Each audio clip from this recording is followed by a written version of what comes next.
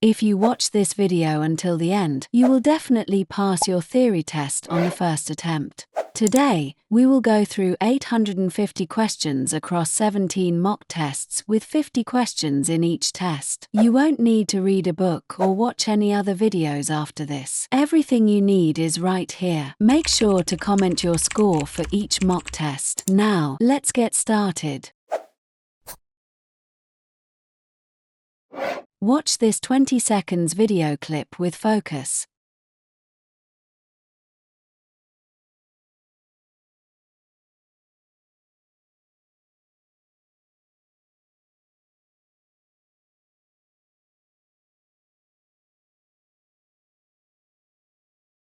Question 1.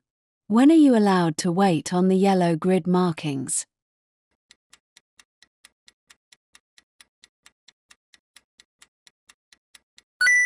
Answer is B. When you are turning right. The yellow grid markings are a box junction. They're used where stationary traffic is likely to block the junction. You must not enter a box junction unless your exit road is clear. You can enter the box and wait when you want to turn right, but oncoming traffic is preventing you turning. The right turn exit must be clear. Question 2. Why did the lorry driver start turning so late?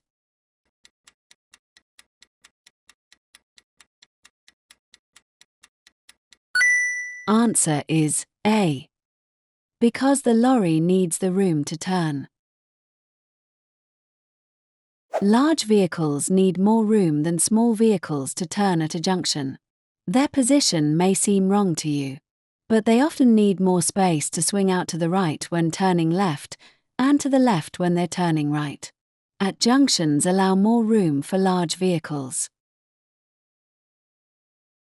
Question 3.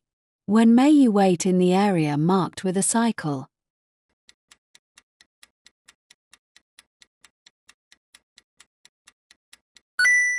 Answer is A. When the traffic lights change to amber after you've passed the first line. At some traffic lights there are advanced stop lines, where cyclists can position themselves ahead of other traffic.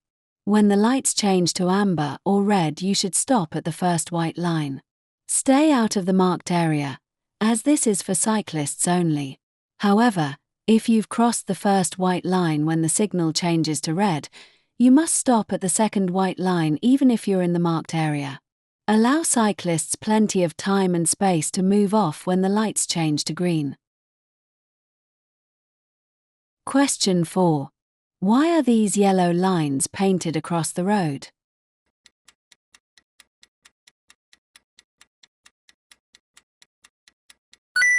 Answer is A.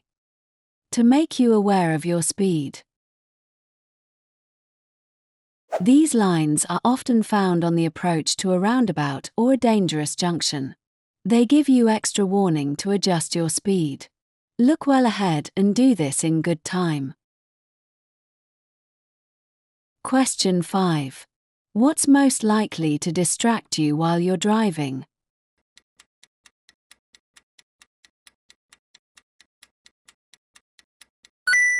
Answer is A. Using a mobile phone. Except for emergencies, it's illegal to use a handheld mobile phone while you're driving. Even using a hands-free kit can severely distract your attention. Question 6. What does the term blind spot mean?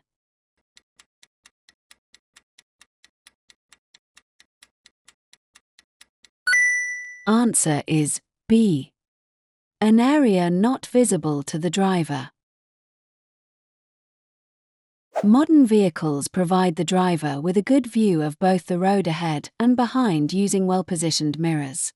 However, the mirrors can't see every angle of the scene behind and to the sides of the vehicle. It's essential that you know when and how to check the vehicle's blind spots so that you're aware of any hidden hazards. Question 7. You're in a line of traffic.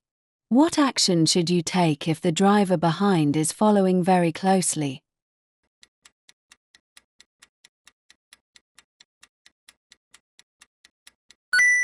Answer is C. Slow down, gradually increasing the gap between you and the vehicle in front. If the driver behind is following too closely, there's a danger they'll collide with the back of your vehicle if you stop suddenly. You can reduce this risk by slowing down and increasing the safety margin in front of you. This reduces the chance that you'll have to stop suddenly and allows you to spread your braking over a greater distance. This is an example of defensive driving. Question 8. The fluid level in your battery is low. What fluid should you use to top it up?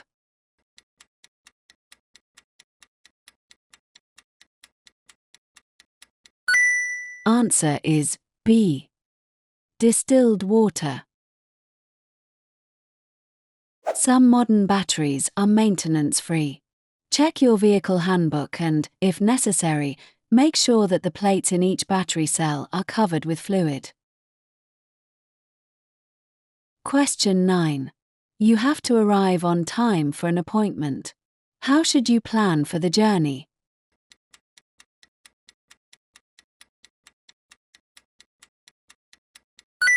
Answer is A.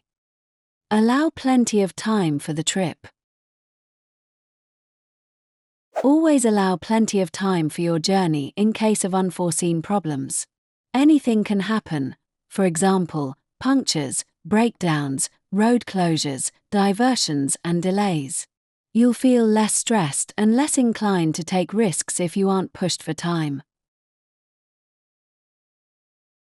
Question 10. What can you expect if you drive using rapid acceleration and heavy braking?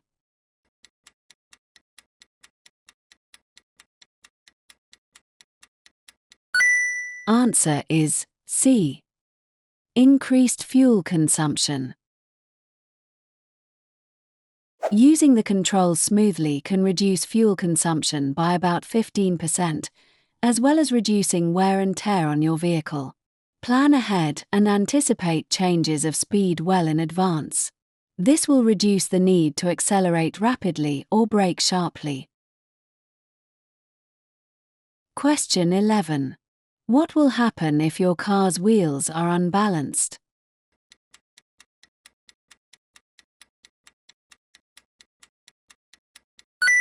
Answer is C. The steering will vibrate.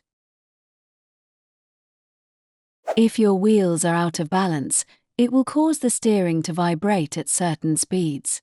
This isn't a fault that will put itself right, so take your vehicle to a garage or tire fitter to have the wheels rebalanced. Question 12. What's the safest thing to do if you have to leave valuables in your car?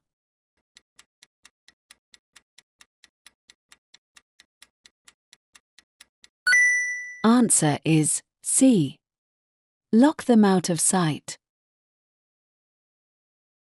If you have to leave valuables in your car, lock them out of sight.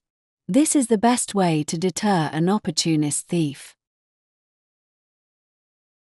Question 13.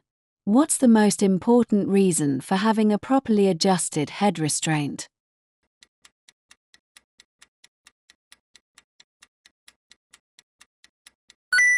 Answer is C. To help you avoid neck injury. In a collision, rapid deceleration will violently throw vehicle occupants forward and then backwards as the vehicle stops. Seat belts and airbags protect occupants against the forward movement. Head restraints should be adjusted so they give maximum protection to the head and neck during the backward movement. Question 14. Why should you keep well to the left as you approach a right-hand bend?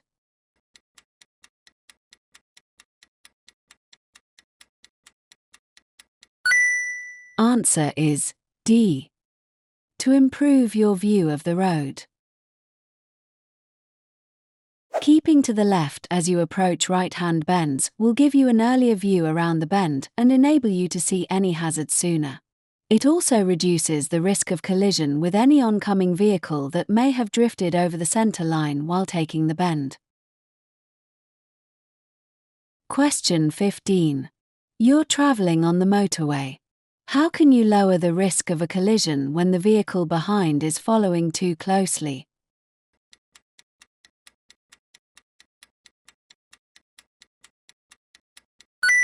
Answer is D. Increase your distance from the vehicle in front. On busy roads, traffic may still travel at high speeds. Don't follow the vehicle in front too closely. If a driver behind seems to be pushing you, gradually increase your distance from the vehicle in front by slowing down gently. This will give you more space in front if you have to brake, and will reduce the risk of a collision involving several vehicles. Question 16. How can you use your vehicle's engine as a brake?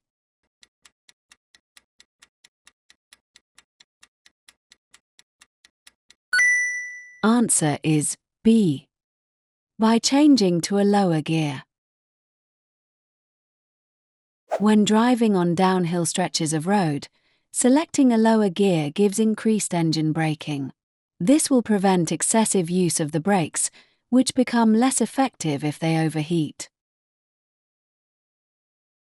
Question 17. What should you do if you think the driver of the vehicle in front has forgotten to cancel their right indicator?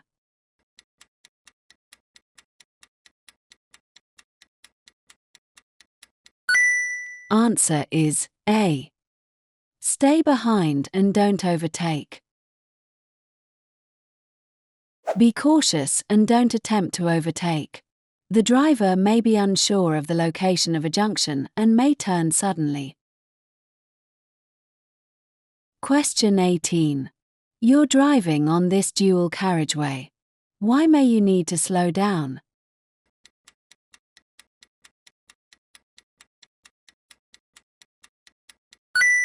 Answer is A. There are roadworks ahead of you. Look well ahead and read any road signs as you drive. They're there to inform you of what's ahead. In this case, you may need to slow down and change direction. Check your mirrors so you know what's happening around you before you change speed or direction. Question 19. What should you do if it's raining and you're following this lorry on a motorway?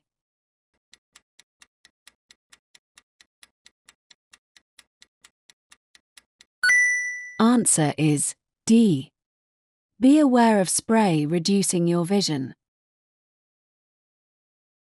The usual 2-second time gap increases to 4 seconds when the roads are wet. If you stay well back, you'll be able to see past the vehicle or be out of the spray thrown up by the lorry's tires, or give yourself more time to stop if the need arises, or increase your chances of being seen by the lorry driver. Question 20. Why should you check for motorcyclists just before turning right into a side road?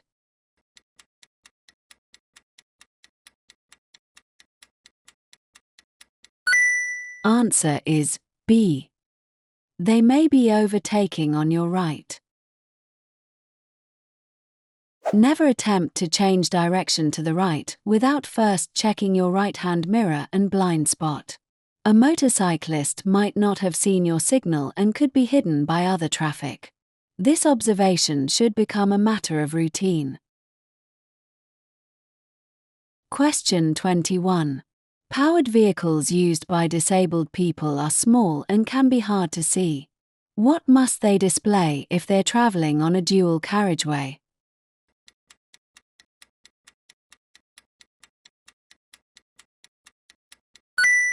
Answer is D. Flashing amber beacon. Powered vehicles used by disabled people are small and low, making them hard to see on the road. They also travel very slowly. On an unrestricted dual carriageway, They must display a flashing amber beacon to warn other road users of their presence. Question 22. You're driving in a slow-moving queue of traffic. What should you do just before changing lane?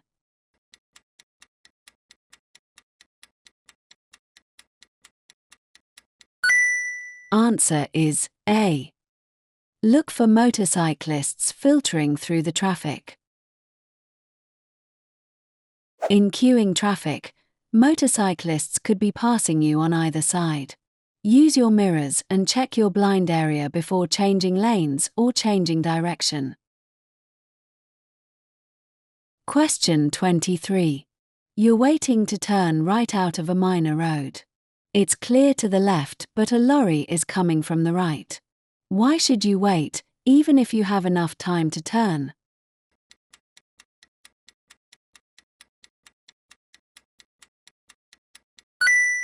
Answer is B. Anything overtaking the lorry will be hidden from view. Large vehicles can hide other vehicles that are overtaking, especially motorcycles. You need to be aware of the possibility of hidden vehicles and not assume that it's safe to turn. Question 24.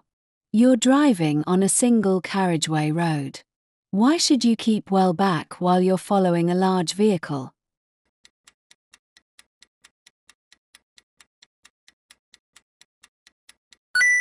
Answer is C. To get the best view of the road ahead.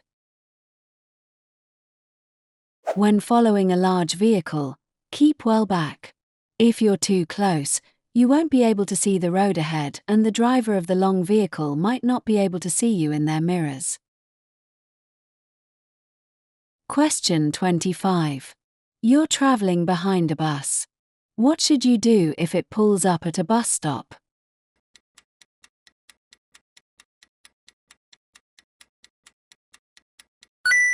Answer is D. Look for pedestrians.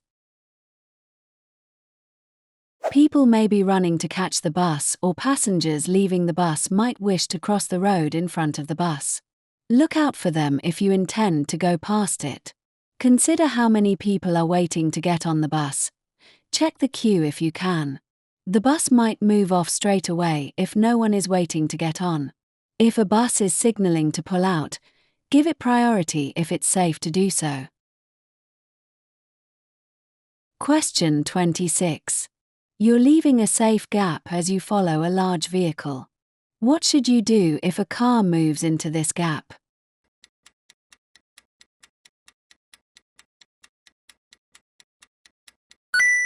Answer is A. Drop back further. Sometimes your separation distance is shortened by a driver moving into the gap you've allowed. When this happens, react positively. Stay calm and drop further back to re-establish a safe following distance. Question 27. You're driving in fog. Why should you keep well back from the vehicle in front?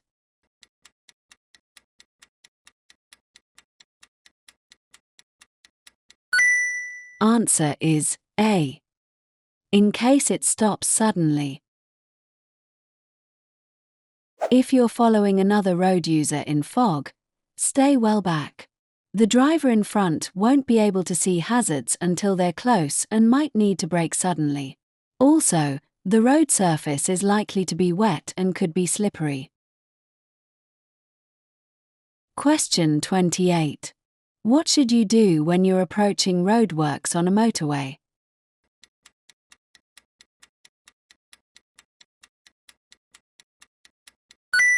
Answer is C.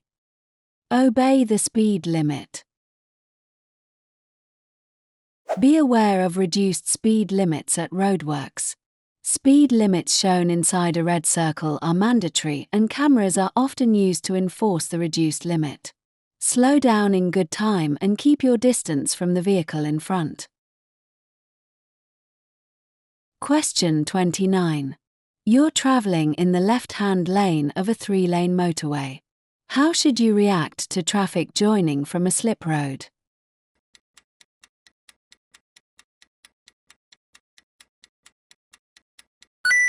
Answer is A. Adjust your speed or change lane if you can do so safely. Plan well ahead when approaching a slip road. If you see traffic joining the motorway, be prepared to adjust your speed or move to another lane if it's safe to do so. This can help the flow of traffic joining the motorway, especially at peak times. Question 30. How do motorways reduce traffic bunching?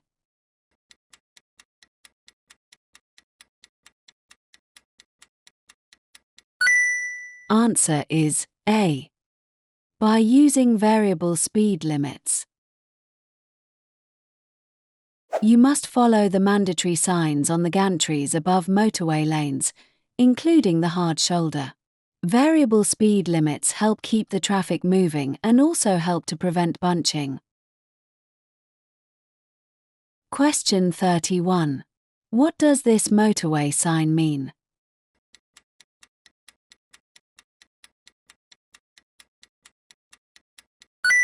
Answer is A. Use all the lanes, including the hard shoulder.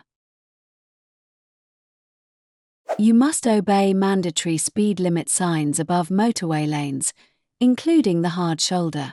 In this case, you can use the hard shoulder as a running lane, but you should look for any vehicles that may have broken down and may be blocking the hard shoulder. Question 32. What's the meaning of this sign?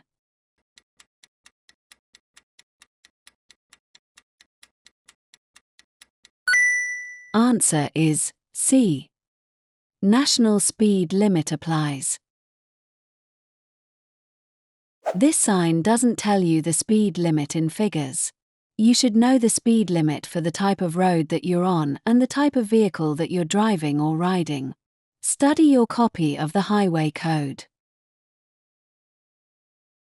Question 33. When should you use the right-hand lane of a 3-lane dual carriageway?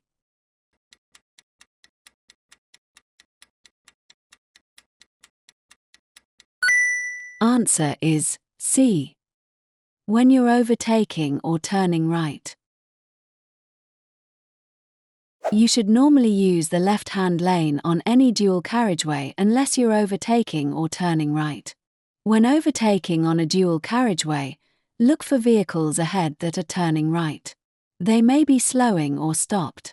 You need to see them in good time so that you can take appropriate action.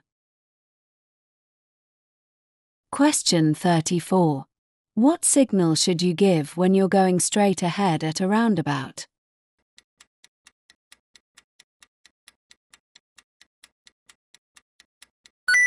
Answer is A.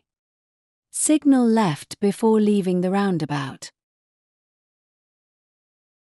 When going straight ahead at a roundabout, don't signal as you approach it.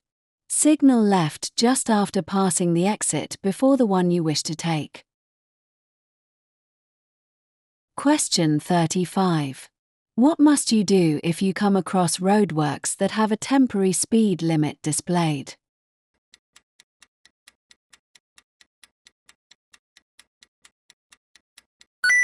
Answer is A.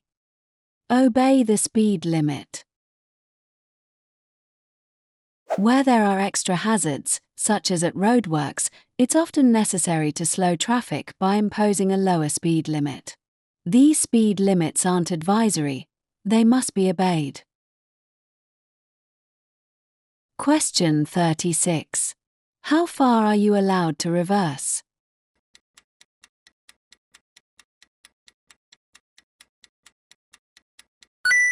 Answer is A. No further than is necessary. You mustn't reverse further than is necessary. You may decide to turn your vehicle around by reversing into an opening or side road. When you reverse, always look all around you and watch for pedestrians. Don't reverse from a side road into a main road. Question 37. Which is the sign for a ring road?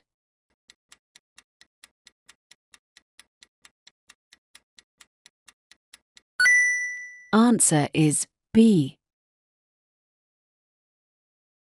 Ring roads are designed to relieve congestion in towns and city centres. Question 38. What does this sign mean?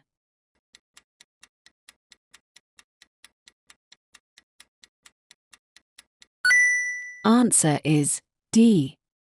Traffic lights out of order. You might see this sign where traffic lights are out of order. Proceed with caution, as nobody has priority at the junction. Question 39. What must you do when you see this sign?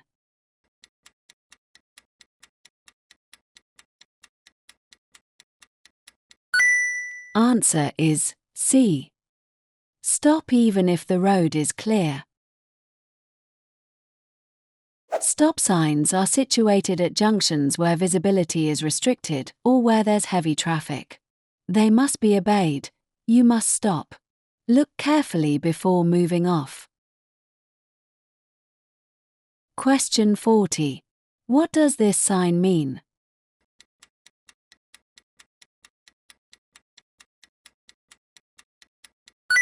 Answer is B. Two-way traffic crosses a one-way road. Be prepared for traffic approaching from junctions on either side of you. Try to avoid unnecessary changing of lanes just before the junction. Question 41. What does this sign mean?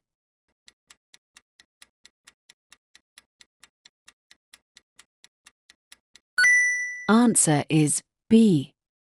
Two-way traffic straight ahead.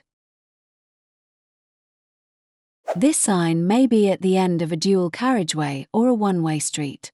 It's there to warn you of oncoming traffic. Question 42. What does this sign mean?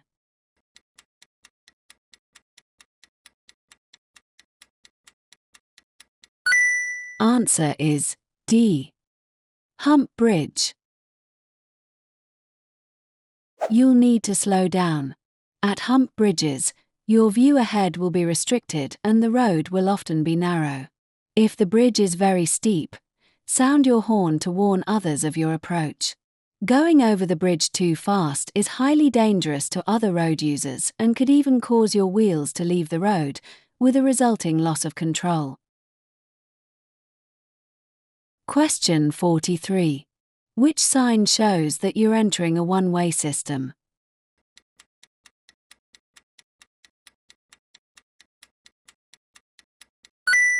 Answer is B. If the road has two lanes, you can use either lane and overtake on either side. Use the lane that's more convenient for your destination unless signs or road markings indicate otherwise. Question 44. What does this sign mean?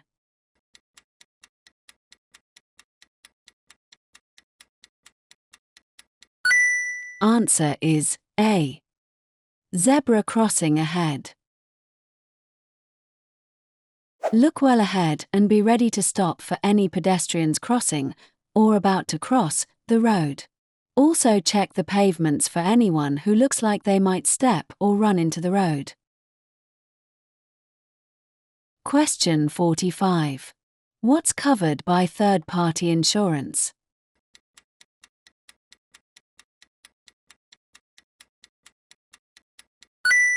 Answer is A. Damage to other vehicles.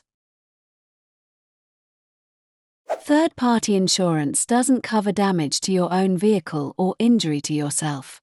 If you have a crash and your vehicle is damaged, you might have to carry out the repairs at your own expense.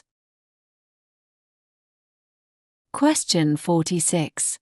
What circumstances require you to notify the Driver and Vehicle Licensing Agency, DVLA?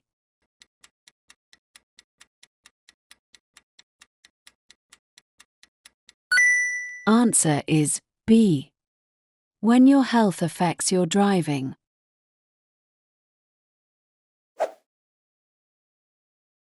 DVLA holds the records of all vehicles, drivers, and riders in Great Britain and Northern Ireland.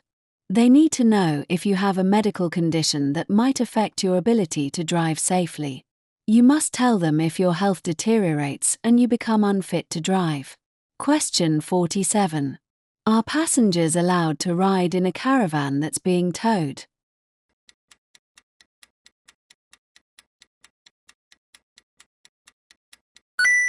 Answer is B. No, not at any time. Riding in a towed caravan is highly dangerous. The safety of the entire unit is dependent on the stability of the trailer. Moving passengers would make the caravan unstable and could cause loss of control. Question 48. What does this sign mean?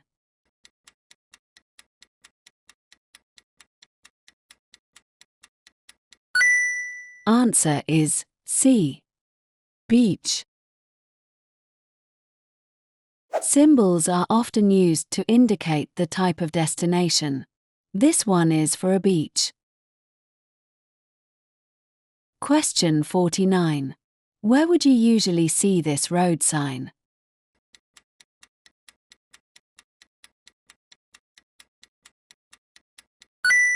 Answer is B. On a motorway. You would usually see this sign on a motorway. Question 50. You come across the following sign. What does it mean?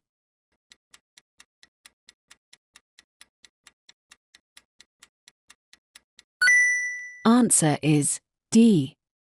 No ridden or accompanied horses. A red circle indicates prohibition. The sign tells you that no ridden or accompanied horses are allowed here.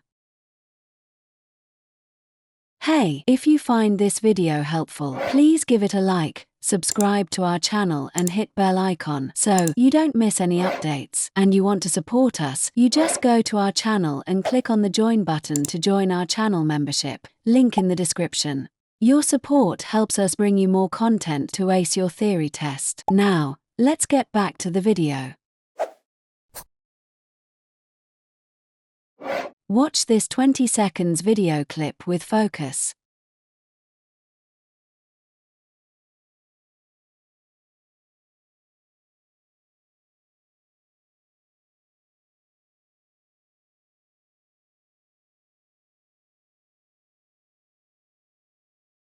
Question 1. What hazard do you need to look out for as you drive under the bridge?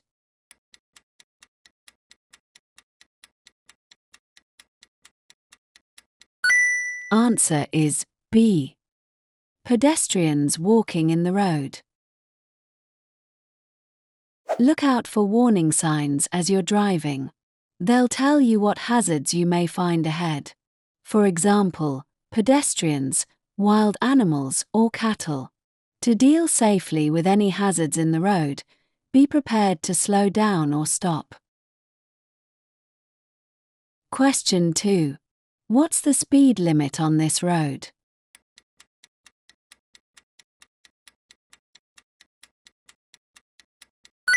Answer is A. 30 miles per hour. If you're driving in a built-up area, the speed limit will be low. Apart from the speed limit signs where you enter the limit, look out for repeater signs reminding you of the speed limit. A speed limit isn't a target. You don't have to drive as fast as the limit says you can. Keep within the limit and adapt your driving to the road situation. Question 3. What does the single yellow line along the side of the road mean?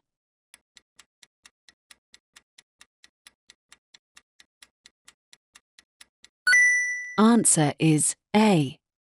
Waiting restrictions apply at certain times.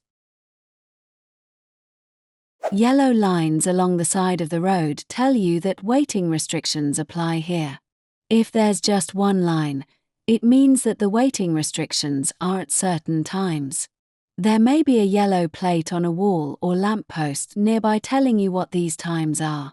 If the yellow lines are double, it means that you cannot wait there at any time. Question 4.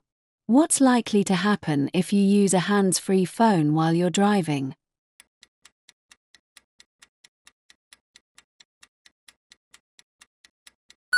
Answer is D.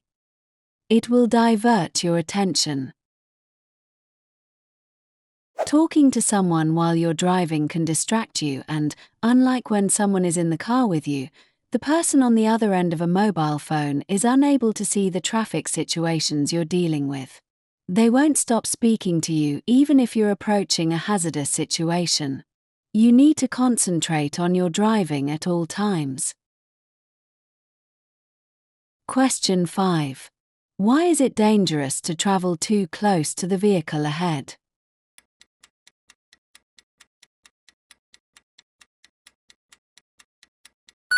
Answer is C. Your view of the road ahead will be restricted. Tailgating is the term used when a driver or rider follows the vehicle in front too closely. It's dangerous because it restricts your view of the road ahead and leaves no safety margin if the vehicle in front needs to slow down or stop suddenly. Tailgating is often the underlying cause of rear-end collisions or multiple pile-ups. Question 6. You wish to turn right ahead. Why should you take up the correct position in good time?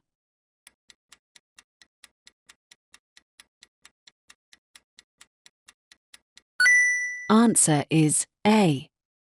To help other road users know what you intend to do.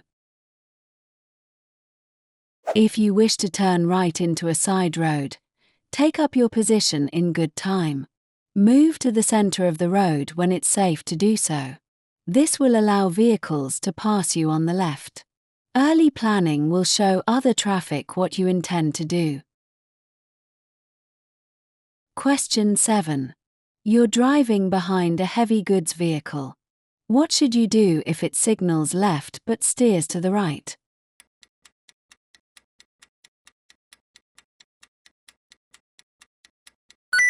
Answer is D. Slow down and let the vehicle turn. Large, long vehicles need extra room when making turns at junctions. They may move out to the right in order to make a left turn. Keep well back and don't attempt to pass them on their left. Question 8. How will your journey be affected by traveling outside the busy times of day?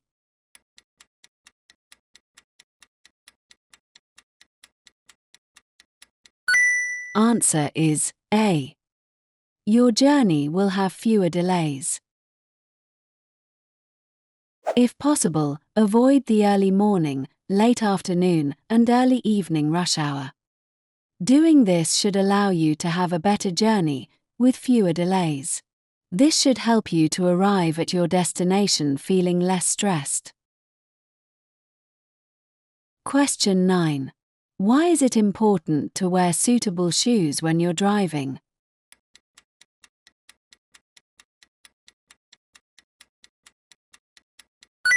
Answer is A. To maintain control of the pedals. When you're going to drive, make sure that you're wearing suitable clothing. Comfortable shoes will ensure that you have proper control of the foot pedals.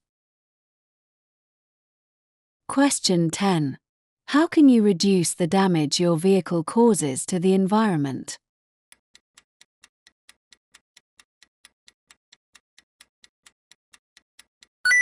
Answer is D. Anticipate well ahead. By looking well ahead and recognizing hazards in good time, you can avoid late and heavy braking. Watch the traffic flow and look well ahead for potential hazards so you can control your speed in good time. Avoid over-revving the engine and accelerating harshly, as this increases wear to the engine and uses more fuel.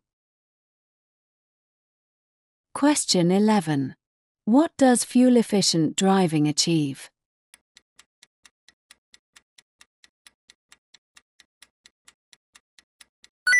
Answer is C. Improved road safety.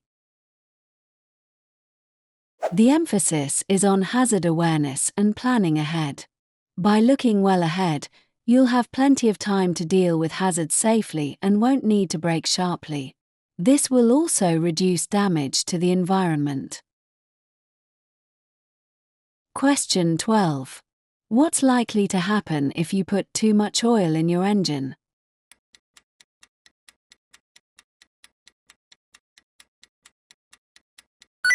Answer is D. The oil seals will leak. Too much oil will lead to increased pressure in the engine. This could damage oil seals and lead to oil leaks. Any excess oil should be drained off. Question 13. What will be affected if the road surface becomes soft in very hot weather?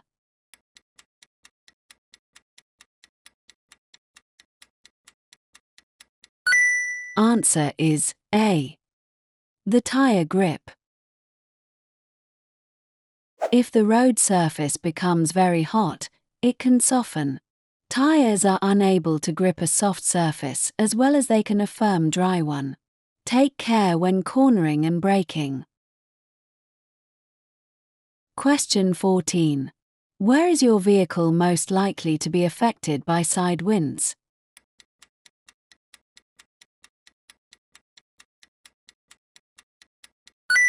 Answer is C. On an open stretch of road. In windy conditions, care must be taken on exposed roads. A strong gust of wind can blow you off course. Watch out for other road users who are particularly likely to be affected, such as cyclists, motorcyclists, high-sided lorries, and vehicles towing trailers. Question 15. You're driving a vehicle that has anti-lock brakes. How should you apply the foot brake when you need to stop in an emergency?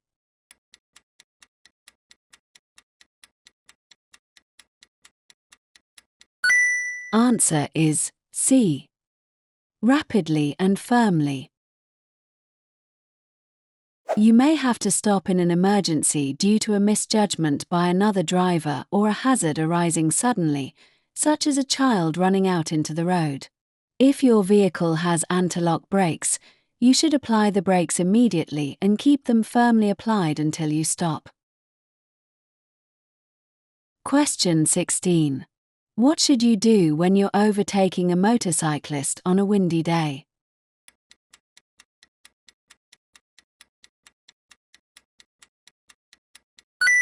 Answer is D.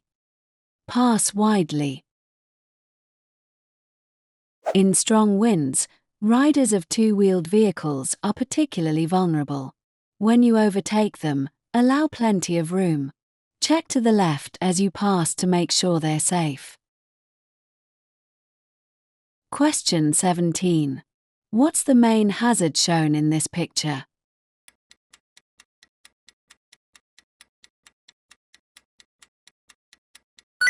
Answer is C.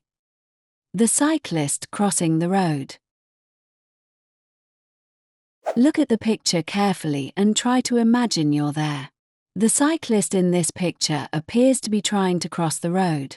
You must be able to deal with the unexpected, especially when you're approaching a hazardous junction. Look well ahead to give yourself time to deal with any hazards.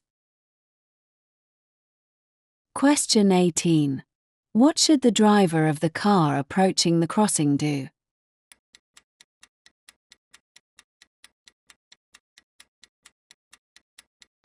Answer is B. Slow down and get ready to stop. Look well ahead to see whether any hazards are developing. This will give you more time to deal with them in the correct way. The man in the picture is clearly intending to cross the road. You should be traveling at a speed that allows you to check your mirror, slow down and stop in good time. You shouldn't have to brake harshly. Question 19. What should you do as you approach this cyclist?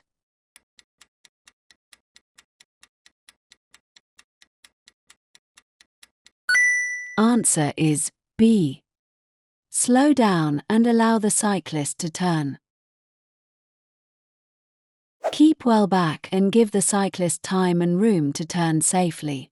Don't intimidate them by getting too close or trying to squeeze past. Question 20. You're driving on a one-way street. What should you do if you realize you've taken the wrong route?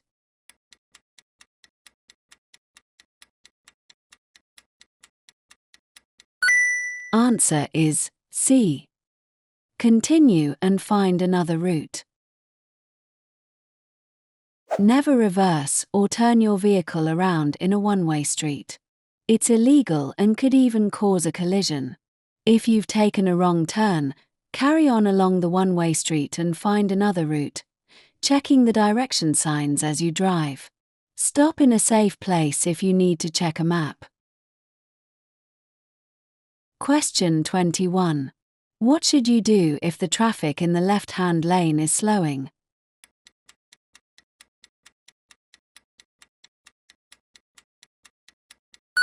Answer is D.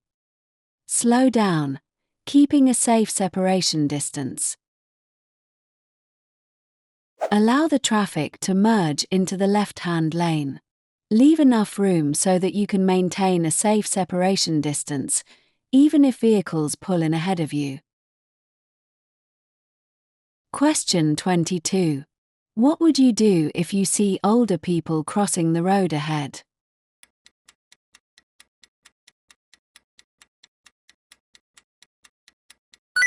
Answer is A. Be patient and allow them to cross in their own time. Be aware that older people might take a long time to cross the road.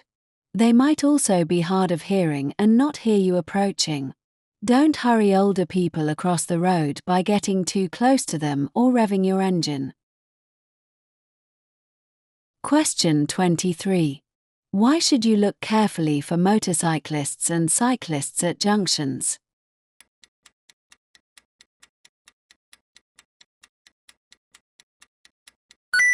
Answer is C. They're harder to see. Cyclists and motorcyclists are smaller than other vehicles and so are more difficult to see. They can easily be hidden from your view by cars parked near a junction. Question 24. Where would you see this sign?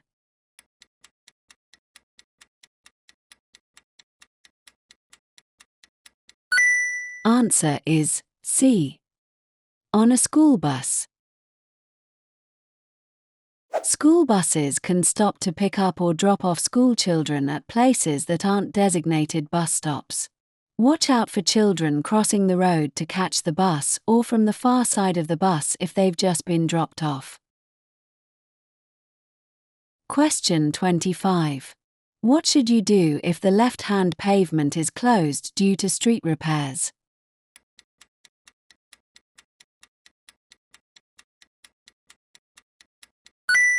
Answer is A. Watch out for pedestrians walking in the road. Where street repairs have closed off pavements, proceed carefully and slowly, as pedestrians might have to walk in the road. Question 26. What should you do when you're following a motorcyclist along a road that has a poor surface?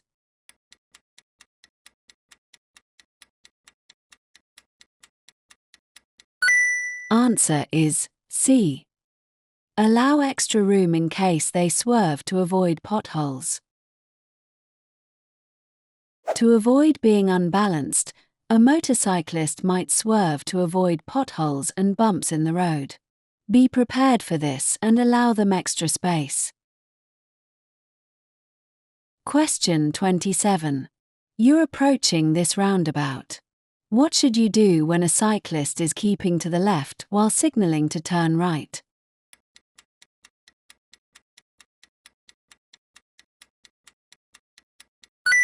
Answer is D.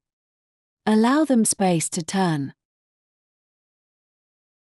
Cycling in today's heavy traffic can be hazardous. Some cyclists may not feel safe crossing the path of traffic to take up a position in an outside lane. Be aware of this and understand that, although they're in the left-hand lane, the cyclist might be turning right. Question 28. What should you do when you're passing loose sheep on the road?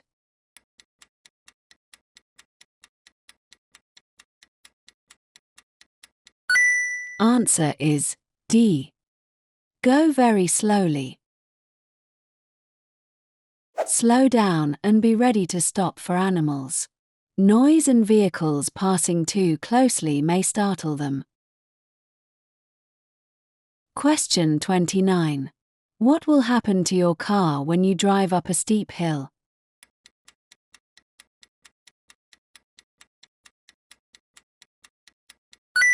Answer is B. The engine will work harder. The engine will need more power to pull the vehicle up the hill. When approaching a steep hill, you should select a lower gear to help maintain your speed. You should do this without hesitation, so that you don't lose too much speed before engaging the lower gear. Question 30. There's been a heavy fall of snow. What should you consider before driving in these conditions?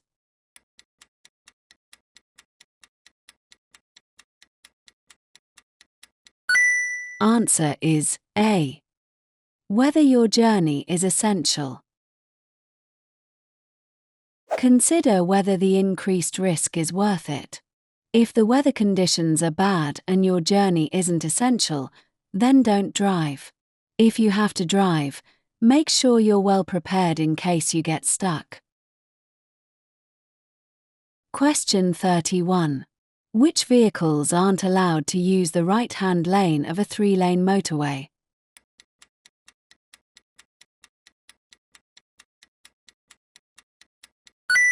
Answer is C. Vehicles towing a trailer. On the motorway, any vehicle towing a trailer is restricted to 60 miles per hour. It's not allowed in the right-hand lane, as it might hold up faster-moving traffic that wishes to overtake in that lane. Question 32. Why is it important to make full use of the slip road as you join a motorway?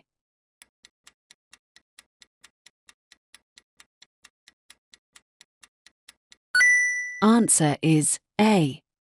To allow you to fit safely into the traffic flow in the left-hand lane. Try to join the motorway without affecting the progress of the traffic in the left-hand lane, and always give way to traffic already on the motorway. At busy times, you may have to slow down to merge into slow-moving traffic. Question 33. What color are the reflective studs between the hard shoulder and the left-hand lane of a motorway?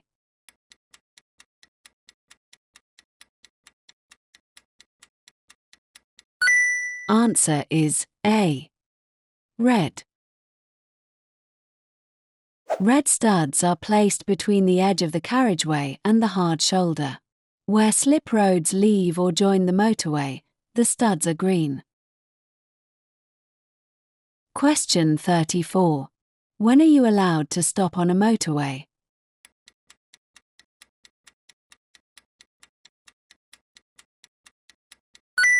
Answer is B. When you're signaled to do so by traffic signals. You must stop if overhead gantry signs show a red cross above every lane on the motorway. If any of the other lanes doesn't show a red cross, you may move into that lane and continue if it's safe to do so. Question 35.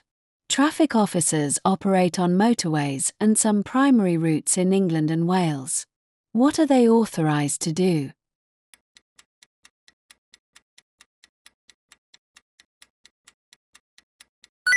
Answer is D. Stop and direct anyone on a motorway. Traffic officers don't have enforcement powers but are able to stop and direct people on motorways and summer class roads.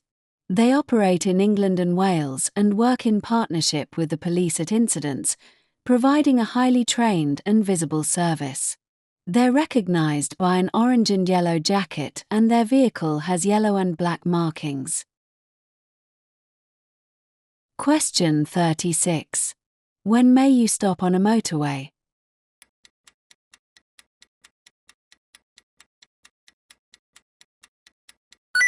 Answer is D.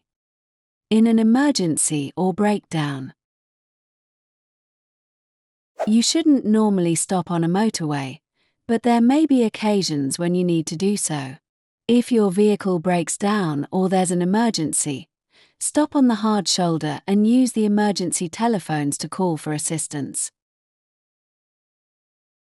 Question 37. What would you expect to find at a contraflow system on a motorway?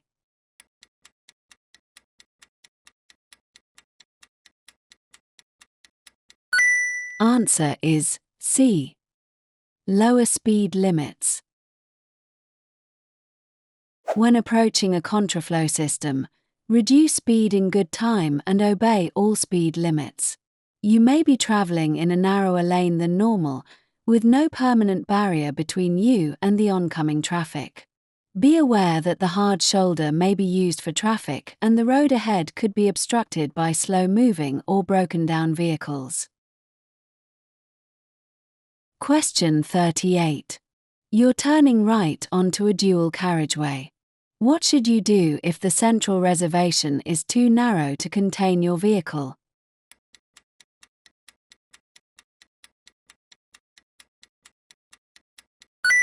Answer is C. Wait until the road is clear in both directions. When the central reservation is narrow, it may not be able to contain your vehicle. In this case, you should treat a dual carriageway as one road. Wait until the road is clear in both directions before emerging to turn right. If you try to treat it as two separate roads and wait in the middle, your vehicle will stick out and cause an obstruction that may lead to a collision. Question 39. What shape is a stop sign?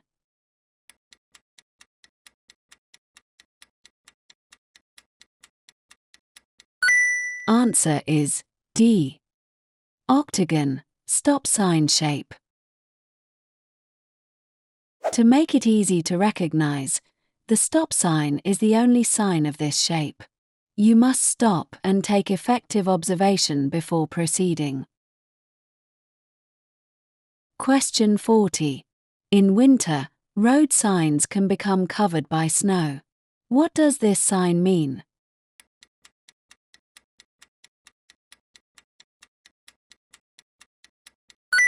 Answer is C. Stop. The stop sign is the only road sign that's octagonal.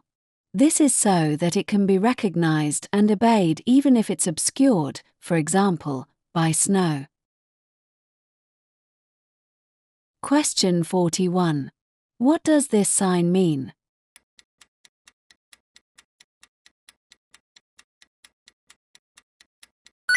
Answer is B. Minimum speed 30 miles per hour. This sign is shown where slow-moving vehicles would impede the flow of traffic, for example, in tunnels. However, if you need to slow down or even stop to avoid an incident or potential collision, you should do so. Question 42. Which sign means that the national speed limit applies?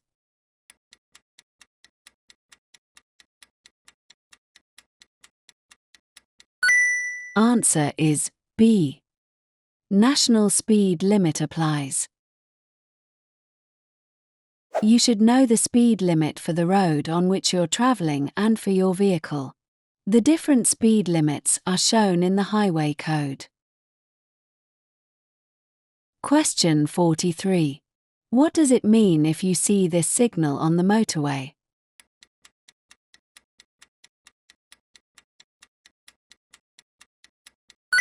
Answer is B. Leave the motorway at the next exit. You'll see this sign if there has been an incident ahead and the motorway is closed. You must obey the sign. Make sure that you prepare to leave in good time. Don't cause drivers to take avoiding action by cutting in at the last moment. Question 44. An adult casualty isn't breathing. To maintain circulation, CPR should be given. What's the correct depth to press down on their chest?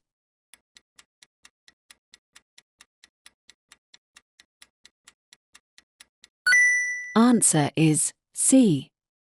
5 to 6 centimeters. An adult casualty isn't breathing normally. To maintain circulation, place 2 hands on the center of the chest.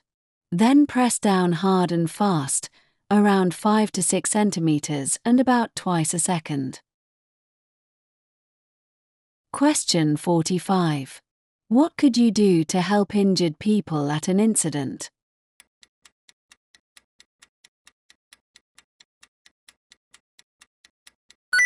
Answer is A. Keep them warm and comfortable. There are a number of things you can do to help, even without expert training.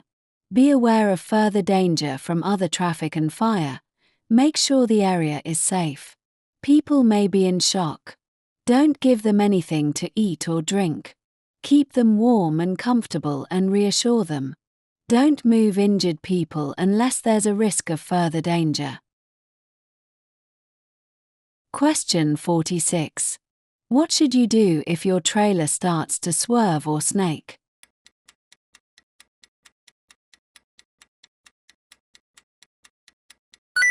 Answer is A.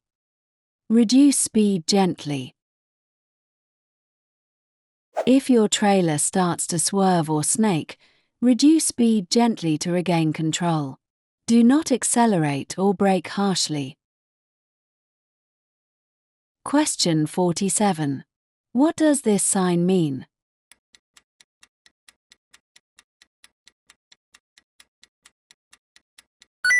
Answer is C. Road charging schemes. This sign is used to indicate road charging schemes. Question 48. If you see alternatively flashing red lights, what must you do?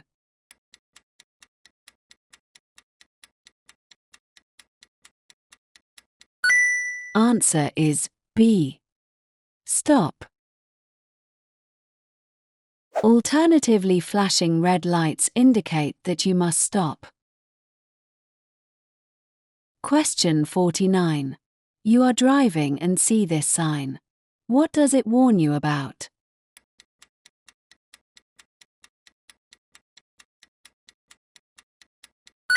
Answer is A. Risk of falling rocks. This warning sign warns you about falling or fallen rocks. Question 50. You are driving along a road and see this sign. What does it mean?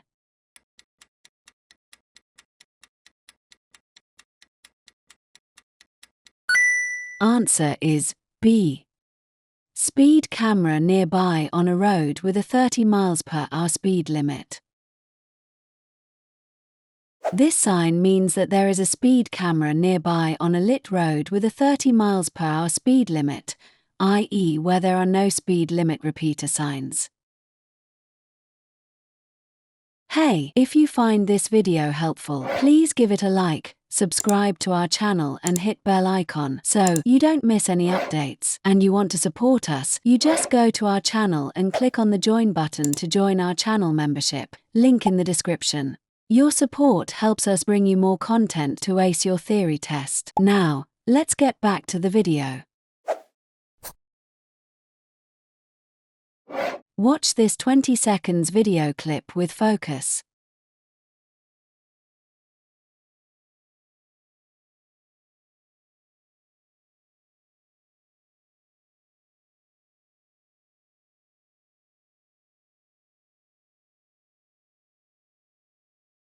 Question 1. What's the speed limit for the car towing the caravan on this road?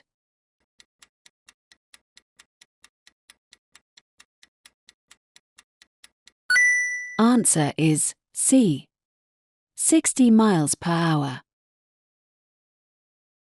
The speed limit when you're towing a caravan or trailer is lower than the limit for a car that's not towing. This is mainly because the increased length and weight of the combination make it more difficult to control. When you're towing a caravan or trailer, you should take your time with any maneuvers. You should also allow more time for slowing and stopping.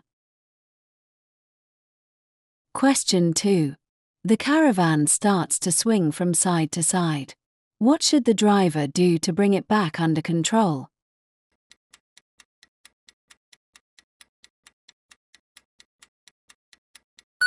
Answer is D. Ease off the acceleration to slow down. When you're towing a caravan and it begins to snake, you need to bring it back under control. Don't steer sharply or brake hard. Instead, you should ease off the accelerator and gradually reduce your speed until the caravan stops snaking. Question 3. Why is the caravan unstable and swinging from side to side?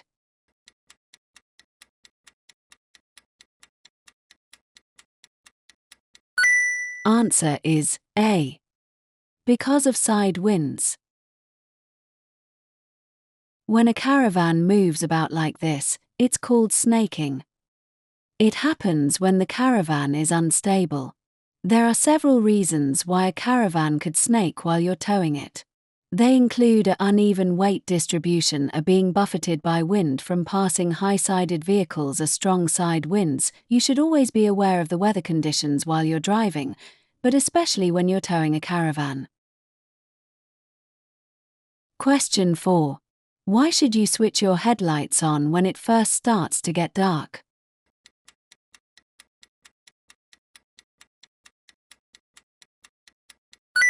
Answer is A. So others can see you more easily. Your headlights and taillights help others on the road to see you. It may be necessary to turn on your headlights during the day if visibility is reduced, for example, due to heavy rain. In these conditions, the light might fade before the streetlights are timed to switch on. Be seen to be safe. Question 5. What type of emergency vehicle is fitted with a green flashing beacon?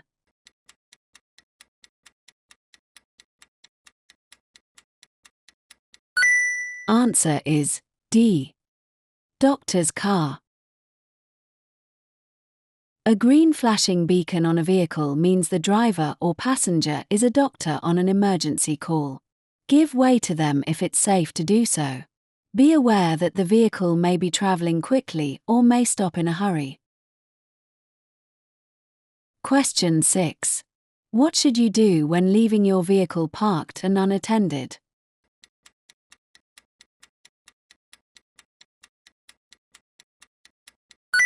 Answer is C. Lock it and remove the key. An unlocked car is an open invitation to thieves. Leaving the keys in the ignition not only makes your car easy to steal but could also invalidate your insurance. Question 7. How can driving in a fuel-efficient manner help protect the environment?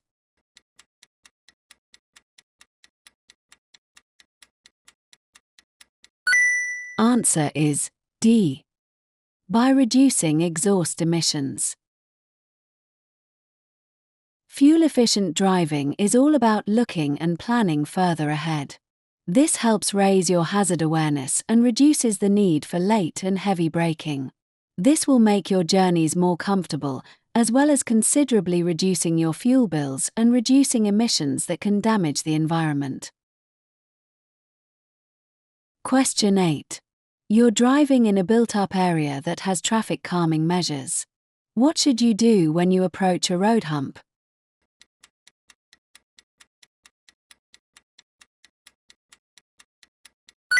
Answer is A.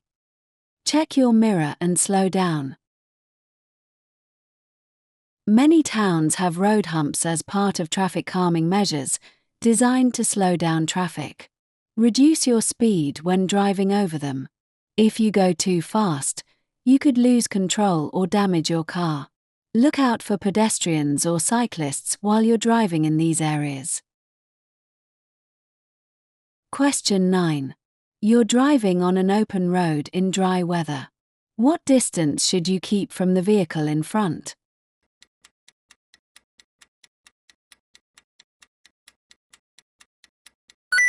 Answer is A. A 2-second time gap. One way of checking there's a safe distance between you and the vehicle in front is to use the 2-second rule. To check for a 2-second time gap, choose a stationary object ahead, such as a bridge or road sign. When the car in front passes the object, say only a fool breaks the 2-second rule. If you reach the object before you finish saying the phrase, you're too close and need to increase the gap. Question 10. What can result when you travel for long distances in neutral, known as coasting?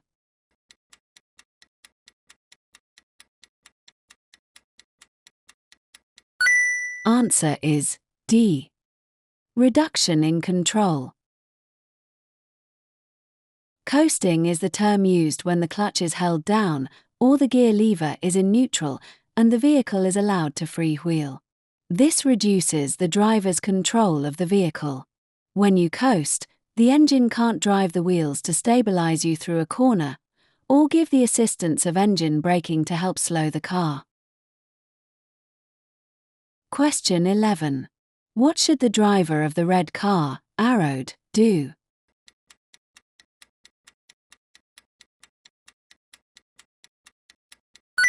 Answer is C. Wait for the pedestrian in the road to cross. Some people might take a long time to cross the road. They may be older or have a disability.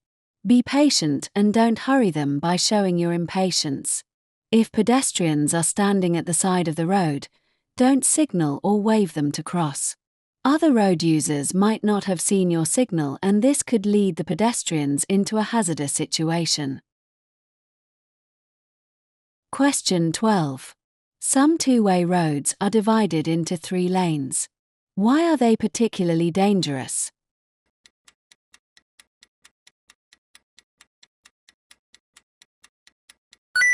Answer is A. Traffic in both directions can use the middle lane to overtake.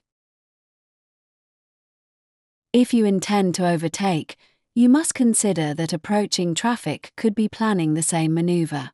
When you've considered the situation and decided it's safe, indicate your intentions early. This will show the approaching traffic that you intend to pull out. Question 13. Why should you be cautious when going past this bus waiting at a bus stop?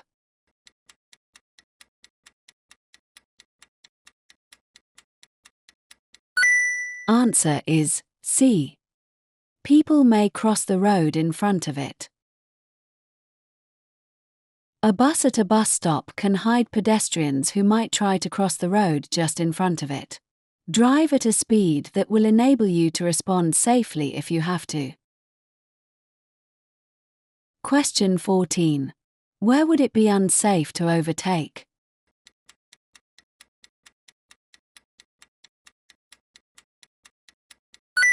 Answer is D. Approaching a junction. You should overtake only when it's really necessary and you can see it's clear ahead. Look out for road signs and markings that show it's illegal or would be unsafe to overtake. For example, approaching junctions or bends. In many cases, overtaking is unlikely to significantly improve your journey time. Question 15. What advice should you give to a driver who has had a few alcoholic drinks at a party?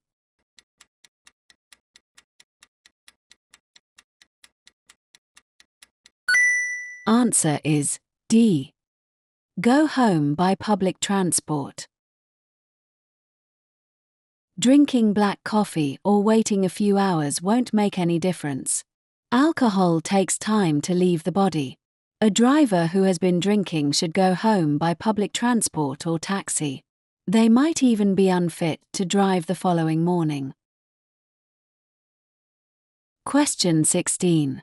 You need glasses to read a vehicle number plate at the required distance. When must you wear them?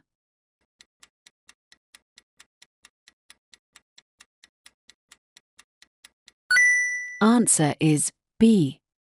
Whenever you're driving. Have your eyesight tested before you start your practical training. Then, throughout your driving life, have checks periodically, as your vision may change. Question 17.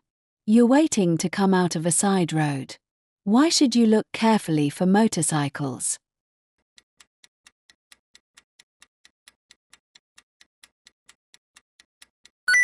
Answer is D.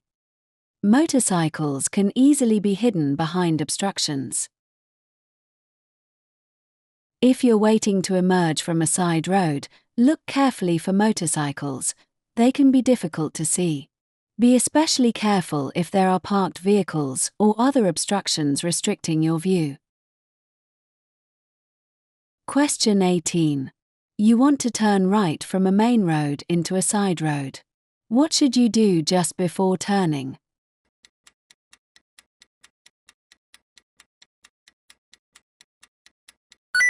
Answer is A. Check for traffic overtaking on your right. In some circumstances, your indicators may be difficult to see and another road user may not realize you're about to turn.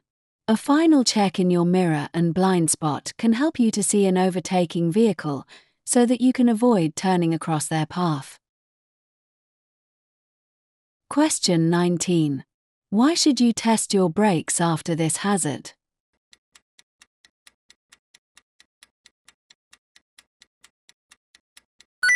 Answer is D. Your brakes will be wet. A ford is a crossing over a stream that's shallow enough to drive or ride through. After you've gone through a ford or deep puddle, your brakes will be wet and they won't work as well as usual. To dry them out, apply a light brake pressure while moving slowly. Don't travel at normal speeds until you're sure your brakes are working properly again. Question 20. You're driving with your front fog lights switched on. What should you do if the fog has cleared?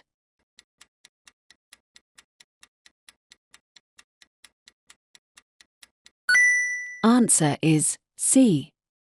Switch them off as long as visibility remains good.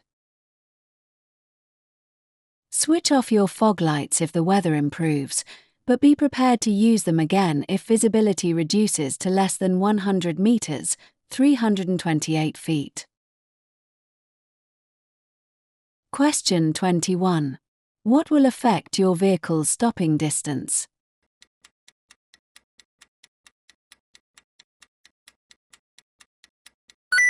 Answer is B. The condition of the tires. Having tires correctly inflated and in good condition will ensure they have maximum grip on the road. How well your tires grip the road has a significant effect on your car's stopping distance. Question 22. You're joining a motorway from a slip road. How should you deal with traffic already on the motorway?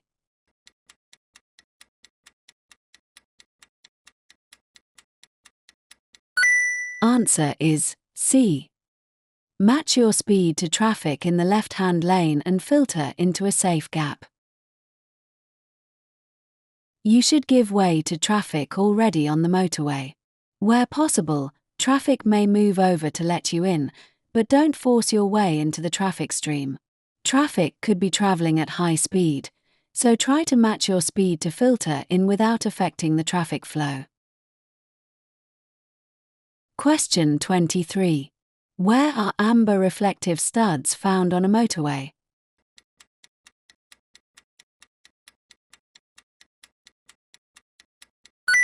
Answer is C. Between the central reservation and the carriageway. On motorways, reflective studs of various colors are fixed in the road between the lanes.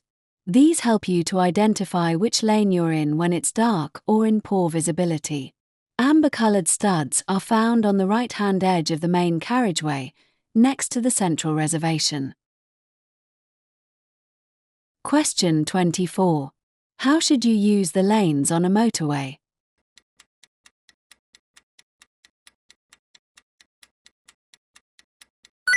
Answer is B. Keep to the left hand unless you're overtaking. You should normally travel in the left-hand lane unless you're overtaking a slower-moving vehicle. When you've finished overtaking, move back into the left-hand lane, but don't cut across in front of the vehicle that you've overtaken. Question 25. What restrictions apply to people who have a provisional driving license?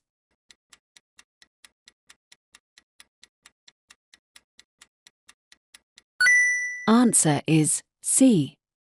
They can't drive unaccompanied. You won't be able to drive unaccompanied until you've passed your practical driving test. If you haven't driven on the motorway while you were learning, ask your instructor to take you for a lesson on the motorway when you've passed your test.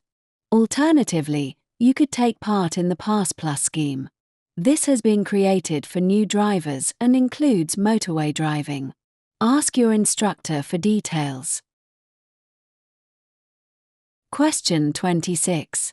Which vehicle is most likely to take an unusual course at a roundabout?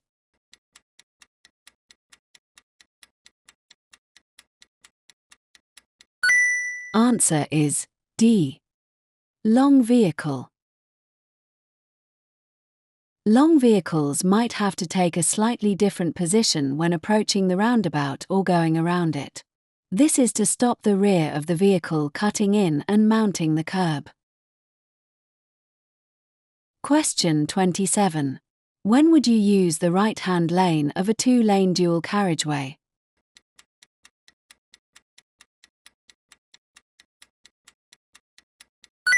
Answer is C. When you're turning right or overtaking. Normally you should travel in the left-hand lane and only use the right-hand lane for overtaking or turning right. Move back into the left lane as soon as it's safe, but don't cut in across the path of the vehicle you've just passed. Question 28.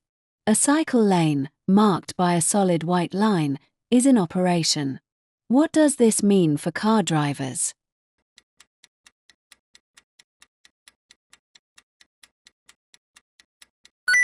Answer is D. They mustn't drive along the lane. While it's in operation, other vehicles must not use this part of the carriageway except to pick up or set down passengers. At other times, when the lane isn't in operation, you should still be aware that there may be cyclists using the lane. Give them plenty of room as you pass and allow for their movement from side to side, especially in windy weather or on a bumpy road. Question 29. You're looking for somewhere to park your vehicle. Neither you or your passenger are disabled. What should you do if the only free spaces are marked for disabled drivers?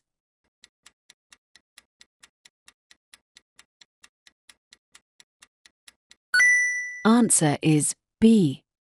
Wait for a regular parking space to become free. It's illegal to park in a space reserved for disabled drivers unless you're permitted to do so.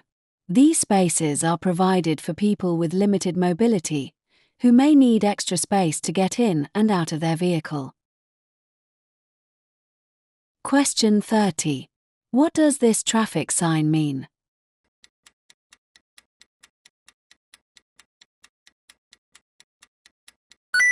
Answer is B. Give priority to oncoming traffic.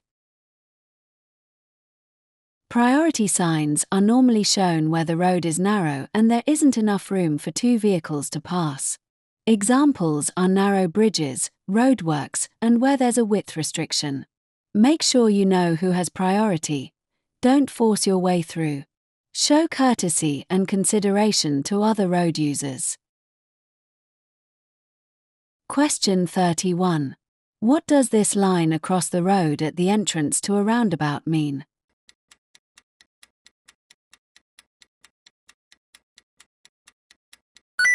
Answer is A. Give way to traffic from the right. Slow down as you approach the roundabout and check for traffic from the right. If you need to stop and give way, stay behind the broken line until it's safe to emerge onto the roundabout. Question 32. You're approaching a junction where the traffic lights aren't working. What should you do when a police officer gives this signal?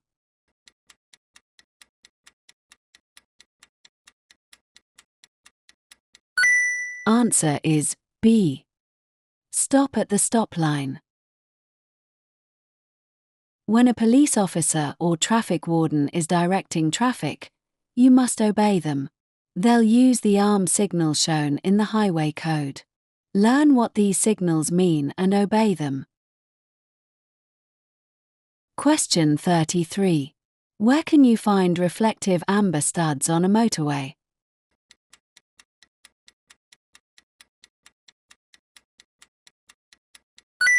Answer is D.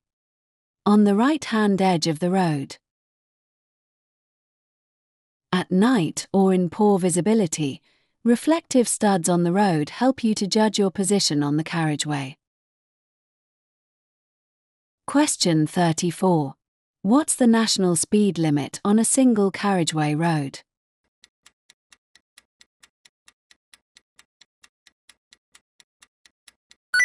Answer is D. 60 miles per hour. If you're traveling on a dual carriageway that becomes a single carriageway road, reduce your speed gradually so that you aren't exceeding the limit as you enter. There might not be a sign to remind you of the limit, so make sure you know the speed limits for different types of road and vehicle.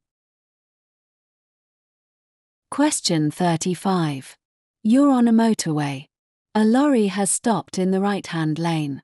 What should you do when you see this sign on the lorry?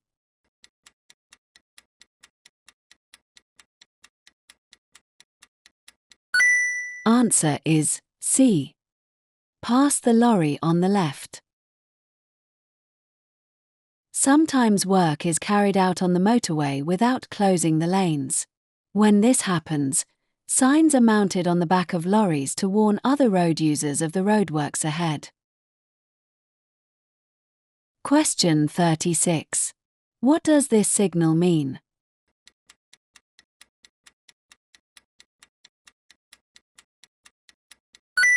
Answer is C. Trams must stop. The white light shows that trams must stop. The green light shows that other vehicles can go if the way is clear. Trams are being introduced into more cities, so you're likely to come across them and you should learn which signs apply to them. Question 37. You see this amber traffic light ahead. Which light, or lights, will come on next?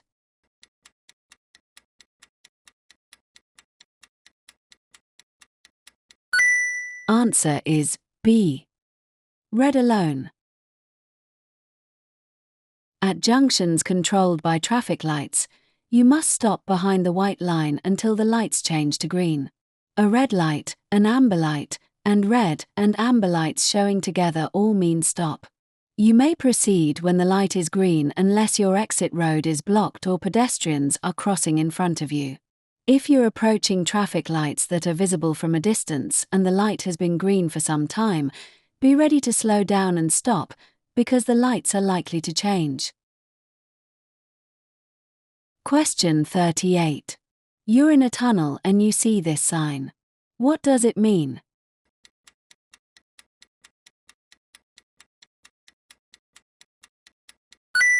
Answer is A.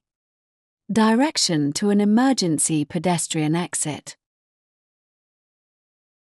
If you have to leave your vehicle and get out of a tunnel by an emergency exit, do so as quickly as you can. Follow the signs directing you to the nearest exit point. If there are several people using the exit, don't panic but try to leave in a calm and orderly manner. Question 39. You're driving in busy traffic. You want to pull up just after a junction on the left. When should you signal?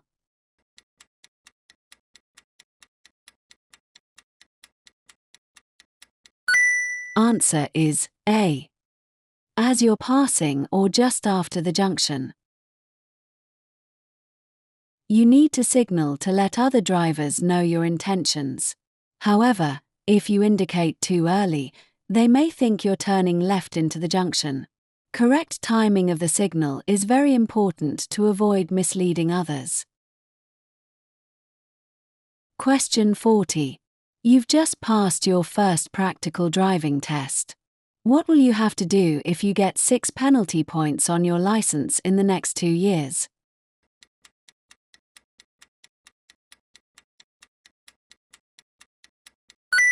Answer is C. Retake your theory and practical test. If you accumulate 6 or more penalty points within 2 years of gaining your first full license, it will be revoked. The 6 or more points include any gained due to offences you committed before passing your test. If this happens, you may only drive as a learner until you pass both the theory and practical tests again. Question 41. For how long is a statutory off-road notification, SORN, valid?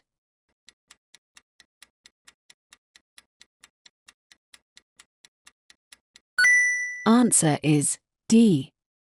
Until the vehicle is taxed, sold, or scrapped. A SORN allows you to keep a vehicle off-road and untaxed. SORN will end when the vehicle is taxed, sold, or scrapped. Question 42. Your car needs to pass an MOT test. What may be invalidated if you drive the car without a current MOT certificate?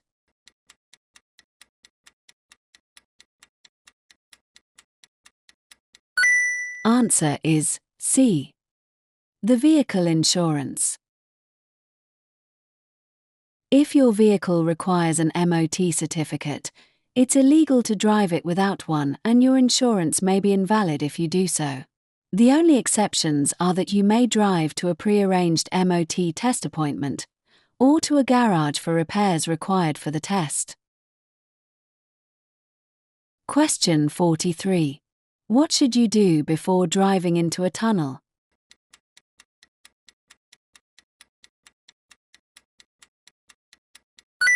Answer is D.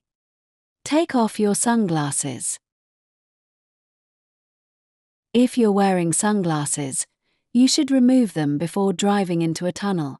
If you don't, your vision will be restricted, even in tunnels that appear to be well lit. Question 44. You're driving on the motorway. What should you do if luggage falls from your vehicle?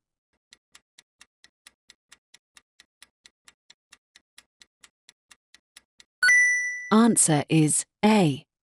Stop at the next emergency telephone and report the incident. If any object falls onto the motorway carriageway from your vehicle, pull onto the hard shoulder near an emergency telephone and call for assistance. Don't stop on the carriageway or attempt to retrieve anything. Question 45. What's the minimum depth of tread on the tires of a trailer?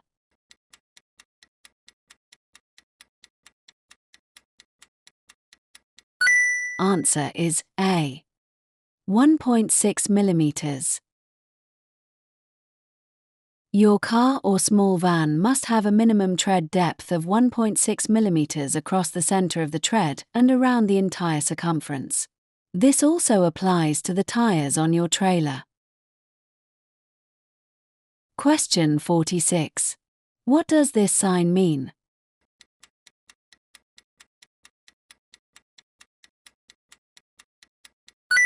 Answer is C. Pedal cycles route crossing or joining road ahead. This sign warns you of a pedal cycle route crossing or joining road ahead. Question 47. What does this motorway sign mean?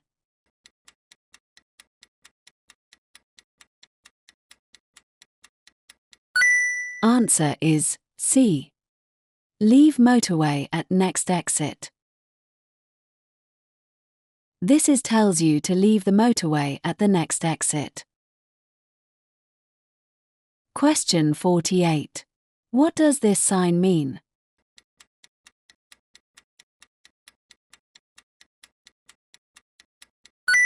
Answer is B. Enforcement cameras are in use.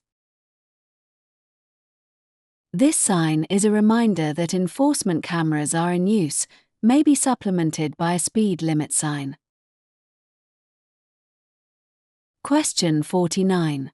Where would you usually see this road sign?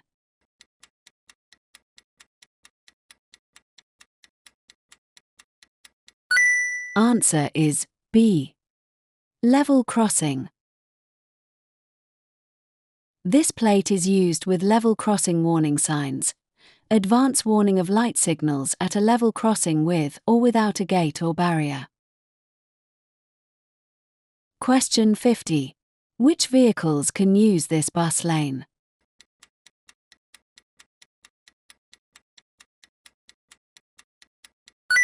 Answer is A.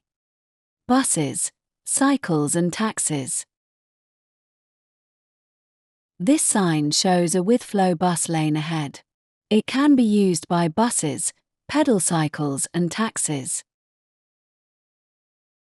Hey, if you find this video helpful, please give it a like, subscribe to our channel and hit bell icon so you don't miss any updates. And you want to support us, you just go to our channel and click on the join button to join our channel membership, link in the description. Your support helps us bring you more content to ace your theory test. Now, let's get back to the video. Watch this 20 seconds video clip with focus.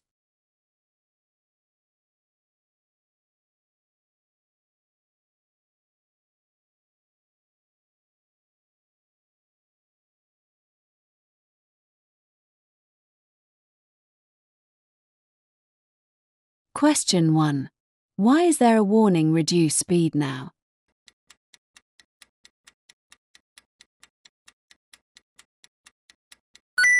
Answer is C. There's a crossroads and a double bend ahead. You'll see a sign warning you to slow down when you're approaching a part of the road where you need to be especially careful. For example, as you approach a roundabout, a crossroads, or a bend. If you're traveling on a major road and coming up to a junction with a minor road, you should slow down, even if you don't want to turn. This is because another driver at the junction may not be able to see clearly and they could pull out in front of you. Check your speed as you approach a junction or a bend and be prepared to slow down or stop. Question 2. Why has the line in the center of the road changed?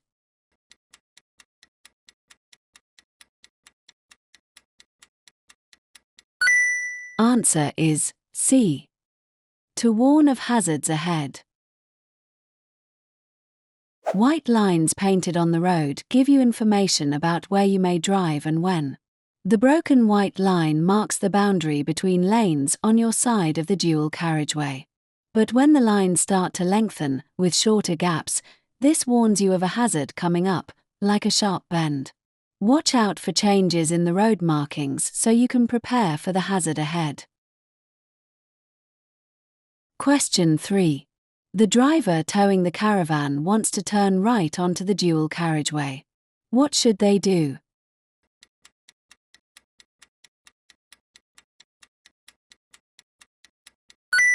Answer is A. Wait until the road is clear in both directions before turning. Before turning right onto a dual carriageway, you must assess whether the central reservation is deep enough to contain your vehicle.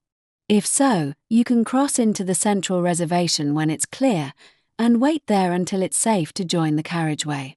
If you're towing a trailer or a caravan, the combined length of your vehicles will probably be too long to sit safely in the central reservation.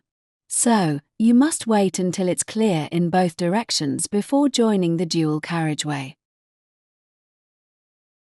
Question 4. What should you do when you're approaching traffic lights that have been green for some time?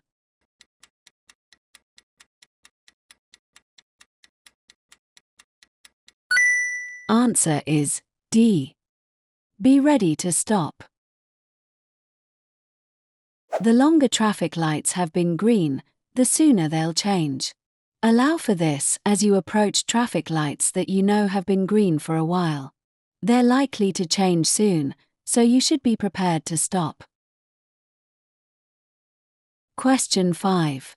When should you use your vehicle's horn?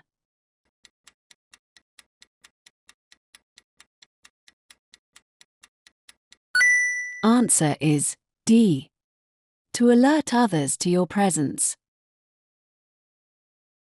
You mustn't use your vehicle's horn between 11:30 p.m. and 7 a.m. in a built-up area or when you're stationary, unless a moving vehicle poses a danger. Its function is to alert other road users to your presence. Question 6. Which type of crossing allows cyclists to ride across with pedestrians?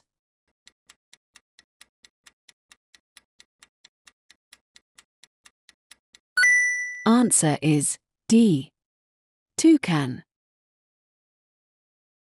A toucan crossing is designed to allow pedestrians and cyclists to cross at the same time. Look out for cyclists approaching the crossing at speed. Question 7. You're approaching a zebra crossing. What should you do if pedestrians are waiting to cross?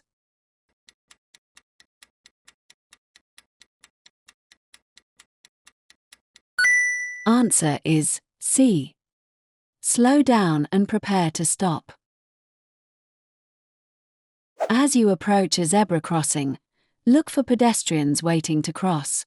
Where you can see them, slow down and prepare to stop. Be especially careful of children and older people, who may have difficulty judging when it's safe to cross. Question 8. What's the purpose of road humps, chicanes and narrowings?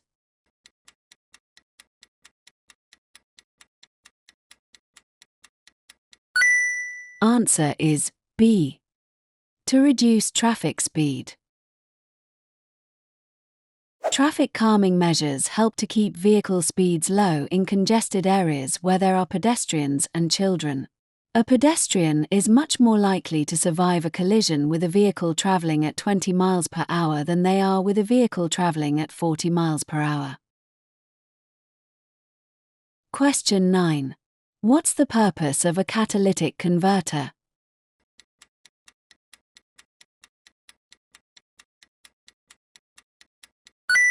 Answer is D. To reduce harmful exhaust gases. Catalytic converters reduce a large percentage of harmful exhaust emissions. They work more efficiently when the engine has reached its normal working temperature. Question 10. How should you dispose of a used vehicle battery?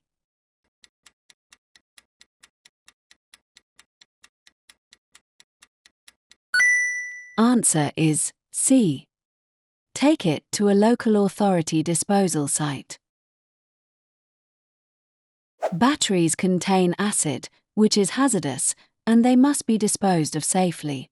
This means taking them to an appropriate disposal site. Question 11. What does it mean if this light comes on while you're driving?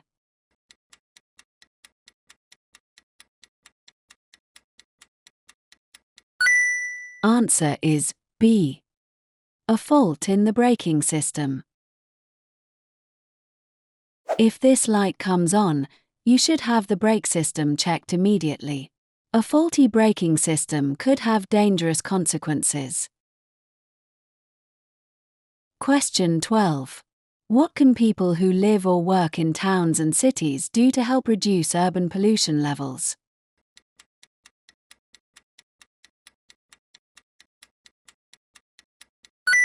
Answer is C. Walk or cycle. Using a vehicle for short journeys means the engine doesn't have time to reach its normal operating temperature. When an engine is running below its normal operating temperature, it produces increased amounts of pollution. Walking and cycling don't create pollution and have health benefits as well. Question 13. You're driving a friend's children home from school. They're both under 14 years old. Who's responsible for making sure they wear a seat belt or approved child restraint where required?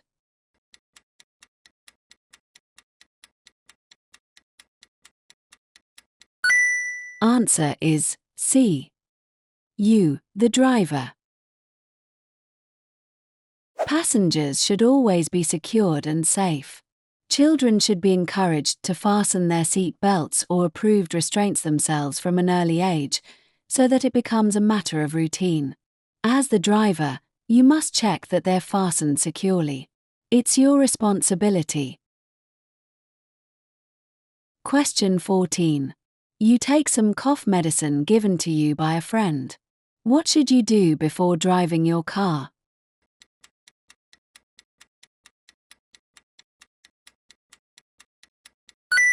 Answer is D. Check the label to see if the medicine will affect your driving. If you've taken medicine, never drive without first checking what the side effects might be. They might affect your judgment and perception, and therefore endanger lives. Question 15. What will be a serious distraction while you're driving?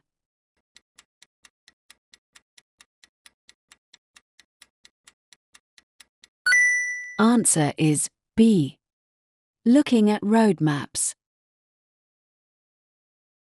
Looking at road maps while driving is very dangerous. If you aren't sure of your route, stop in a safe place and check the map.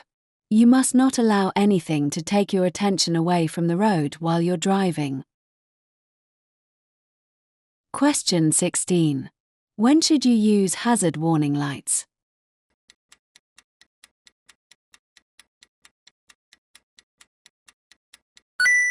Answer is A. When your vehicle has broken down and is causing an obstruction. Hazard warning lights are an important safety feature and should be used if you've broken down and are causing an obstruction. Don't use them as an excuse to park illegally. You may also use them on motorways to warn traffic behind you of danger ahead. Question 17. You want to turn left at this junction. What should you do if your view of the main road is restricted?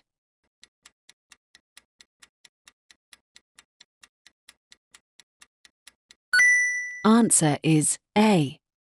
Approach slowly and edge out until you can see more clearly.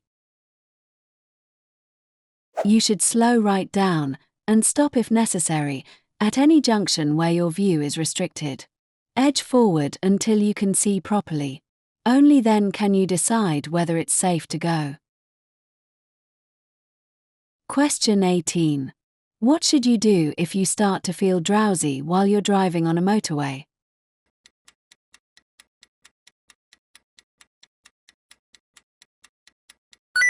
Answer is C. Open a window and stop as soon as it's safe and legal. Never stop on the hard shoulder to rest. If there's no service area for several miles, leave the motorway at the next exit and find somewhere safe and legal to pull over. Question 19. How will a school crossing patrol signal you to stop?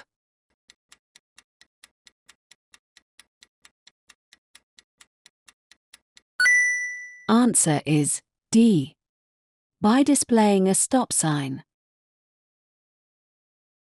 If a school crossing patrol steps out into the road with a stop sign, you must stop.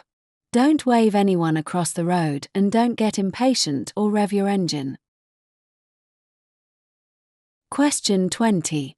You're approaching a roundabout. What should you do if a cyclist ahead is signaling to turn right?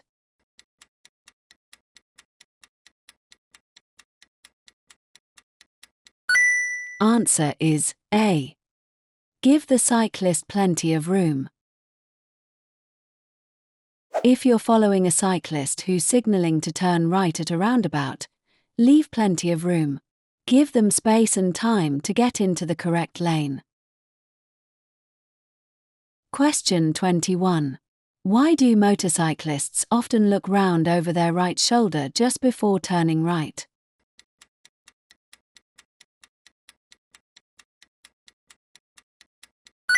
Answer is C.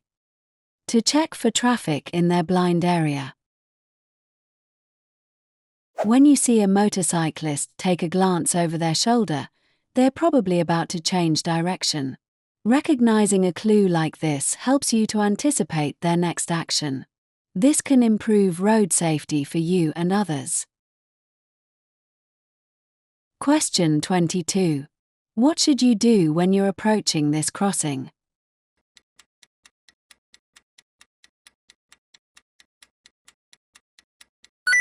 Answer is B. Prepare to slow down and stop. Be courteous and prepare to stop. Don't wave people across, because this could be dangerous if another vehicle is approaching the crossing. Question 23.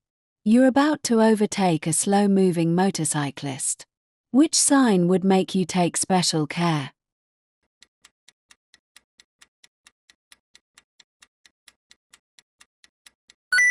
Answer is A.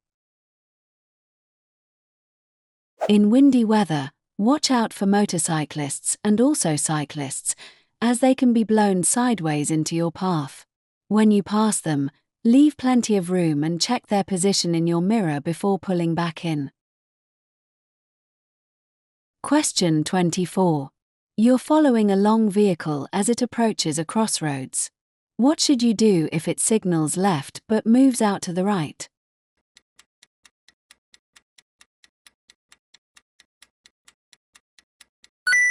Answer is C. Stay well back and give it room. A long vehicle may need to swing out in the opposite direction as it approaches a turn to allow the rear wheels to clear the curb. Don't try to filter through if you see a gap. As the lorry turns, the gap will close. Question 25. What should you do if you want to overtake a long, slow-moving vehicle on a busy road?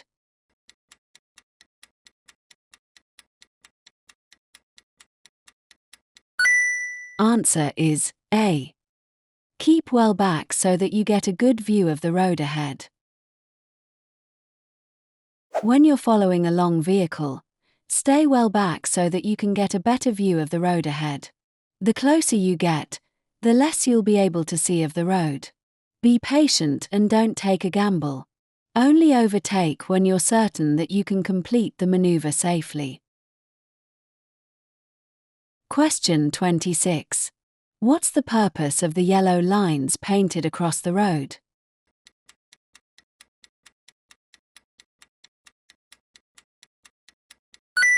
Answer is B. To make you aware of your speed. These lines may be painted on the road on the approach to a roundabout, a village, or a particular hazard. The lines are raised and painted yellow, and their purpose is to make you aware of your speed. Reduce your speed in good time so that you avoid having to brake harshly over the last few meters before reaching the junction. Question 27. What should you check before you start a journey in foggy weather?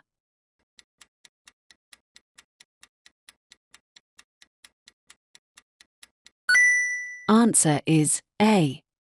The windows and lights are clean and clear. If you have to drive in fog, switch your dipped headlights on and keep all your windows clear. You should always be able to pull up within the distance you can see ahead. Question 28. What should you do when dealing with this hazard?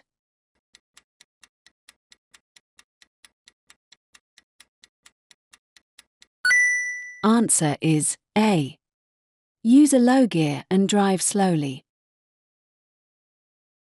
In normal conditions, a ford can be crossed quite safely by driving through it slowly. The water may affect your brakes, so when you're clear of the ford, test them before you resume normal driving. Question 29.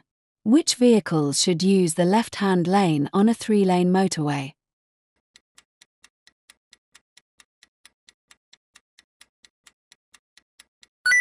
Answer is B.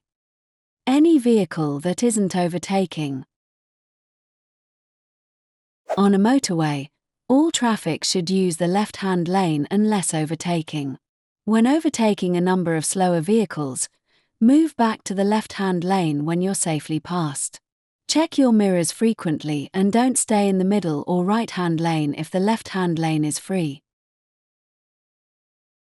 Question 30. Your vehicle broke down on the hard shoulder of a motorway, but has now been repaired. How should you rejoin the main carriageway?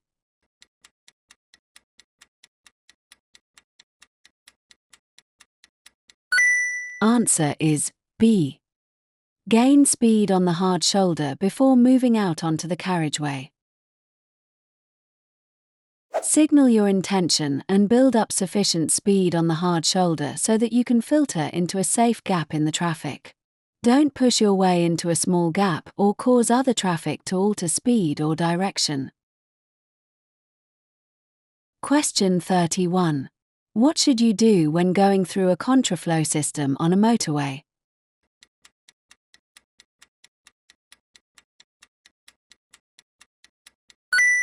Answer is B. Keep a good distance from the vehicle ahead. At roadworks, and especially where a contraflow system is operating, a speed restriction is likely to be in place. Keep to the lower speed limit and don't switch lanes or get too close to the vehicle in front of you. Be aware that there will be no permanent barrier between you and the oncoming traffic. Question 32. When would you use an emergency area on a motorway?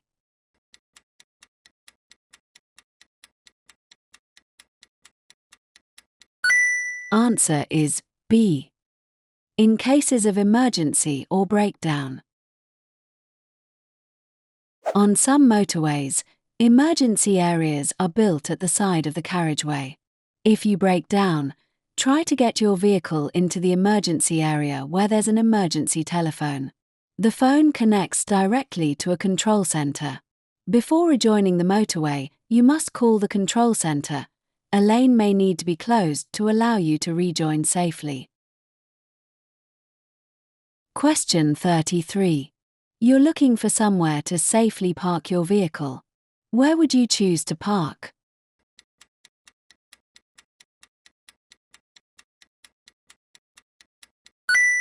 Answer is D. In a designated parking space. It may be tempting to park where you shouldn't while you run a quick errand. Careless parking is a selfish act and could endanger other road users.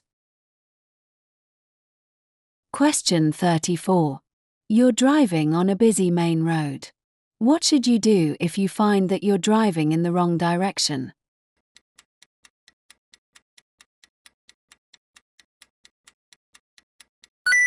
Answer is B. Turn around in a side road. Don't turn around in a busy street or reverse from a side road into a main road. Find a quiet side road and choose a place to turn around where you won't obstruct an entrance or exit. Look out for pedestrians and cyclists as well as other traffic.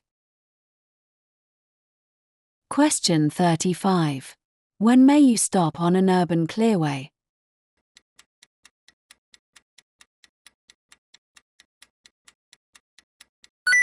Answer is C. To set down and pick up passengers. Urban clearways have their times of operation clearly signed. You may only stop to pick up or set down passengers. Question 36. What does this sign mean?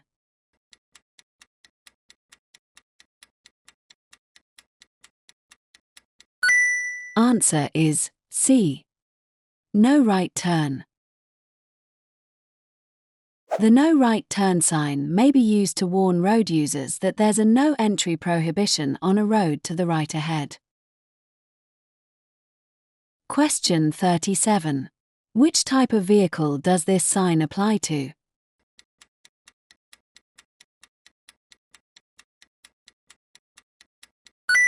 Answer is A. High vehicles. The triangular shapes above and below the dimensions indicate a height restriction that applies to the road ahead. Question 38. What does this sign mean?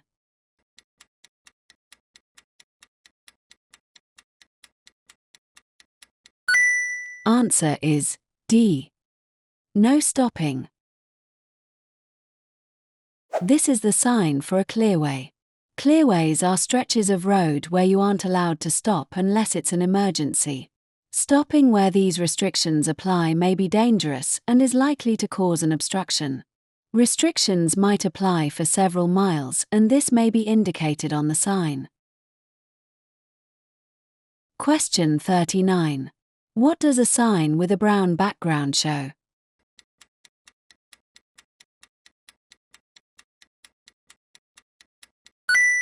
Answer is C. Tourist directions. Signs with a brown background give directions to places of interest. They're often seen on a motorway, directing you along the easiest route to the attraction. Question 40. What does this sign mean?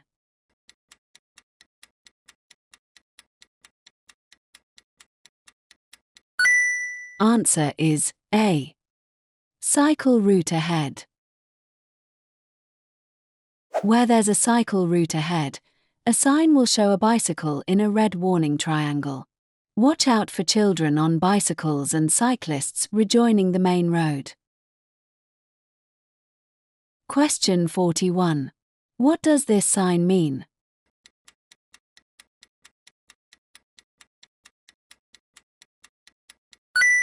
Answer is D. The right-hand lane is closed. Yellow and black temporary signs may be used to inform you about roadworks or lane restrictions. Look well ahead. If you have to change lanes, do so in good time. Question 42. Which diagram shows a hazard warning line?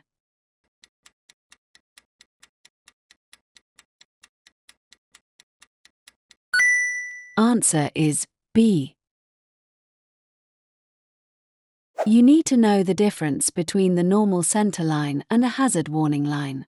If there's a hazard ahead, the markings are longer and the gaps shorter. This gives you advance warning of an unspecified hazard. Question 43. What do the long white lines along the center of the road mean?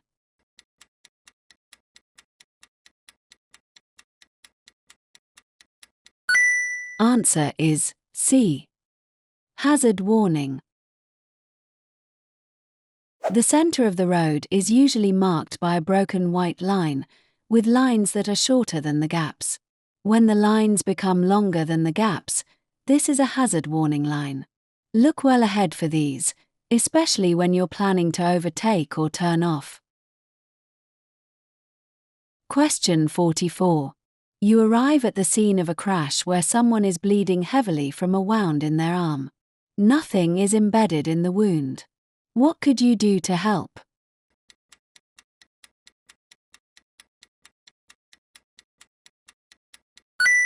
Answer is A. Apply pressure over the wound. If possible, lay the casualty down. Protect yourself from exposure to blood and, when you're sure there's nothing in the wound, apply firm pressure using clean material. Question 45. You're planning to tow a caravan. What will help the handling of the combination?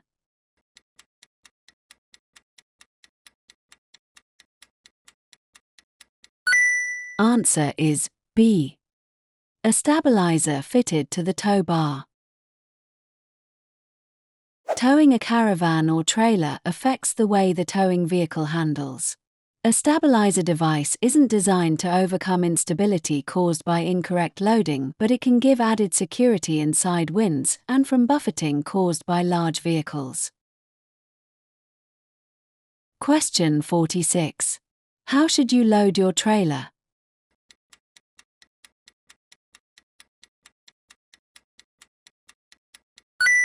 Answer is B. Put heavy items over the axles.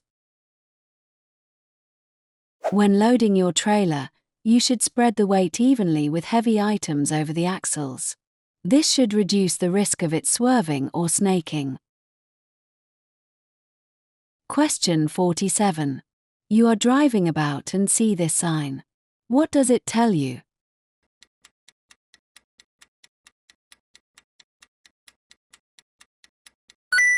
Answer is D.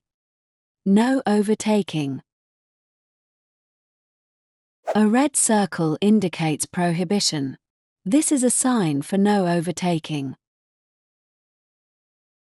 Question 48. You are driving and see this sign. What does it tell you?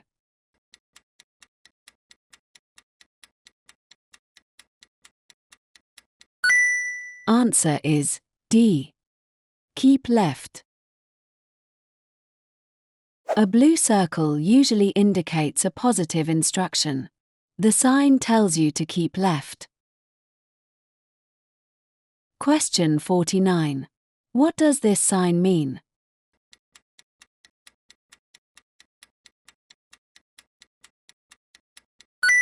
Answer is A. The national speed limit applies. The national speed limit for the type of road and class of traffic applies. Question 50. What does this sign mean?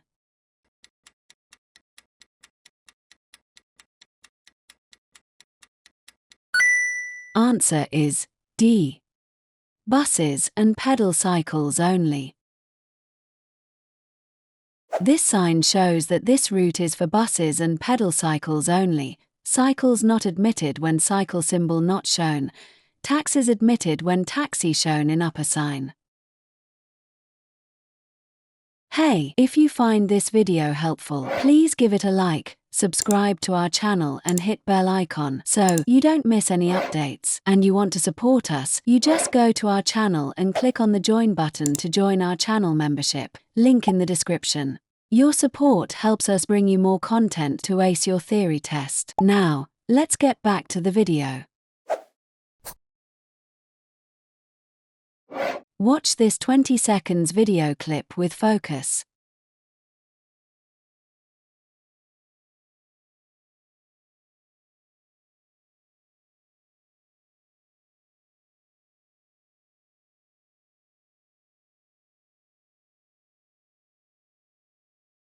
Question 1.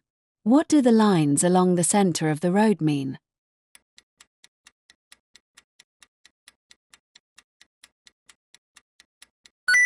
Answer is C. There's a hazard ahead. White lines painted on the road give you information about where you may drive and when. A line that lengthens, with shortened gaps, means there's a hazard ahead. For example, it may mean there's a sharp bend coming up.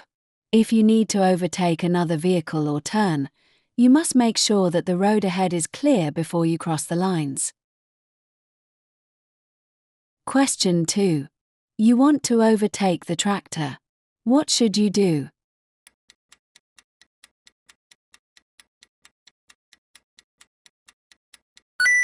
Answer is A. Stay behind and wait until you have a clear view. You need to be patient when you're waiting to pass a slow-moving vehicle like a tractor. Sometimes the driver will pull over to the left to allow you to pass more easily, but they may not always be able to do this. To pass safely, you need a good view of the road ahead. So, stay far enough behind the tractor to allow this view. When you can see that the road ahead is clear, you should check your mirrors and only overtake if it's safe to do so. Never overtake when you're approaching a bend, the brow of a hill, or where there's a dip in the road. Question 3. Why has the tractor got flashing amber lights?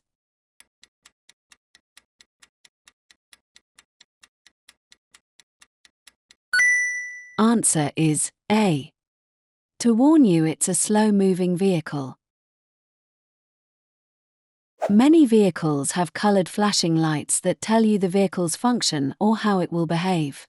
Slow-moving vehicles use flashing amber beacons to warn other road users of their slow speed. For example, tractors, roadwork vehicles, and bin lorries. You should be patient when trying to overtake slow-moving vehicles. Question 4. Why should you use your mirrors when you see a hazard ahead?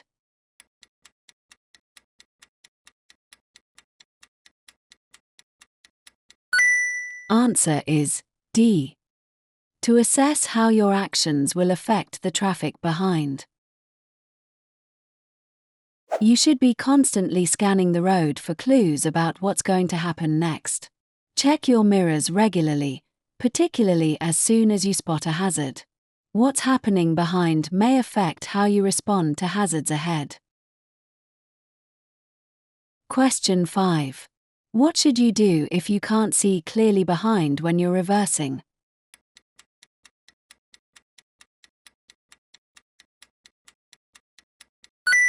Answer is B. Ask someone to guide you. If you want to turn your car around, try to find a place where you have good all-round vision. If this isn't possible and you're unable to see clearly, then get someone to guide you. Question 6. You're waiting to emerge from a junction. The windscreen pillar is restricting your view. What should you be particularly aware of?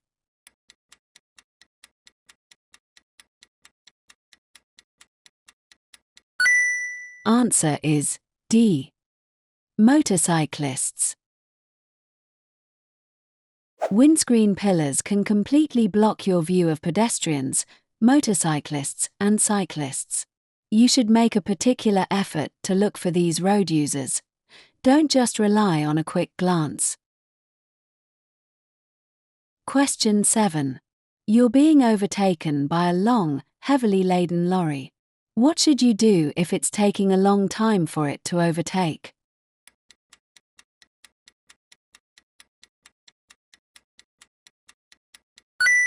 Answer is C.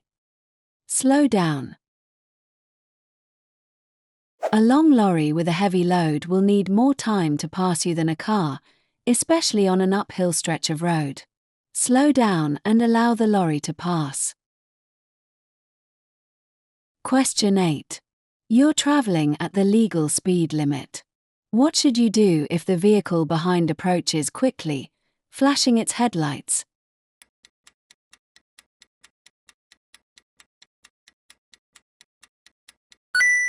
Answer is B.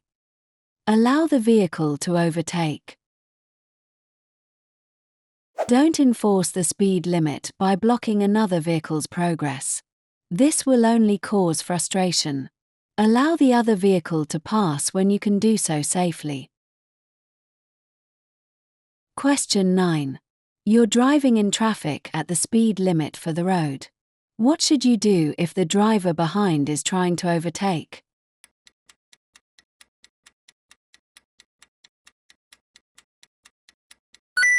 Answer is D.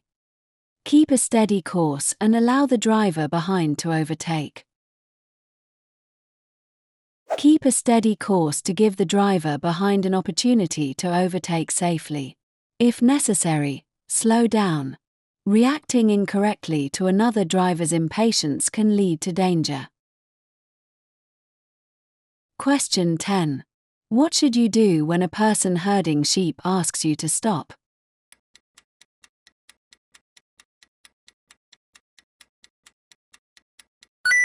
Answer is C. Stop and switch off your engine.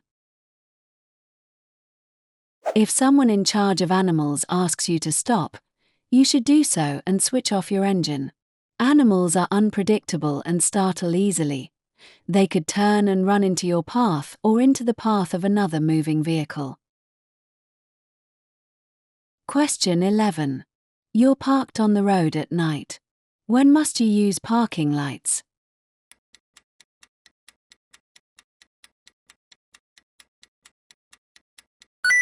Answer is C. When the speed limit exceeds 30 miles per hour.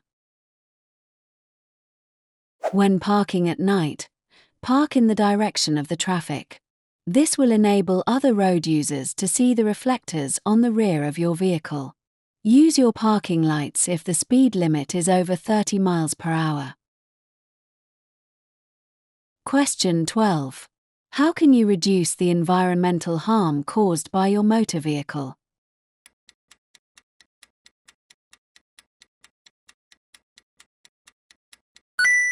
Answer is B. Keep engine revs low. Engines that burn fossil fuels produce exhaust emissions that are harmful to health. The harder you make the engine work, the more emissions it will produce. Engines also use more fuel and produce higher levels of emissions when they're cold. Anything you can do to reduce your use of fossil fuels will help the environment. Question 13. What should you remove from your car before leaving it unattended?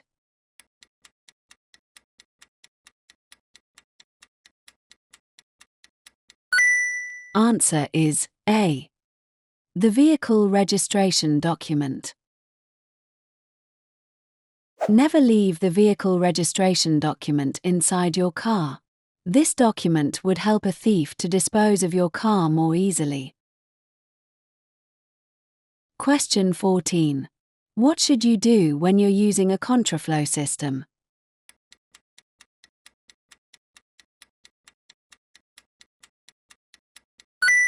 Answer is C.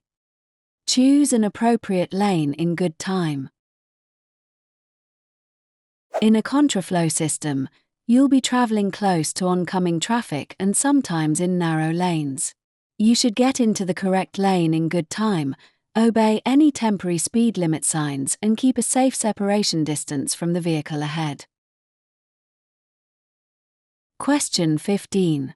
What's the main cause of skidding?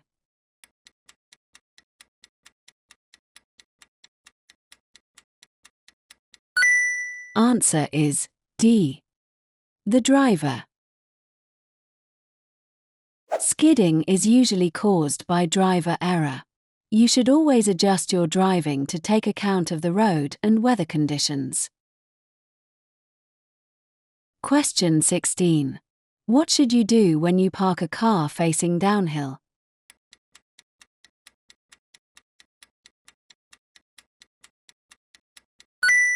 Answer is B. Turn the steering wheel towards the curb. Turning the wheels towards the curb will allow them to act as a chock, preventing any forward movement of the vehicle. It will also help to leave your car in gear, or select park if you have an automatic. Question 17. Do you need to plan rest stops when you're planning a long journey?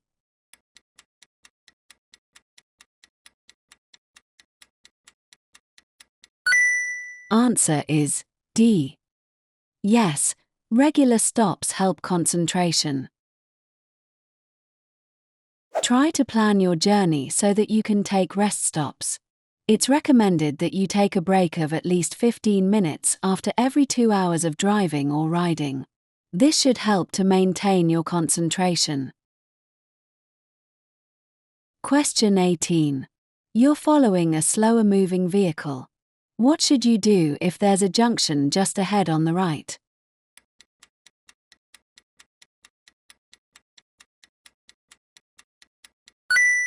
Answer is D.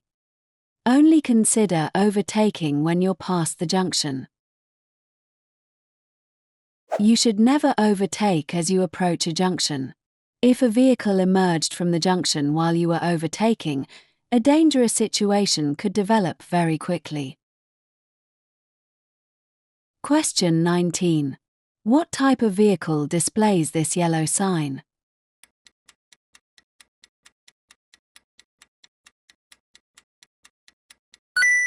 Answer is A. A school bus. Buses which carry children to and from school may stop at places other than scheduled bus stops. Be aware that they might pull over at any time to allow children to get on or off. This will normally be when traffic is heavy during rush hour. Question 20. You've just been overtaken by this motorcyclist. What should you do if the rider cuts in sharply?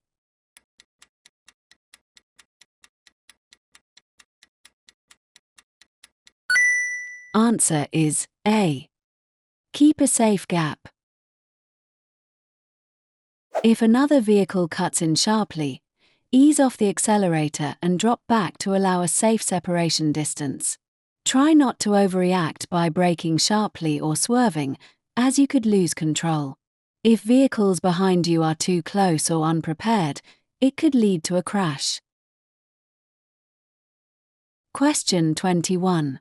When may you use hazard warning lights?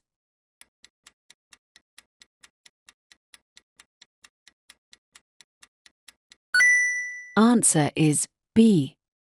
When driving on a motorway to warn traffic behind of a hazard ahead. Hazard warning lights are an important safety feature. Use them when driving on a motorway to warn traffic behind you of danger ahead. You should also use them if your vehicle has broken down and is causing an obstruction. Question 22. How should you overtake horse riders?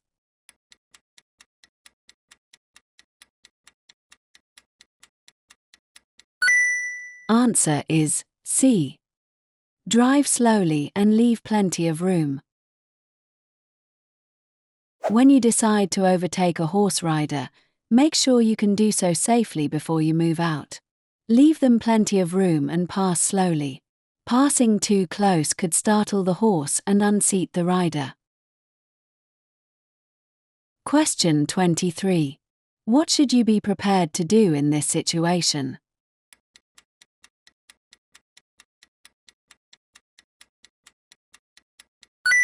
Answer is C.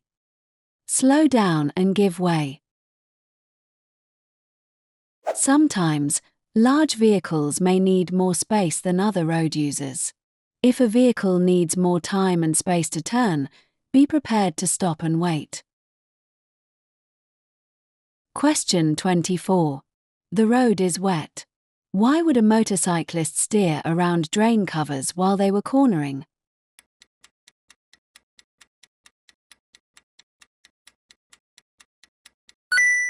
Answer is D. To prevent the motorcycle sliding on the metal drain covers. Other drivers or riders may have to change course due to the size or characteristics of their vehicle. Understanding this will help you to anticipate their actions. Motorcyclists and cyclists will be checking the road ahead for uneven or slippery surfaces, especially in wet weather. They may need to move across their lane to avoid surface hazards such as potholes and drain covers. Question 25. Why should you reduce your speed when you're driving or riding in fog?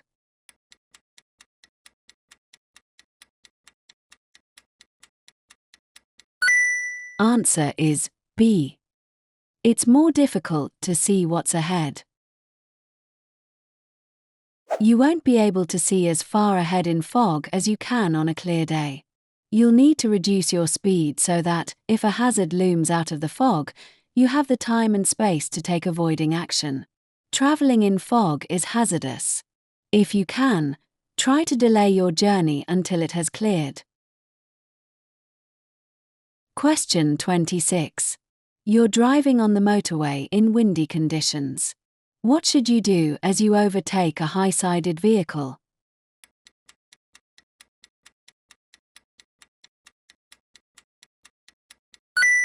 Answer is D.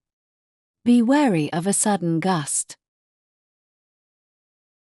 The draft caused by other vehicles, particularly those with high sides, could be strong enough to push you out of your lane. Be prepared for a sudden gust of wind as you overtake large vehicles. Keep both hands on the steering wheel to help you keep full control.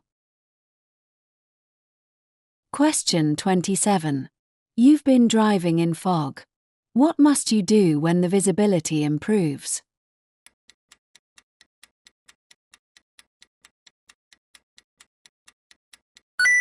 Answer is B. Switch off your fog lights. You must turn off your fog lights if visibility is more than 100 meters, 328 feet. Be prepared for the fact that the fog may be patchy and you may need to turn them on again if the fog returns. Question 28. What should you do when you're driving along a road that has a series of road humps?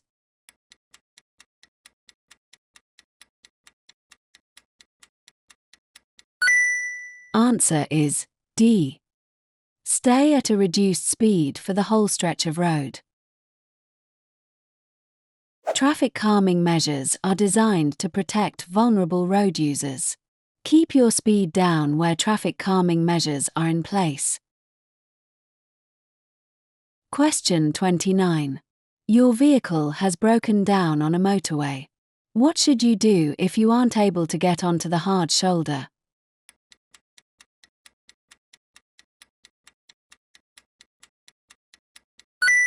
Answer is A. Switch on your hazard warning lights. If you can't get your vehicle onto the hard shoulder, use your hazard warning lights to warn others. Leave your vehicle only when you can safely get clear of the carriageway. Don't try to repair the vehicle or attempt to place any warning device on the carriageway.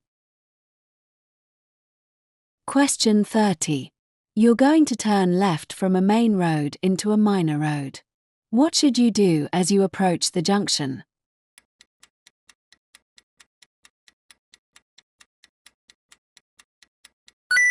Answer is B. Keep well to the left of the road. Your road position can help other road users to anticipate your actions. Keep to the left as you approach a left turn and don't swing out into the center of the road in order to make the turn easier. This could endanger oncoming traffic and may cause other road users to misunderstand your intentions. Question 31. What does this sign mean?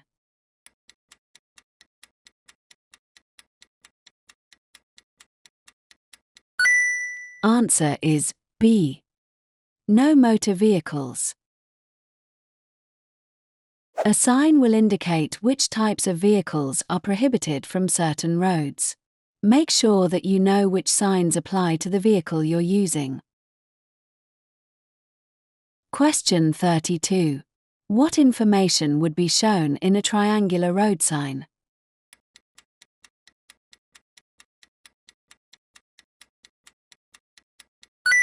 Answer is D. Road narrows. Warning signs are there to make you aware of potential hazards on the road ahead. Take note of the signs so you're prepared and can take whatever action is necessary. Question 33. Which sign means there's a double bend ahead?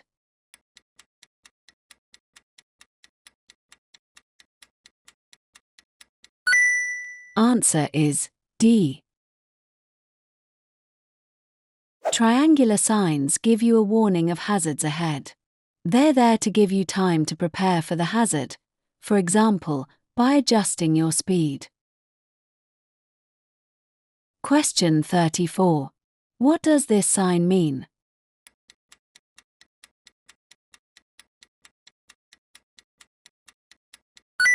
Answer is A. Humps in the road.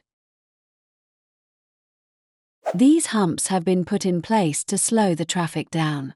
They're usually found in residential areas. Slow down to an appropriate speed. Question 35. Where would you find these flashing red light signals?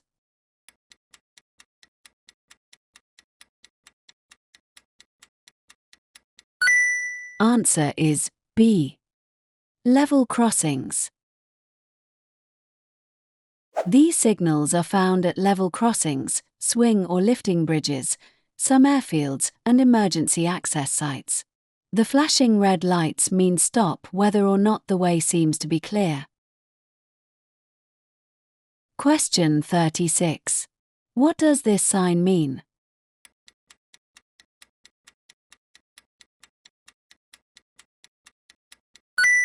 Answer is A. No motorcycles. You must comply with all traffic signs and be especially aware of those signs that apply specifically to the type of vehicle you're using. Question 37. When may you sound your vehicle's horn?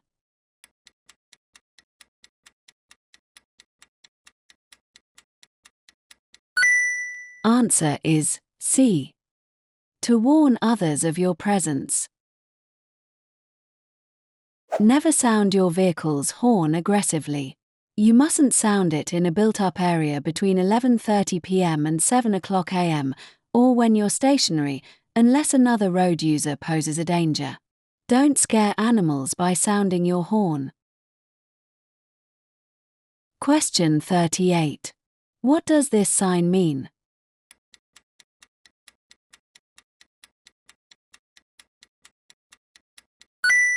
Answer is B. Quayside or riverbank. You should be careful in these locations, as the road surface is likely to be wet and slippery. There may be a steep drop to the water, and there may not be a barrier along the edge of the road. Question 39. You've stopped at a railway level crossing. What should you do if the red lights continue to flash after a train has gone by?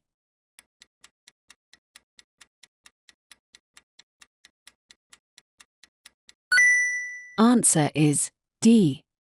Wait.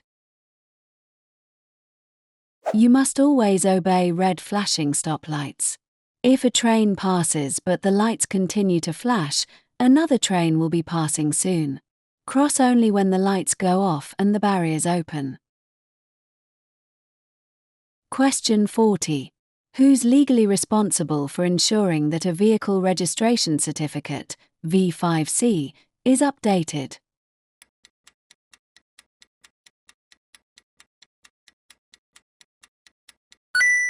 Answer is B.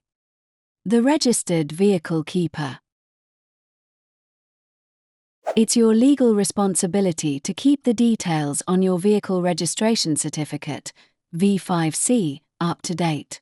You should tell the licensing authority about any changes.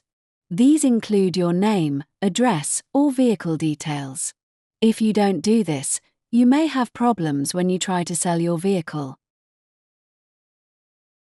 Question 41. When must your vehicle have valid insurance cover?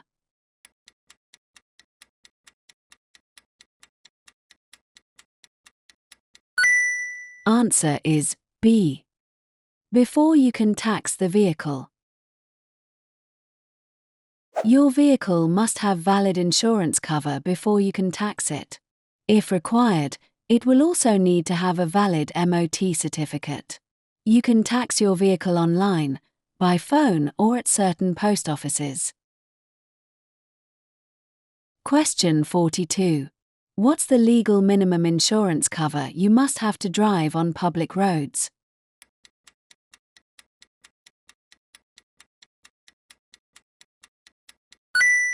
Answer is D. Third party only.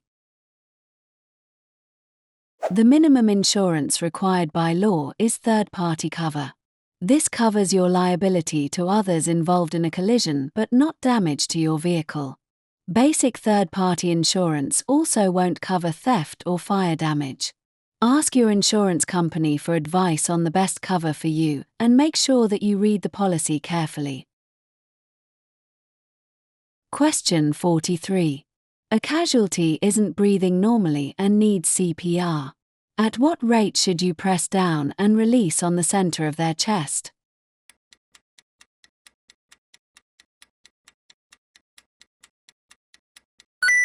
Answer is A. 120 times per minute. If a casualty isn't breathing normally, cardiopulmonary resuscitation, CPR, may be needed to maintain circulation. Place 2 hands on the center of the chest and press down hard and fast, around 5 to 6 centimeters and about twice a second. Question 44. What should you do if you see a large box fall from a lorry onto the motorway?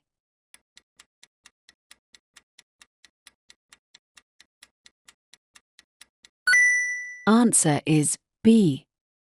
Go to the next emergency telephone and report the hazard. Lorry drivers can be unaware of objects falling from their vehicles.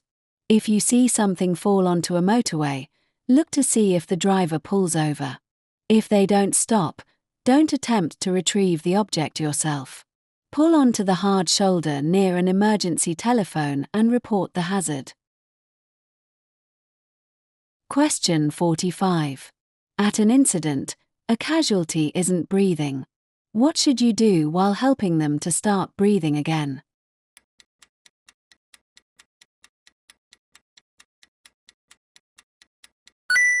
Answer is D. Open their airway. It's important to ensure that the airway is open before you start CPR. To open the casualty's airway, place your fingers under their chin and lift it forward. Question 46. Your car breaks down on a level crossing. What's the first thing you should do?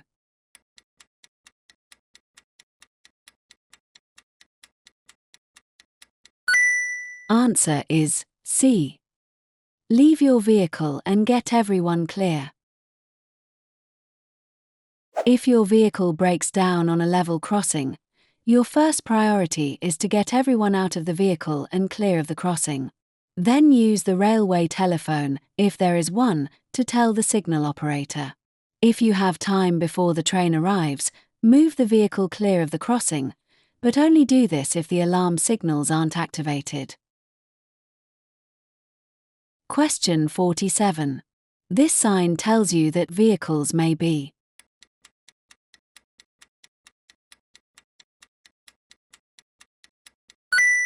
Answer is B. Parked partially on the verge or footway. This sign tells you that vehicles may be parked partially on the verge or footway.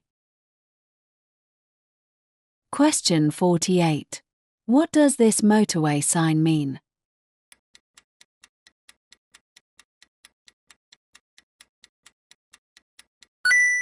Answer is B. Distance to deceleration lane.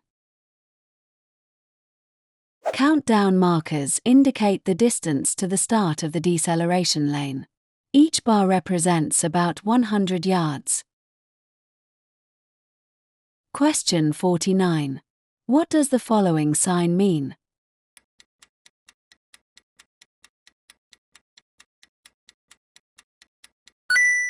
Answer is A.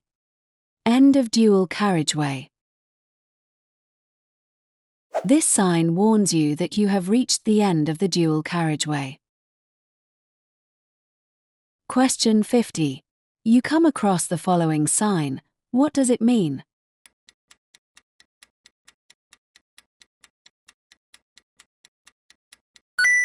Answer is B. Horse-drawn vehicles likely to be on the road. This sign warns you that horse-drawn vehicles are likely to be on the road.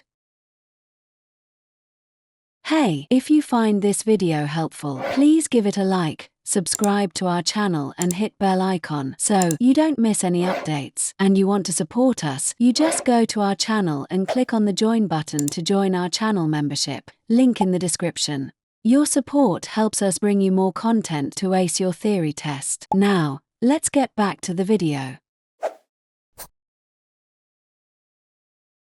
Watch this 20 seconds video clip with focus.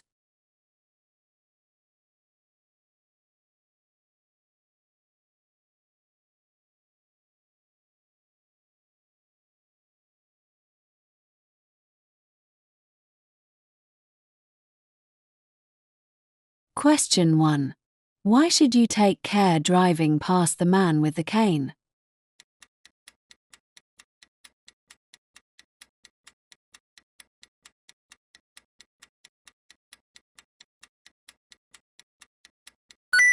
Answer is D. He's deaf and blind. It's not always possible to spot a pedestrian with a disability. But when a person is using a white cane, they're probably visually impaired. There are two types of white cane. A plain white cane means the person is blind or visually impaired. A white cane with a red band means the person is blind and deaf or hearing impaired. You should always drive carefully where there are pedestrians, but take extra care when you see someone who is disabled. Be patient as they may not be able to see or hear you and they may be slow crossing the road. Question 2. How should you approach the zebra crossing?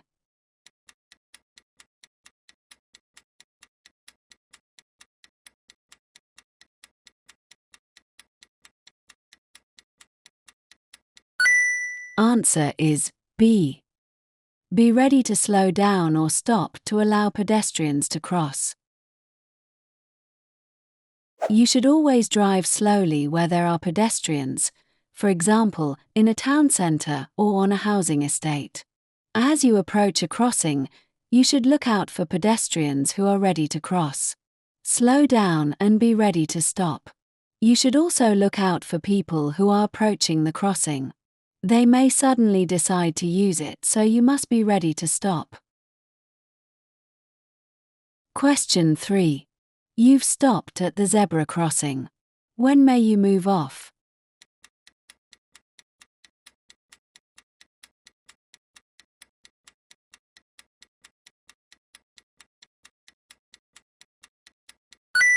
Answer is C. When the pedestrians have completely crossed. When a pedestrian uses a crossing, you must wait until they've safely crossed before you can continue driving. When the pedestrian is on the crossing, do not try to hurry them by edging forward or sounding your horn. Be patient and only move off when they've safely reached the other pavement. Question 4. What will happen if you follow this vehicle too closely?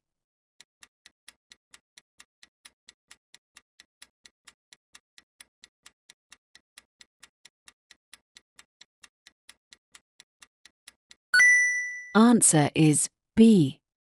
Your view ahead will be reduced. Staying back will increase your view of the road ahead. This will help you to see any hazards that might occur and give you more time to react. Question 5. You're in a one-way street and want to turn right. Where should you position your vehicle when there are two lanes?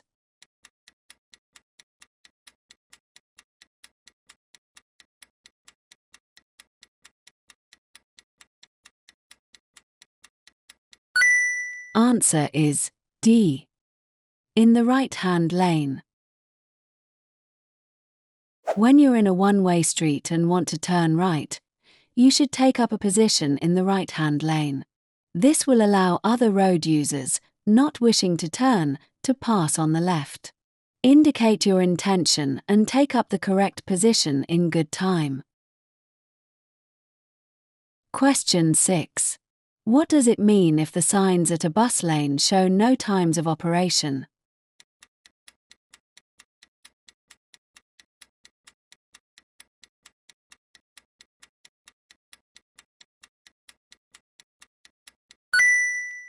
Answer is C. The lane is in operation 24 hours a day. Bus lane signs show the vehicles allowed to use the lane and its times of operation. Where no times are shown, the bus lane is in operation 24 hours a day. Question 7. Which instrument panel warning light would show that headlights are on main beam?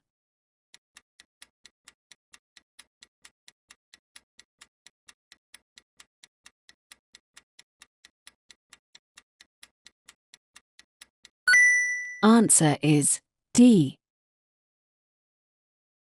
You should be aware of all the warning lights and visual aids on the vehicle you're driving. If you're driving a vehicle for the first time, you should familiarize yourself with all the controls, warning lights, and visual aids before you set off. Question 8. What can cause excessive or uneven tire wear?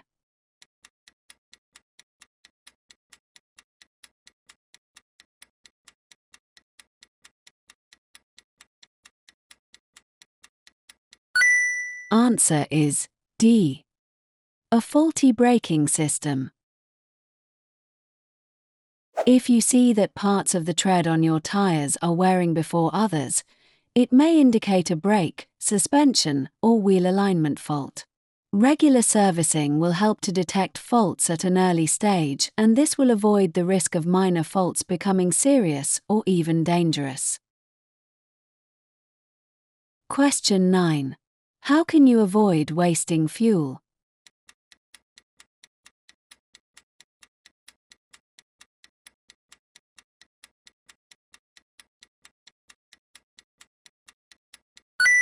Answer is A. By having your vehicle serviced regularly. If you don't have your vehicle serviced regularly, the engine will gradually become less efficient. This will cause increased fuel consumption and, in turn, an increase in the amount of harmful emissions it produces.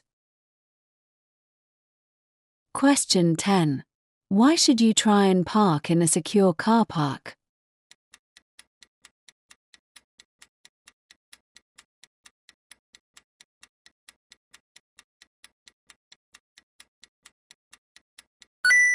Answer is D.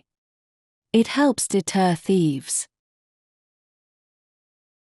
Whenever possible, leave your car in a secure car park. This will help deter thieves. Question 11. On a vehicle, where would you find a catalytic converter?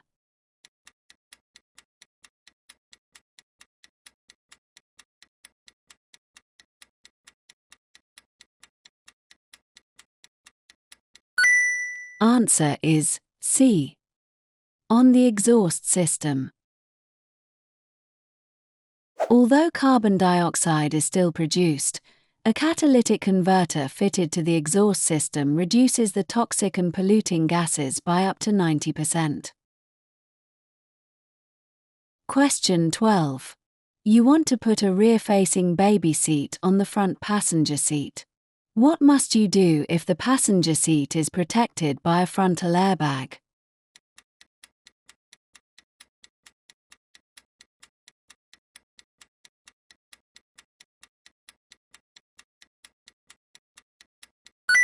Answer is B. Deactivate the airbag. It's illegal to fit a rear-facing baby seat into a passenger seat protected by an active frontal airbag. If the airbag activates, it could cause serious injury or even death to the child. You must secure it in a different seat or deactivate the relevant airbag. Follow the manufacturer's advice when fitting a baby seat. Question 13. What should the driver of the grey car be especially aware of?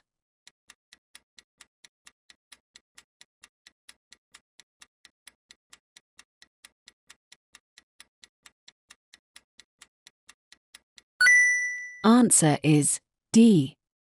Doors opening on parked cars. When passing parked cars, there's a risk that a driver or passenger may not check before opening the door into the road. A defensive driver will drive slowly and be looking for people who may be about to get out of their car. Question 14. What's the main hazard the driver of the red car, arrowed, should be aware of?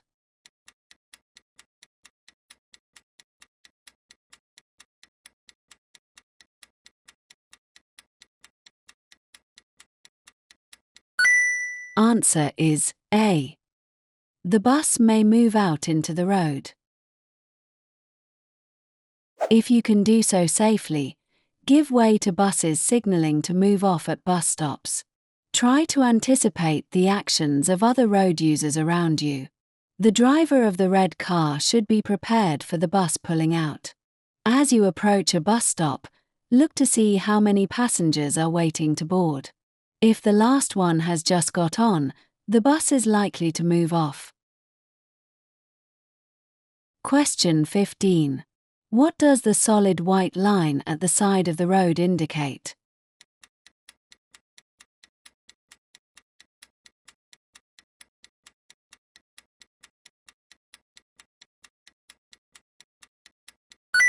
Answer is A. Edge of the carriageway. The continuous white line shows the edge of the carriageway. It can be especially useful when visibility is restricted, such as at night or in bad weather.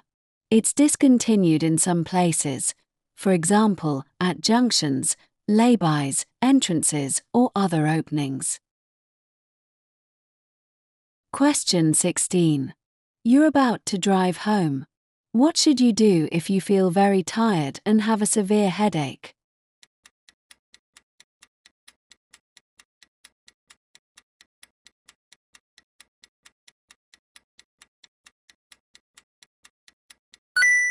Answer is B. Wait until you're fit and well before driving. All of your concentration should be on your driving. Any pain you feel will distract you, and you should avoid driving when drowsy. The safest course of action is to wait until you've rested and are feeling better before starting your journey. Question 17. What can you do to help prevent tiredness on a long journey?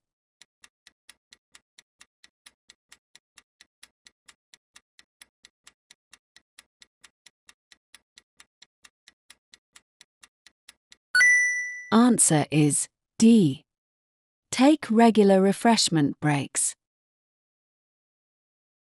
Long-distance driving can be boring. This, coupled with a stuffy, warm vehicle, can make you feel tired and sleepy.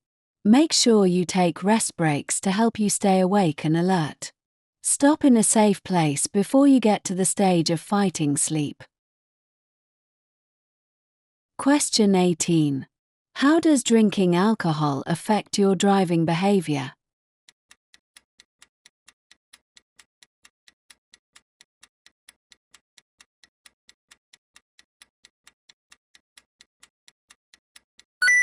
Answer is A. It increases confidence. Alcohol can increase confidence to a point where your driving behavior might become out of character. Sensible behavior might change to risk-taking behavior.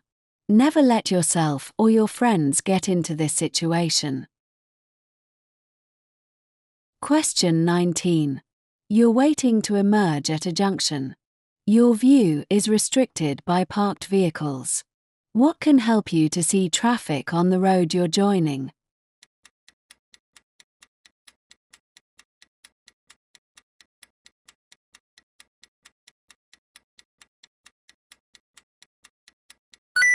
Answer is D. Reflections of traffic in windows. You must be completely sure it's safe to emerge. Try to look for traffic through the windows of the parked cars or in the reflections in windows. Keep looking in all directions as you slowly edge forwards until you can see it's safe. Question 20. Why is a toucan crossing different from a puffin crossing?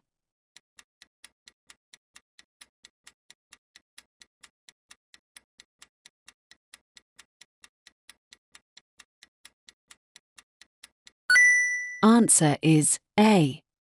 Pedestrians and cyclists can use it together. Puffin crossings are for use by pedestrians. Cyclists must dismount and push their bicycle over the crossing. Toucan crossings are shared by pedestrians and cyclists, who are permitted to cycle over the crossing. Toucan roadside signals show an icon of a pedestrian and a cyclist together. Question 21. What action should you take when you see flashing amber lights under a school warning sign?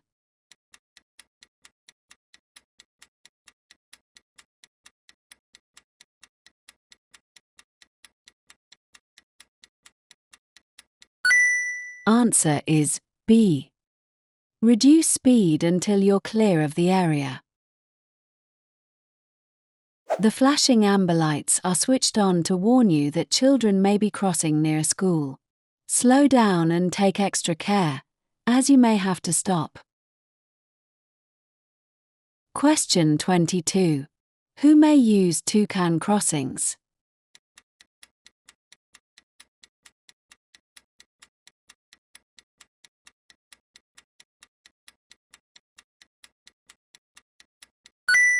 Answer is B. Cyclists and pedestrians. There are some crossings where cycle routes lead cyclists to cross at the same place as pedestrians. Always look out for cyclists, as they're likely to be approaching faster than pedestrians. Question 23. This junction, controlled by traffic lights, has a marked area between two stop lines. What's this for?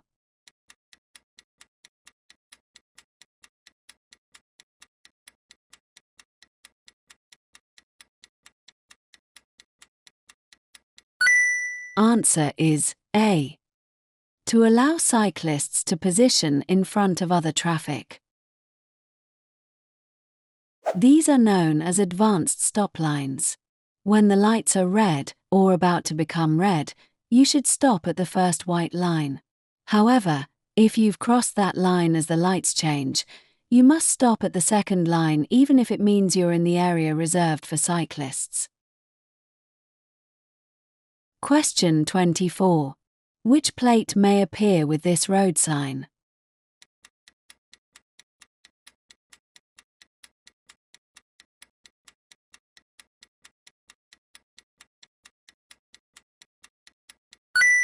Answer is A. Road humps are used to slow down traffic. They're found in places where there are often pedestrians, such as shopping areas and near schools or residential areas. Watch out for people close to the curb or crossing the road. Question 25. What color are the reflective studs along the left-hand edge of the motorway?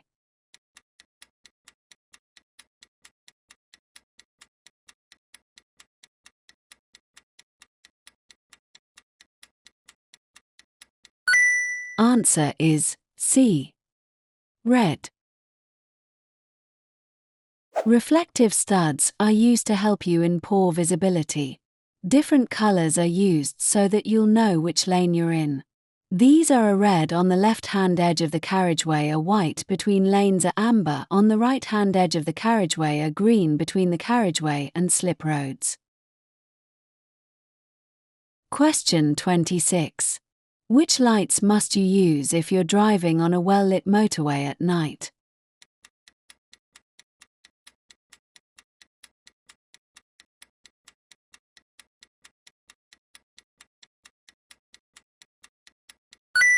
Answer is C. Use your headlights. If you're driving on a motorway at night or in poor visibility, you must always use your headlights, even if the road is well lit. Other road users must be able to see you, but you should avoid causing dazzle. Question 27. Why is it dangerous to leave rear fog lights switched on after the fog has cleared?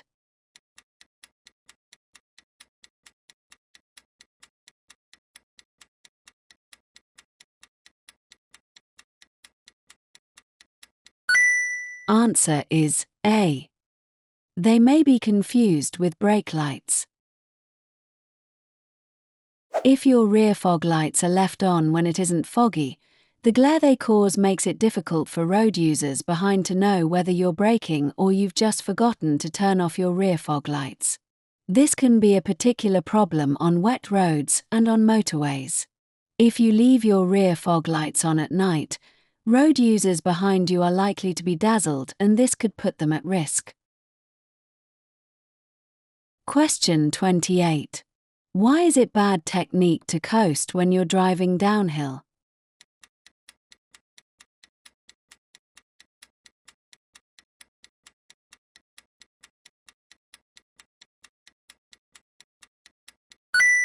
Answer is B.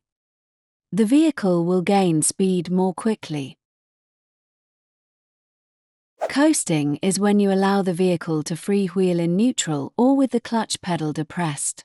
When traveling downhill, this will cause the vehicle to gain speed more quickly as you lose the benefits of engine braking. It may even lead to a loss of control. You shouldn't coast, especially when approaching hazards such as junctions or bends and when traveling downhill. Question 29. How should you position yourself when you use the emergency telephone on a motorway?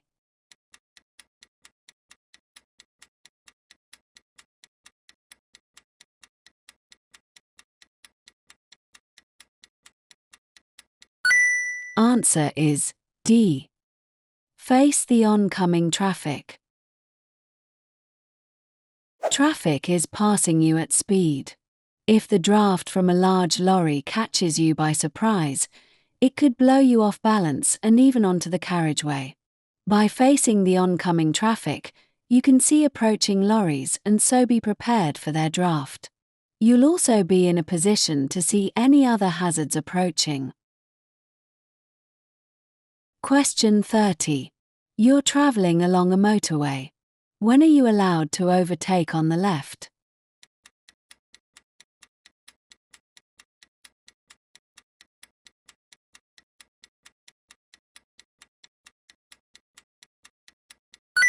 Answer is D.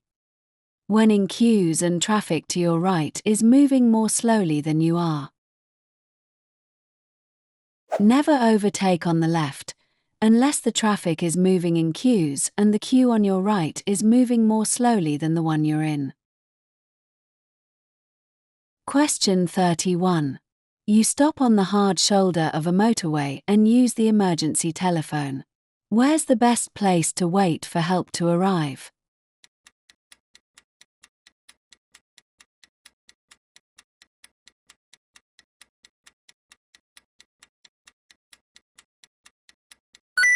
Answer is B. Well away from the carriageway. When you're on the hard shoulder, you're at risk of being injured by motorway traffic. The safest place to wait is away from the carriageway, but near enough to see the emergency services arriving. Question 32. You're on a motorway. What must you do if there's a red cross showing above every lane?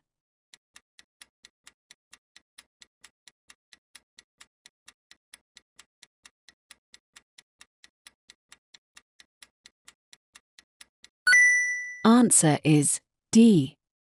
Stop and wait. A red cross signal above all lanes means you must stop and wait. Don't change lanes and don't try to continue any further along the motorway. Question 33. You're driving on a motorway. What does it mean if the car in front shows its hazard warning lights for a short time?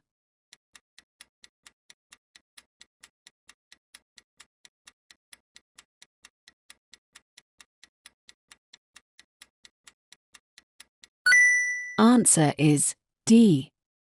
Traffic ahead is slowing or stopping suddenly. If the vehicle in front shows its hazard warning lights, there may be an incident, stopped traffic, or queuing traffic ahead. By keeping a safe distance from the vehicle in front, you're able to look beyond it and see any hazards well ahead. Question 34. What should you do if you want to overtake a tractor but aren't sure that it's safe?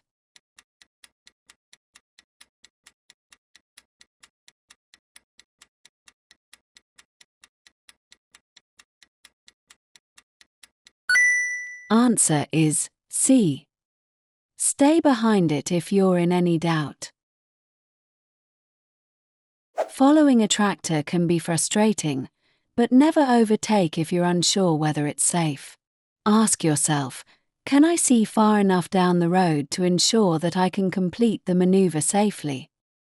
It's better to be delayed for a minute or two than to take a chance that may cause a collision. Question 35. When may you stop and wait in a box junction?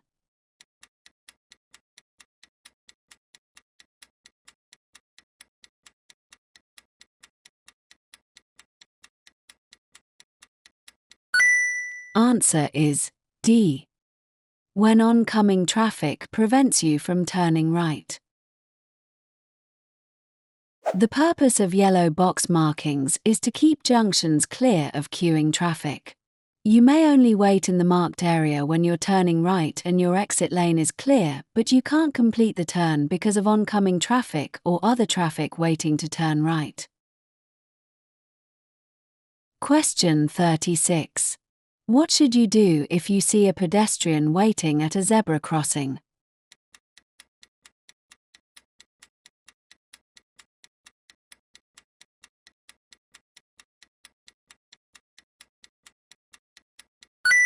Answer is A.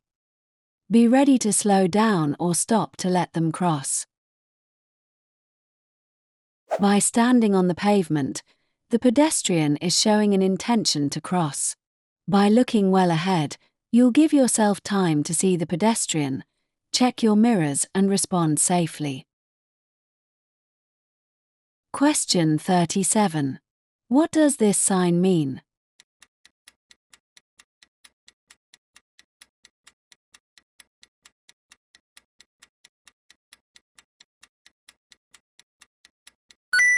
Answer is A.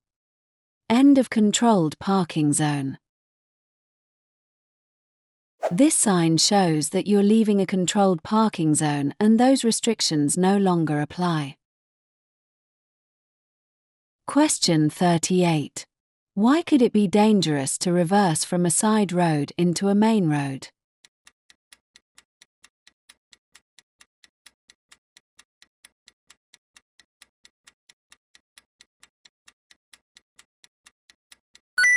Answer is B. Your view will be restricted. Don't reverse into a main road from a side road because your view will be restricted. The main road is likely to be busy and the traffic on it moving quickly. Question 39. You're on a road that's only wide enough for one vehicle. What should you do if a car is coming towards you?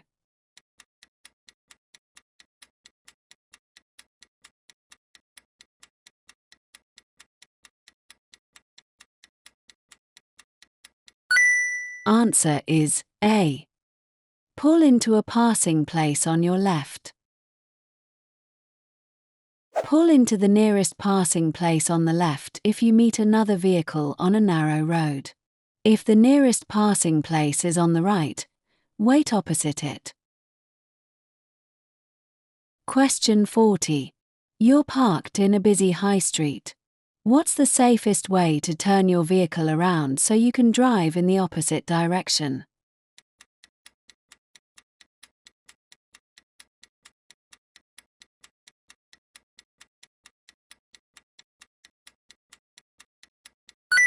Answer is D. Turn around in a quiet side road. Make sure you carry out the maneuver without causing a hazard to other vehicles. Choose a place to turn that's safe and considers other road users. Question 41. What does this sign mean?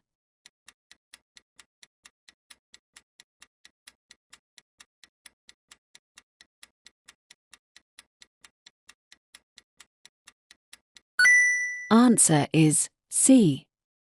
No parking on the days and times shown. Urban clearways are provided to keep traffic flowing at busy times. You may stop only briefly to set down or pick up passengers. Times of operation will vary from place to place, so always check the signs. Question 42. What does this sign mean?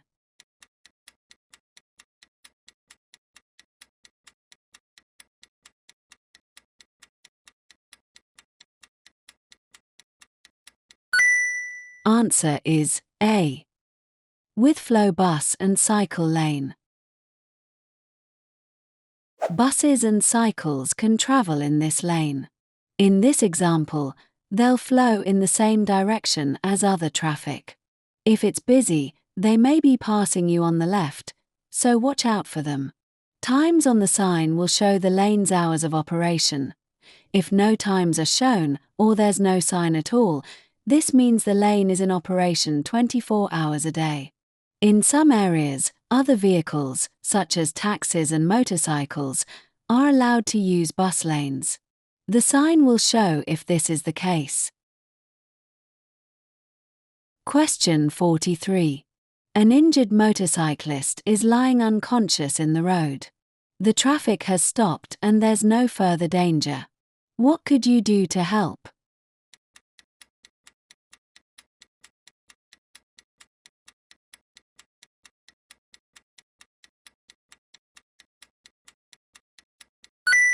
Answer is D. Seek medical assistance. If someone has been injured, the sooner proper medical attention is given the better. Ask someone to phone for help or do it yourself. An injured person should only be moved if they're in further danger. An injured motorcyclist's helmet shouldn't be removed unless it's essential. Question 44. You arrive at an incident. A pedestrian is bleeding heavily from a leg wound. The leg isn't broken and there's nothing in the wound. How could you help?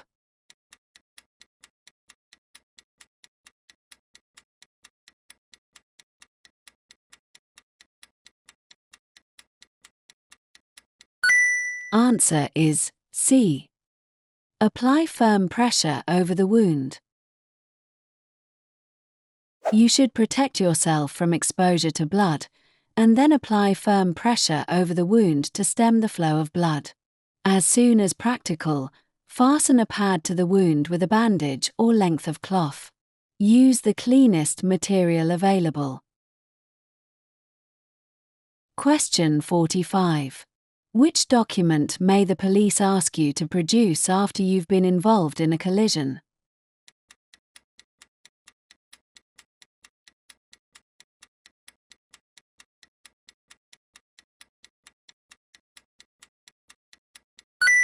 Answer is C. Your driving license. You must stop if you've been involved in a collision that results in injury or damage. The police may ask to see your driving license and insurance details at the time or later at a police station. Question 46. What should you do first if your vehicle has broken down on an automatic railway level crossing?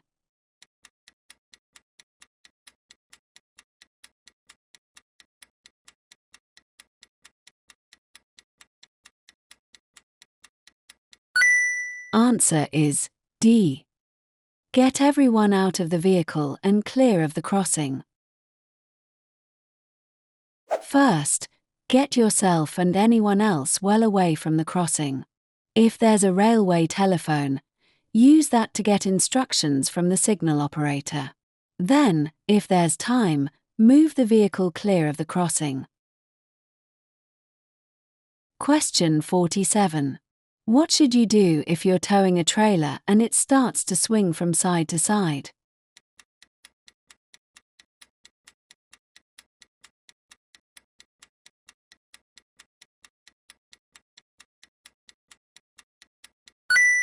Answer is D. Ease off the accelerator to reduce your speed.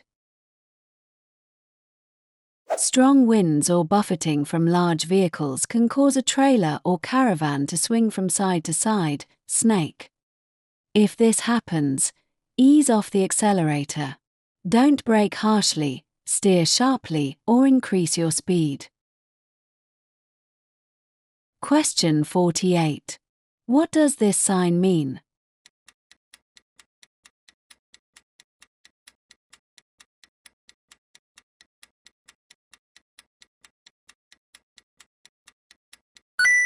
Answer is D.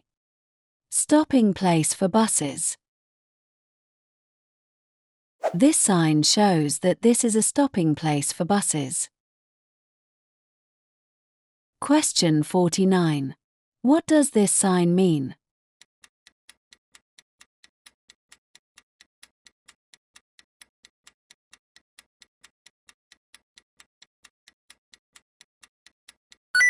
Answer is A. Height restriction ahead. Advance warning of a mandatory height restriction ahead. The sign may include an arrow if the restriction is on a side road. Question 50. What does this sign mean?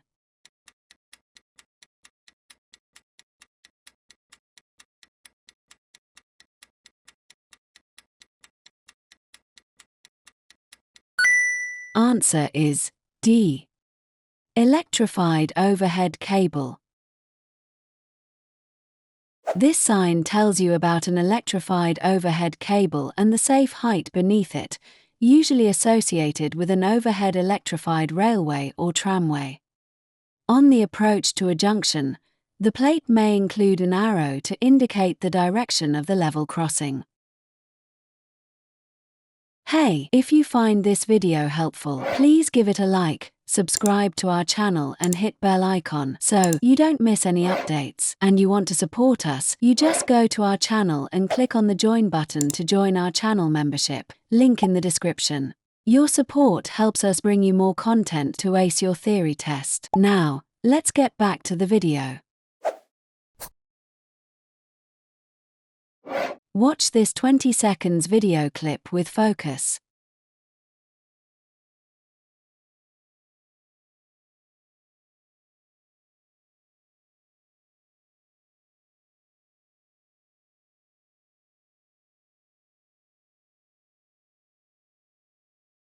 Question 1. As you approach the roundabout, there's a sign showing a single white bar on a green background. What does this sign tell you?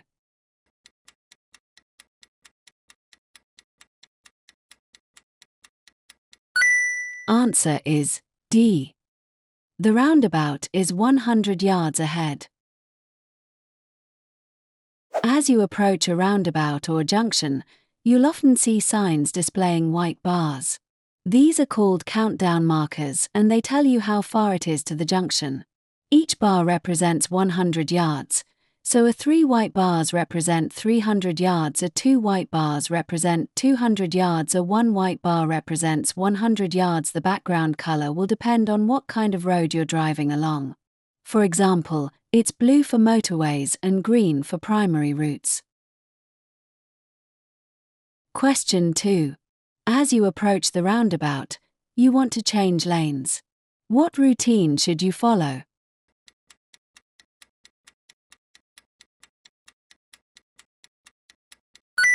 Answer is A. Mirrors, signal, maneuver.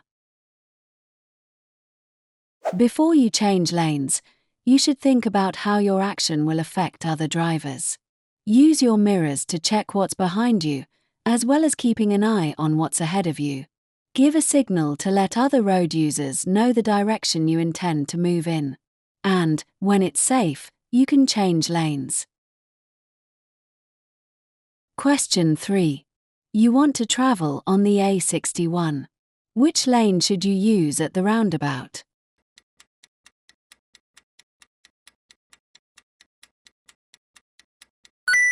Answer is B.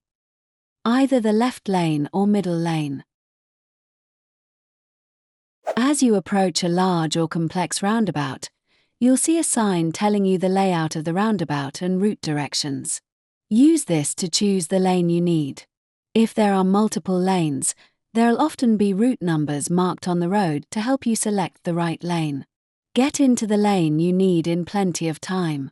Don't straddle lanes and avoid changing lanes at the last moment. Question 4. There are objects hanging from your interior mirror. Why could this be a hazard?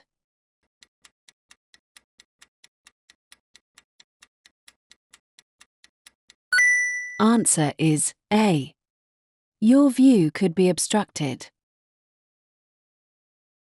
Ensure that you can see clearly through the windscreen of your vehicle.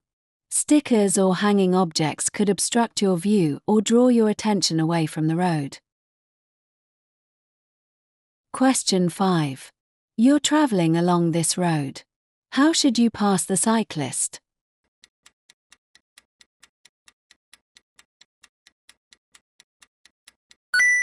Answer is D. Leave them plenty of room as you pass. Allow the cyclist plenty of room in case they wobble or swerve around a pothole or raised drain. Look well ahead before you start to overtake, because you'll need to cross the hazard line. Look for entrances where vehicles could be waiting to pull out. Question 6. What's the minimum time gap you should leave when following a vehicle on a wet road?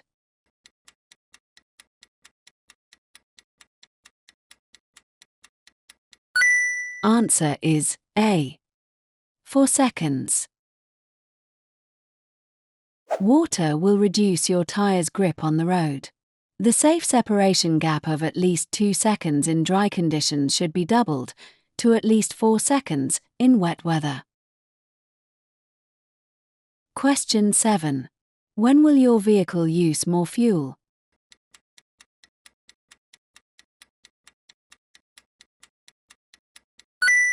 Answer is B.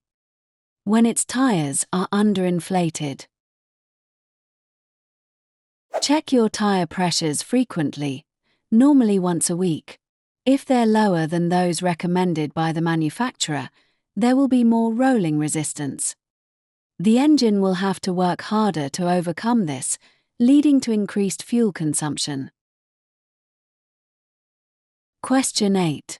What should you do if your vehicle pulls to one side when you use the brakes?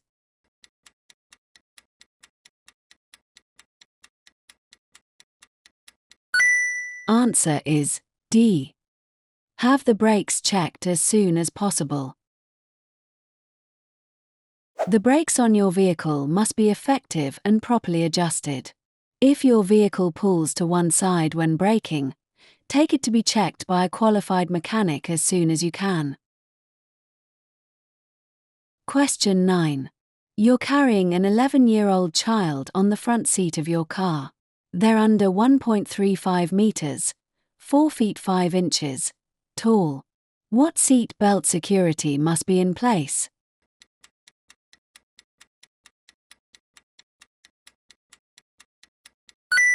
Answer is C.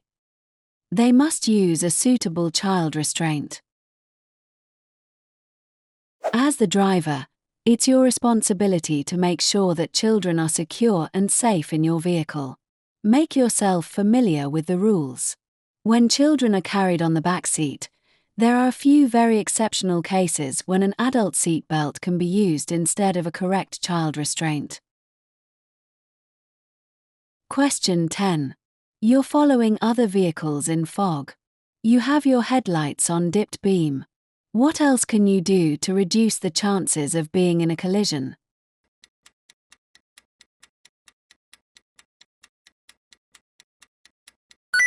Answer is B. Keep a safe distance from the vehicle in front. When it's foggy, use your headlights on dipped beam. This will help you see and be seen by other road users. If visibility is seriously reduced, consider using front and rear fog lights if you have them. Keep to a sensible speed and don't follow the vehicle in front too closely. If the road is wet and slippery, you'll need to allow twice the normal stopping distance. Question 11. In which conditions will your overall stopping distance increase?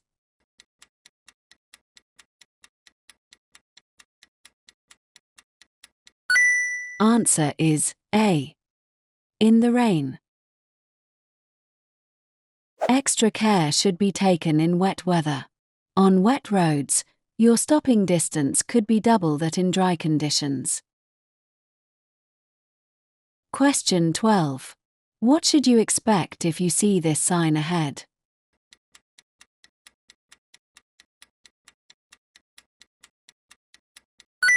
Answer is C. The road will bend sharply to the left.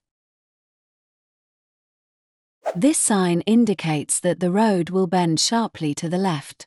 Slow down in plenty of time and select the correct gear before you start to turn. Braking hard and late, while also sharply changing direction, is likely to cause a skid. Question 13. What's the main hazard you should be aware of when following this cyclist?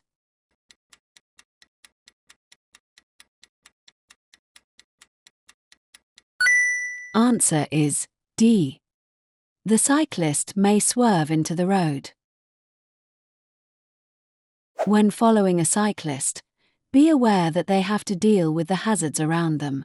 They may wobble or swerve to avoid a pothole in the road or see a potential hazard and change direction suddenly. Don't follow them too closely or rev your engine impatiently. Question 14. How can drinking alcohol affect your ability to drive or ride?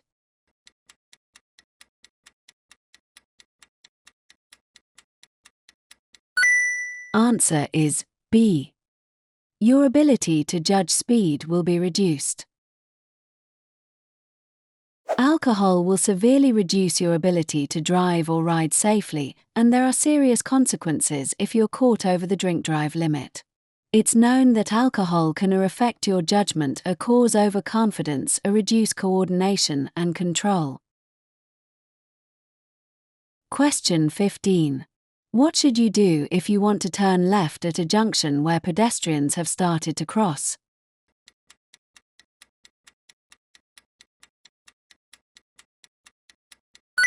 Answer is B. Give way to them. When you're turning into a side road, pedestrians who are crossing have priority. You should wait to allow them to finish crossing safely. Be patient if they're slow or unsteady. Don't try to rush them by sounding your horn, flashing your lights, revving your engine, or giving any other inappropriate signal. Question 16. What does this sign mean?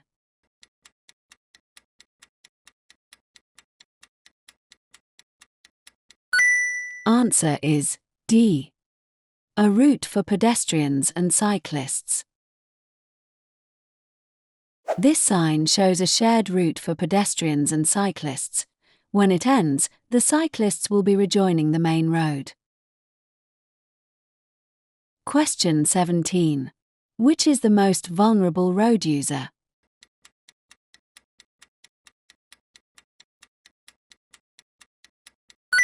Answer is B.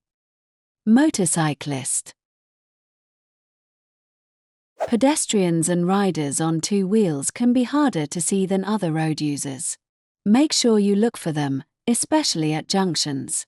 Effective observation, coupled with appropriate action, can save lives. Question 18. You're approaching a roundabout. What should you do if there are horses being ridden in front of you?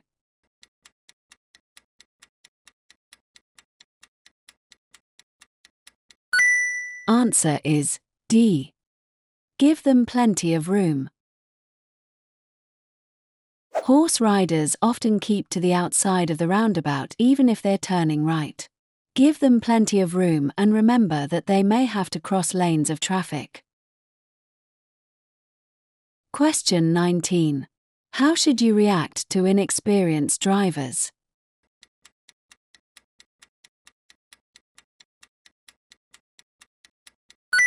Answer is D. Be patient and prepare for them to react more slowly. Learners might not have confidence when they first start to drive. Allow them plenty of room and don't react adversely to their hesitation.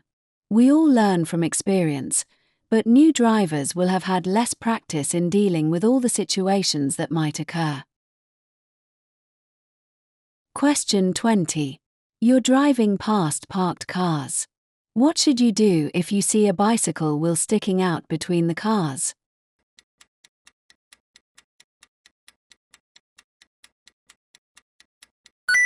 Answer is C. Slow down and be prepared to stop for a cyclist. Scan the road as you drive. Try to anticipate hazards by being aware of the places where they're likely to occur. You'll then be able to react in good time. Question 21. What should you do when you're approaching a bus that's signaling to move away from a bus stop?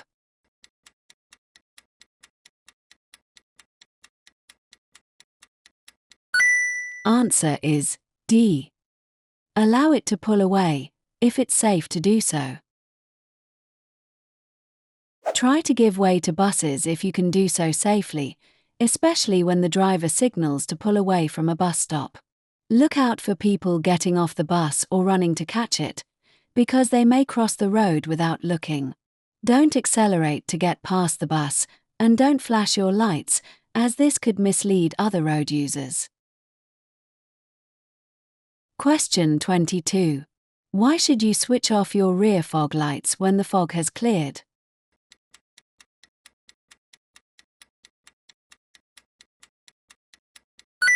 Answer is B. To prevent dazzling drivers behind. Don't forget to switch off your fog lights when the weather improves. You could be prosecuted for driving with them on in good visibility. The high intensity of rear fog lights can dazzle drivers behind and make your brake lights difficult to notice. Question 23. What will happen if you use rear fog lights in good conditions?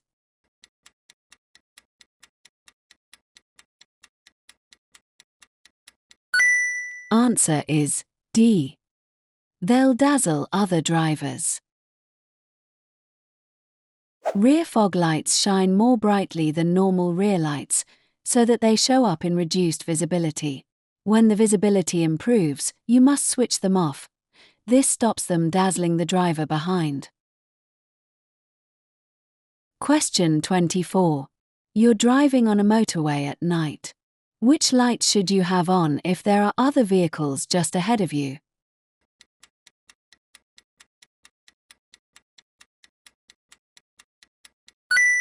Answer is A. Dipped headlights. If you're driving behind other traffic on the motorway at night, use dipped headlights. Main beam headlights will dazzle the other drivers. Your headlight's dipped beam should fall short of the vehicle in front. Question 25. Why are vehicles fitted with rear fog lights?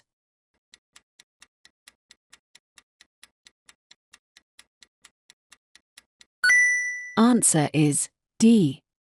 To make them more visible in thick fog. Rear fog lights make it easier to spot a vehicle ahead in foggy conditions. Avoid the temptation to use other vehicles' lights as a guide, as they may give you a false sense of security. Question 26. Your vehicle breaks down on a motorway and you need to call for help. Why might it be better to use an emergency roadside telephone rather than a mobile phone?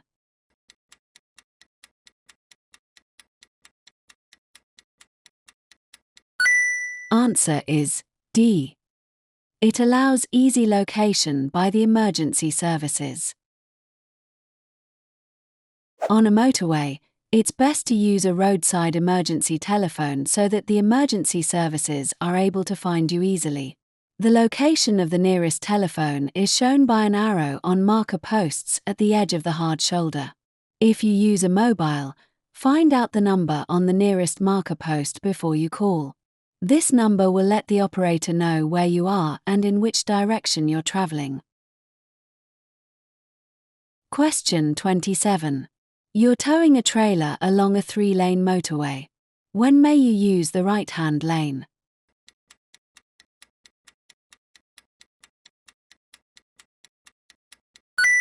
Answer is B. When there are lane closures. If you're towing a caravan or trailer, you mustn't use the right-hand lane of a motorway with 3 or more lanes except in certain specified circumstances, such as when lanes are closed. Question 28. When may you stop on a clearway?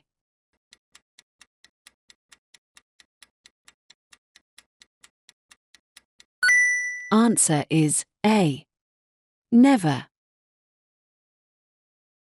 Clearways are in place so that traffic can flow without the obstruction of parked vehicles. Just one parked vehicle can cause an obstruction for all other traffic. You mustn't stop where a clearway is in force, not even to pick up or set down passengers. Question 29. You're in a built-up area at night and the road is well lit. Why should you use dipped headlights?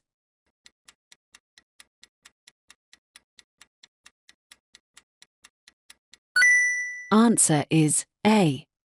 So that you can be easily seen by others. You may be difficult to see when you're traveling at night, even on a well-lit road. If you use dipped headlights rather than sidelights, other road users should be able to see you more easily. Question 30. When must you stop your vehicle?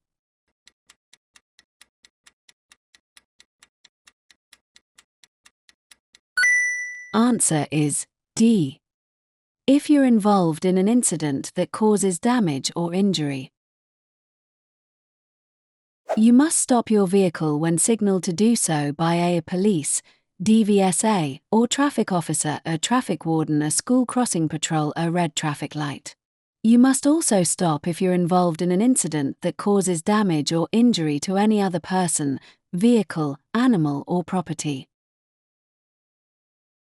Question 31. What does this sign mean?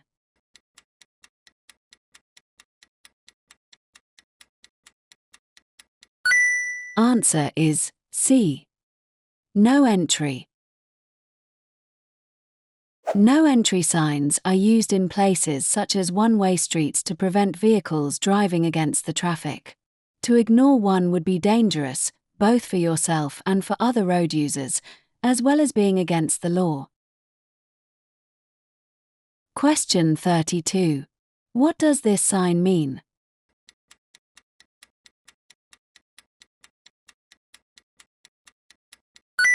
Answer is A. Route for trams only. Avoid blocking tram routes. Trams are fixed on their route and can't maneuver around other vehicles or pedestrians. Modern trams travel quickly and are quiet, so you might not hear them approaching. Question 33. What's the purpose of triangular-shaped signs?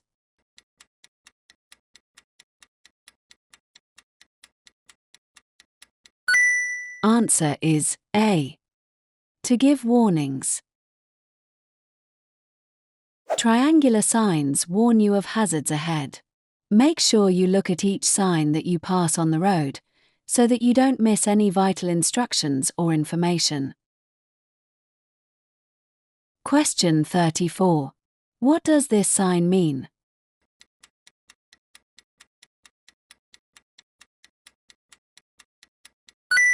Answer is B. End of dual carriageway. Don't wait until the last moment before moving into the left-hand lane. Plan ahead and don't rely on other traffic letting you in. Question 35. What does this sign mean?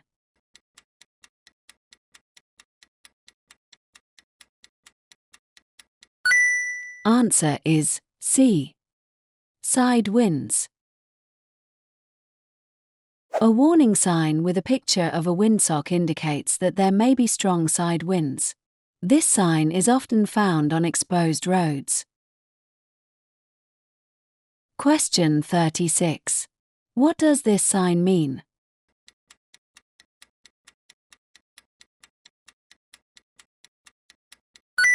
Answer is B. End of motorway. When you leave the motorway, make sure that you check your speedometer. You may be going faster than you realize. Slow down and look for speed limit signs. Question 37. Which sign means you have priority over oncoming vehicles?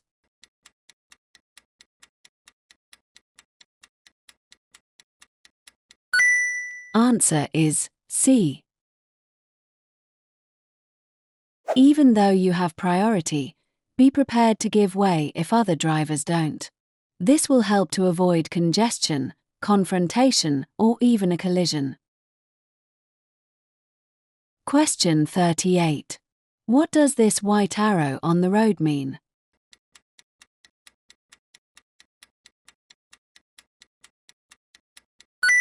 Answer is C. Return to your side of the road.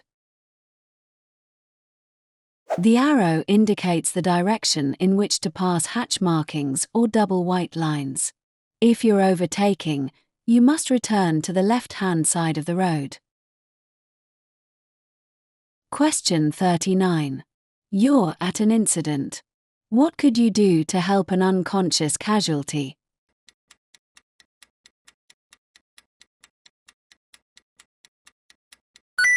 Answer is D. Check that they're breathing normally. If a casualty is unconscious, you need to check that they're breathing normally. Look for chest movements, look and listen for breathing, and feel for breath on your cheek. Question 40. You arrive at an incident. There's no danger from fire or further collisions and the emergency services have been called. What's your first priority when attending to an unconscious motorcyclist?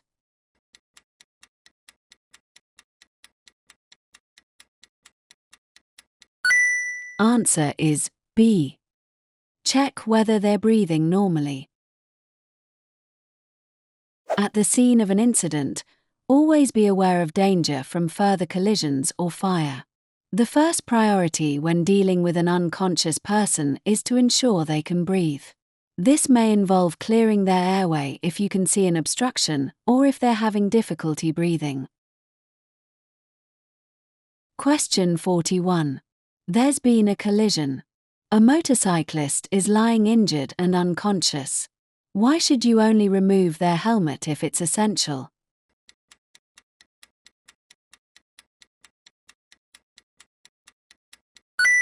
Answer is A. Removing it could make any injuries worse. When someone is injured, any movement that isn't absolutely necessary should be avoided, since it could make the injuries worse. Unless it's essential to remove a motorcyclist helmet, it's generally safer to leave it in place. Question 42. What should you do if your vehicle breaks down in a tunnel?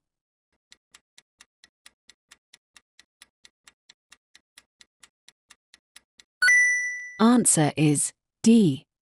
Switch on hazard warning lights, then go and call for help. A broken down vehicle in a tunnel can cause serious congestion and danger to other road users. If your vehicle breaks down, get help without delay. Switch on your hazard warning lights, then go to an emergency telephone to call for help. Question 43. When would you increase the pressure in your tires so that it's above the normal value?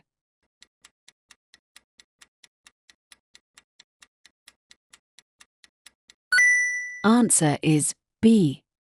When carrying a heavy load. Check the vehicle handbook.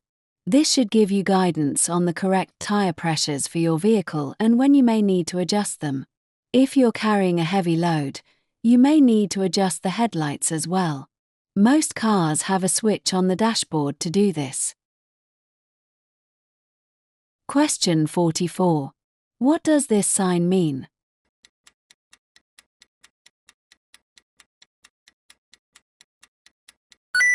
Answer is A. Pedal cycles are prohibited. This sign tells you that riding pedal cycles is prohibited. Question 45. What does the following sign mean?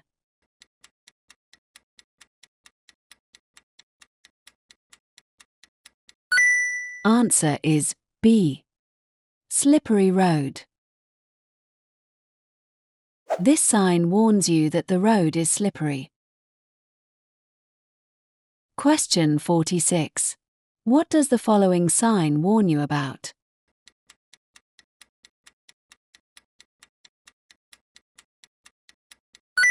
Answer is A. Slow-moving vehicles.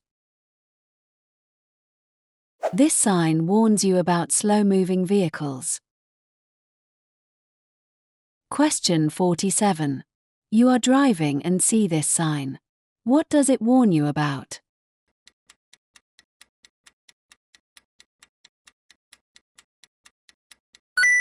Answer is C.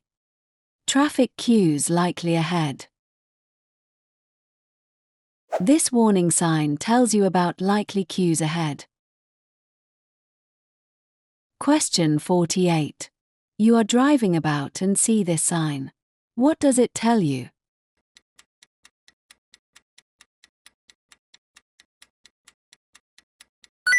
Answer is A. Pedestrians on road. This sign warns you of pedestrians on the road. Question 49. You are traveling on a road and spot this sign. What does it tell you?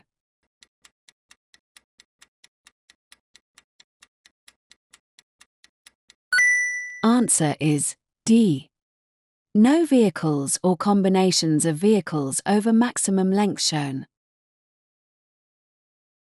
This is a regulatory sign with a red circle suggesting some sort of prohibition. The sign tells you that no vehicles or combinations of vehicles over maximum length shown are allowed. Question 50. What does this sign mean?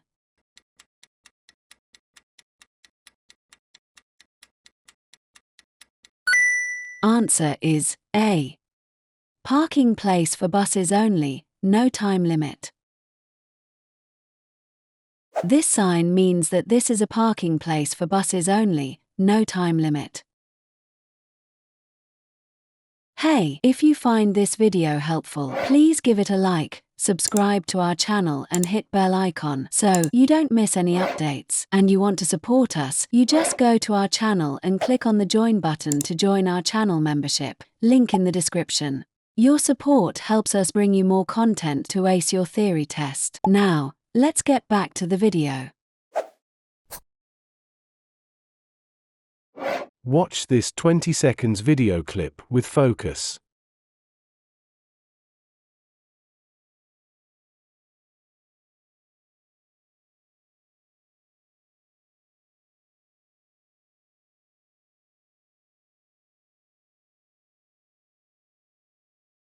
Question 1. Why has the bus driver positioned the bus on the left?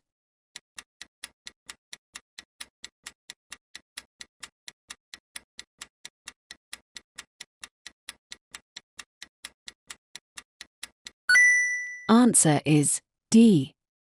The bus needs extra room to get around the roundabout.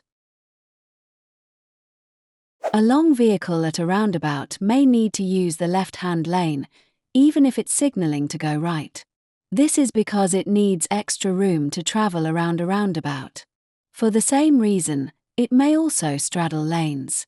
Watch out for a long vehicle signals and allow it plenty of room on a roundabout. Question 2. Why does the cyclist take the longer route around the roundabout?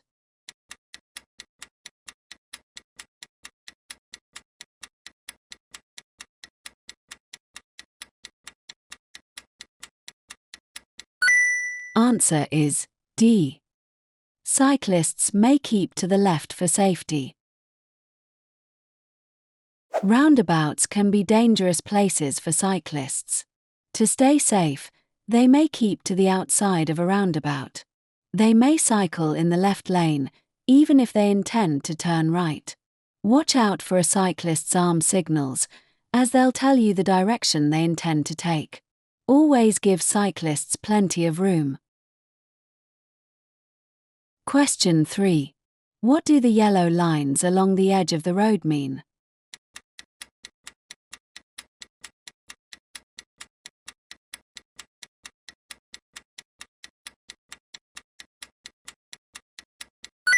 Answer is C.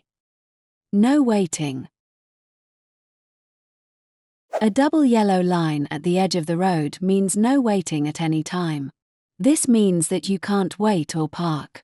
However, you may stop on double yellow lines to drop off or pick up people. You may also stop to load or unload, provided there are no loading restrictions. Question 4. What should you do before slowing down or stopping your vehicle?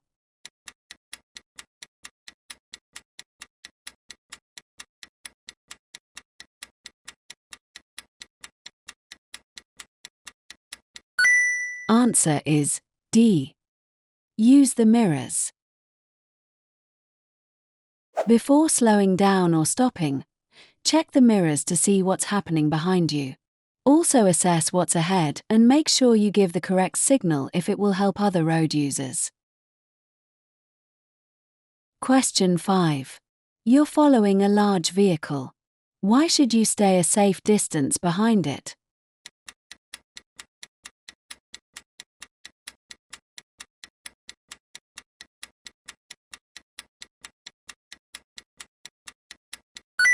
Answer is A. You'll give the driver a chance to see you in their mirrors. If you're following a large vehicle but are so close to it that you can't see its exterior mirrors, the driver won't be able to see you. Keeping well back will also allow you to see the road ahead by looking past the large vehicle. Question 6. You're driving along this road. What should you do if the red car cuts in close in front of you?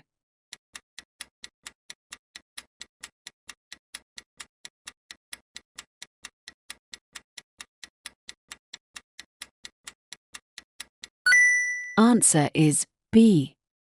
Drop back to leave the correct separation distance. There are times when other drivers make incorrect or ill-judged decisions. Be tolerant and try not to retaliate or react aggressively. Always consider the safety of other road users, your passengers, and yourself. Question 7. How would underinflated tires affect your vehicle?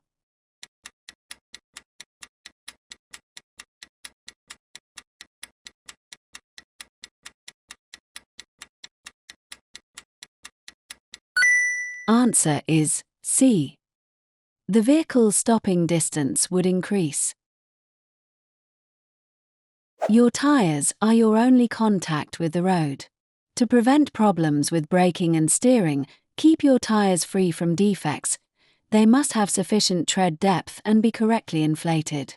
Correct tire pressures help reduce the risk of skidding and provide a safer and more comfortable drive or ride. Question 8. What makes the vehicle in the picture environmentally friendly?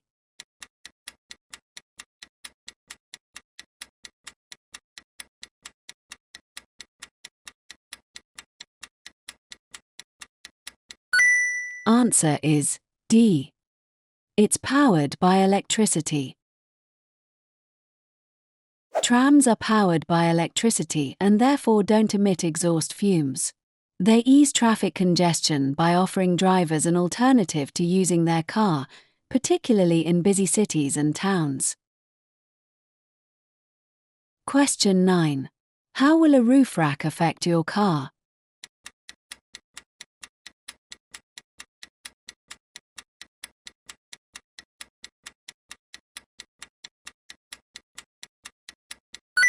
Answer is B.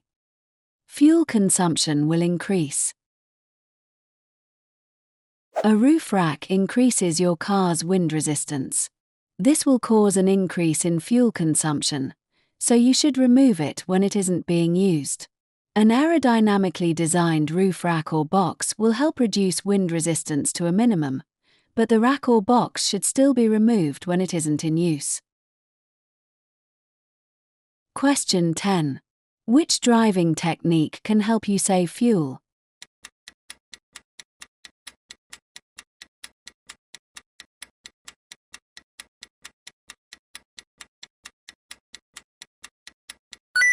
Answer is B.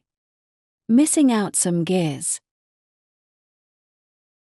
Missing out intermediate gears, when appropriate, helps to reduce the amount of time spent accelerating and decelerating, the times when your vehicle uses the most fuel. Question 11. You're about to start a journey in freezing weather. What part of your vehicle should you clear of ice and snow?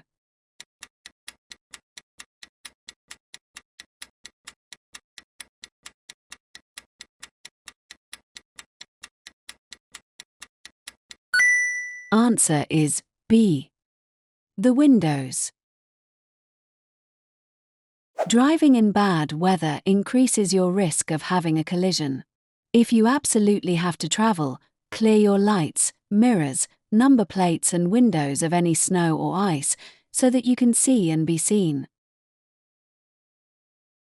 Question 12.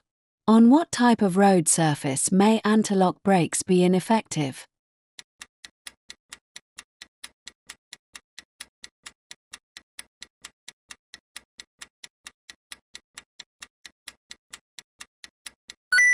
Answer is C. Loose. Poor contact with the road surface could cause one or more of the tires to lose grip on the road. This is more likely to happen when braking in poor weather conditions and when the road has a loose, slippery, or uneven surface. Question 13. What would suggest you're driving on an icy road?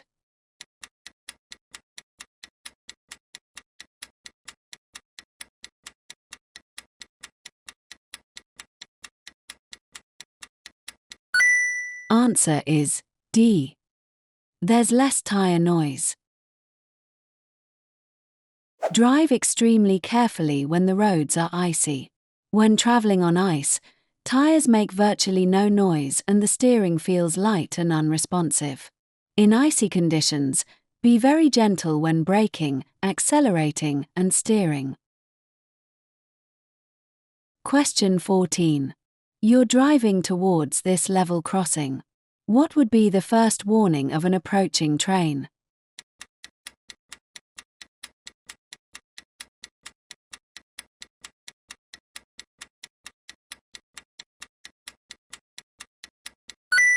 Answer is A. A steady amber light. The steady amber light will be followed by twin flashing red lights that mean you must stop. An alarm will also sound to alert you to the fact that a train is approaching. Question 15. Why should you reduce your speed here?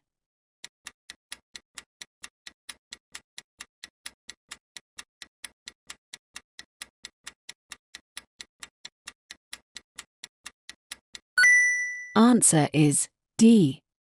A staggered junction is ahead. Traffic could be turning off or pulling out ahead of you, to the left or right. Vehicles turning left will be slowing down before the junction, and any vehicles turning right may have to stop to allow oncoming traffic to clear. Be prepared for this, as you might have to slow down or stop behind them. Question 16. What should you do about driving if you've been taking medicine that causes drowsiness?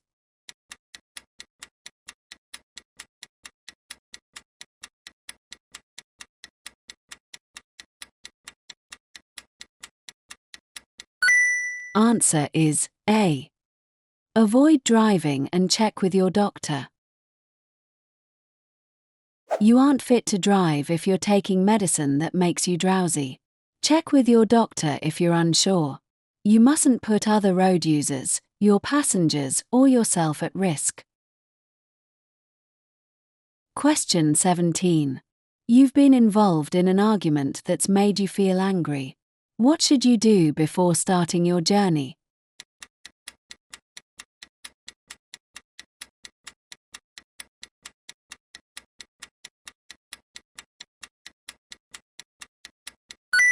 Answer is D. Calm down. If you're feeling upset or angry, you'll find it much more difficult to concentrate on your driving. You should wait until you've calmed down before starting a journey. Question 18. As you approach a pelican crossing, the lights change to green. What should you do if older people are still crossing?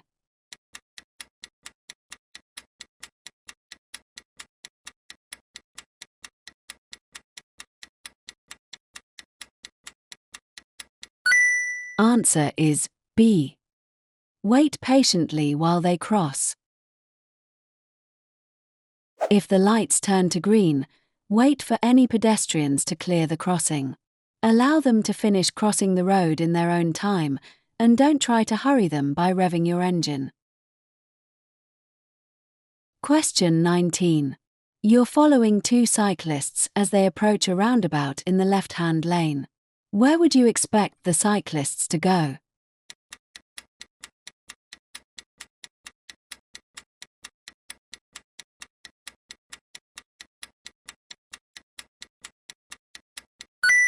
Answer is C.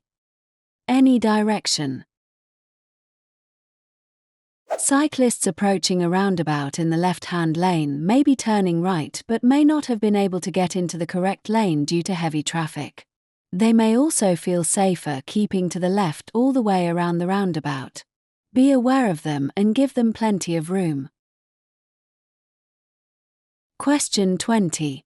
What does this sign mean?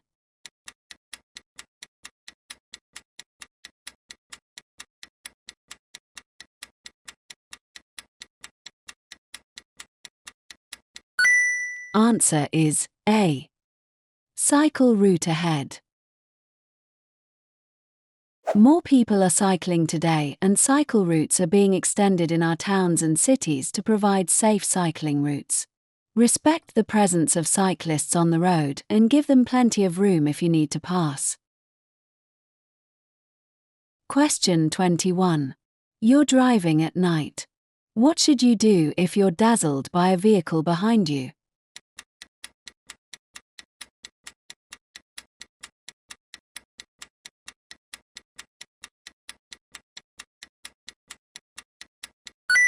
Answer is D.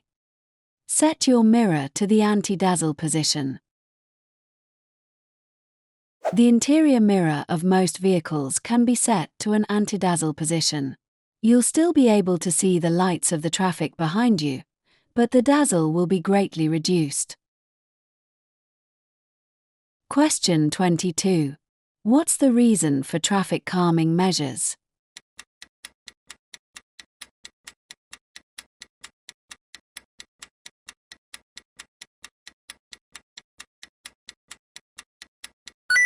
Answer is C.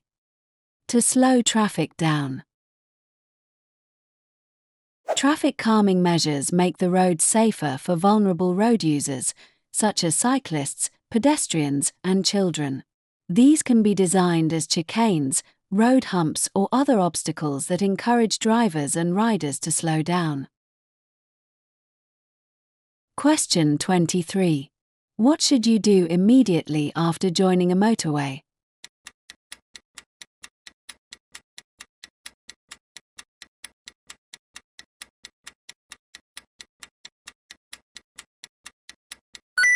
Answer is B. Stay in the left-hand lane. When you've just joined a motorway, stay in the left-hand lane long enough to get used to the higher speeds of motorway traffic before considering overtaking. Question 24. What does this sign mean?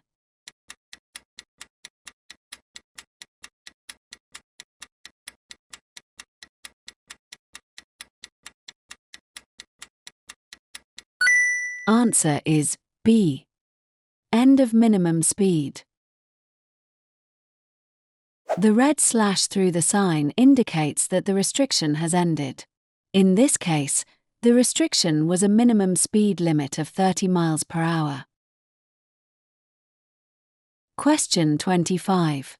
You're approaching a busy junction. What should you do when, at the last moment, you realize you're in the wrong lane?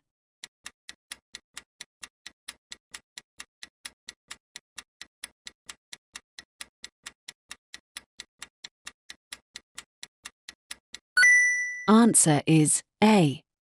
Continue in that lane. There are times when road markings are obscured by queuing traffic, or you're unsure which lane to use. If, at the last moment, you find you're in the wrong lane, don't cut across or bully other drivers to let you in. Follow the lane you're in and find somewhere safe to turn around and rejoin your route.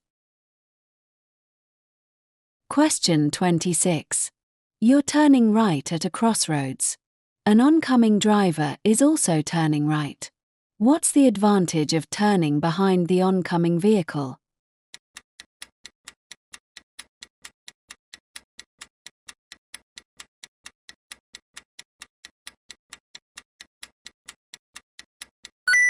Answer is A.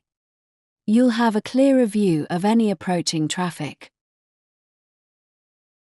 When turning right at a crossroads where oncoming traffic is also turning right, it's generally safer to turn behind the approaching vehicle.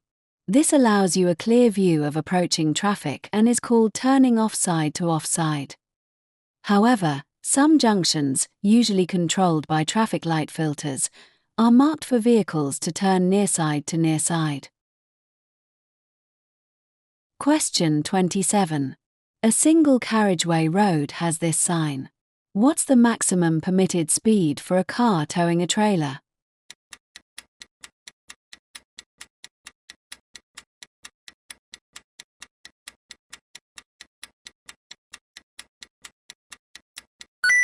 Answer is D.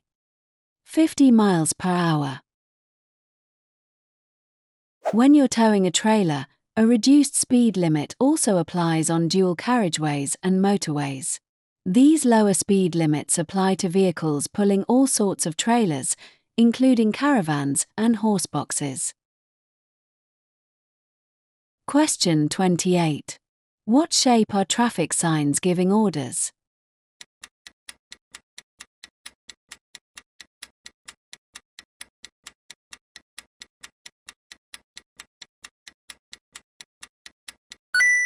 Answer is D. Road signs in the shape of a circle give orders. Those with a red circle are mostly prohibitive. The stop sign is octagonal to give it greater prominence.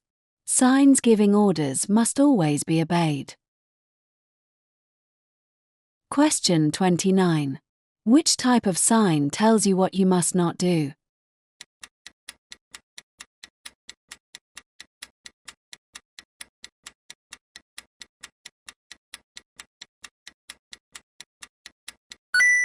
Answer is B. Signs in the shape of a circle give orders. A sign with a red circle means that you aren't allowed to do something. Study Know Your traffic signs to ensure that you understand what the different traffic signs mean. Question 30. What does this sign mean?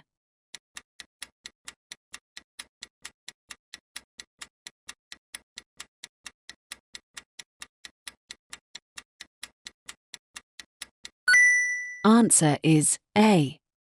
Maximum speed limit with traffic calming. If you're in a place where there are likely to be pedestrians, for example, outside a school, near a park, in a residential area or in a shopping area, you should be cautious and keep your speed down. Many local authorities have taken steps to slow traffic down by creating traffic calming measures such as road humps. They're there for a reason. Slow down. Question 31. Which sign means no stopping?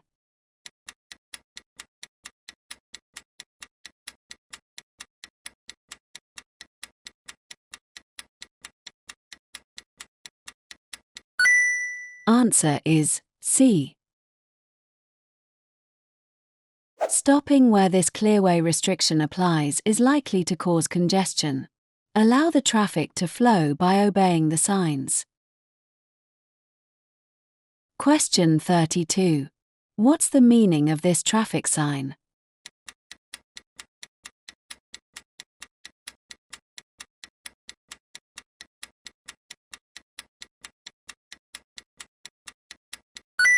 Answer is D.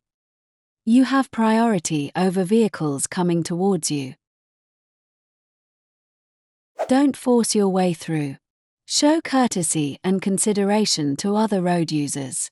Although you have priority, make sure oncoming traffic is going to give way before you continue. Question 33. Where would you see a contraflow bus lane?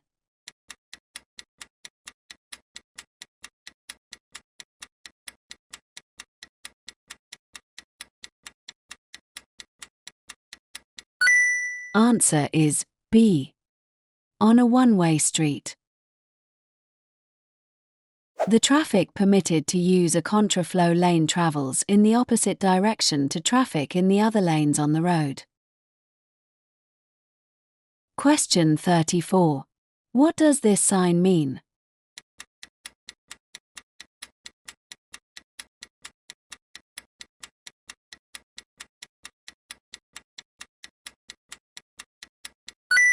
Answer is B. Roundabout. As you approach a roundabout, look well ahead and check all signs. Decide which exit you wish to take and move into the correct position as you approach the roundabout, signaling as required. Question 35. You're about to overtake. What should you do when you see this sign?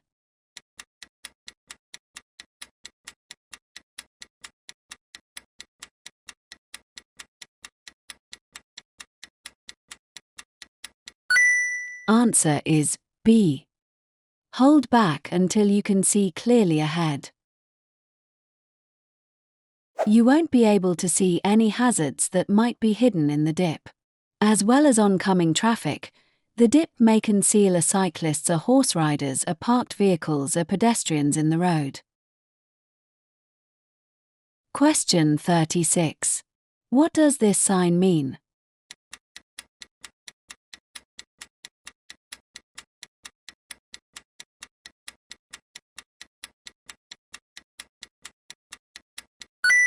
Answer is D. No through road. You won't be able to find a through route to another road. Use this road only for access. Question 37. Where would you find these road markings?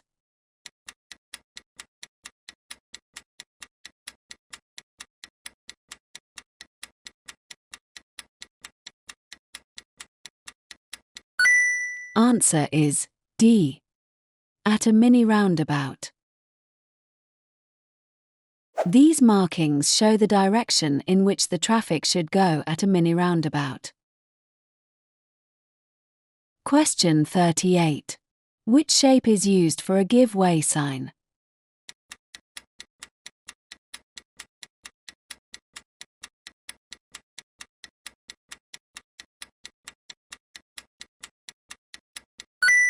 Answer is B. Other warning signs are the same shape and color, but the give way triangle points downwards. When you see this sign, you must give way to traffic on the road that you're about to enter. Question 39. What does this sign mean?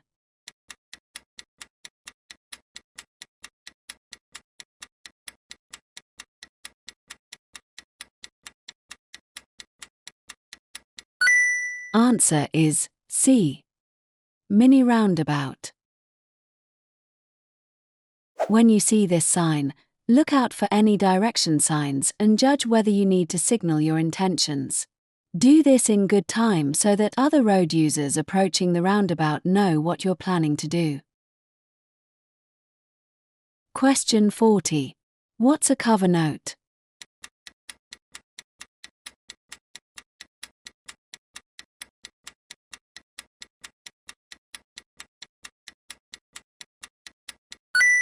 Answer is D. A document issued before you receive your insurance certificate. Sometimes an insurance company will issue a temporary insurance certificate called a cover note. It gives you the same insurance cover as your certificate but lasts for a limited period, usually 1 month. Question 41. Your insurer will issue you with an insurance certificate. When must you produce this document for inspection?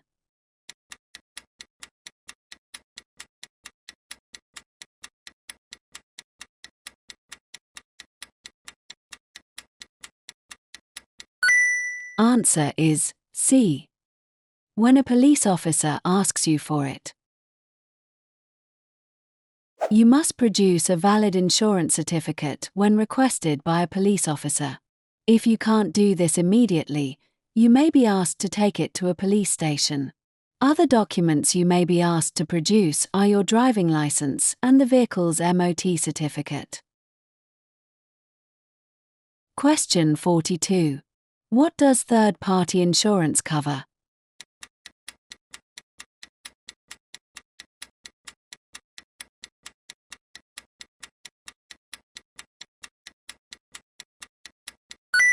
Answer is C. Damage to other vehicles. Third-party insurance cover is usually cheaper than comprehensive cover. However, it doesn't cover any damage caused to your own vehicle or property. It only covers damage and injury you cause to others. Question 43. After a collision, someone is unconscious in their vehicle. When should you call the emergency services?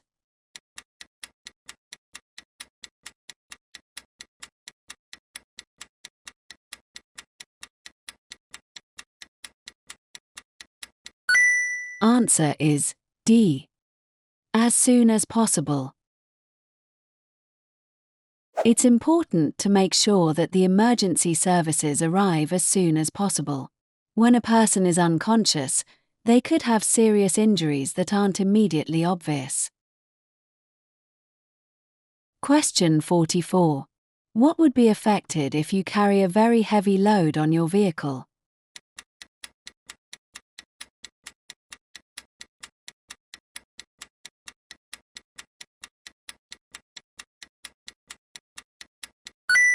Answer is B. The vehicle's handling.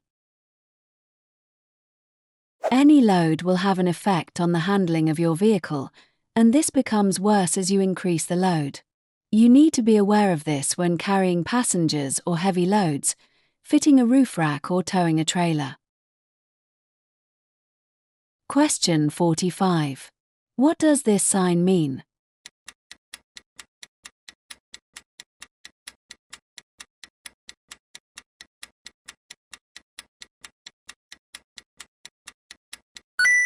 Answer is C. No stopping. No stopping, not even to pick up or set down passengers. Question 46. What does this sign mean?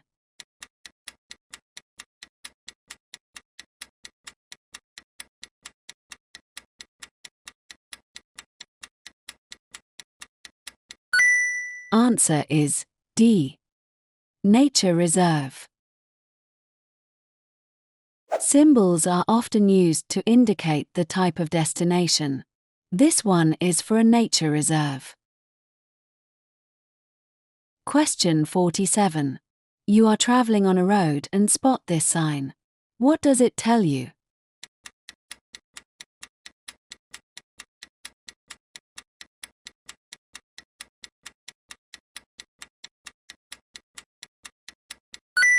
Answer is B. Traffic merges from the left. This warning sign tells you about merging traffic on your left. Question 48. You are traveling along a road and spot this sign. What does it tell you?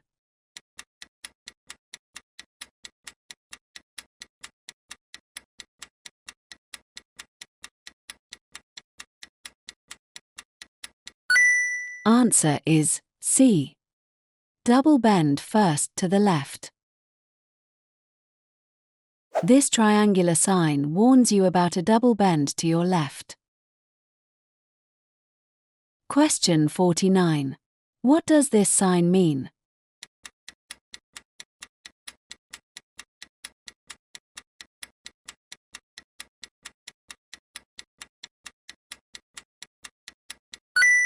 Answer is D. Start of a speed limit at the boundary of a town or village. This is a start of a speed limit sign. It is found at the boundary of a town or village. Question 50. What vehicles should park here to contact the signal operator?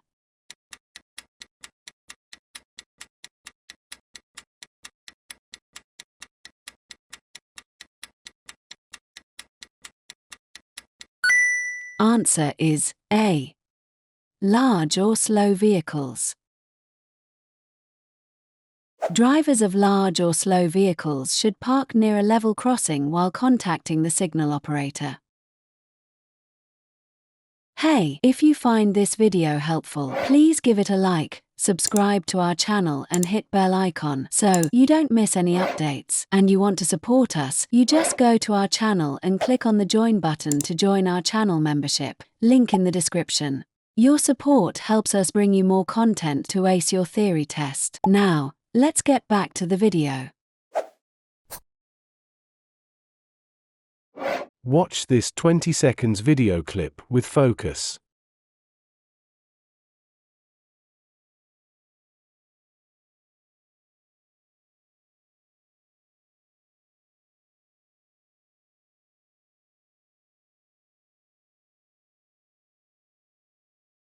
Question 1. Why is it dangerous to overtake near a junction?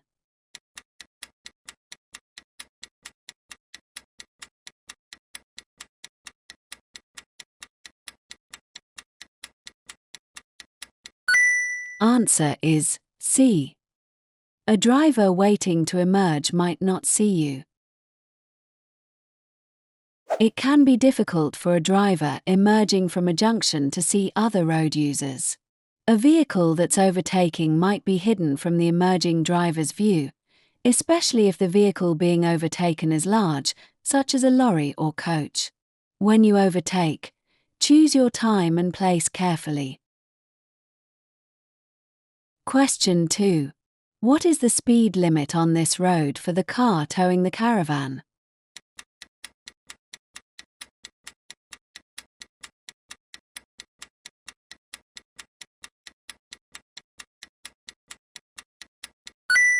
Answer is A. 50 miles per hour. You need to learn different driving techniques for towing a caravan. And, due to your vehicle's increased weight and length, you must plan your maneuvers well in advance. The speed limit for towing a caravan is lower than for a vehicle that's not towing. This allows for the extra time it takes to slow down and stop. Question 3. What do the white diagonal stripe markings in the middle of the road mean?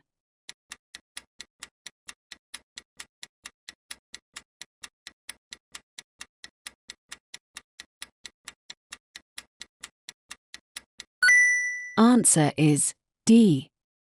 You should not enter the area unless it's necessary and you can see it's safe.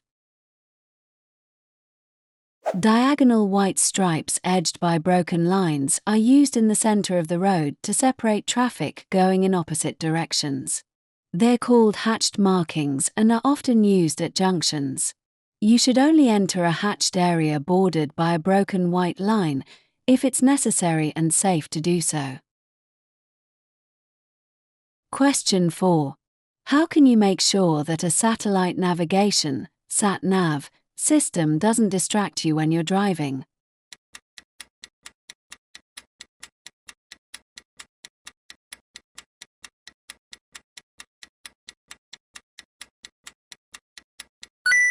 Answer is D.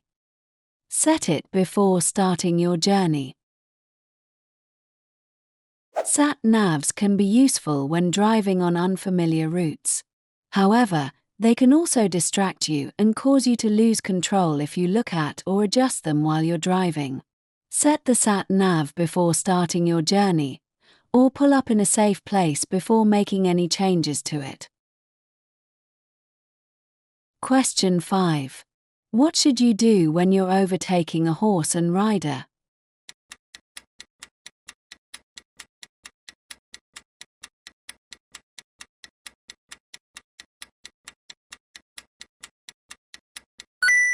Answer is D. Go past slowly and carefully. Horses can be startled by the sound of a car engine or the rush of air caused by a vehicle passing too closely. Keep well back and only pass when it's safe. Leave them plenty of room. You may have to use the other side of the road to go past safely. Question 6. What should you do if you're driving a slow-moving vehicle on a narrow winding road?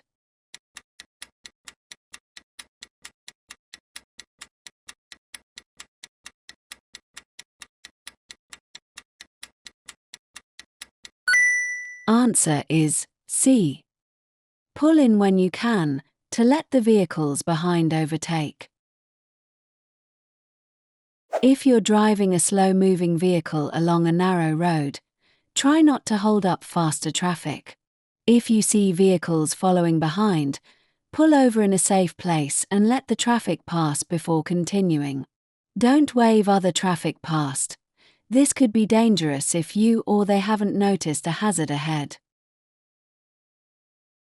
Question 7. What's most likely to increase fuel consumption?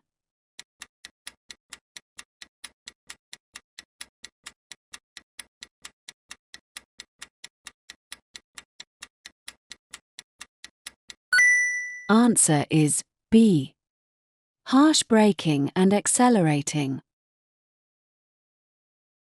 Accelerating and braking gently and smoothly will help to save fuel and reduce wear on your vehicle. This makes it better for the environment too. Question 8. If you're involved in a collision, what will reduce the risk of neck injury?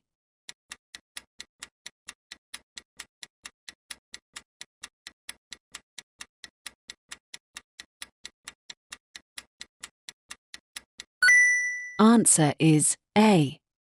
A properly adjusted head restraint. If you're involved in a collision, head restraints will reduce the risk of neck injury. They must be properly adjusted. Make sure they aren't positioned too low. In a crash, this could cause damage to the neck. Question 9. What does it mean if your vehicle keeps bouncing after you sharply press down and release on the bodywork over a wheel?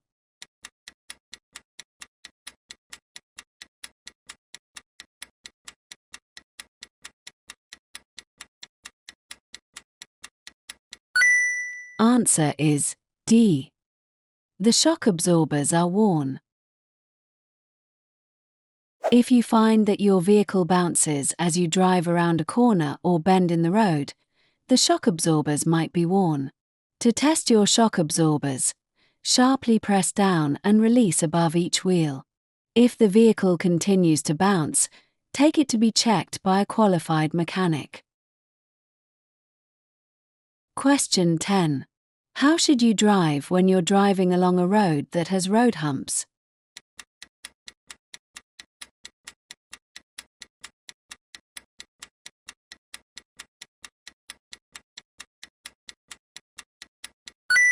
Answer is D. Maintain a reduced speed throughout. Road humps are there for a reason, to protect vulnerable road users by reducing the speed of traffic. Don't accelerate harshly between the humps. Put the safety of others first and maintain a reduced speed throughout the zone. Question 11. You have to make an unexpected journey. You're carrying a 5-year-old child on the back seat of your car. They're under 1.35 meters, 4 feet 5 inches, tall. How should you seat them if a correct child restraint isn't available?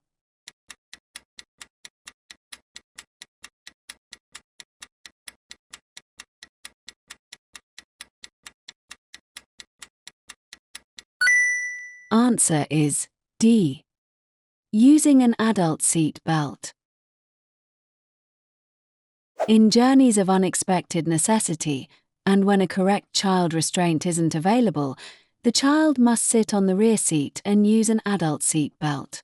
In a collision, unrestrained objects and people can cause serious injury or even death. Question 12. How much can stopping distances increase in icy conditions?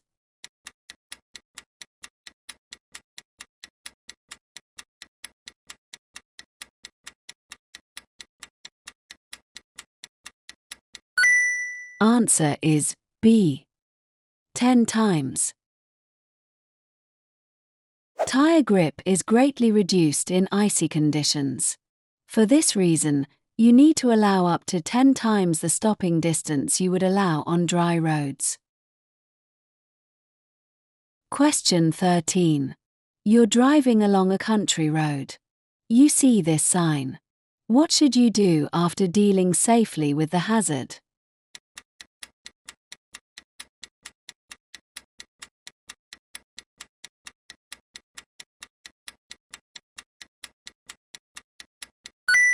Answer is D. Test your brakes.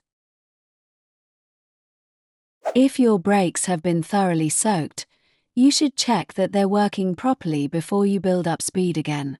Before you do this, remember to check your mirrors and consider what's behind you. Question 14. You're approaching a crossroads. What should you do if the traffic lights have failed?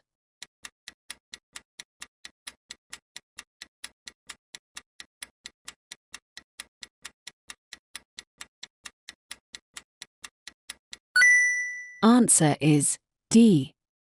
Be prepared to stop for any traffic. When approaching a junction where the traffic lights have failed, you should proceed with caution. Treat the situation as an unmarked junction and be prepared to stop. Question 15. Why are vehicle mirrors often slightly curved, convex?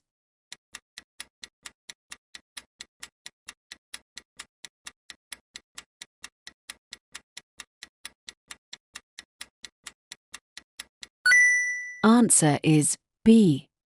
They give a wider field of vision. Although a convex mirror gives a wide view of the scene behind, you should be aware that it won't show you everything behind or to the side of your vehicle.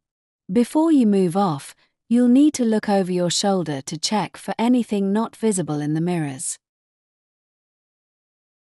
Question 16. Why should you slow down as you approach this hazard?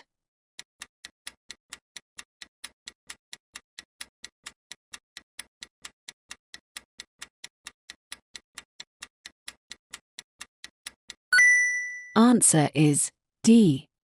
Because of the level crossing. You should be slowing down and selecting the correct gear in case you have to stop at the level crossing. Look for the signals and be prepared to stop if necessary. Question 17. What should you do if you begin to feel drowsy while you're driving?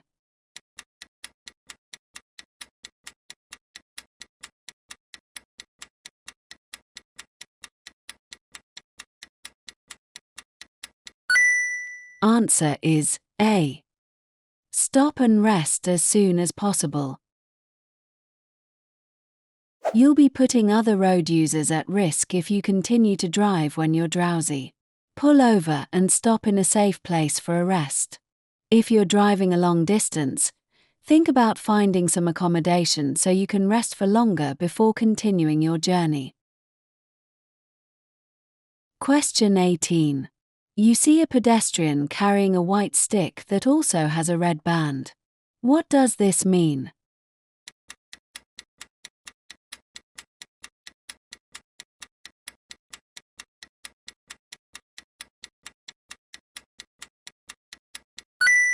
Answer is A. They're deaf and blind. When someone is deaf as well as blind, they may carry a white stick with a red reflective band or bands. They may not be aware that you're approaching and they may not be able to hear anything. So, for example, your horn would be ineffective as a warning to them. Question 19. You're traveling behind a moped. What should you do if you want to turn left a short distance ahead?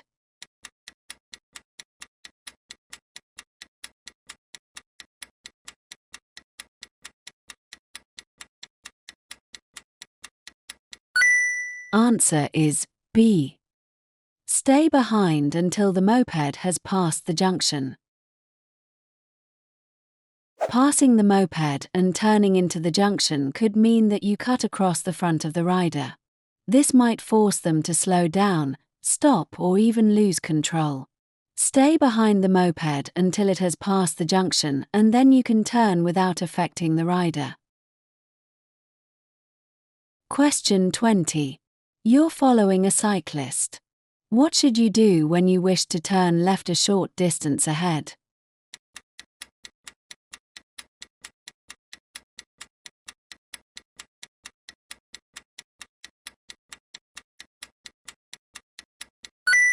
Answer is B. Hold back until the cyclist has passed the junction.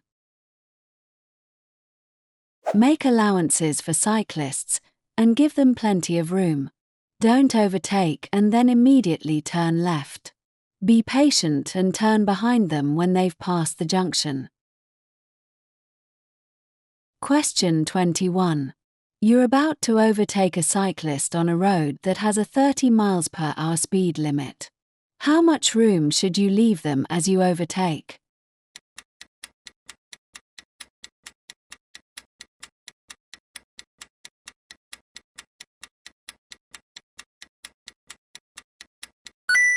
Answer is B. At least as much room as you would if you were overtaking a car. You should leave cyclists at least as much room as you would if you were overtaking a car. Leave them more room if you're overtaking at speeds over 30 miles per hour. Question 22. When may you wait in a box junction?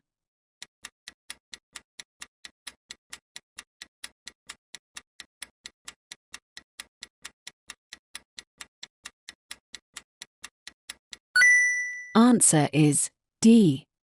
When oncoming traffic prevents you turning right. The purpose of a box junction is to keep the junction clear by preventing vehicles from stopping in the path of crossing traffic. You mustn't enter a box junction unless your exit is clear.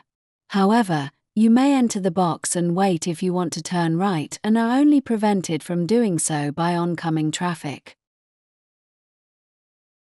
Question 23. You're traveling on a road that has road humps. What should you do when the driver in front is traveling more slowly than you?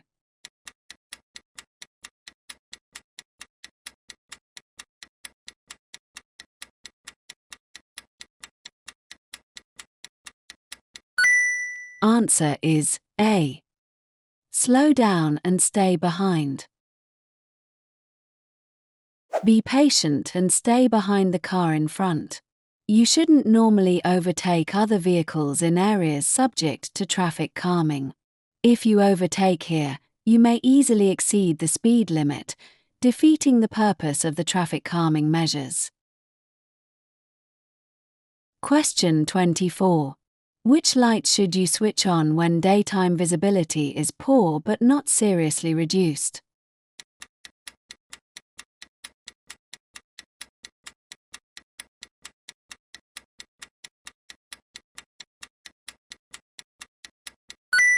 Answer is A.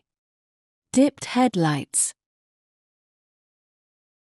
Only use your fog lights when visibility is seriously reduced.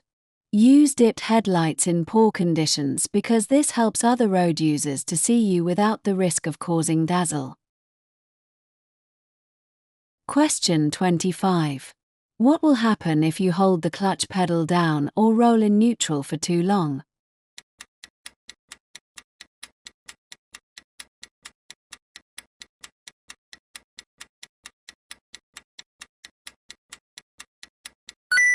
Answer is A. It will reduce your control. Holding the clutch down or staying in neutral for too long will cause your vehicle to freewheel. This is known as coasting, and it's dangerous because it reduces your control of the vehicle. Question 26. What do these motorway signs mean?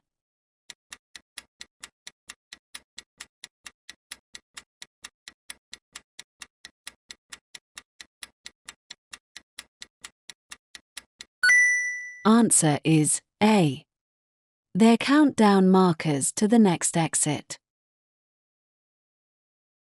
The exit from a motorway is indicated by countdown markers.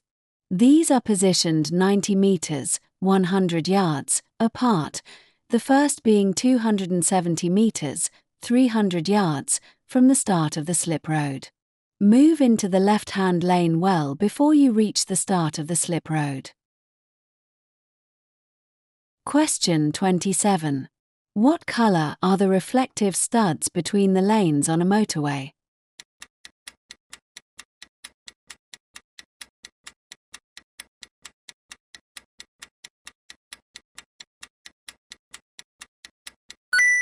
Answer is C. White. White studs are found between the lanes on motorways. They reflect back the light from your headlights. This is especially useful in bad weather, when visibility is restricted. Question 28. Where should you stop to rest if you feel tired while you're traveling along a motorway?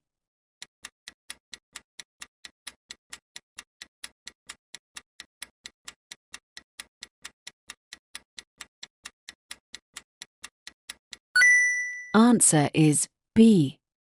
At the nearest service area. If you feel tired, stop at the nearest service area. If that's too far away, leave the motorway at the next exit and find a safe place to stop. You mustn't stop on the carriageway or hard shoulder of a motorway except in an emergency, when in a traffic queue, or when signaled to do so by a police officer, a traffic officer, or traffic signals. Plan your journey so that you have regular rest stops. Question 29. There are no speed limit signs on the road. In England, Scotland, and Northern Ireland, how is a 30 mph limit generally indicated?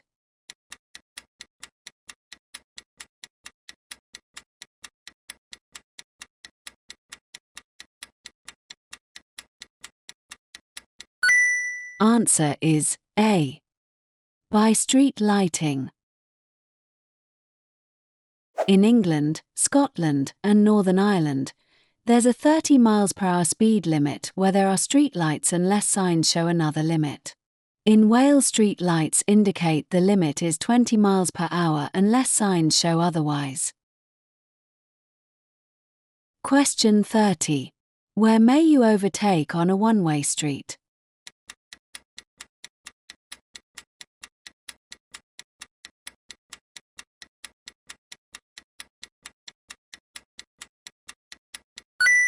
Answer is B. On either the right or the left. You can overtake other traffic on either side when traveling in a one-way street. Make full use of your mirrors and ensure it's clear all around before you attempt to overtake. Look for signs and road markings, and use the most suitable lane for your destination. Question 31. What's the national speed limit on a single carriageway road for cars and motorcycles?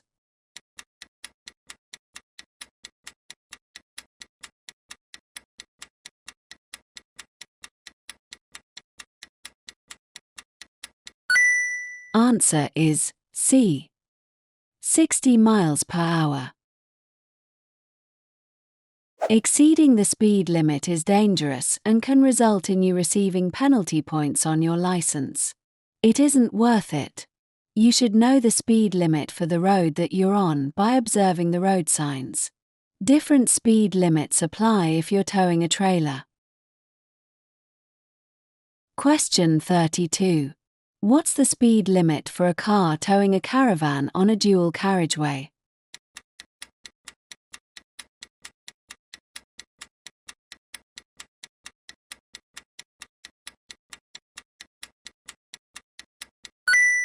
Answer is D. 60 mph. The speed limit for cars towing caravans or trailers on dual carriageways or motorways is 60 mph. Due to the increased weight and size of the combination, you should plan further ahead. Take care in windy weather, as a strong side wind can make a caravan or large trailer unstable. Question 33. When may you drive without wearing your seat belt?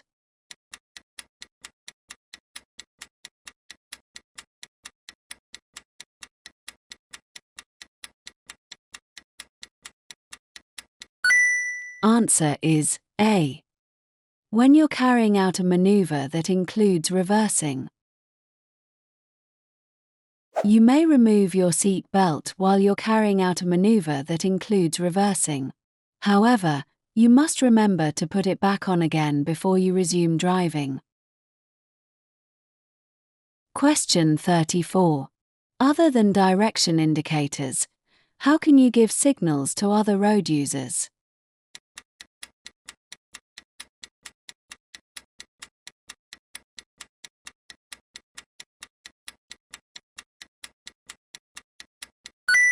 Answer is B.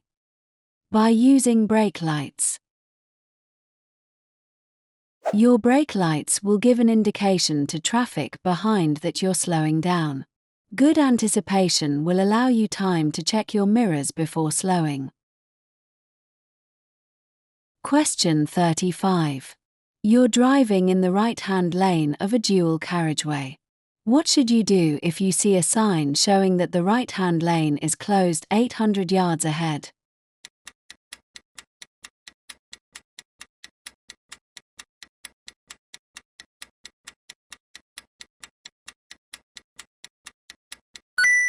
Answer is A. Move to the left in good time. Keep a lookout for traffic signs. If you're directed to change lanes, do so in good time. Don't push your way into traffic in another lane or try to gain advantage by delaying changing lanes. Question 36. What does this sign mean?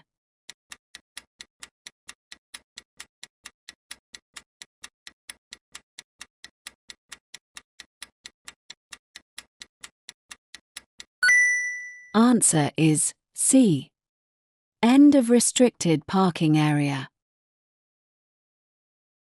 Even though you've left the restricted area, make sure that you park where you won't endanger other road users or cause an obstruction. Question 37. What does this sign mean?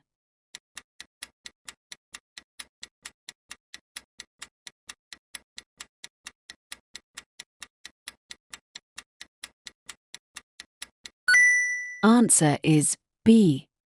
Route for trams. Take extra care when you encounter trams. Look out for road markings and signs that alert you to them. Modern trams are very quiet and you may not hear them approaching. Question 38. What does this sign mean?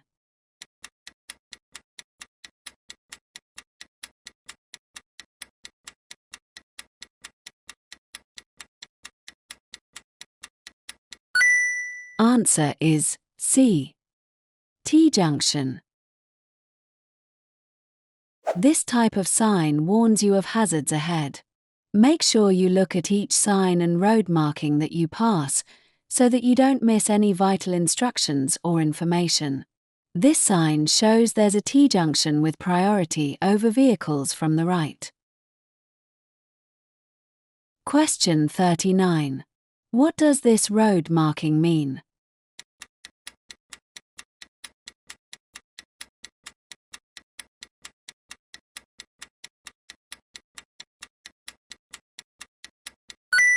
Answer is D. You're approaching a hazard.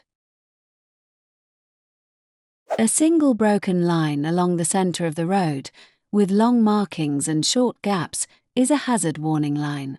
Don't cross it unless you can see that the road is clear well ahead.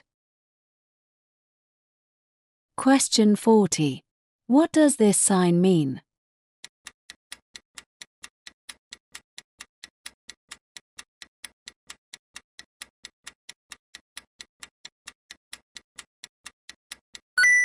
Answer is C. Right-hand lane closed ahead. You should change lanes as directed by the sign. Here, the right-hand lane is closed but the left-hand and center lanes are available. Merging in turn is recommended when it's safe and traffic is going slowly, for example, at roadworks or a road traffic incident. When vehicles are traveling at speed, this isn't advisable and you should move into the appropriate lane in good time. Question 41. What does 25 foot mean on this motorway sign?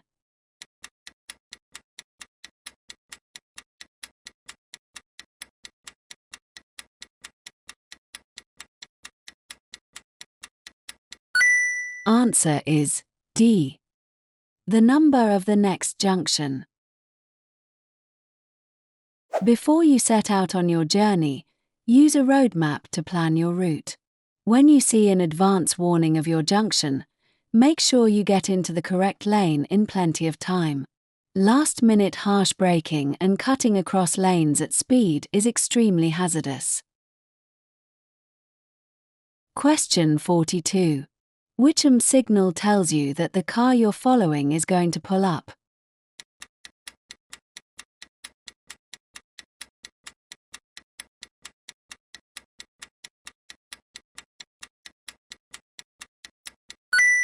Answer is C.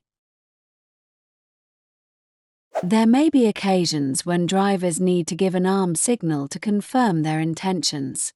This could include in bright sunshine, at a complex road layout, when stopping at a pedestrian crossing or when turning right just after passing a parked vehicle. You should understand what each signal means. If you give signals, make them clear, correct, and decisive. Question 43. How should you give an arm signal to turn left?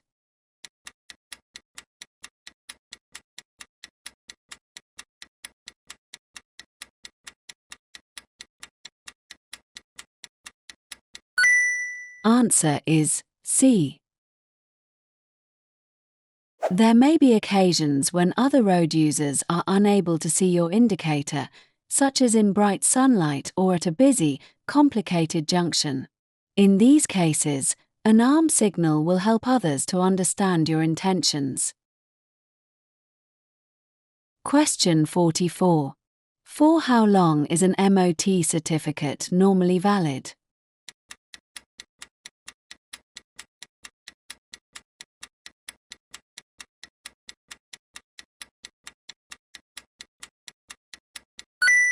Answer is B. 1 year after the date it was issued. Some garages will remind you that your vehicle is due for its annual MOT test, but not all do. To ensure continuous cover, you may take your vehicle for its MOT up to 1 month before its existing MOT certificate expires. The expiry date on the new certificate will be 12 months after the expiry date on the old certificate. Question 45. What does it mean if your insurance policy has an excess of £500?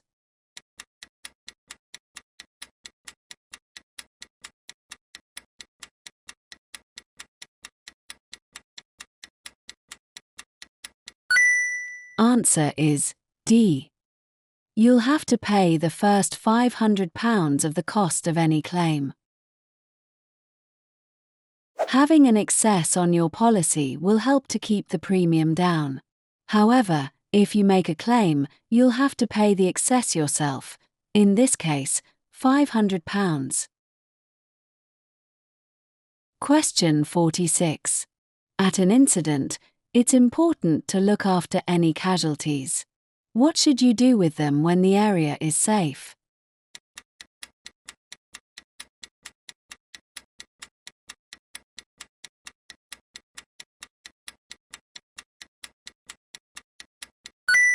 Answer is C. Keep them where they are.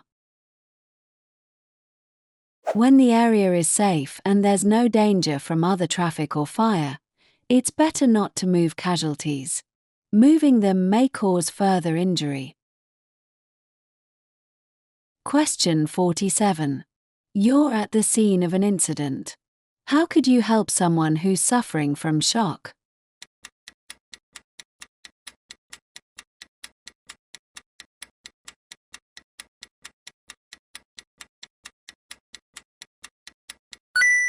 Answer is B.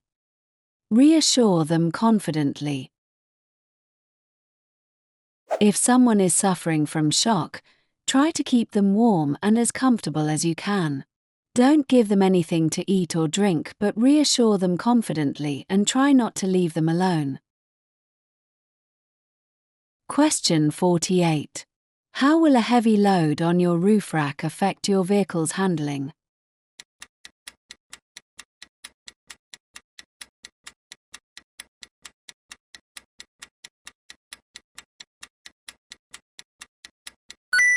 Answer is A. It will reduce stability. A heavy load on your roof rack will reduce the stability of the vehicle because it moves the center of gravity away from that designed by the manufacturer. Be aware of this when you drive round bends and corners. If you change direction at speed, your vehicle and/or load could become unstable and you could lose control. Question 49. What does this sign mean?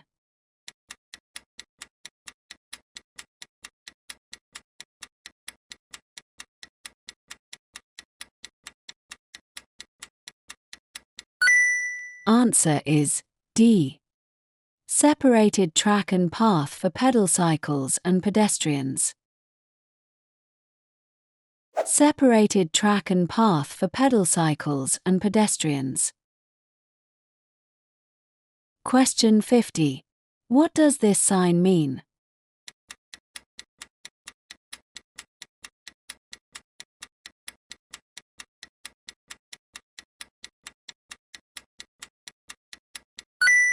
Answer is B.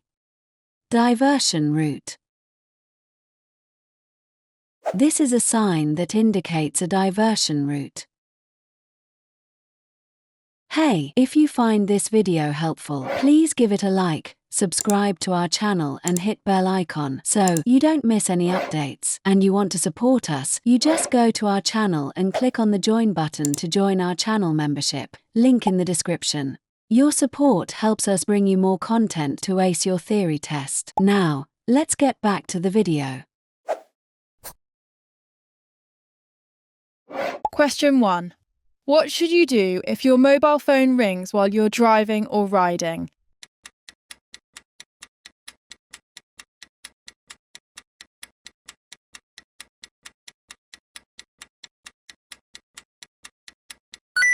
Answer is C. Leave it until you have stopped in a safe place.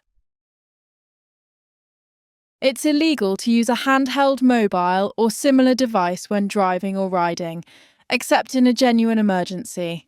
The safest option is to switch off your mobile phone before you set off and use a message service. If you've forgotten to switch your phone off and it rings, you should leave it. When you've stopped in a safe place, you can see who called and return the call if necessary. Question 2. You're driving on a wet road. What should you do if you have to stop your vehicle in an emergency?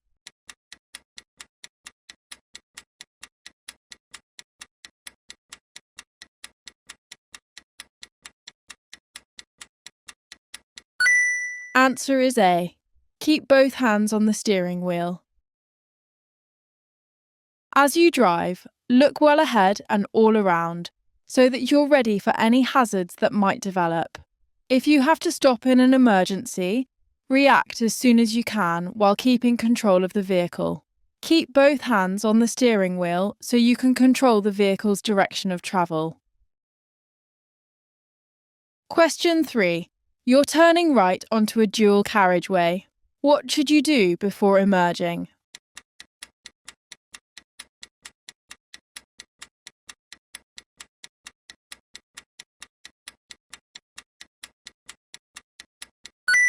Answer is B. check that the central reservation is wide enough for your vehicle. Before emerging right onto a dual carriageway, make sure that the central reservation is deep enough to protect your vehicle. If it isn't, you should treat the dual carriageway as one road and check that it's clear in both directions before pulling out. Neglecting to do this could place part or all of your vehicle in the path of approaching traffic and cause a collision. Question 4. On a road where trams operate, which vehicles will be most at risk from the tram rails?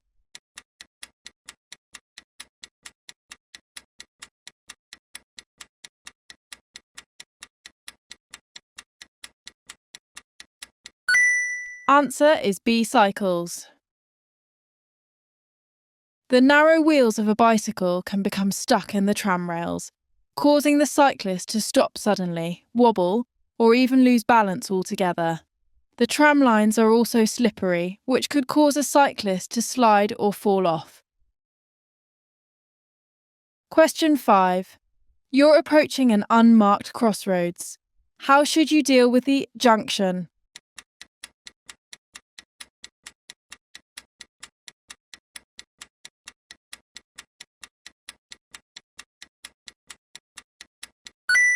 Answer is A. Slow down and look both ways. Be cautious, especially when your view is restricted by hedges, bushes, walls, large vehicles, etc. In the summer months, these junctions can become more difficult to deal with because growing foliage may further obscure your view. Question 6. You're driving on a clear night. Which lights should you use if the national speed limit applies and there's a steady stream of oncoming traffic?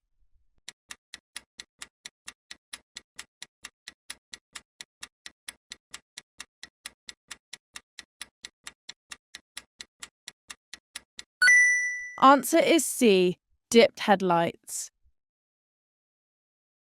Use the full beam headlights only when you can be sure that you won't dazzle other road users. Question 7.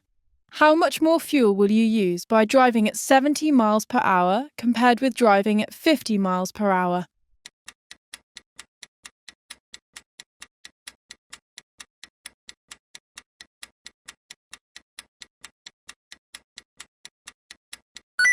Answer is B. About 15%. Your vehicle will use less fuel if you avoid heavy acceleration. The higher the engine revs, the more fuel you'll use. Using the same gear and covering the same distance, a vehicle travelling at 70 miles per hour will use about 15% more fuel than it would at 50 miles per hour. However, don't travel so slowly that you inconvenience or endanger other road users. Question 8. How can you reduce the chances of your car being broken into when leaving it unattended?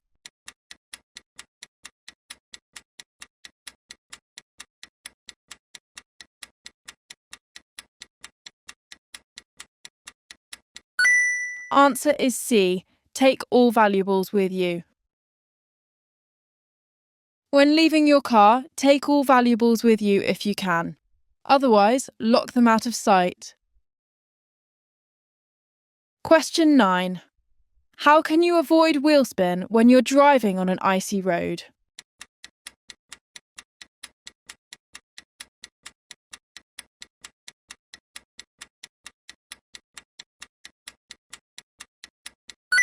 Answer is A. Drive at a slow speed in the highest gear possible. If you're travelling on an icy road, extra caution will be required to avoid loss of control. Keeping your speed down and using the highest gear possible will reduce the risk of the tyres losing their grip on this slippery surface. Question 10. Why must you take great care when emerging from this junction?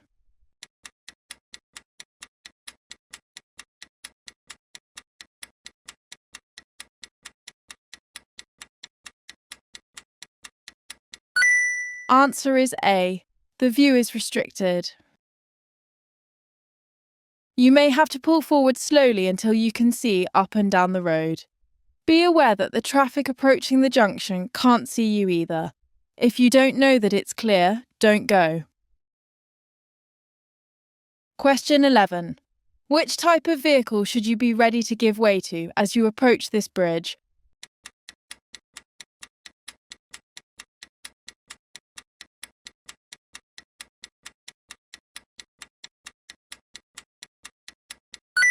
Answer is D, buses.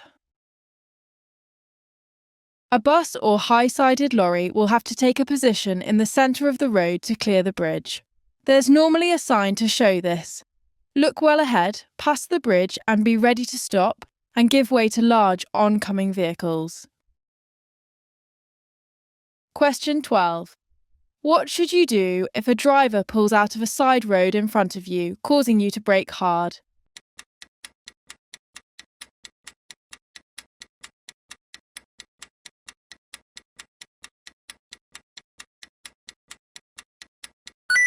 Answer is C.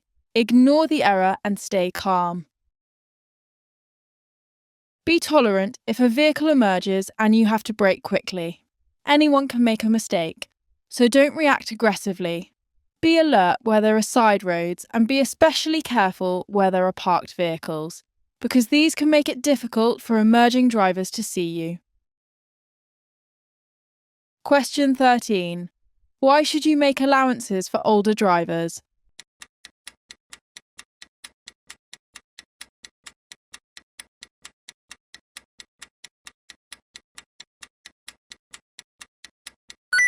Answer is A. Older drivers' reactions may be slower than other drivers. As people age, their reaction time gets slower. The rate of decline varies from person to person, but you can expect them to take longer to react to a hazard, and they may be hesitant in some situations, for example, at a junction. Question 14. You're on a 3-lane motorway. How should you overtake a slow-moving lorry in the middle lane if it's showing this sign?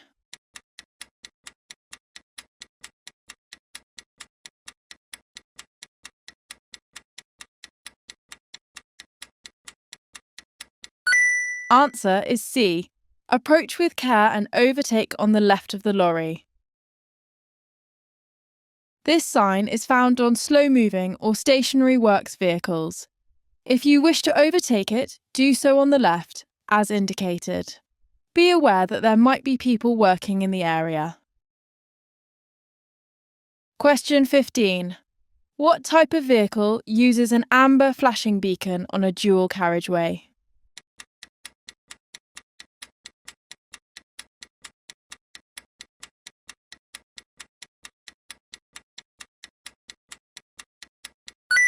Answer is D, a tractor. An amber flashing beacon on a vehicle indicates that it's moving slowly or stopped and a possible hazard.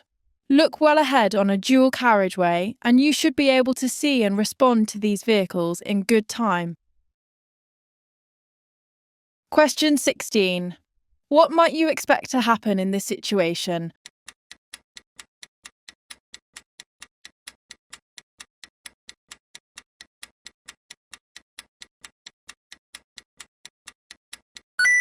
Answer is D. Traffic will move into the left-hand lane. Be courteous and allow the traffic to merge into the left-hand lane.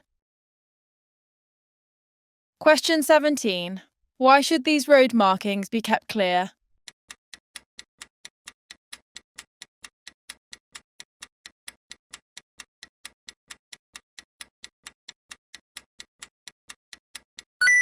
Answer is B. To allow children to see and be seen when they're crossing the road. The markings are there to show that the area should be kept clear. This is to allow an unrestricted view for subjortbolt, approaching drivers and riders, children wanting to cross the road. Question 18. You see a horse rider as you approach a roundabout. What should you do if they're signalling right but keeping well to the left?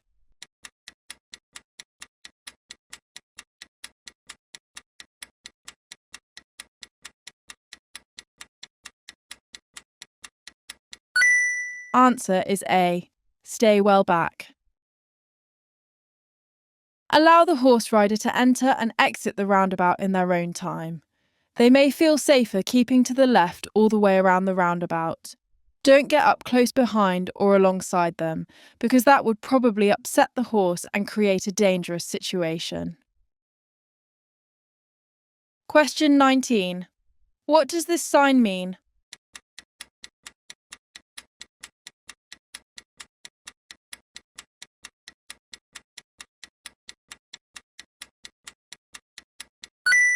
Answer is D. With flow cycle lane. Usually, a picture of a cycle will also be painted on the road, and sometimes the lane will have a different coloured surface. Leave these areas clear for cyclists and don't pass too closely when you overtake. Question 20. You're about to overtake a cyclist. Why should you leave them as much room as you would give to a car?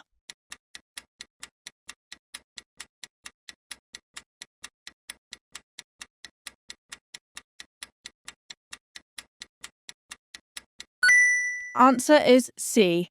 The cyclist might be unsettled if you pass too near them. Before overtaking, assess the situation. Look well ahead to see whether the cyclist will need to change direction. Be especially aware of a cyclist approaching parked vehicles, as they'll need to alter course. Don't pass too closely or cut in sharply, as this could unsettle the rider.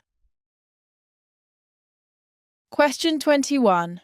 You're turning right from a main road into a side road. There's no oncoming traffic. What should you do if pedestrians are standing on the pavement waiting to cross the side road?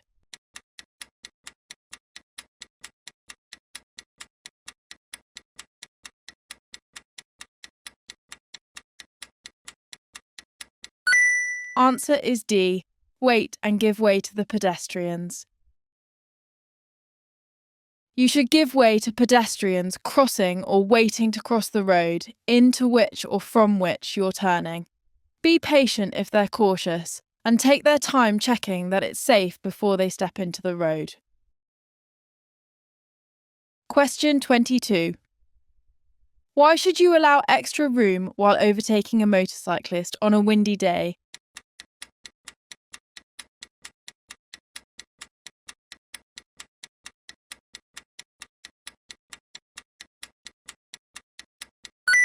Answer is A. The rider may be blown in front of you. If you're driving in high winds, be aware that the conditions might make a motorcyclist or cyclist swerve or wobble. Take this into consideration if you're following or wish to overtake a two-wheeled vehicle. Question 23. You're towing a caravan. Which is the safest type of rear-view mirror to use?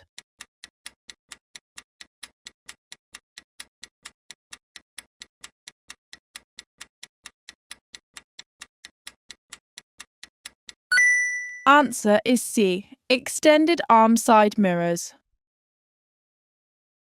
Towing a large trailer or caravan can greatly reduce your view of the road behind. You may need to fit extended arm side mirrors so that you can see clearly behind and down both sides of the caravan or trailer. Question 24. When may you overtake another vehicle on their left?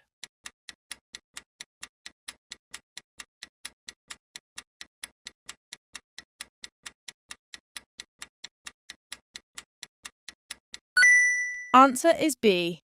When you're in a one-way street. You may pass slower vehicles on their left while travelling along a one-way street. Be aware of drivers who may need to change lanes and may not expect faster traffic passing on their left. Question 25. When will you feel the effects of engine braking?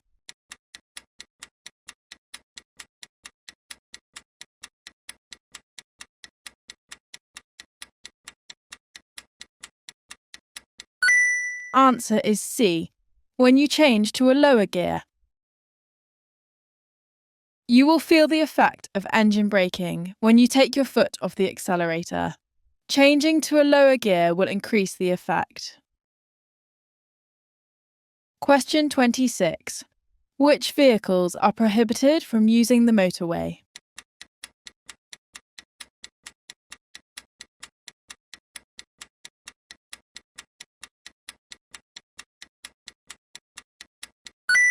Answer is A. Powered mobility scooters. Motorways mustn't be used by pedestrians, cyclists, motorcycles under 50cc, certain slow-moving vehicles without permission, and powered wheelchairs/mobility scooters. Question 27. You have stopped in an emergency area. What must you do before you rejoin the carriageway?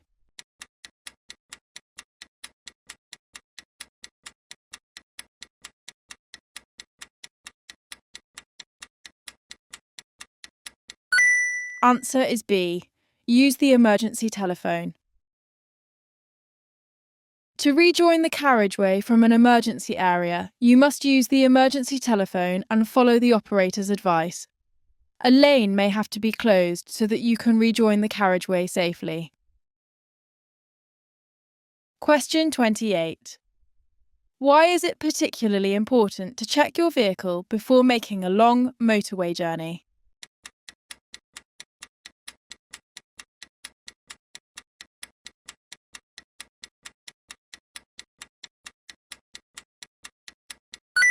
Answer is D. Continuous high speeds increase the risk of your vehicle breaking down. Before you start your journey, make sure that your vehicle can cope with the demands of high-speed driving. You should check a number of things, the main ones being fuel, oil, water, and tyres. You also need to plan rest stops if you're making a long journey. Question 29. How should you signal if you're going straight ahead at a roundabout?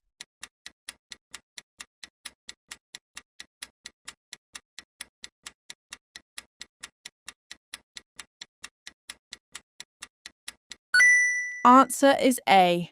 Signal left just after you pass the exit before the one you're going to take.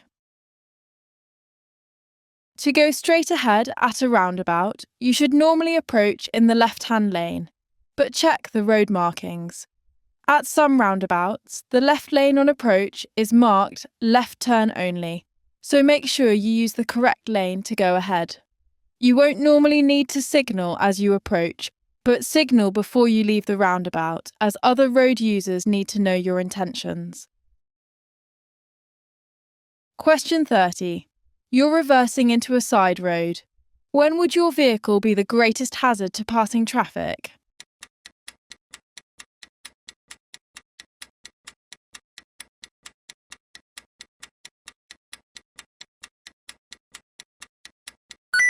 Answer is D.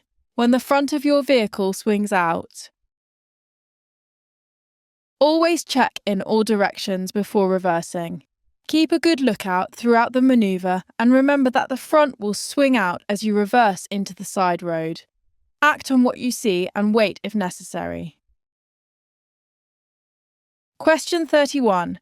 What does this sign mean?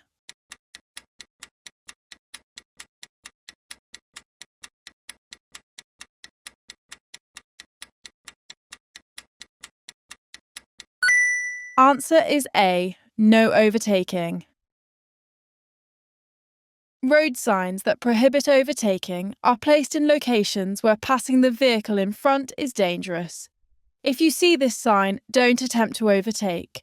The sign is there for a reason. You must obey it. Question 32. What does this sign mean?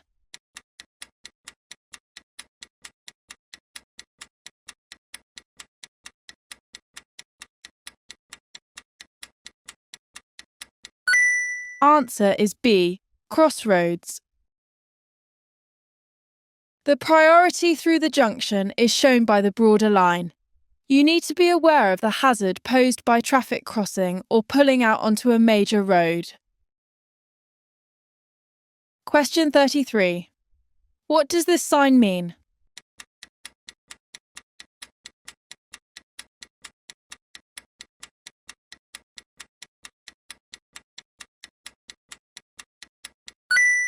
Answer is D. Water across the road. This sign is found where a shallow stream crosses the road. Heavy rainfall could increase the flow of water. If the water looks too deep or the stream has spread over a large distance, stop and find another route. Question 34. You're at a junction controlled by traffic lights. When should you wait at a green light?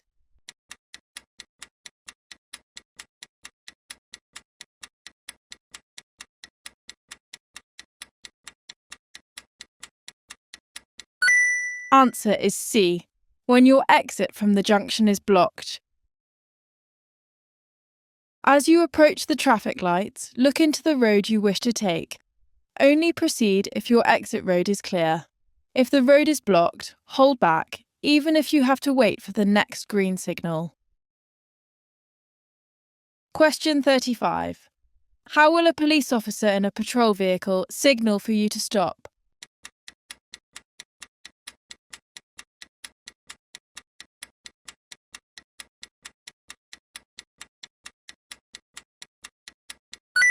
Answer is B.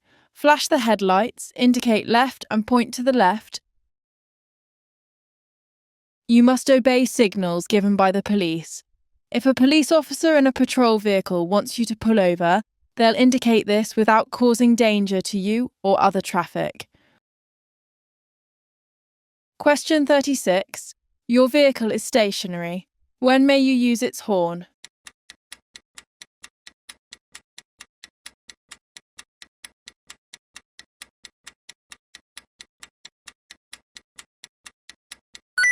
Answer is D.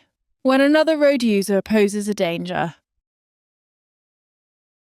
When your vehicle is stationary, only sound the horn if you think there's a risk of danger from another road user. Don't use it just to attract someone's attention. This causes unnecessary noise and could be misleading. Question 37. Your car requires an MOT certificate. When is it legal to drive it without an MOT certificate?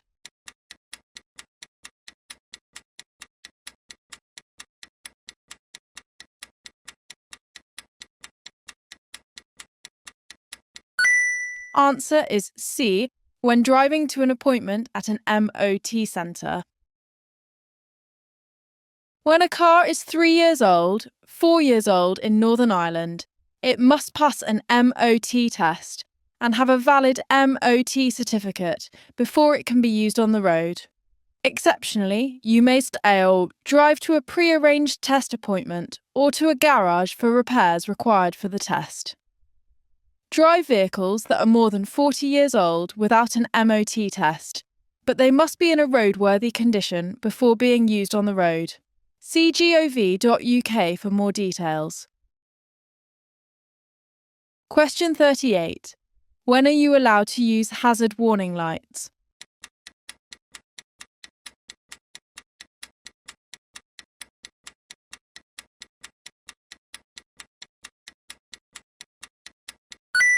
Answer is B. When stopped and temporarily obstructing traffic. You mustn't use hazard warning lights while moving, except to warn traffic behind when you slow suddenly on a motorway or unrestricted dual carriageway. Never use hazard warning lights to excuse dangerous or illegal parking. Question 39. You arrive at the scene of a motorcycle crash. The rider is injured. When should their helmet be removed?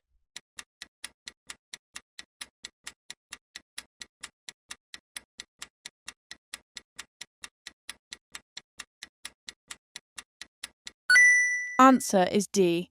Only when it's essential. Don't remove a motorcyclist's helmet unless it's essential. Remember, they may be suffering from shock.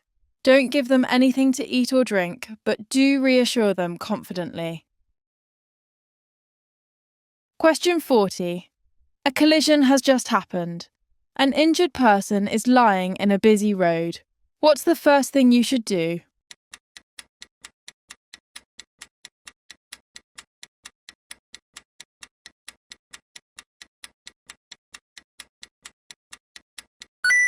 Answer is D. Warn other traffic. The most immediate danger is further collisions and fire. You could warn other traffic by switching on hazard warning lights, displaying an advance warning triangle or sign, but not on a motorway, or by any other means that doesn't put you or others at risk. Question 41. What should you do if a tyre bursts while you're driving?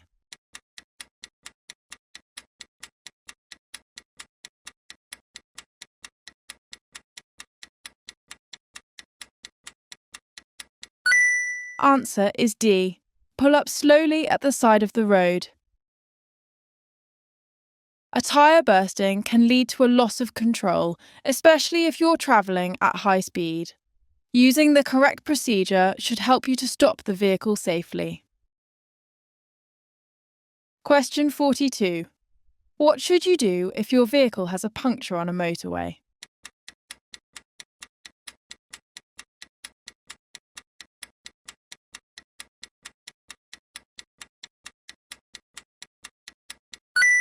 Answer is D. Pull up on the hard shoulder or in an emergency refuge area and call for assistance. Pull up on the hard shoulder or in an emergency area and call for assistance. Don't attempt to repair your vehicle while it's on the hard shoulder because of the risk posed by traffic passing at high speeds.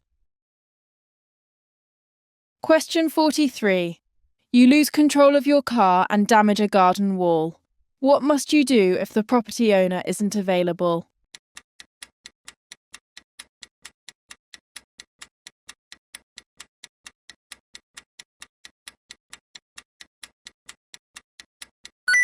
Answer is B. Report the incident to the police within 24 hours. If the property owner isn't available at the time, you must inform the police about the incident. This should be done as soon as possible, and in any case within 24 hours. Question 44. Who's responsible for making sure that a vehicle isn't overloaded?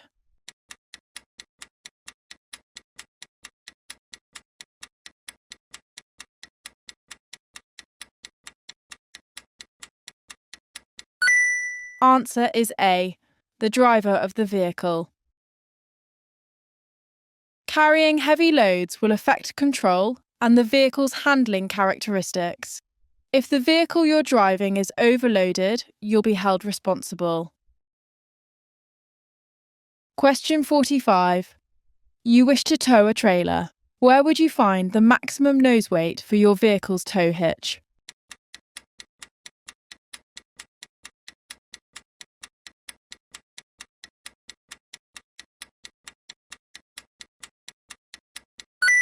Answer is B. In the vehicle handbook.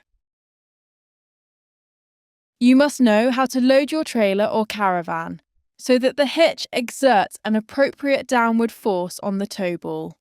Information about the maximum permitted nose weight can be found in your vehicle handbook or obtained from your vehicle manufacturer's agent. Question 46. You're about to start a journey towing a trailer. What should you do if you notice that a light on your trailer is not working?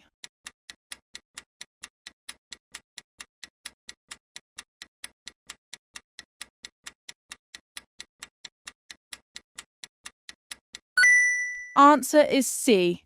Repair the fault before continuing with your journey. You must make sure that your vehicle and trailer are roadworthy.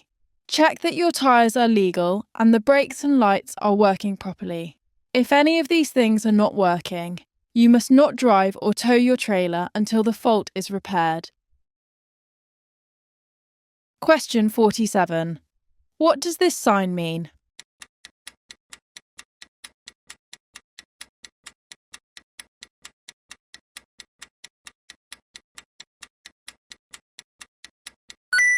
Answer is C. Local buses may stand at all times. This sign tells you that this is a place where local buses may stand, from which all other vehicles are prohibited during the times shown. Question 48. What does this sign mean?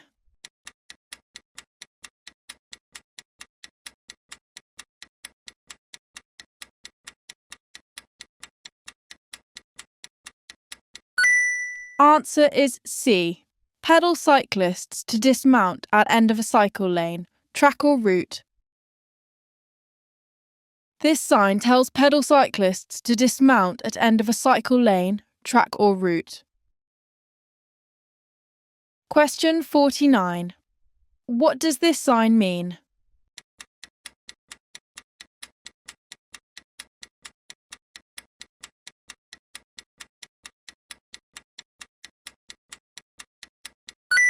Answer is D. No vehicles except pedal cycles being pushed by hand. A circular road sign with a red border indicates a prohibition. In this case, no vehicles except pedal cycles being pushed by hand are allowed to proceed. Question 50. What does this sign mean?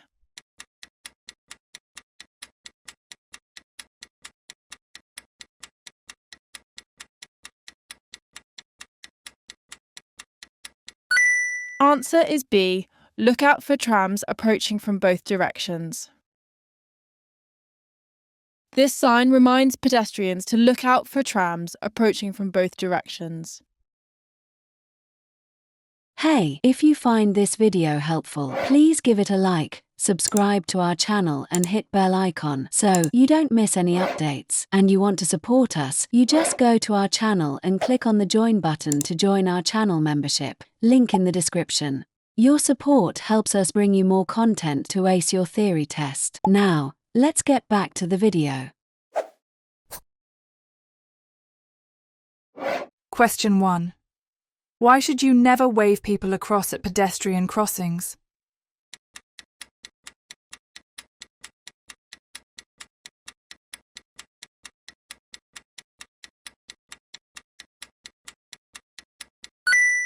Answer is B. Another vehicle may be coming. If people are waiting to use a pedestrian crossing, slow down and be prepared to stop. Don't wave them across the road, because another driver may not have seen them, may not have seen your signal, and may not be able to stop safely. Question 2. What should you do if you're being followed by an ambulance showing flashing blue lights?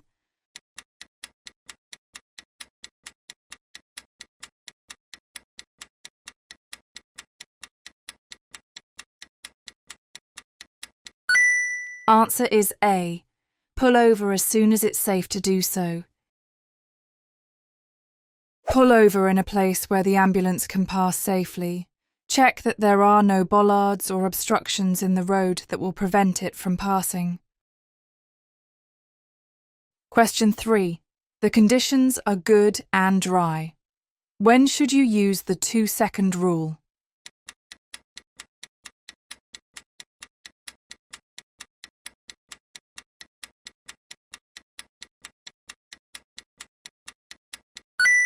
Answer is A. When checking your gap from the vehicle in front. In good conditions, the 2-second rule can be used to check the distance between your vehicle and the one in front. This technique works on roads carrying faster traffic. Choose a fixed object, such as a bridge, sign, or tree.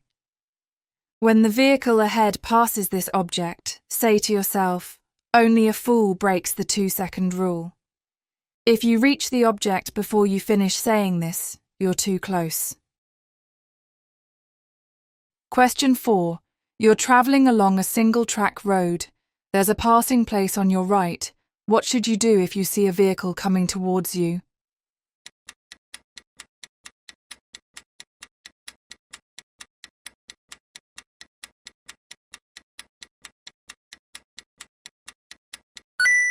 Answer is B. Wait opposite the passing place.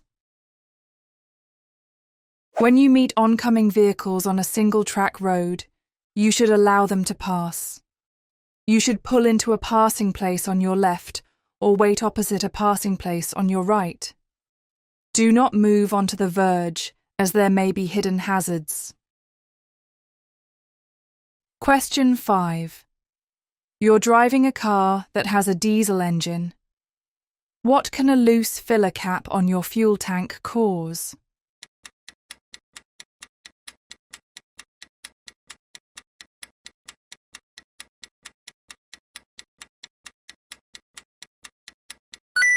Answer is C.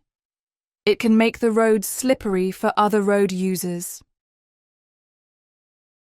Diesel fuel can spill out if your filler cap isn't secured properly. This is most likely to occur on bends, junctions, and roundabouts, where it will make the road slippery, especially if it's wet. At the end of a spell of dry weather, road surfaces may be especially slippery where diesel has been spilled, but it hasn't been washed away by rain. Question 6. What could cause you to crash if the level is allowed to get too low?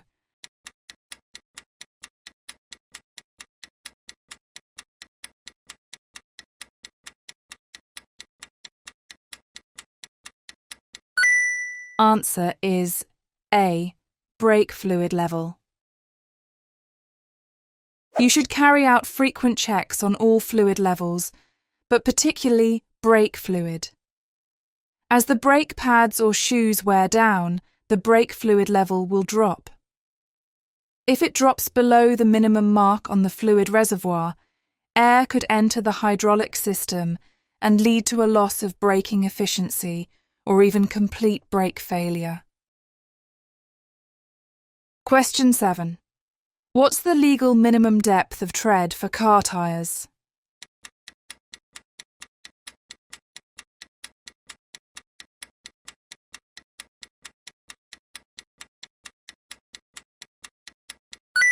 Answer is D, 1.6 millimeters.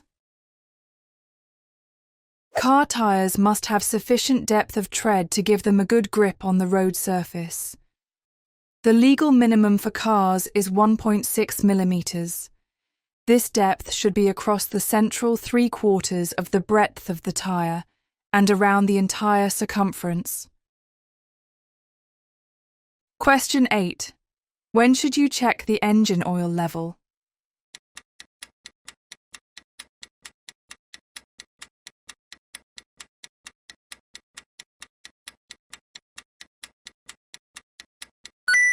Answer is D, before a long journey.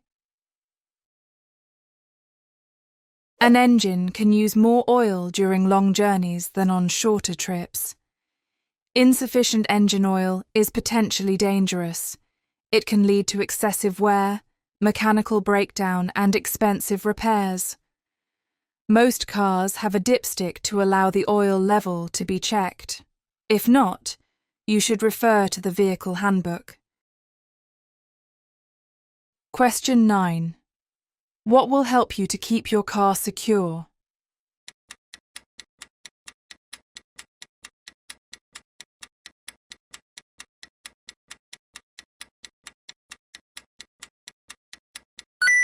Answer is B, registering with a vehicle watch scheme.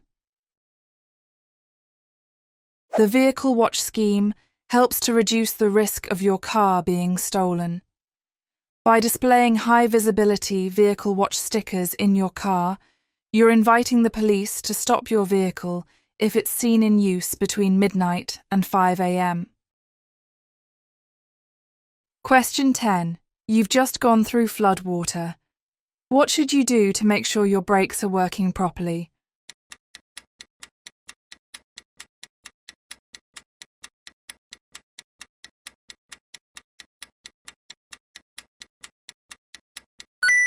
Answer is C.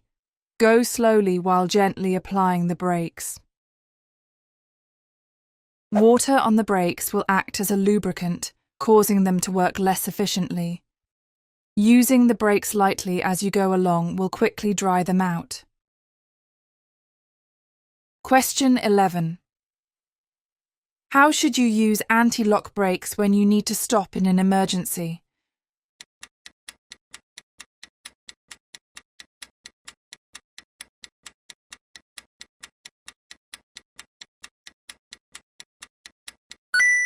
Answer is D.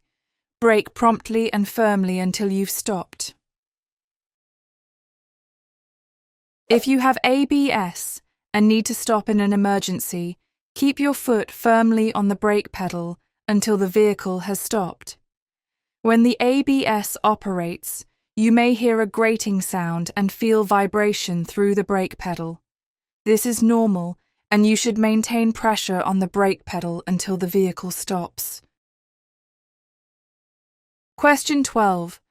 Where would you expect to see these markers?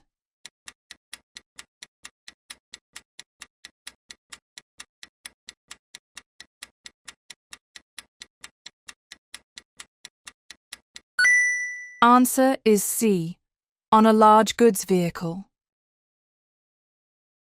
These markers must be fitted to vehicles over 13 metres long, heavy goods vehicles, and rubbish skips placed in the road. They're reflective to make them easier to see in the dark. Question 13. How should you drive or ride in areas with traffic calming measures?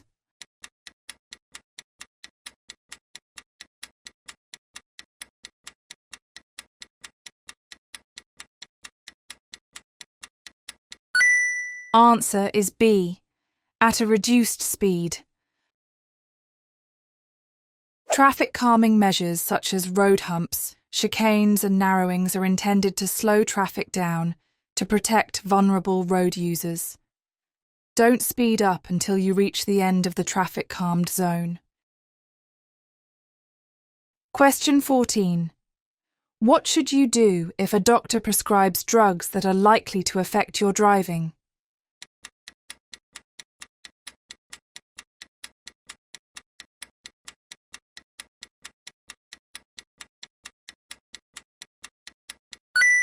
Answer is C. Get someone else to drive. You shouldn't drive if you're taking medicine that could cause you to feel drowsy at the wheel.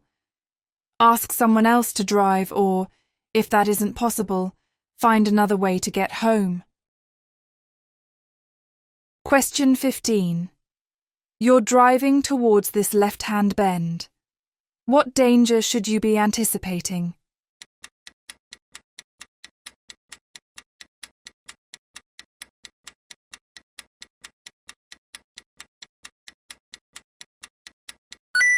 Answer is D. Pedestrians walking towards you.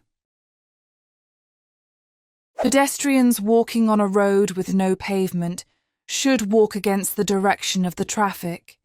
You can't see around this bend, and if pedestrians are in the road, you need to be able to deal with the situation safely.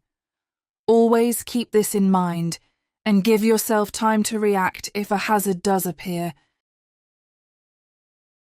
Question 16. What does it mean if you see a pedestrian with a dog that has a yellow or burgundy coat?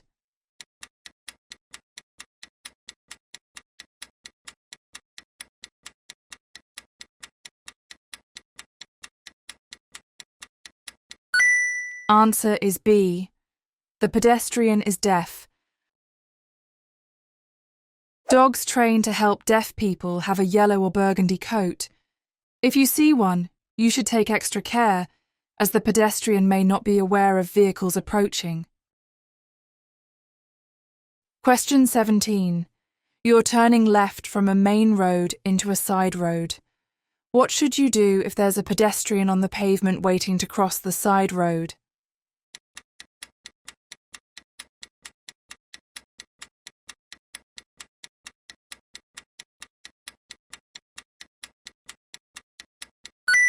Answer is A. Wait and give way to the pedestrian.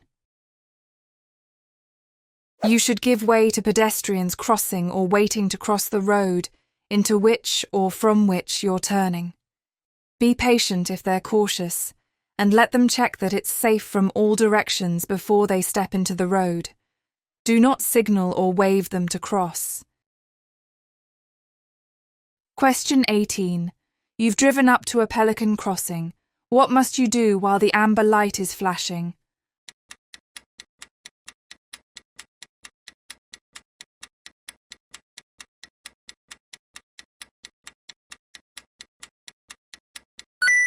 Answer is C. Give way to any pedestrians on the crossing. The flashing amber light allows pedestrians already on the crossing to get to the other side before a green light shows to the traffic. Be aware that some pedestrians, such as older people and young children, need longer to cross. Let them do this at their own pace. Question 19. You're driving past a line of parked cars.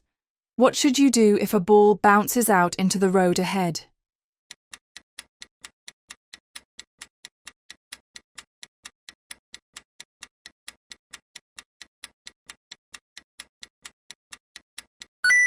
Answer is C.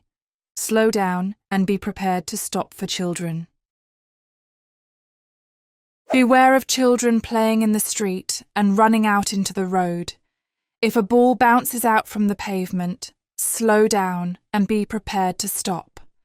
Don't encourage anyone to retrieve it.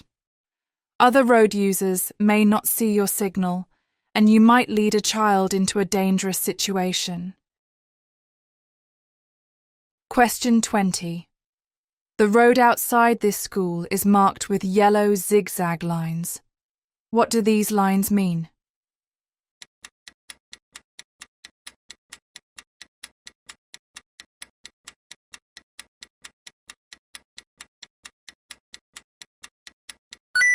Answer is D.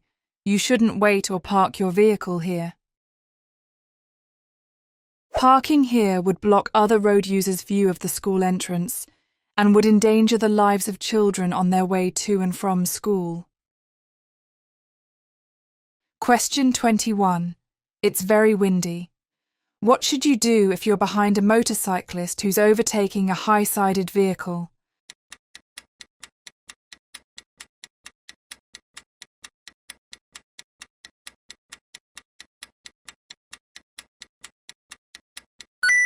Answer is A. Keep well back. Windy weather affects motorcyclists more than other vehicles. In windy conditions, high-sided vehicles cause air turbulence. You should keep well back, as the motorcyclist could be blown off course. Question 22. What should you do when you meet an oncoming vehicle on a single-track road?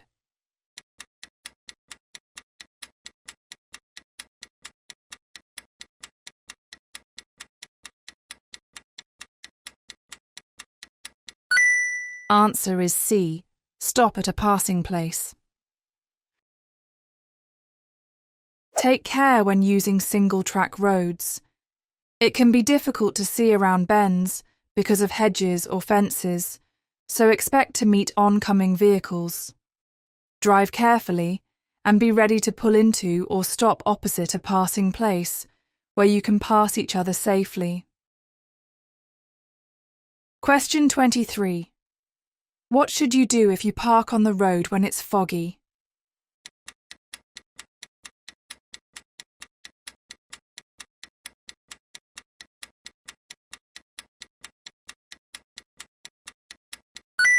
Answer is B. Leave parking lights switched on. If you have to park your vehicle in foggy conditions, try to find a place to park off the road. If this isn't possible, park on the road facing in the same direction as the traffic. Leave your parking lights switched on and make sure they're clean. Question 24. How can you use your vehicle's engine to control your speed?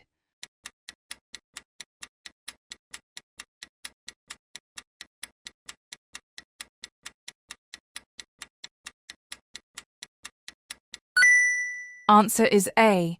By changing to a lower gear. You should brake and slow down before selecting a lower gear. The gear can then be used to keep the speed low and help you control the vehicle. This is particularly helpful on long downhill stretches, where brake fade can occur if the brakes overheat. Question 25. When must you use dipped headlights during the day?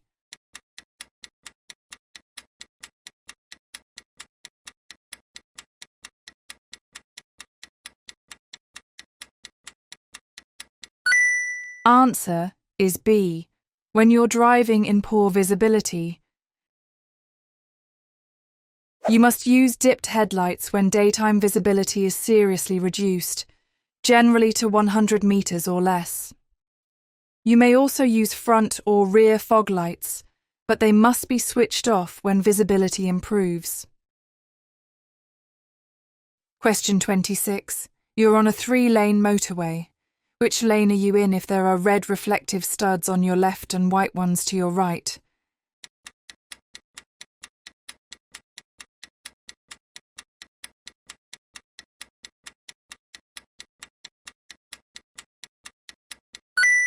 Answer is B. In the left-hand lane. The colours of the reflective studs on the motorway and their locations are red, between the hard shoulder and the carriageway, white, between lanes, amber, between the carriageway and the central reservation, green, along slip road exits and entrances, bright green yellow, at roadworks and contraflow systems. Question 27. When would you use the right-hand lane on a 3-lane motorway?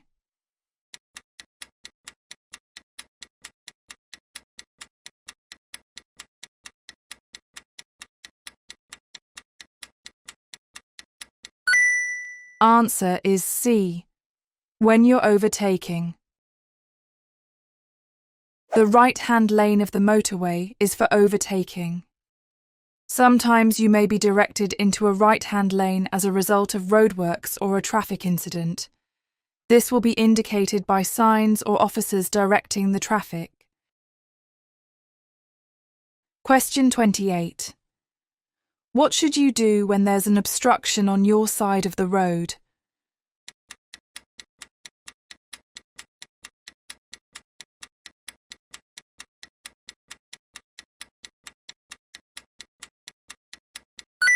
Answer is C. Give way to oncoming traffic.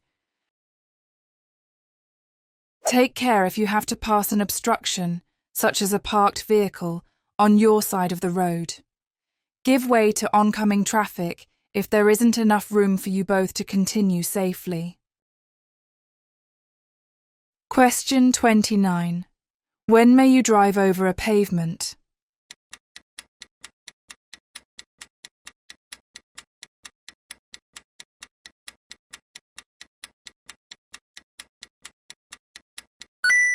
Answer is A. To gain access to a property. It's illegal to drive on or over a pavement, except to gain access to a property. If you need to cross a pavement, give priority to pedestrians. Question 30. How can you identify traffic signs that give orders?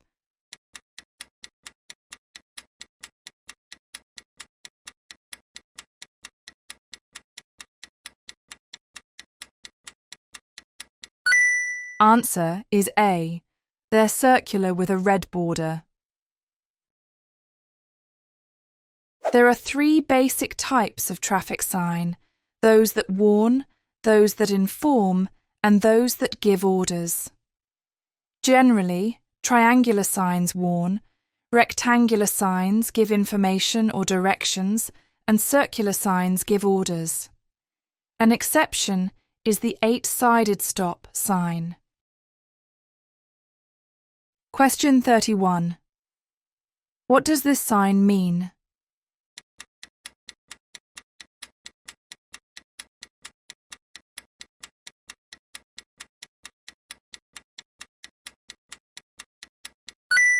Answer is D. Vehicles may park fully on the verge or footway. In order to keep roads free from parked cars, there are some areas where you're allowed to park on the verge. Only do this where you see the sign.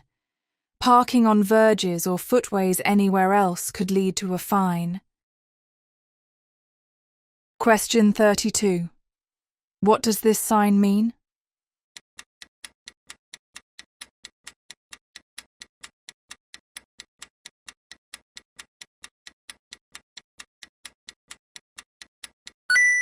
Answer is C.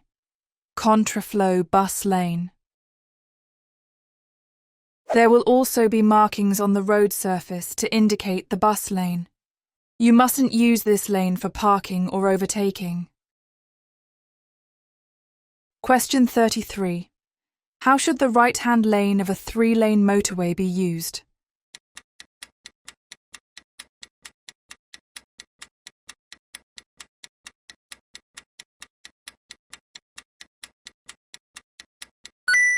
Answer is A, as an overtaking lane. You should stay in the left-hand lane of a motorway unless you're overtaking another vehicle. The right-hand lane of a motorway is an overtaking lane. It isn't the fast lane. After overtaking, move back to the left when it's safe to do so. Question 34. Which of these signs warns you of a zebra crossing?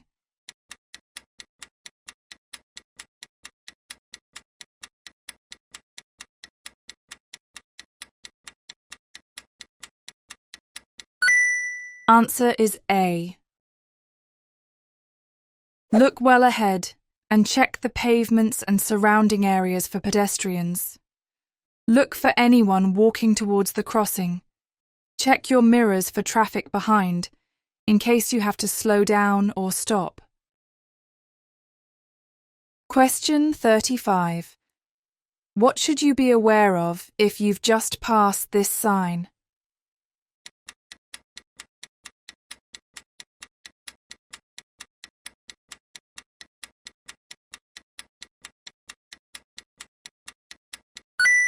Answer is D. All traffic is going one way. In a one-way system, traffic may pass you on either side. Always be aware of all traffic signs and understand their meaning.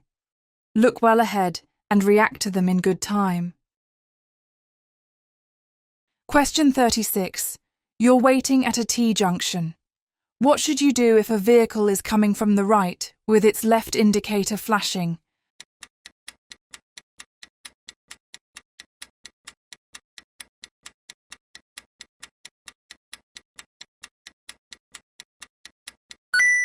Answer is C. Wait until the vehicle starts to turn in. Other road users may give misleading signals. When you're waiting at a junction, don't emerge until you're sure of their intentions. Question 37. What information is found on a vehicle registration document?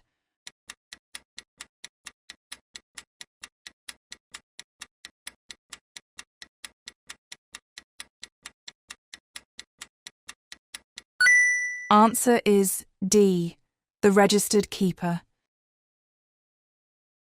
Every vehicle used on the road has a registration document. This shows the vehicle's details, including date of first registration, registration number, registered keeper, previous keeper, make of vehicle, engine size, chassis number, year of manufacture and colour. Question 38. You're going through a long tunnel. What will warn you of congestion or an incident ahead?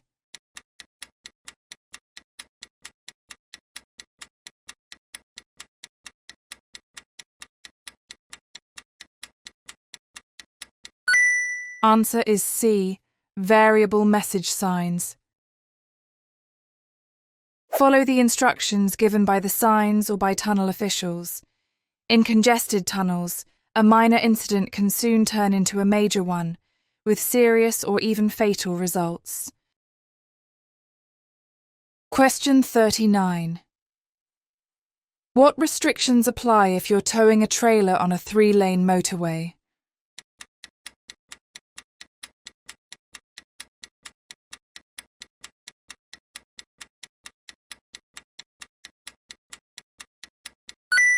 Answer is D. You must not use the right-hand lane. The motorway regulations for towing a trailer state that you must not use the right-hand lane of a 3-lane motorway unless directed to do so, for example at roadworks or due to a lane closure, and you must not exceed 60 miles per hour. Question 40. You're carrying a child under 3 years old in your car. Which restraint is suitable for a child of this age?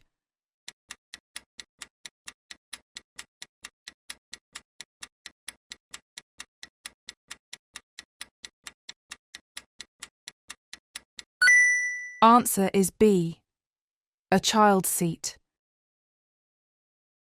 It's your responsibility to ensure that all children in your car are secure. Suitable restraints include a child seat, baby seat, booster seat, or booster cushion. It's essential that any restraint used is suitable for the child's size and weight and fitted according to the manufacturer's instructions. Question 41. You're going to tow a trailer that's wider than your car. What must you fit to your car before you start towing it?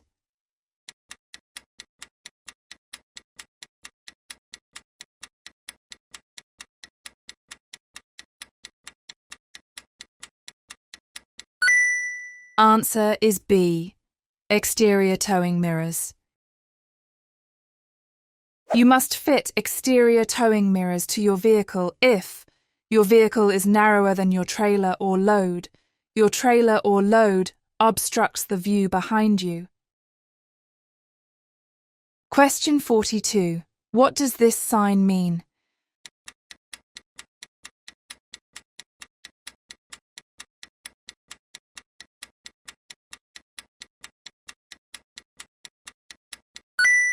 Answer is A, shared route for pedal cycles and pedestrians only.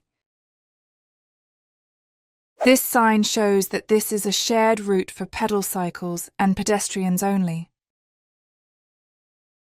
Question 43. What does the following sign mean?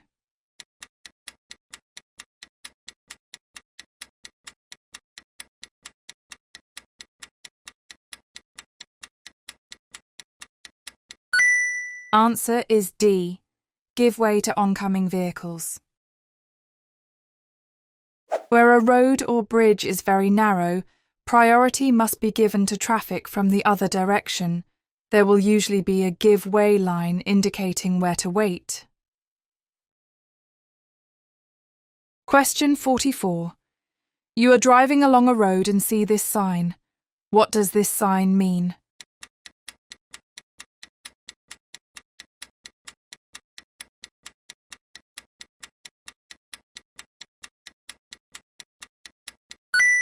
Answer is C, one-way traffic.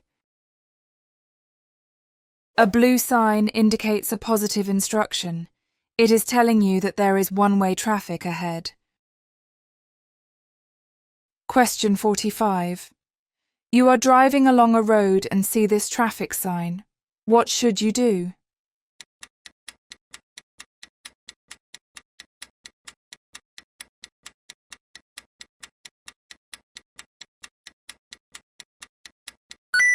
Answer is A, not exceed 40 miles per hour. The sign tells you the maximum speed limit in miles per hour at which you should drive if it's safe to do so. Question 46. Where would you usually see this road sign?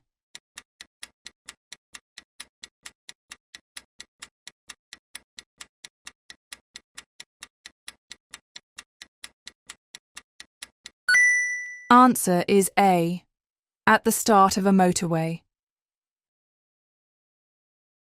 This sign is found at the start of a motorway. It tells you the motorway regulations and includes the national speed limit, unless a different speed limit is signed. Question 47. What does this sign mean?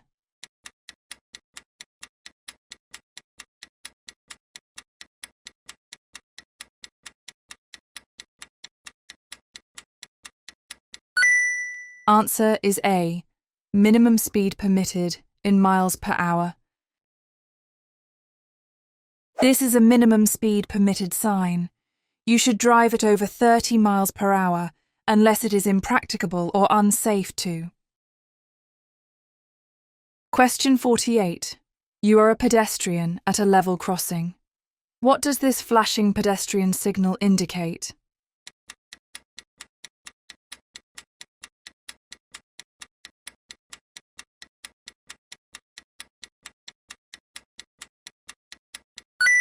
Answer is C. It is not safe to cross. This sign tells you that it is not safe to cross. Pedestrians should stop at the pedestrian stop line. Question 49. The St Andrew's Cross is used at level crossings where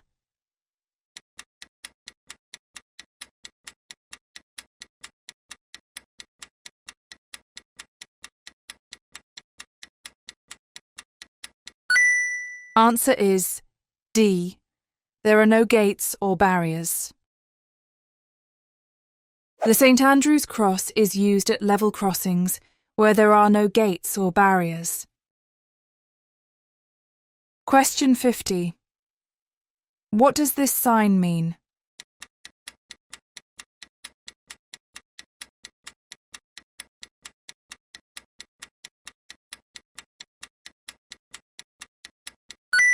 Answer is A. No local buses. This sign means that vehicles designed to carry more than 8 passengers, excluding driver, or local buses, are not permitted. Hey, if you find this video helpful, please give it a like, subscribe to our channel and hit bell icon so you don't miss any updates. And you want to support us, you just go to our channel and click on the join button to join our channel membership, link in the description. Your support helps us bring you more content to ace your theory test. Now, let's get back to the video. Question 1.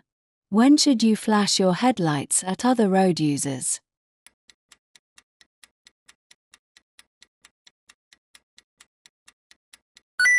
Answer is C.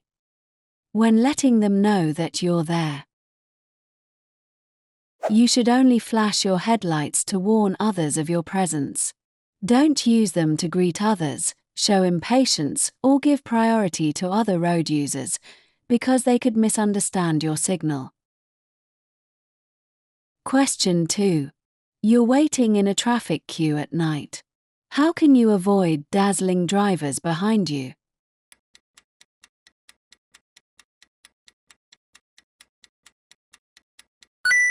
Answer is B. Use the parking brake and release the foot brake. In queuing traffic, your brake lights can dazzle drivers behind you. If you apply your parking brake, you can take your foot off the foot brake. This will turn off the brake lights so that they can't dazzle the driver behind you.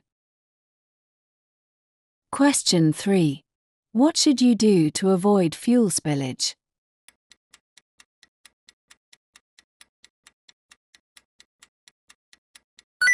Answer is B. Check that your filler cap is securely fastened. When learning to drive, it's a good idea to practice filling your car with fuel. Ask your instructor if you can use a petrol station and fill the fuel tank yourself. You need to know where the filler cap is on the car you're driving, so you know which side of the pump to park at.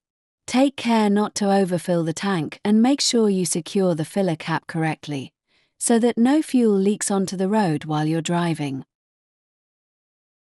Question 4. How can you plan your route before starting a long journey?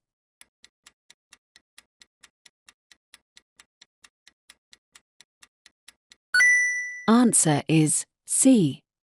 Use a route planner on the internet. Various route planners are available on the internet. Most of them give you several options, allowing you to choose between the most direct route and quieter roads. They may also identify rest and fuel stops. Print off the directions and take them with you. Question 5. You service your own vehicle. How should you dispose of the old engine oil?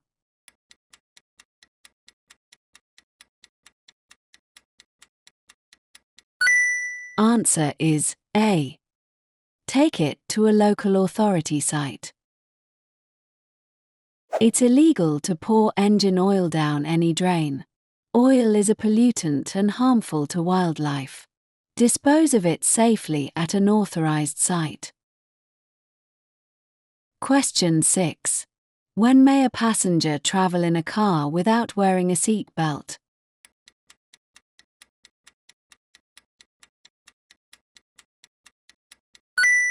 Answer is D. When they're exempt for medical reasons. If you have adult passengers, it's their responsibility to wear a seat belt, but you should still remind them to use one as they get in the car. It's your responsibility to make sure that all children in your car are secured with an appropriate restraint. Exemptions are allowed for those with a medical exemption certificate. Question 7. What will help you to move off on a snowy surface?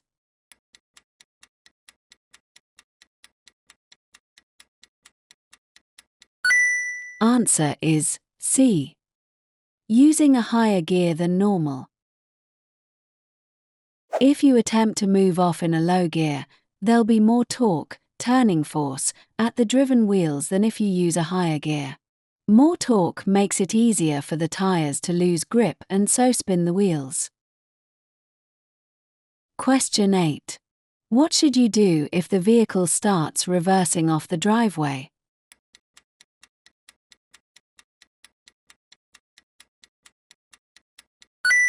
Answer is D.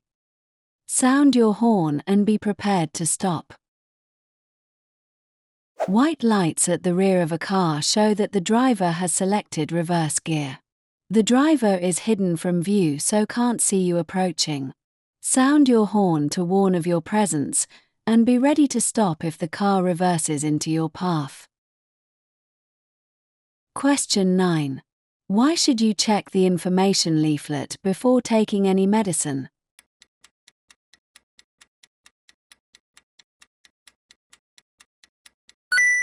Answer is C.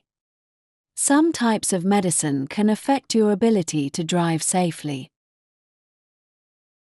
Always check the label or information leaflet for any medication you take.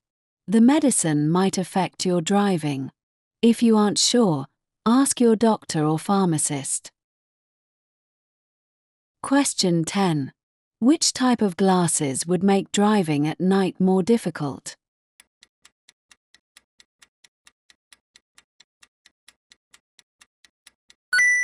Answer is D. Tinted. If you're driving at night or in poor visibility, tinted lenses will reduce the efficiency of your vision by reducing the amount of light reaching your eyes. Question 11. You're approaching a mini roundabout. What should you do if a long vehicle in front signals left but positions over to the right?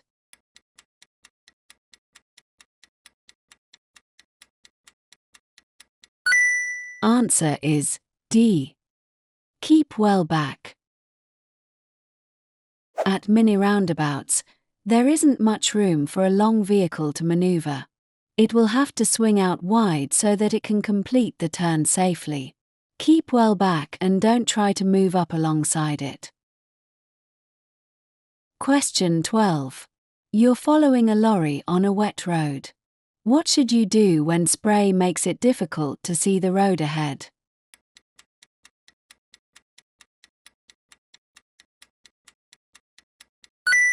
Answer is D. Drop back until you can see better. Large vehicles can throw up a lot of spray when it's wet. This makes it difficult for drivers behind to see the road ahead. You'll be able to see more by dropping back further, out of the spray. This will also increase your separation distance, giving you more room to stop if you have to. Question 13. What should you do as you approach this lorry?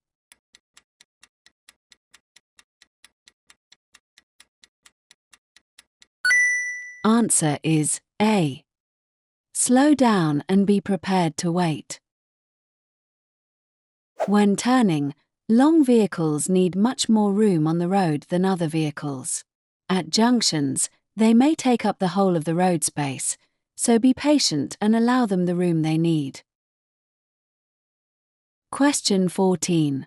What must you do when you're overtaking a car at night?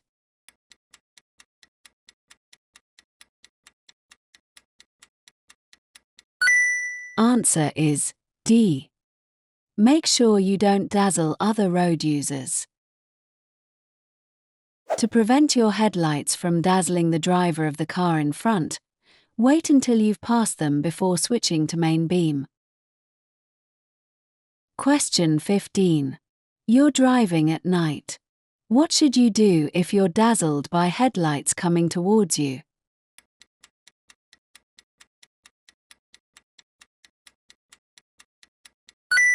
Answer is C. Slow down or stop. If the headlights of an oncoming vehicle dazzle you, slow down or, if necessary, stop. Don't close your eyes or swerve, as you'll increase your chances of having a collision. Don't flash your headlights either, as this could dazzle other drivers and make the situation worse. Question 16. When may front fog lights be used?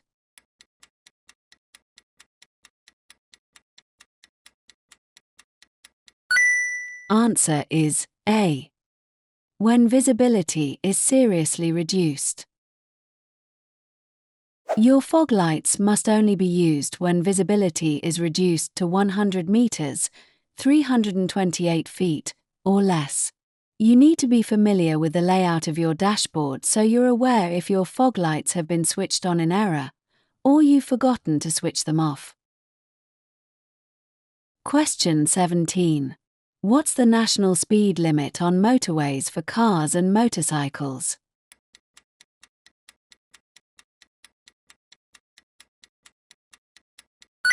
Answer is D.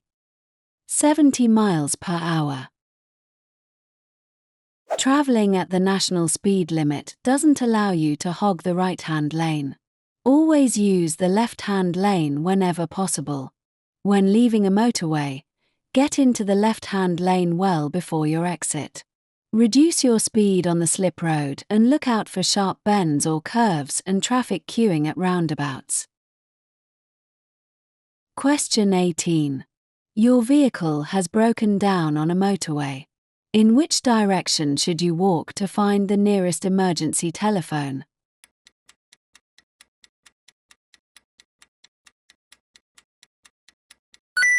Answer is A. In the direction shown on the marker posts. Along the hard shoulder there are marker posts at 100-meter intervals. These will direct you to the nearest emergency telephone.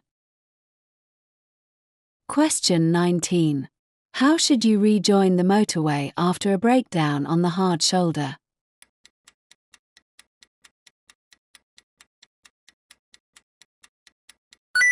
Answer is B. Build up speed on the hard shoulder before looking for a safe gap in the traffic.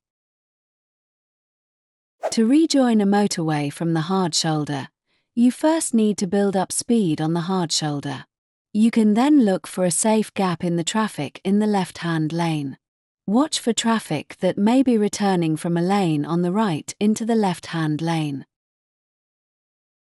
Question 20. When should you use the left-hand lane of a motorway?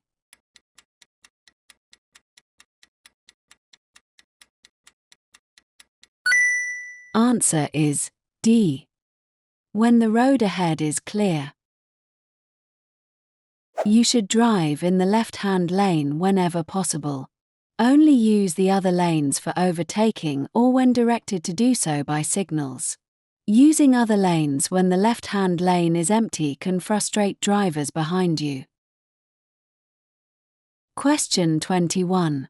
You're driving on a motorway and have to slow down suddenly due to a hazard ahead. How can you warn drivers behind of the hazard?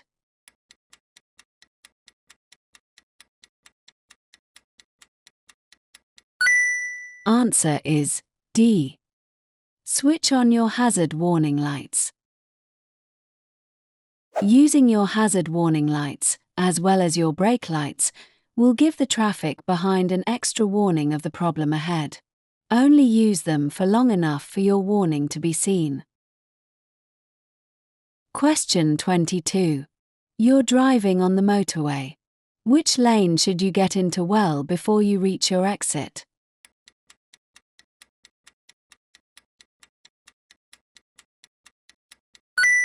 Answer is A. The left-hand lane. You'll see the first advanced direction sign 1 mile from a motorway exit. If you're traveling at 60 miles per hour in the right-hand lane, you'll only have about 50 seconds before you reach the countdown markers. There'll be another sign at the half-mile point.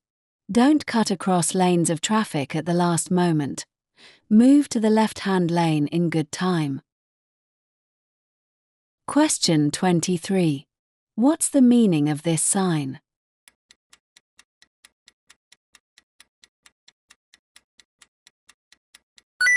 Answer is A. Waiting restrictions.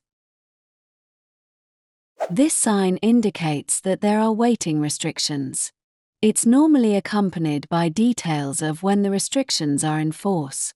Details of most signs in common use are shown in the Highway Code. For more comprehensive coverage, see Know Your Traffic Signs. Question 24.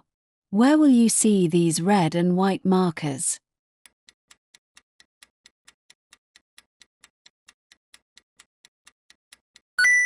Answer is A. Approaching a concealed level crossing. If there's a bend just before a level crossing, you may not be able to see the level crossing barriers or waiting traffic. These signs give you an early warning that you may find these hazards just around the bend. Question 25. You're traveling on a motorway in England. When must you stop your vehicle?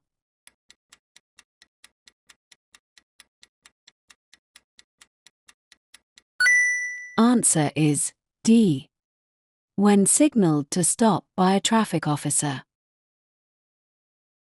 You'll find traffic officers on motorways and some primary routes in England and Wales. They work in partnership with the police, helping to keep traffic moving and helping to make your journey as safe as possible. It's an offence not to comply with the directions given by a traffic officer. Question 26. You're driving at night with your headlights on main beam. A vehicle is overtaking you. When should you dip your headlights?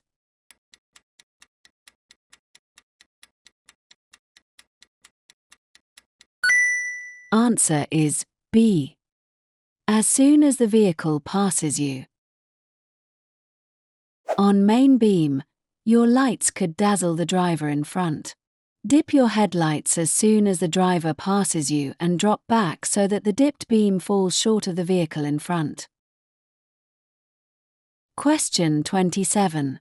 What does this sign mean?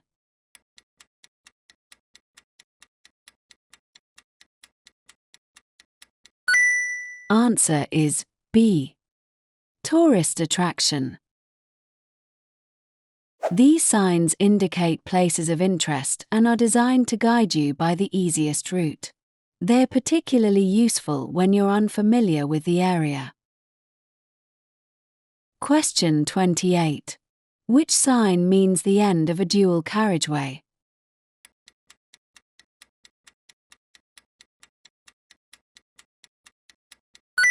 Answer is A. If you're overtaking, make sure you move back safely into the left-hand lane before you reach the end of the dual carriageway. Question 29. What does this sign mean?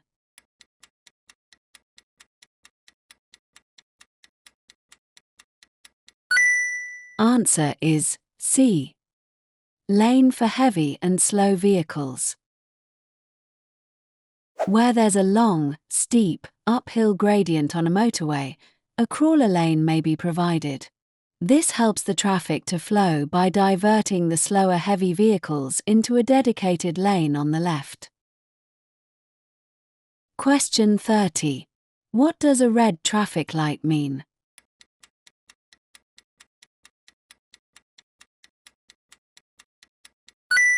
Answer is A.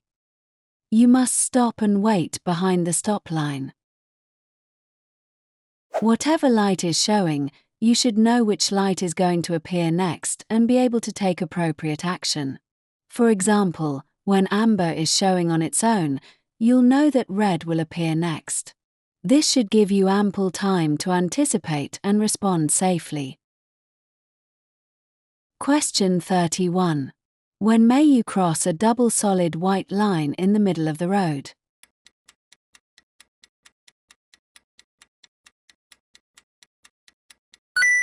Answer is D. To pass a road maintenance vehicle traveling at 10 miles per hour or less. You may cross the solid white line to pass a stationary vehicle or to pass a pedal cycle, horse, or road maintenance vehicle if it's traveling at 10 miles per hour or less.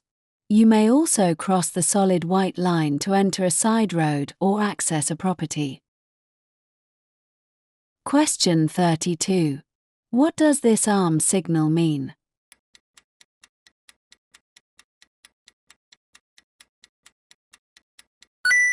Answer is B.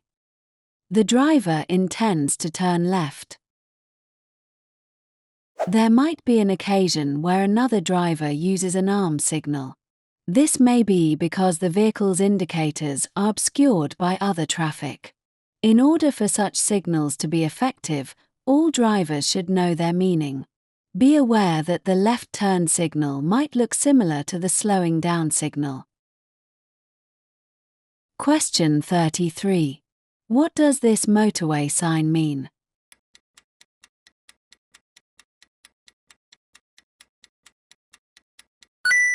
Answer is A. Temporary maximum speed 50 miles per hour. Look out for signs above your lane or on the central reservation. These will give you important information or warnings about the road ahead. To allow for the high speed of motorway traffic, these signs may light up some distance from any hazard. Don't ignore the signs just because the road looks clear to you. Question 34. You're on a motorway.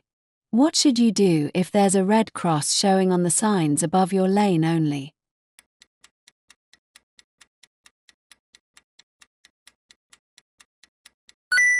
Answer is C. Don't continue in that lane. A red cross above your lane shows that your lane is closed. You should move into another lane as soon as you can do so safely. Question 35. Which sign means there will be two-way traffic crossing your route ahead?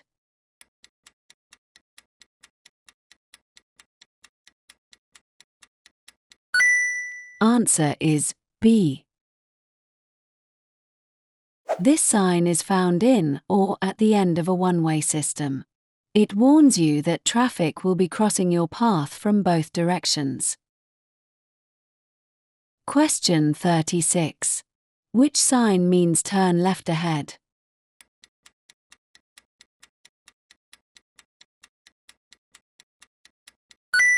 Answer is C. Blue circles tell you what you must do, and this sign gives a clear instruction to turn left ahead. You should be looking out for signs at all times and know what they mean. Question 37. Why should you make sure that your indicators are cancelled after turning at a junction?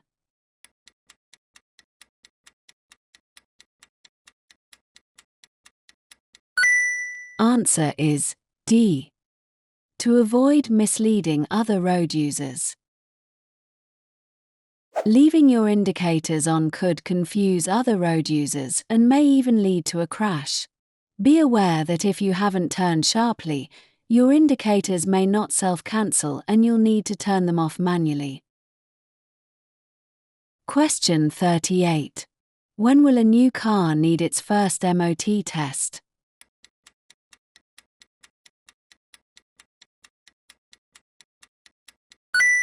Answer is B. When it's 3 years old.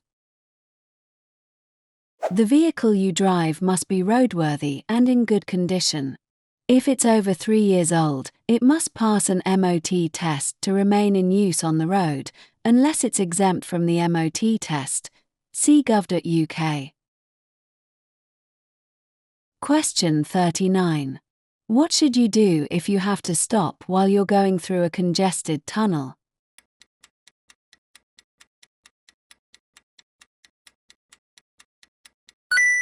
Answer is B. Keep a safe distance from the vehicle in front. It's important to keep a safe distance from the vehicle in front at all times. This still applies in congested tunnels, even if you're moving very slowly or have stopped.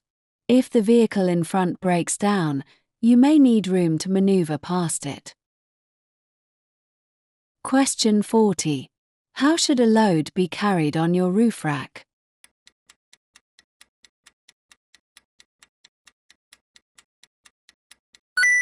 Answer is A. Securely fastened with suitable restraints. Any load must be securely fastened to the vehicle. The safest way to carry items on the roof is in a specially designed roof box. This will help to keep your luggage secure and dry, and it also has less wind resistance than loads carried exposed on a roof rack. Question 41. You've just passed your driving test. What's the maximum authorized mass, MAM, of any trailer that you can tow?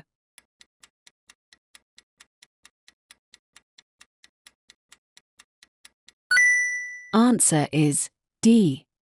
3,500 kilograms.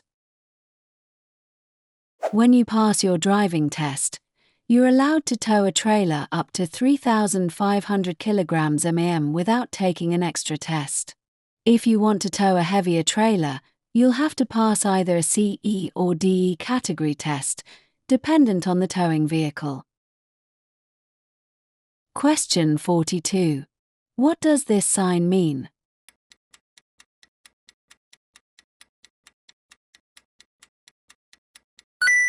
Answer is A.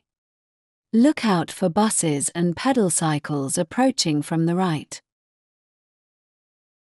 This sign is a reminder to pedestrians to look out for buses and pedal cycles approaching from the right. Question 43. What does this sign mean?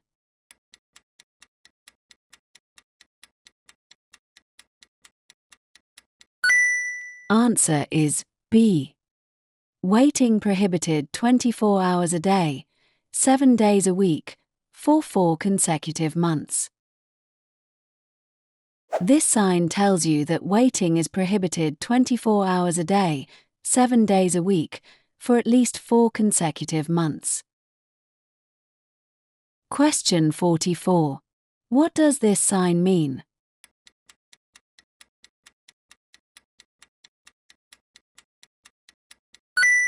Answer is D. Lane ahead is closed and traffic should move to the next lane on the left. A white diagonal arrow means that the lane is closed ahead and traffic should move to the next lane on the left. Question 45. What does this sign mean?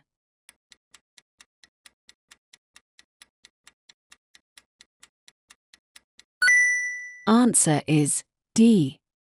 Mandatory with-flow pedal cycle lane. This sign indicates a mandatory with-flow pedal cycle lane. Other vehicles must not use this part of the carriageway except to pick up or set down passengers. Question 46. You are turning left at a junction and see this sign. What does it mean?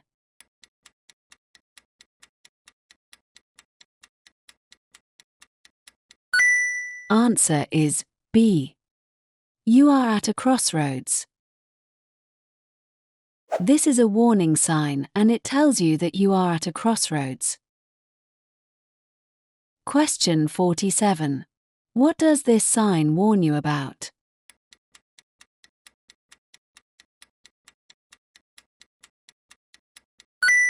Answer is C. Soft verges. This sign warns you of soft verges.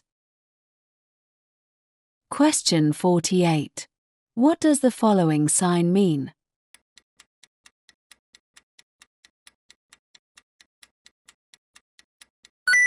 Answer is B. No motor vehicles except solo motorcycles. A red ring means prohibition. The sign tells you that no motor vehicles are allowed apart from solo motorcycles. Question 49. What does this sign tell you?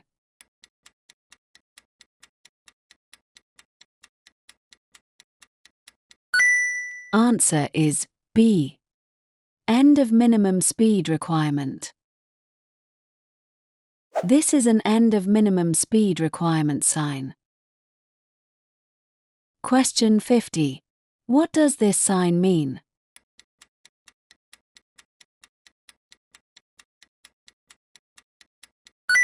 Answer is C. 2 cameras are in use to measure average speed. Cameras are in operation on this road. 2 cameras are used to measure the average speed of a vehicle between 2 points.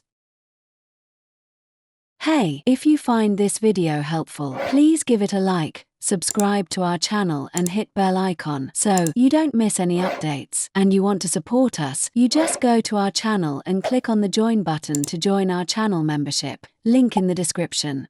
Your support helps us bring you more content to ace your theory test. Now, let's get back to the video. Question 1. What should you do if a vehicle pulls out in front of you at a junction?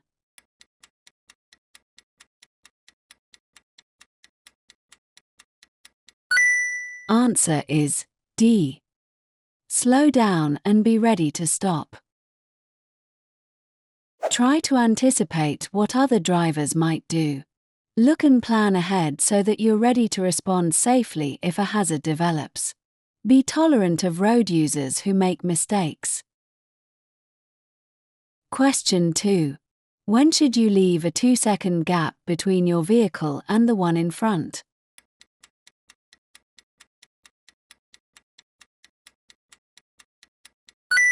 Answer is D. When it's dry. In good, dry conditions, a driver needs to keep a distance of at least 2 seconds from the car in front. This should allow enough space for you to stop if the driver in front has to stop suddenly.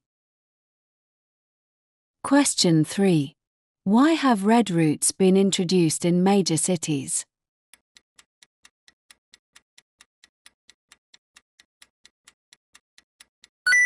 Answer is C.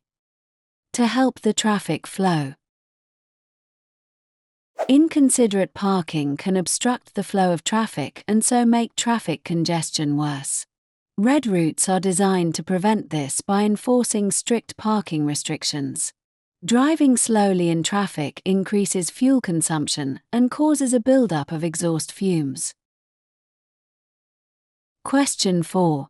You plan your route before starting a journey. Why should you also plan an alternative route?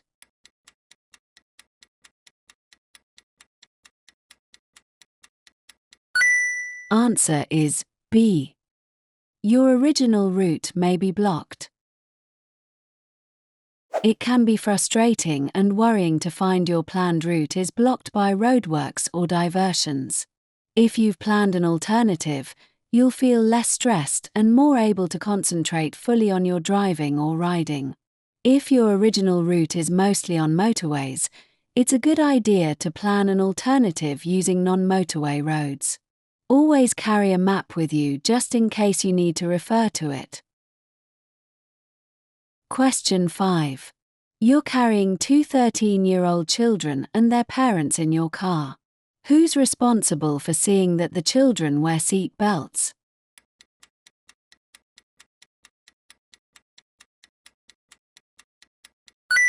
Answer is A.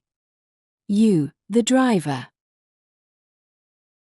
Seat belts save lives and reduce the risk of injury. If you're carrying passengers under 14 years old, it's your responsibility as the driver to ensure that their seat belts are fastened or they're seated in an approved child restraint. Question 6.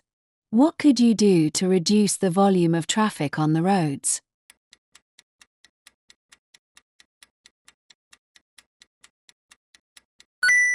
Answer is A.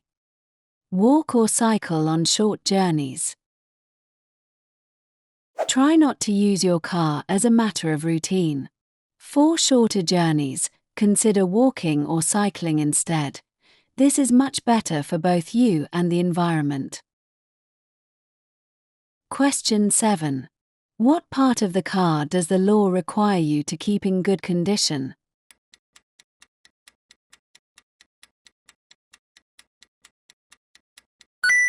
Answer is D. The seat belts. Unless exempt, you and your passengers must wear a seat belt or suitable child restraint. The seat belts in your car must be in good condition and working properly. They'll be checked during its MOT test. Question 8. You're having difficulty finding a parking space in a busy town. Can you park on the zigzag lines of a zebra crossing?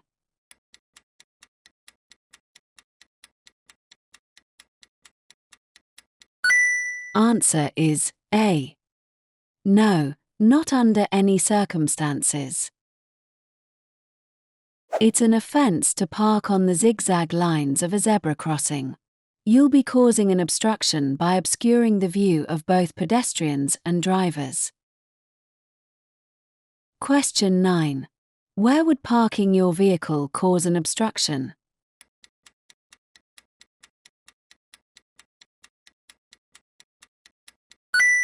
Answer is D. In front of a property entrance. Don't park your vehicle where it may obstruct access to a business or property.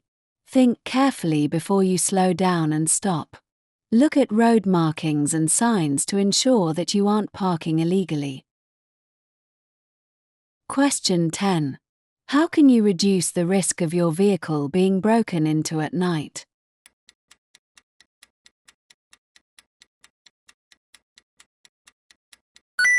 Answer is D.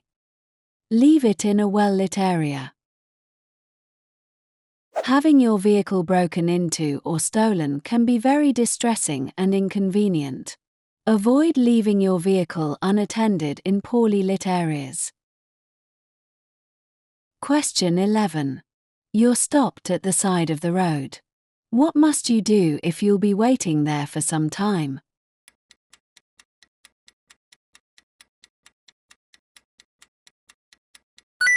Answer is A. Switch off the engine.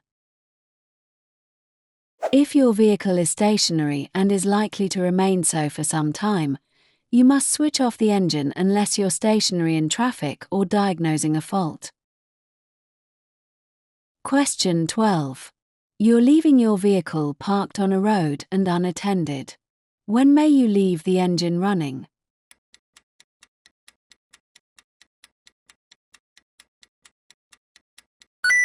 Answer is D. Never if you're away from the vehicle. When you leave your vehicle parked on a road, switch off the engine and secure the vehicle. Make sure no valuables are visible, shut all the windows, lock the vehicle, and set the alarm if the vehicle has one. Question 13. You're following a vehicle on a wet road. You stay a safe distance behind it. What should you do if a driver overtakes you and pulls into the gap you've left?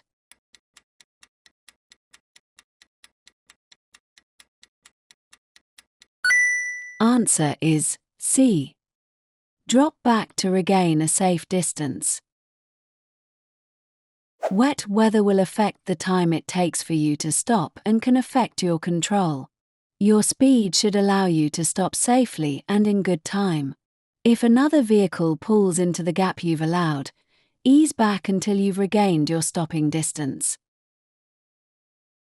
Question 14. Which road user has caused a hazard?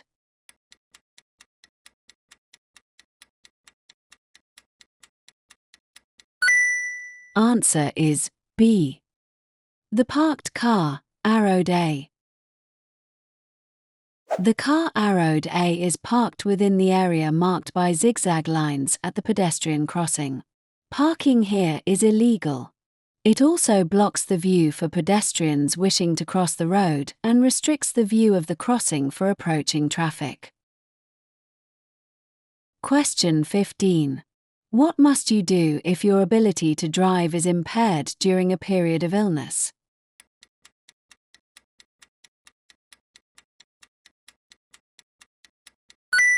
Answer is D.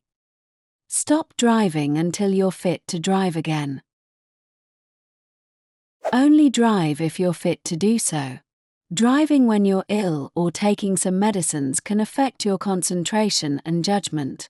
It may also cause you to become drowsy or even fall asleep.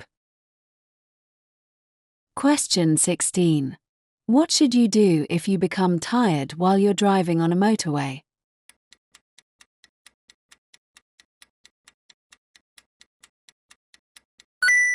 Answer is C. Leave the motorway at the next exit and rest. If you feel yourself becoming tired or sleepy, you should leave the motorway at the next exit or services and stop for a rest. If you have to drive a long way, leave earlier and plan your journey to include rest stops. That way, you're less likely to become tired while driving and you'll still arrive in good time. Question 17. Where would you see this sign?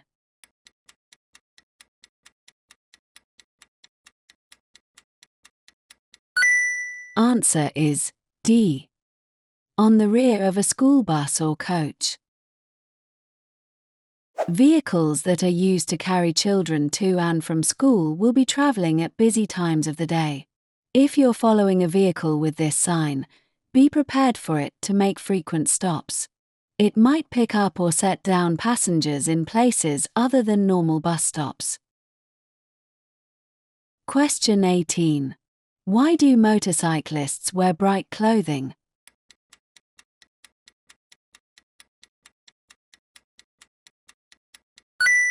Answer is A. To make them more visible. Motorcycles and scooters are generally smaller than other vehicles and can be difficult to see. Wearing bright clothing makes it easier for other road users to see a motorcyclist approaching, especially at junctions.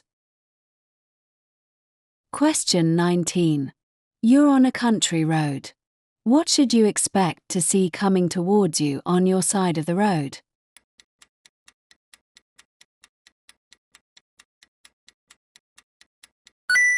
Answer is D.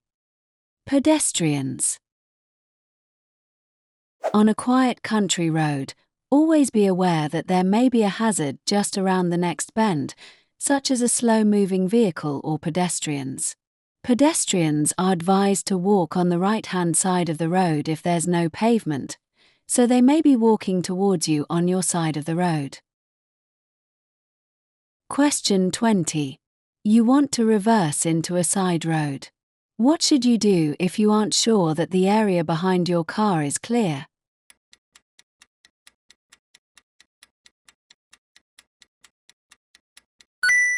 Answer is A. Get out and check. If you can't tell whether there's anything behind you, it's always safest to check before reversing. There may be a small child or a low obstruction close behind your car. Question 21. You're driving in town. Why should you be careful if there's a bus at a bus stop on the other side of the road?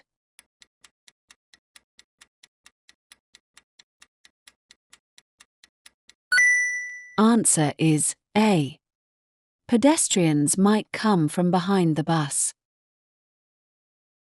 If you see a bus ahead, watch out for pedestrians. They might not be able to see you if they're behind the bus. Question 22. You're following a large vehicle as it approaches a crossroads. What should you do if the driver signals to turn left?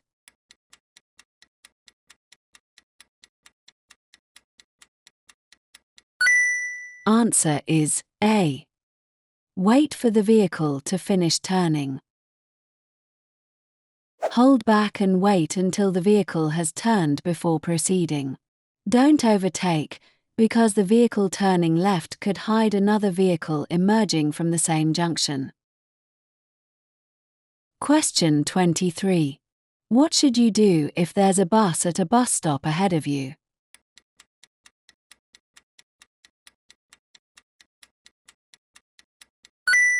Answer is C. Watch carefully for the sudden appearance of pedestrians. As you approach, look out for any signal the driver might make. If you pass the vehicle, watch out for pedestrians attempting to cross the road from behind the bus. They'll be hidden from view until the last moment. Question 24. Why would you fit chains to your wheels?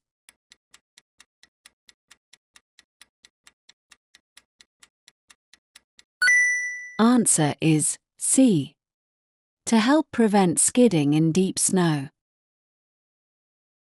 Chains can be fitted to your wheels in snowy conditions. They can help you to move off without wheel spin, or to keep moving in deep snow. You'll still need to adjust your driving to suit these conditions. Question 25. You're traveling along a motorway. Where would you find a crawler or climbing lane?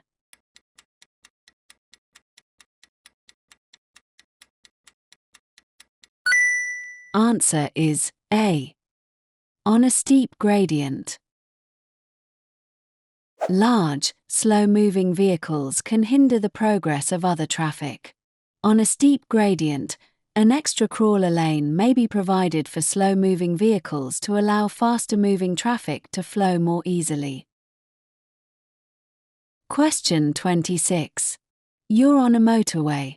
The hard shoulder is not being used as a running lane. When should you use the hard shoulder?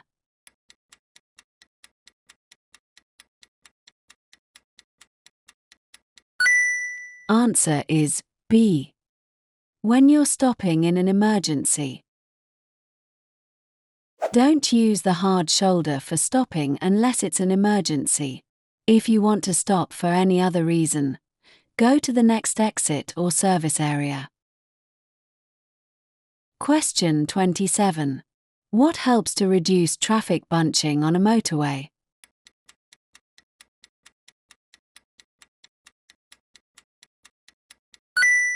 Answer is B.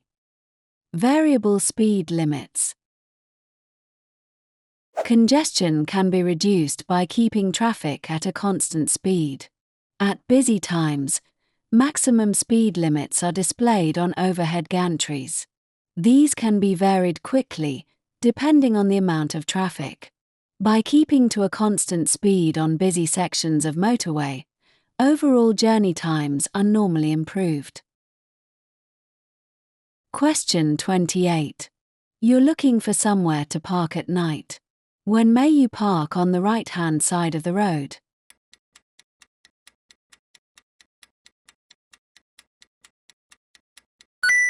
Answer is A. When you're in a one-way street. Red rear reflectors show up when headlights shine on them. These are useful when you're parked at night, but they'll only reflect if you park in the same direction as the traffic flow. Normally you should park on the left, but in a one-way street you may also park on the right-hand side of the road. Question 29. Which road users benefit from toucan crossings?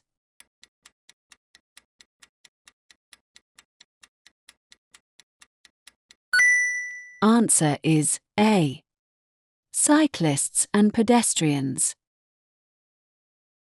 Toucan crossings are similar to pelican crossings, but there's no flashing amber phase. Cyclists share the crossing with pedestrians and are allowed to cycle across when the green cycle symbol is shown. Question 30. You're waiting at a level crossing. What should you do if the red warning lights continue to flash after a train has passed by?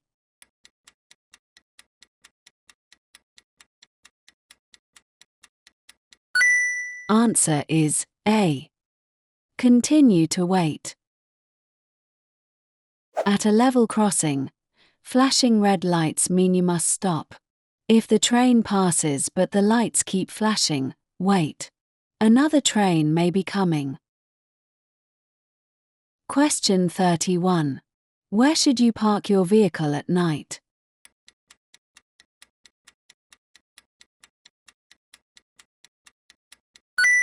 Answer is B. In a well-lit area. When you're parking at night, park in a well-lit area. This can help deter criminals from targeting your vehicle. Question 32. Which sign means no entry?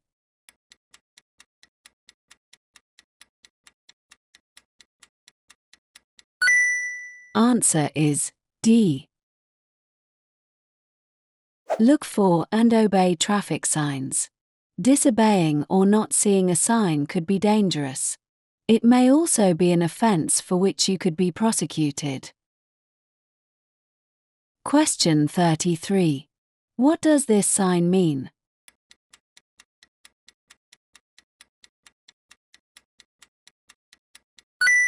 Answer is A. Distance to parking place ahead. If you intend to stop and rest, this sign allows you time to reduce speed and pull over safely. Question 34. What does this sign mean?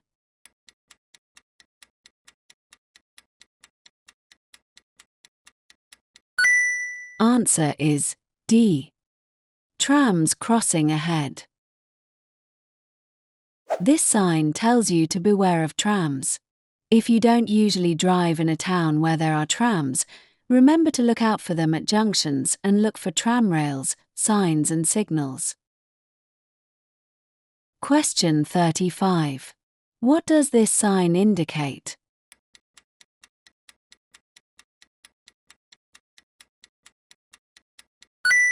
Answer is B. A diversion route. When a diversion route has been put in place, drivers are advised to follow a symbol, which may be a black triangle, square, circle, or diamond shape on a yellow background. Question 36. What does this sign mean?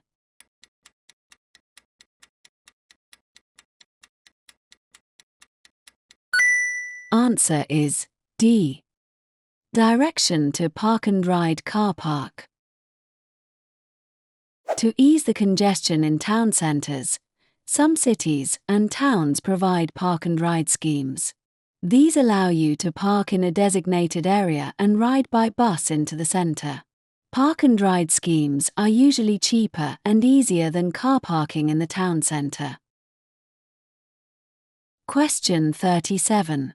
What does the white line along the side of the road indicate?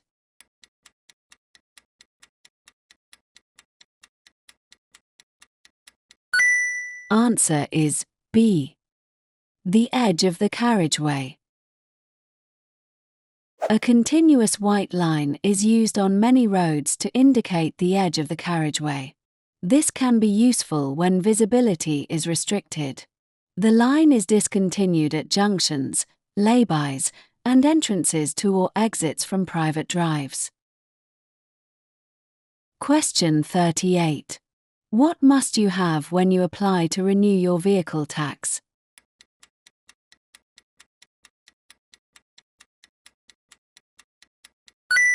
Answer is C. Valid insurance.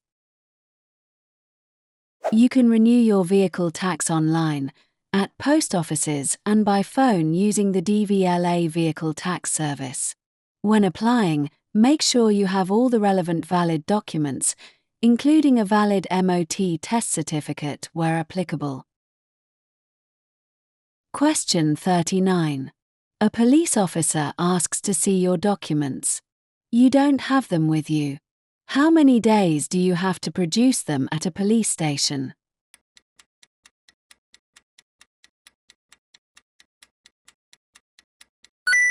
Answer is D. 7 days. You don't have to carry your vehicle's documents wherever you go. If a police officer asks to see them and you don't have them with you, you may be asked to produce them at a police station within 7 days. Question 40. What must you check before you drive someone else's vehicle?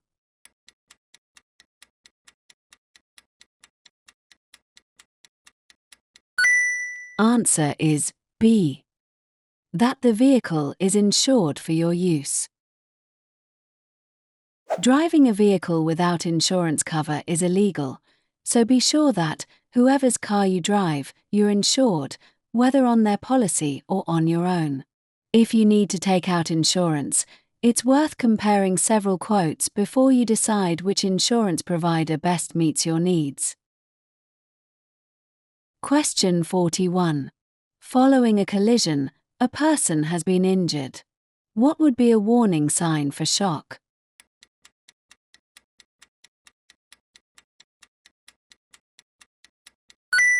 Answer is C. Rapid shallow breathing. The effects of shock may not be immediately obvious.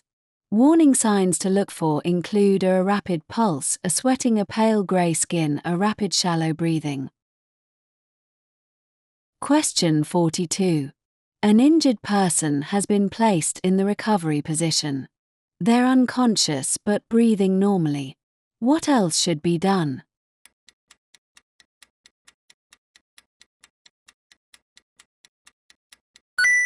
Answer is B. Check their airway remains open. After a casualty has been placed in the recovery position, make sure their airway remains open and monitor their condition until medical help arrives. Where possible, don't move a casualty unless there's further danger. Question 43. You're on a motorway. When can you use hazard warning lights?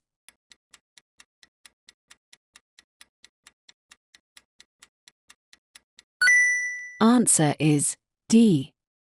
When you slow down quickly because of danger ahead.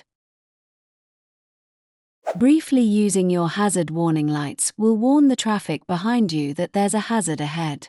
Turn them off again when following drivers have seen and responded to your signal. Question 44. You've broken down on a two-way road. You have a warning triangle. At least how far from your vehicle should you place the warning triangle?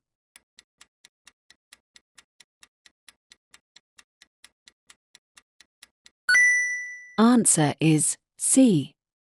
45 meters, 147 feet. Advance warning triangles fold flat and don't take up much room. Use one to warn other road users if your vehicle has broken down or if there has been an incident. Place it at least 45 meters, 147 feet, behind your vehicle or the incident, on the same side of the road or verge. Place it further back if the scene is hidden by, for example, a bend, hill or dip in the road. Don't use warning triangles on motorways. Question 45. Which lights should you use when you're driving in a tunnel?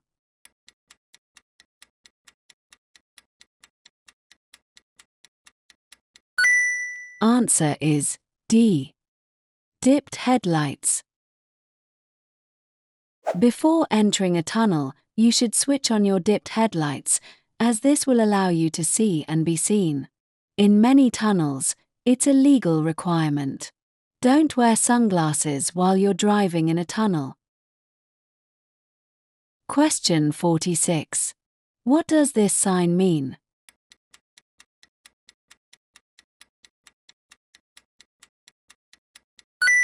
Answer is B. Route for pedal cycles only.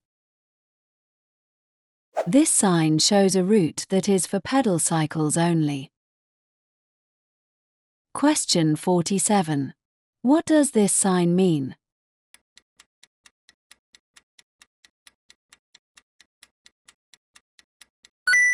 Answer is D. Vehicle checks. Temporary signs like this are put out when vehicles are to be stopped for an excise license check or vehicle inspection. Question 48.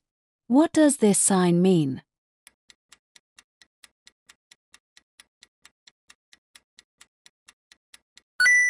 Answer is D. No right turn.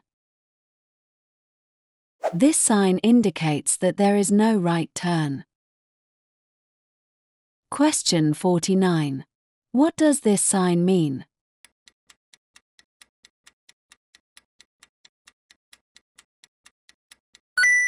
Answer is B. Level crossing without a gate or barrier.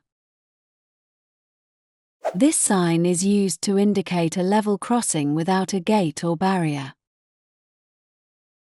Question 50.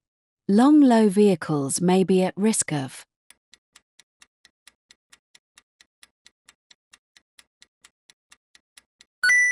Answer is B. Grounding. Long low vehicles may be at risk of grounding. Drivers of such vehicles must phone before crossing. Hey, if you find this video helpful, please give it a like, subscribe to our channel and hit bell icon so you don't miss any updates. And you want to support us, you just go to our channel and click on the join button to join our channel membership, link in the description. Your support helps us bring you more content to ace your theory test. Now, let's get back to the video. Question 1. What should you do before making a U-turn?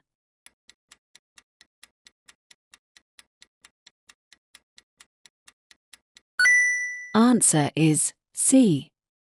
Look over your shoulder for a final check. If you have to make a U-turn, slow down and ensure that the road is clear in both directions. Make sure that the road is wide enough for you to carry out the maneuver safely.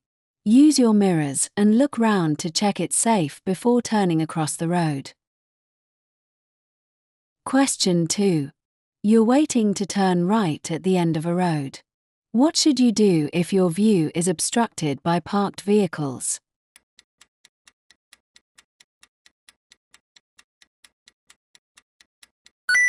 Answer is B.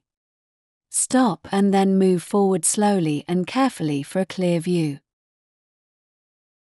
At junctions, your view is often restricted by buildings, trees, or parked cars. You need to be able to see in order to judge a safe gap. Edge forward slowly and keep looking all the time. Don't cause other road users to change speed or direction as you emerge. Question 3. You're driving your car. When may you use a handheld mobile phone?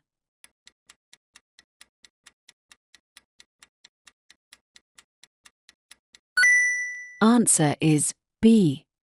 When you've parked safely. It's illegal to use a handheld mobile phone while you're driving, except in a genuine emergency. Even using a hands-free kit can distract your attention. Park in a safe and convenient place before receiving or making a call or using text messaging.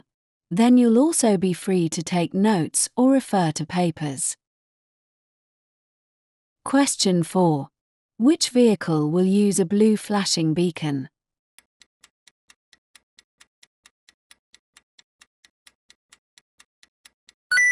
Answer is C. Bomb disposal. Emergency vehicles use blue flashing lights. If you see or hear one, move out of its way as soon as it's safe and legal to do so. Question 5. What style of driving causes increased risk to everyone?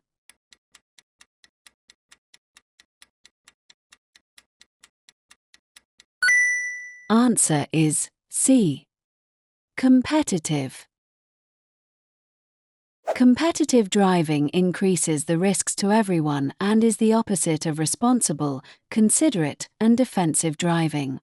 Defensive driving is about questioning the actions of other road users and being prepared for the unexpected.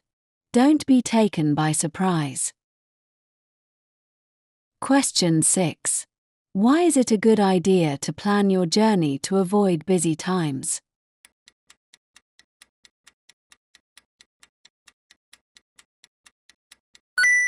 Answer is D. You'll have an easier journey. No one likes to spend time in traffic queues. Try to avoid busy times related to school or work travel. Question 7. What can be damaged if you turn the steering wheel when the car isn't moving?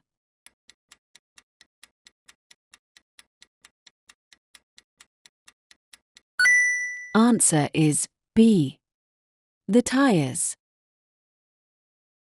Turning the steering wheel when the car isn't moving is known as dry steering. It can cause unnecessary wear to the tires and steering mechanism. Question 8. What may help to deter a thief from stealing your car?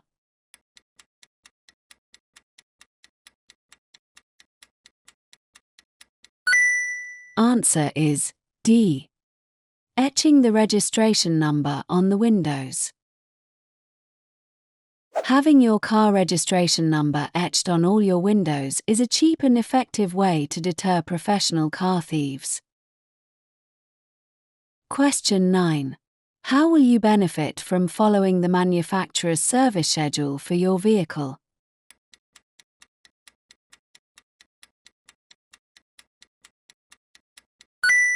Answer is B. Your vehicle will remain reliable.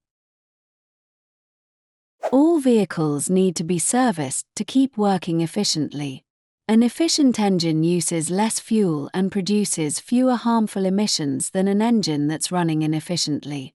Keeping the vehicle serviced to the manufacturer's schedule should also keep it reliable and reduce the chance of it breaking down. Question 10. How can you help to prevent your car radio being stolen?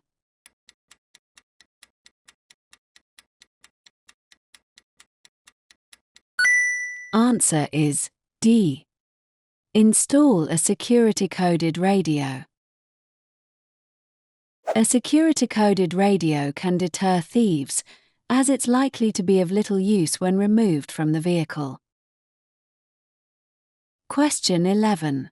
You're driving in freezing conditions. What should you do as you approach a sharp bend?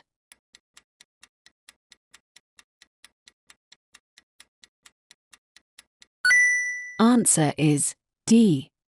Slow down gently. Harsh use of the accelerator, brakes, or steering is likely to lead to skidding, especially on slippery surfaces. Avoid steering and braking at the same time. In icy conditions, it's very important that you constantly assess what's ahead so that you can take appropriate action in plenty of time. Question 12. What type of vehicle could you expect to meet in the middle of the road?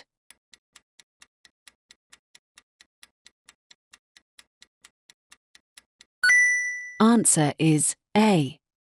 Lorry. The highest point of the bridge is in the center, so a large vehicle might have to move to the center of the road to have enough room to pass safely under the bridge. Question 13. What should you do as you approach this overhead bridge?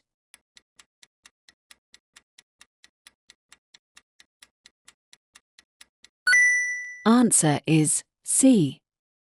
Be prepared to give way to large vehicles in the middle of the road. Oncoming large vehicles may need to move to the middle of the road to pass safely under the bridge. There won't be enough room for you to continue, so you should be ready to stop and wait. Question 14.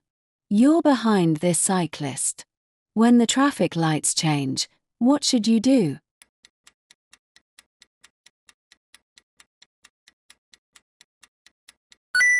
Answer is D. Allow the cyclist time and room. Hold back and allow the cyclist to move off. Some junctions have special areas marked across the front of the traffic lane. These allow cyclists to wait for the lights to change and move off ahead of other traffic.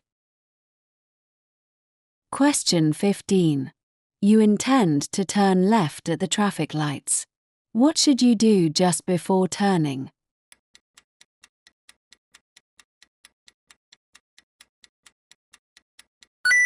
Answer is B.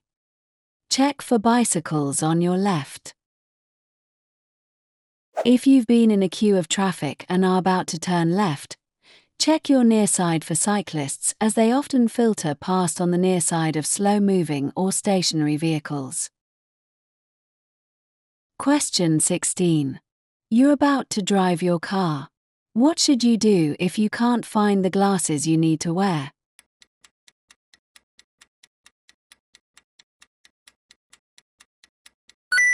Answer is C.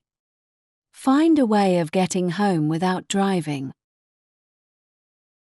If you need to wear glasses for driving, it's illegal to drive without them. You must be able to see clearly when you're driving. Question 17. What hazard should you be especially aware of if you're turning left into a side road?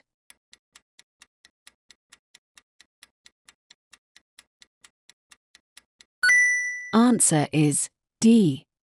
Pedestrians. Make sure that you've reduced your speed and are in the correct gear for the turn. Look into the road before you turn and always give way to any pedestrians who are crossing. Question 18. Which vehicle should you allow extra room as you overtake them?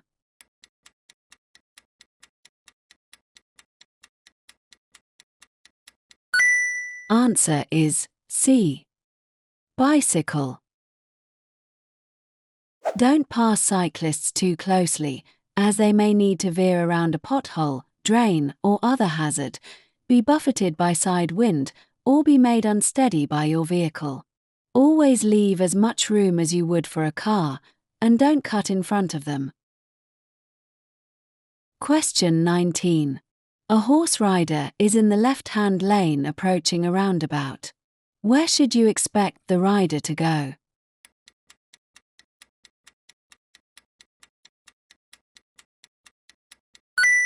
Answer is D. In any direction.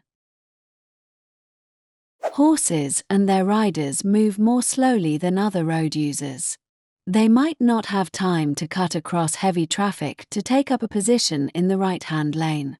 For this reason, a horse and rider may approach a roundabout in the left-hand lane even though they're turning right.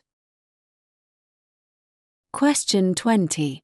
At night, what does it mean if you see a pedestrian wearing reflective clothing and carrying a bright red light?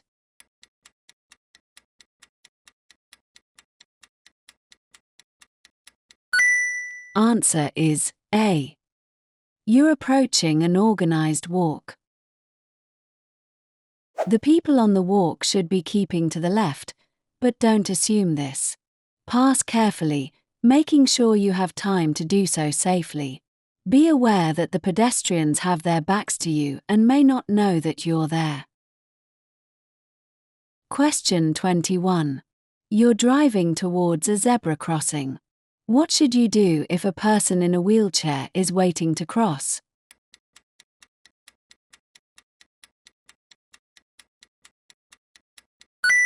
Answer is C. Be prepared to stop.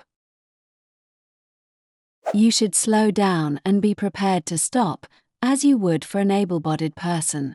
Don't wave them across, as other traffic may not stop.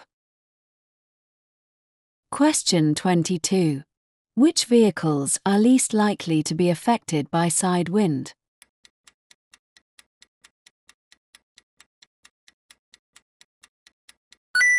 Answer is C. Cars.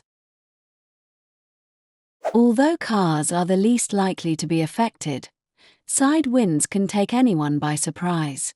This is most likely to happen after overtaking a large vehicle, when passing gaps between hedges or buildings, and on exposed sections of road.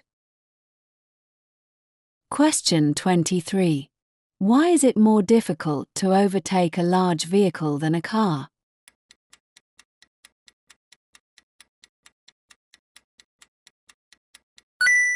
Answer is B. It will take longer to overtake a large vehicle. Depending on relative speed, it will usually take you longer to pass a lorry than other vehicles. Hazards to watch for include oncoming traffic, junctions ahead, bends or dips that could restrict your view, and signs or road markings that prohibit overtaking. Make sure you can see that it's safe to complete the maneuver before you start to overtake. Question 24. You're driving in heavy traffic on a wet road. Which lights should you use if there's a lot of surface spray?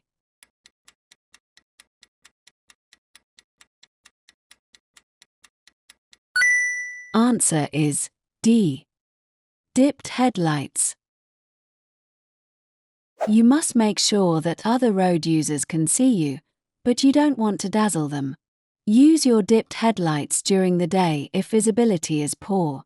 If visibility falls below 100 meters, 328 feet, you may use your rear fog lights, but don't forget to turn them off when the visibility improves. Question 25. What should you do if you have to make a journey in foggy conditions?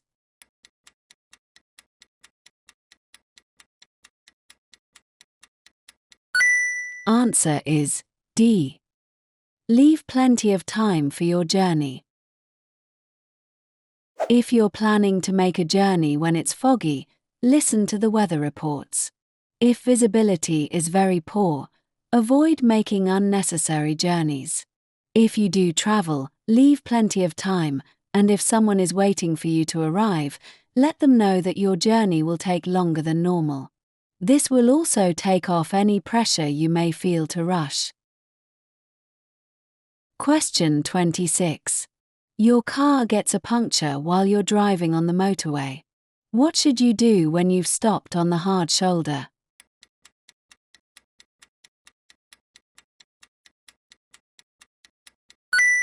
Answer is A. Use an emergency telephone and call for help. Park as far to the left as you can and leave the vehicle by the near side door. Don't attempt even simple repairs. Instead, walk to an emergency telephone on your side of the road and phone for help. While waiting for help to arrive, stay by your car, keeping well away from the carriageway and hard shoulder. Question 27. What's the national speed limit for cars and motorcycles on a dual carriageway?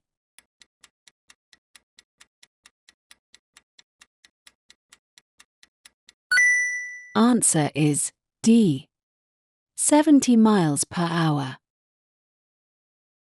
Make sure that you know the speed limit for the road that you're on. The speed limit on a dual carriageway or motorway is 70 miles per hour for cars and motorcycles, unless signs indicate otherwise. The speed limits for different types of vehicle are listed in the Highway Code. Question 28. When may you enter a box junction?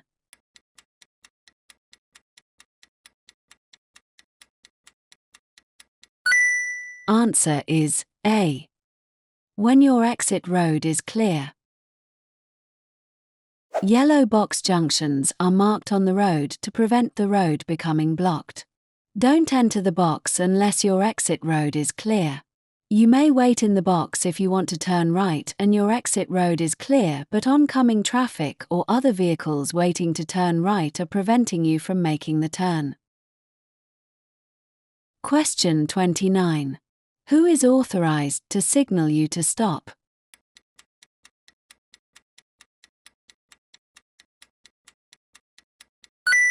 Answer is D. A police officer. You must obey signals to stop given by police and traffic officers, traffic wardens, and school crossing patrols. Failure to do so is an offence and could lead to prosecution. Question 30. You want to park and you see this sign. What should you do on the days and times shown?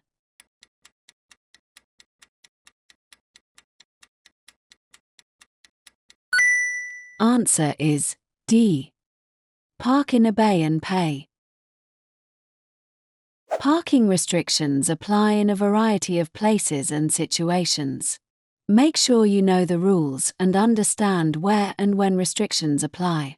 Controlled parking areas will be indicated by signs and road markings. Parking in the wrong place could cause an obstruction and danger to other traffic. It can also result in a fine. Question 31. You want to turn right at a box junction.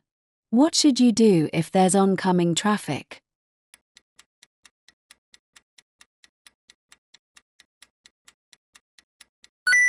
Answer is A. Wait in the box junction if your exit is clear. You can wait in the box junction as long as your exit is clear. At some point there'll be a gap in the oncoming traffic, or the traffic lights will change, allowing you to proceed. Question 32. What does this sign mean?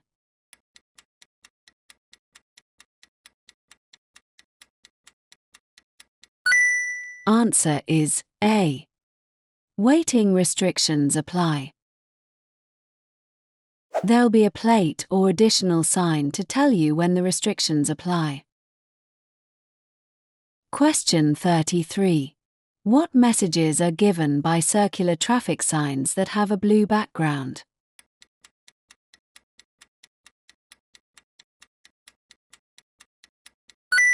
Answer is B. They give mandatory instructions. Signs with blue circles generally give mandatory instruction. These are often found in urban areas and include signs for mini roundabouts and directional arrows. Question 34. What does this traffic sign mean?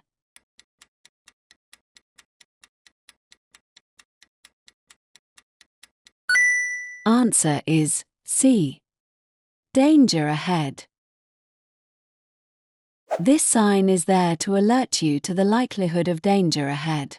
It may be accompanied by a plate indicating the type of hazard.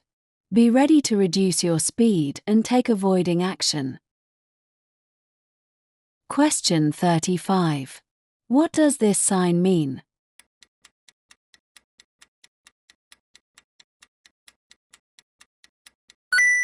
Answer is D. Steep hill downwards.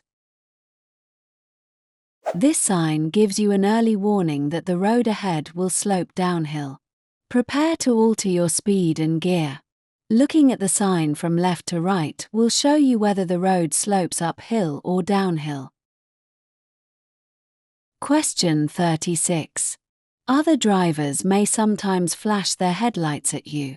What's the official meaning of this signal?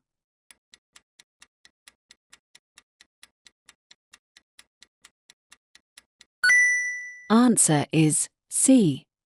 They're warning you of their presence.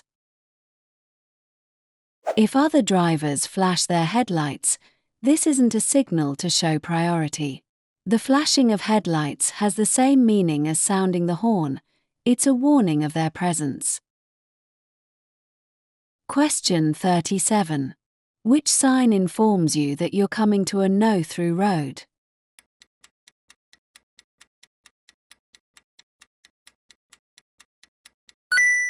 Answer is C.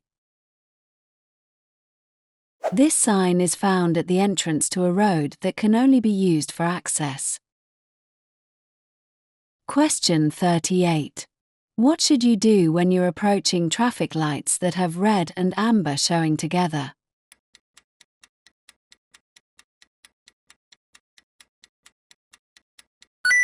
Answer is D. Wait for the green light. Be aware that other traffic might still be clearing the junction as you approach. A green light means you may go on, but only if the way is clear. Question 39. What's a statutory off-road notification, SORN?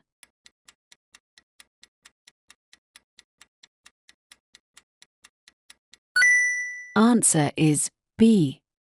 A notification to tell DVLA that a vehicle isn't being used on the road. If you want to keep a vehicle untaxed and off the public road, you must make a SORN. It's an offence not to do so. Your SORN is valid until your vehicle is taxed, sold, or scrapped. Question 40. What do you need before you can legally use a motor vehicle on the road?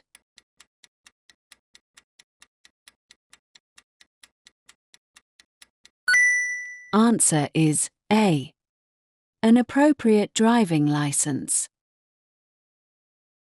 Using a motor vehicle on the road illegally carries a heavy fine and can lead to penalty points on your driving license. You must hold a valid driving license for the class of vehicle you're using and be insured to drive the vehicle. If required, the vehicle must have a current MOT test certificate and be taxed for use on the road. Question 41.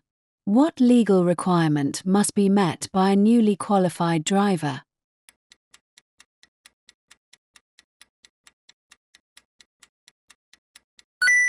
Answer is D. They must have valid motor insurance. It's your responsibility to make sure you're properly insured for the vehicle you're driving. This is the case regardless of whether you're a newly qualified driver or one with more experience. Question 42. When must you contact the Driver and Vehicle Licensing Agency, DVLA?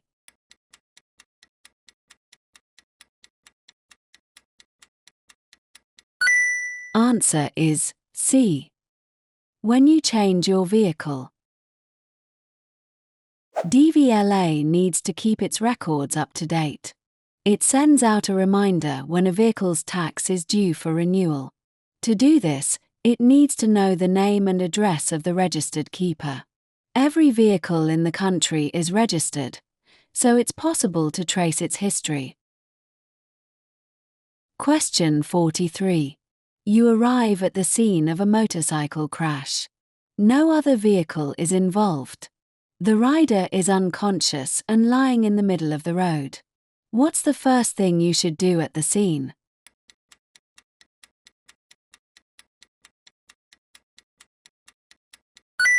Answer is A. Warn other traffic. The motorcyclist is in an extremely vulnerable position, exposed to further danger from traffic. Approaching vehicles need advance warning in order to slow down and safely take avoiding action or stop. Don't put yourself or anyone else at risk. Use the hazard warning lights on your vehicle to alert other road users to the danger. Question 44. At an incident, someone is suffering from severe burns. How could you help them?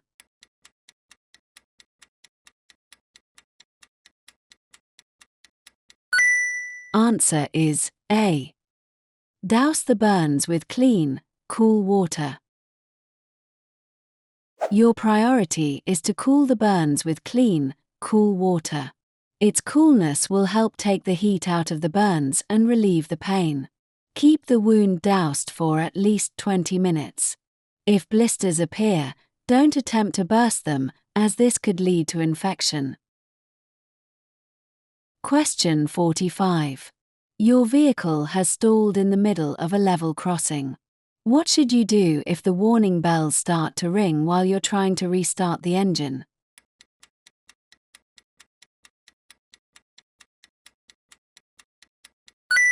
Answer is A. Get out of the car and clear of the crossing.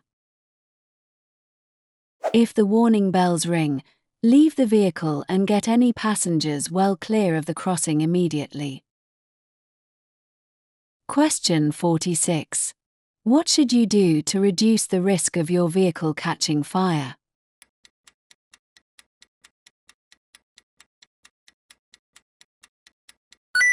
Answer is D. Check out any strong smell of fuel. The fuel in your vehicle can be a dangerous fire hazard. If you smell fuel, check out where it's coming from. Never use a naked flame near the vehicle if you can smell fuel or smoke when refueling your vehicle. Question 47. What should you do if your vehicle catches fire while you're driving through a tunnel?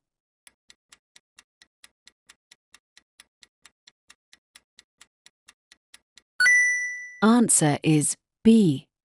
Drive it out of the tunnel if it's safe to do so. If it's possible, and you can do so without causing further danger, it may be safer to drive a vehicle that's on fire out of a tunnel. The greatest danger in a tunnel fire is smoke and suffocation. Question 48. What does it mean if your trailer has a maximum authorized mass, MAM, of 3,500 kilograms?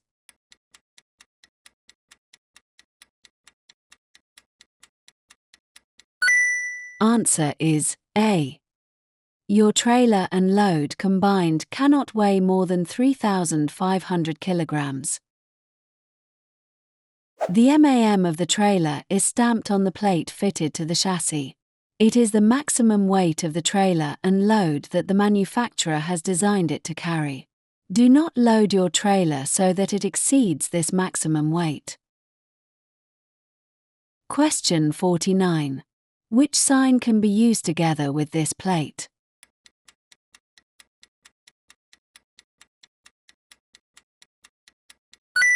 Answer is D. The roundabout sign. The following plate can be used together with roundabout or bend signs. Question 50. What does this sign mean?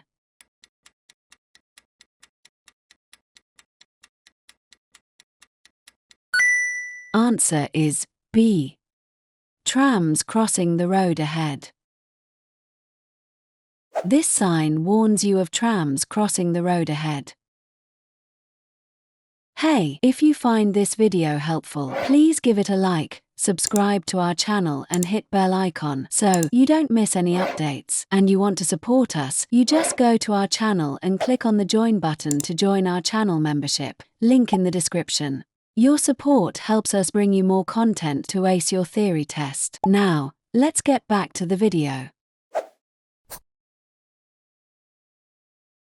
Question 1. What should you do as you approach this bridge?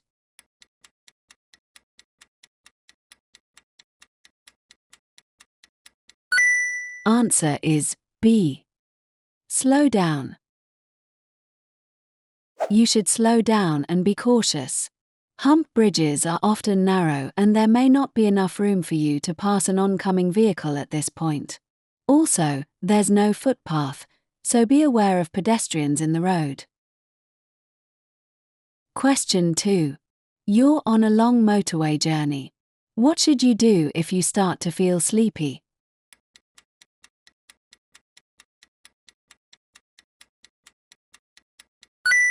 Answer is D. Leave the motorway and stop in a safe place.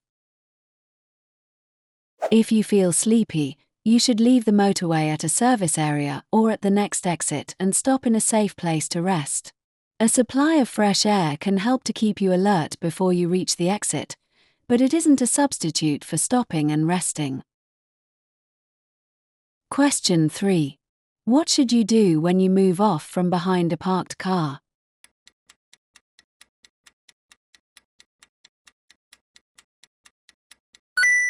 Answer is D. Look around before moving off. Before moving off, you should use both the interior and exterior mirrors to check that the road is clear. Look around to check the blind spots and, if necessary, give a signal to warn other road users of your intentions. Also look well ahead, as you'll have to steer out into the road to pass the parked car. Question 4. How can drivers help the environment?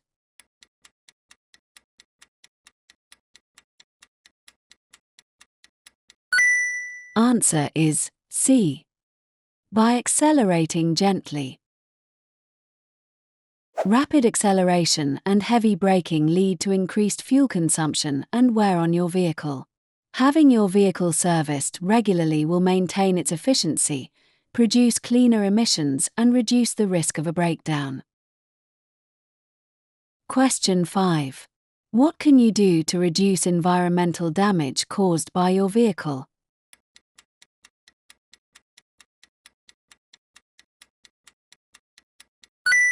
Answer is B. Avoid making a lot of short journeys. Avoid using your car for short journeys. On a short journey, the engine is unlikely to warm up fully and will therefore be running less efficiently. This will result in the car using more fuel and emitting higher levels of harmful emissions. Question 6. When is fuel consumption at its highest?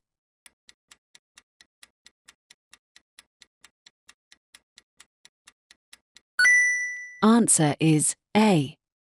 When you're accelerating. Accelerating uses a lot of fuel, so always try to use the accelerator smoothly. Taking your foot off the accelerator allows the momentum of the car to take you forward, especially when going downhill. This can save a considerable amount of fuel without any loss of control over the vehicle. Question 7. What should you do when you're driving in snowy conditions?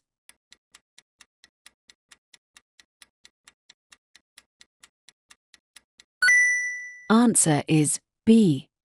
Brake gently in plenty of time. In snowy conditions, be careful with the steering, accelerator and brakes. Braking sharply while you're driving on snow is likely to make your car skid. Question 8. What lights should you use when you're driving on a wet motorway and vehicles are throwing up surface spray?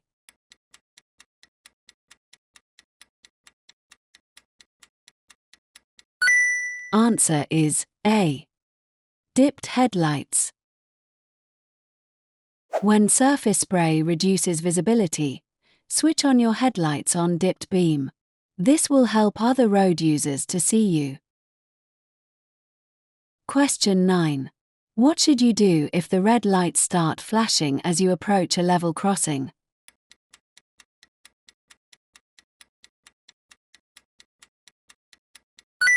Answer is C. Stop before the barrier. At level crossings, the red lights flash before and while the barrier is down. At most crossings, an amber light will precede the red lights. You must stop behind the white line unless you've already crossed it when the amber light comes on. Don't be tempted to zigzag around half barriers. Question 10. A driver's behavior has upset you. How can you get over this incident safely?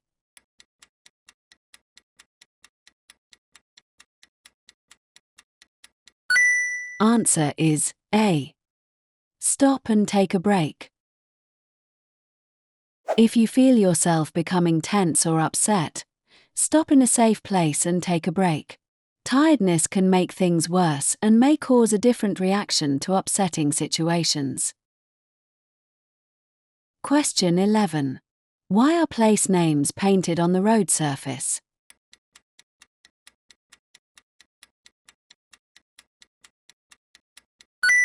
Answer is C.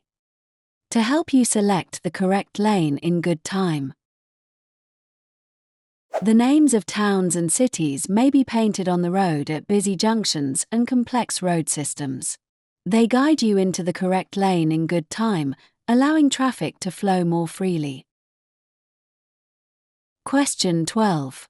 You're invited to a pub lunch. What should you do if you know that you'll have to drive in the evening?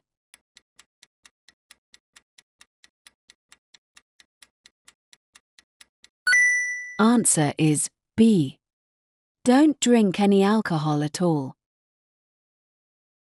Alcohol will stay in your body for several hours and may make you unfit to drive later in the day. Drinking during the day will also affect your performance at work or study. Question 13. What can seriously reduce your ability to concentrate?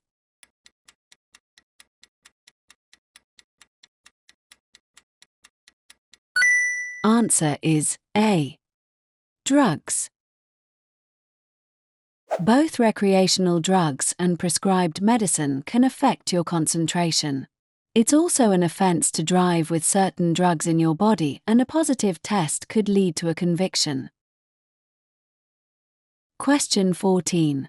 You're driving a car fitted with automatic transmission.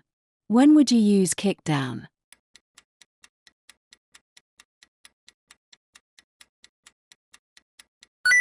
Answer is B. To accelerate quickly. Kickdown selects a lower gear, enabling the vehicle to accelerate faster. Question 15. Why do motorcyclists use dipped headlights in daylight?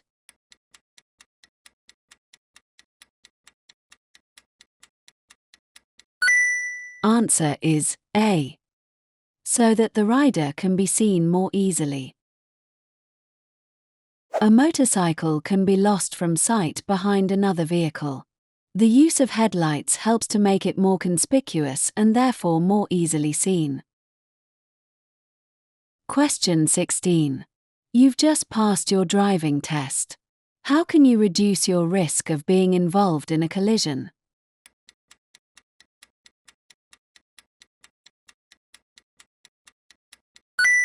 Answer is B. By taking further training. New drivers and riders are often involved in a collision or incident early in their driving career. Due to a lack of experience, they may not react to hazards appropriately. Approved training courses are offered by driver and rider training schools for people who have passed their test but want extra training. Question 17. You're traveling on a narrow section of road. What should you do if a horse rider ahead is riding in the center of the lane?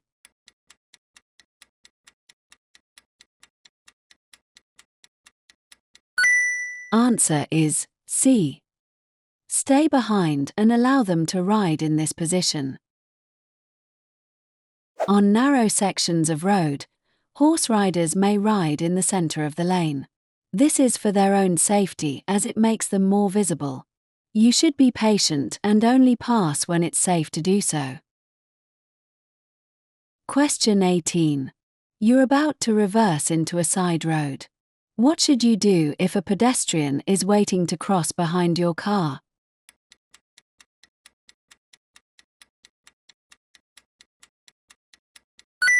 Answer is B. Give way to the pedestrian. If you need to reverse into a side road, try to find a place that's free from traffic and pedestrians. Look all around before and during the maneuver. Stop and give way to any pedestrians who want to cross behind you. Avoid waving them across, sounding the horn, flashing your lights, or giving any signals that could mislead them and create a dangerous situation. Question 19. Which road users are most difficult to see when you're reversing your car?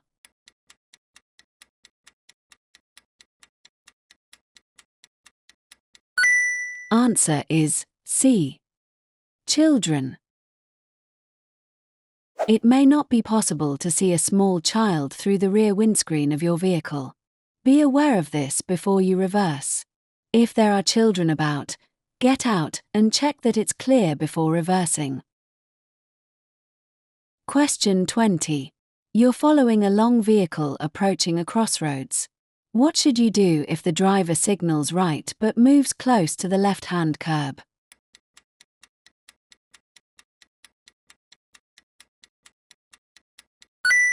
Answer is D. Wait behind the long vehicle. When a long vehicle is going to turn right, it may need to keep close to the left-hand curb. This is to prevent the rear end of the trailer cutting the corner. You need to be aware of how long vehicles behave in such situations. Don't overtake the lorry, because it could turn as you're alongside. Stay behind and wait for it to turn. Question 21. Why should drivers be more careful on roads where trams also operate?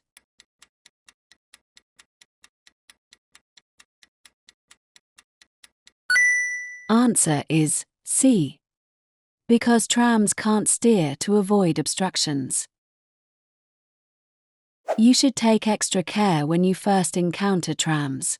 You'll have to get used to dealing with a different traffic system. Be aware that trams can accelerate and travel very quickly, and they can't change direction to avoid obstructions. Question 22. What should you do while you're driving or riding along a motorway?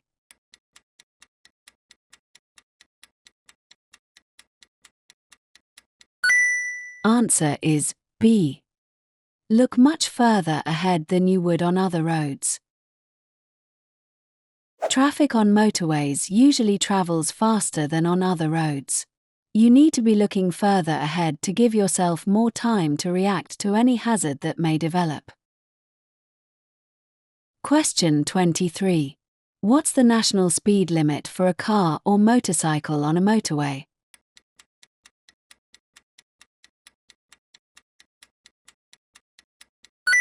Answer is C. 70 miles per hour. The national speed limit for a car or motorcycle on a motorway is 70 miles per hour. Lower speed limits may be in force, for example, at roadworks. Variable speed limits also operate in some areas when the motorway is very busy. Cars or motorcycles towing trailers are subject to a lower speed limit. Question 24. You're on a motorway. What does it mean if a red cross is showing above the hard shoulder and mandatory speed limits above all other lanes?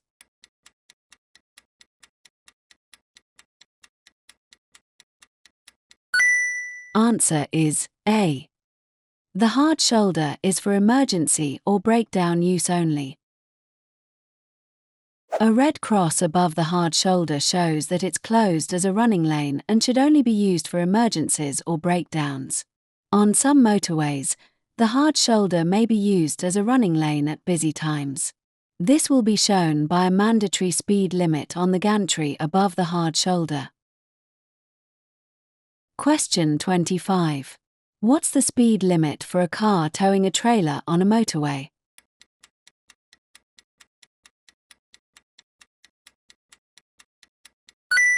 Answer is C. 60 miles per hour. If you're towing a small, light trailer, it won't reduce your vehicle's performance by very much and it may not be visible in your mirrors. However, strong winds or buffeting from large vehicles might cause the trailer to snake from side to side. Be aware of your speed and don't exceed the reduced speed limit imposed on vehicles towing trailers. Question 26. Your vehicle breaks down on a motorway and you manage to stop on the hard shoulder. What should you do if you use your mobile phone to call for help?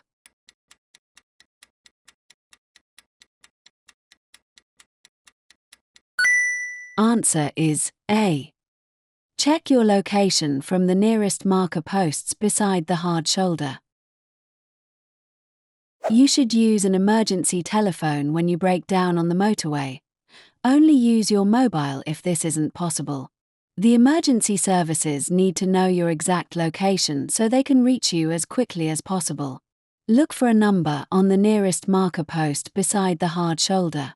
Give this number when you call the emergency services. Question 27. In England, Scotland, and Northern Ireland, what will the speed limit usually be where you can see streetlights but no speed limit signs?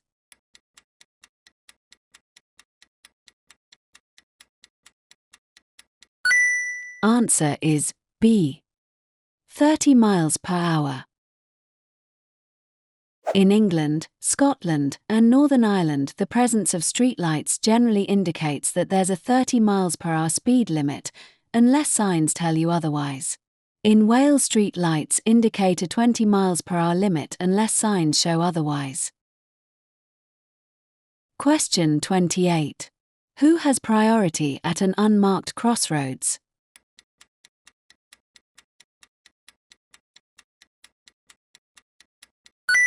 Answer is B. No one has priority. Practice good observation in all directions before you emerge or make a turn. Proceed only when you're sure it's safe to do so. Question 29. What should you do when you park at night on a road that has a 40 miles per hour speed limit?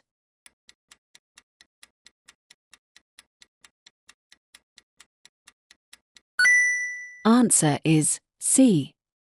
Leave parking lights switched on. You must use parking lights when parking at night on a road or in a lay-by on a road with a speed limit greater than 30 miles per hour. You must also park in the direction of the traffic flow and not close to a junction. Question 30. When may you drive a car in this bus lane?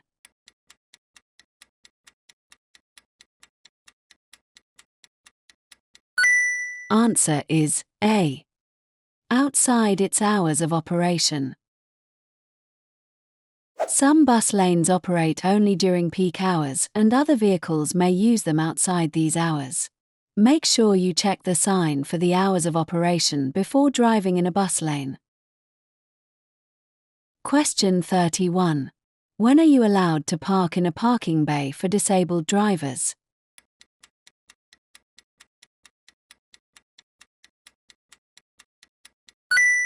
Answer is A. When you have a blue badge. Don't park in a space reserved for disabled people unless you or your passenger are a blue badge holder. The badge must be displayed on the dashboard or fascia panel, where it can be clearly read through the front windscreen. Question 32. Which sign means no motor vehicles allowed?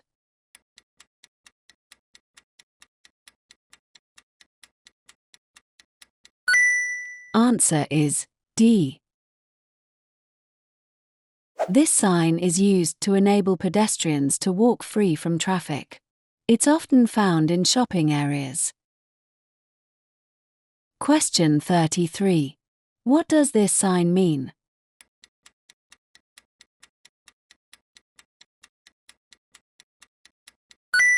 Answer is B.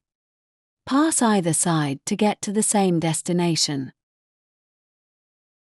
These signs are often seen in one-way streets that have more than one lane. When you see this sign, use the route that's the most convenient and doesn't require a late change of direction. Question 34. What does this sign mean?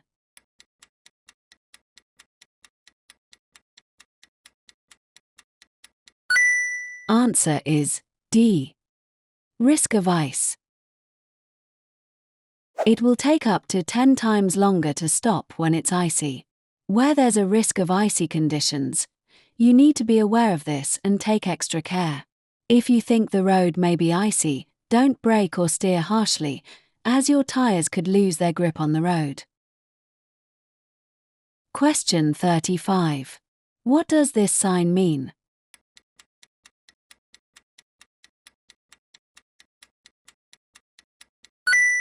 Answer is C. Give way to trams.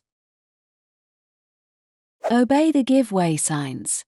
Trams are unable to steer around you if you misjudge when it's safe to enter the junction. Question 36. What does this sign mean?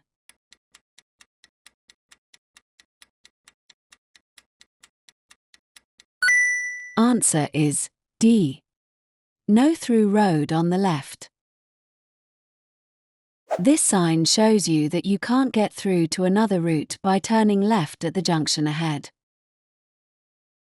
Question 37.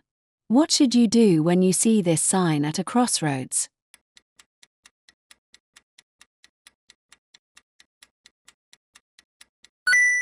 Answer is C.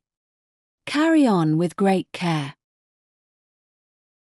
When traffic lights are out of order, treat the junction as an unmarked crossroads. Be very careful and be prepared to stop. No one has priority.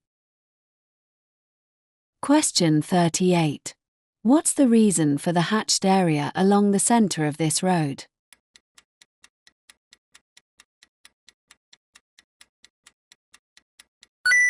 Answer is A. It separates traffic flowing in opposite directions.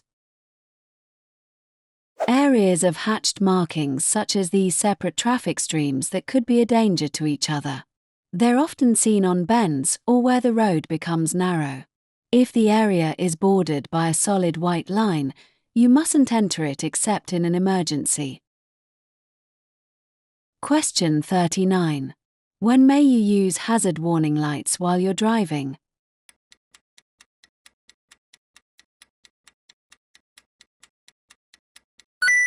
Answer is D. On a motorway or unrestricted dual carriageway, to warn of a hazard ahead. When there's queuing traffic ahead and you have to slow down or even stop, briefly showing your hazard warning lights will help alert the traffic behind to the hazard. Question 40. In order to supervise a learner driver, you need to have held a full driving license for the same category of vehicle for at least 3 years. What other requirement must you meet?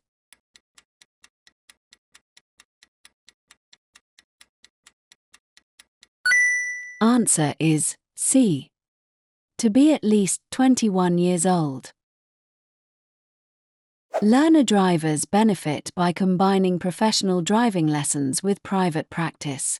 However, you need to be at least 21 years old and have held your driving license for at least 3 years before you can supervise a learner driver.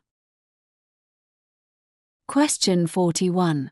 You're the first person to arrive at an incident where people are badly injured. You've switched on your hazard warning lights and checked all engines are stopped. What else should you do?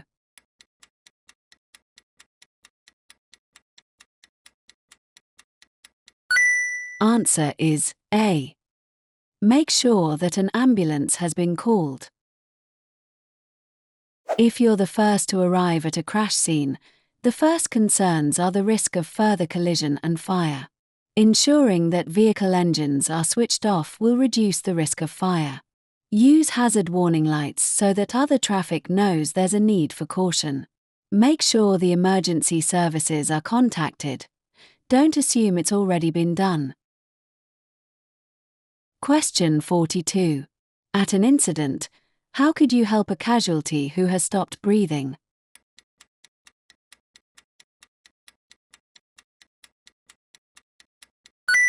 Answer is B. Follow the DVSA code. The DVSA code has been devised by medical experts to give the best outcome until the emergency services arrive and take care of casualties. Question 43.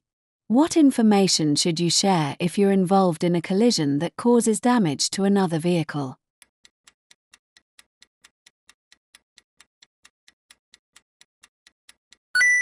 Answer is C. Your name, address, and vehicle registration number. Try to keep calm and don't rush. Make sure that you've shared all the relevant details with the other driver before you leave the scene. If possible, take pictures and note the positions of all the vehicles involved. Question 44. What does this sign mean?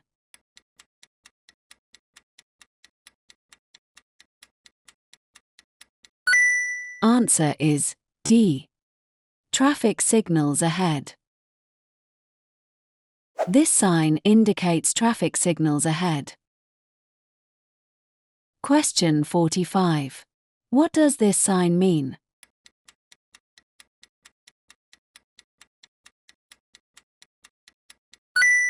Answer is A. End of temporary restrictions. This sign indicates an end of temporary restrictions. Question 46. What does this sign mean?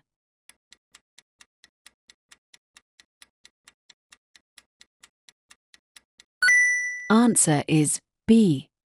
Roundabout. This sign indicates a roundabout. Question 47. What does this sign show?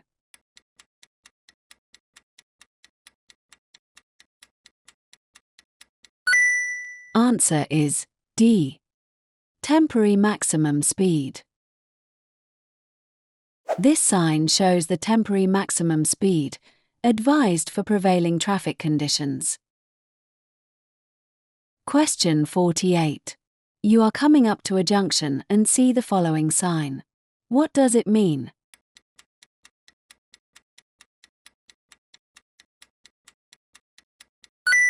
Answer is B. It's a T-junction. This is a warning sign and it tells you that you are at a T-junction. Question 49. You are traveling along a road and spot this sign. What does it tell you?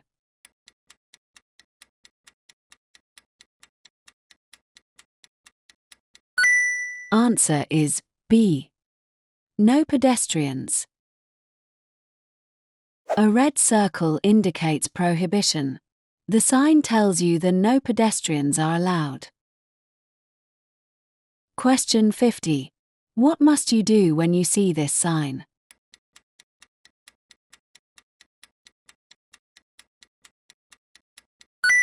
Answer is C. Stop. You must always stop when you see this sign. If there is more than one railway line over an automatic crossing, this signal will also flash and the sound of the audible warning will change if another train is approaching.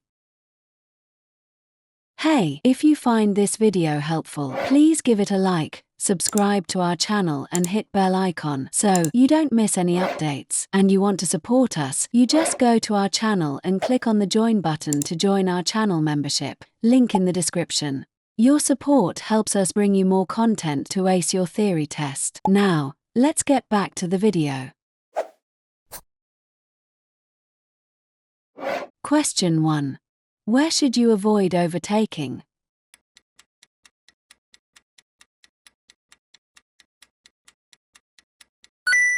Answer is A.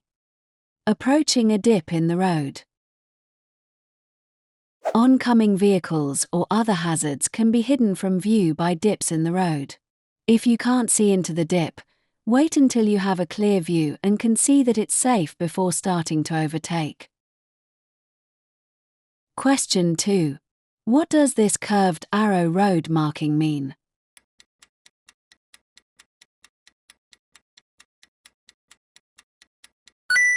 Answer is D. Overtaking traffic should move back to the left. In this picture, the road marking shows that overtaking drivers or riders need to return to the left. These markings show the direction drivers must pass hatch markings or solid double white lines. They're also used to show the route that high vehicles should take under a low arched bridge. Question 3. Who should obey diamond-shaped traffic signs?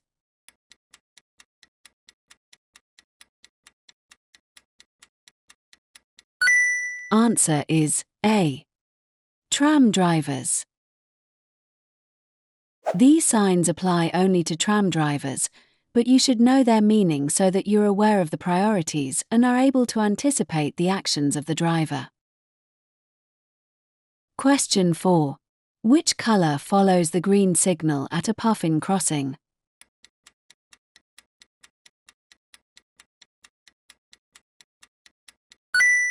Answer is A. Steady amber. Puffin crossings have infrared sensors that detect when pedestrians are crossing and hold the red traffic signal until the crossing is clear. The use of a sensor means there's no flashing amber phase as there is with a pelican crossing. Question 5. You're driving at night on an unlit road. What should you do if you're following another vehicle?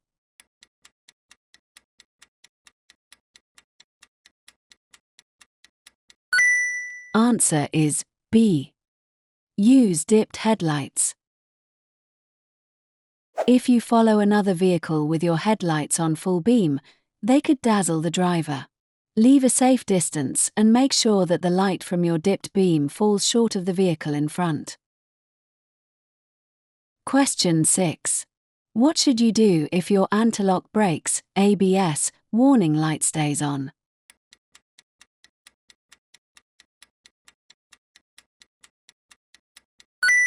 Answer is D.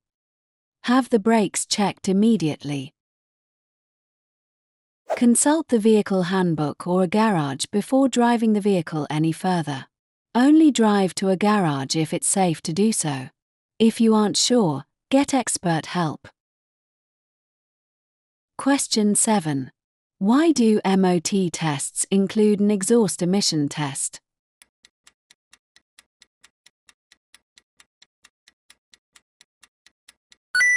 Answer is D. To help protect the environment against pollution. Emission tests are carried out to make sure your vehicle's engine is operating efficiently. This ensures the pollution produced by the engine is kept to a minimum. If your vehicle isn't serviced regularly, it may fail the MOT emissions test. Question 8. What can you achieve if you drive smoothly?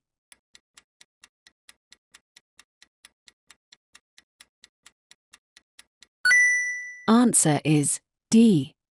Reduction in fuel consumption by about 15%. By driving smoothly, you'll not only save about 15% of your fuel but will also reduce the amount of wear and tear on your vehicle and the level of pollution it produces. You're also likely to feel more relaxed and have a more pleasant journey. Question 9. What requires extra care when you're driving or riding in windy conditions?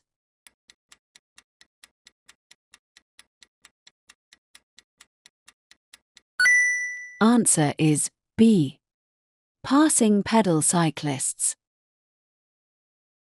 Always give cyclists plenty of room when overtaking them. You need to give them even more room when it's windy. A sudden gust could easily blow them off course and into your path. Question 10. What's the main benefit of driving a four-wheel drive vehicle?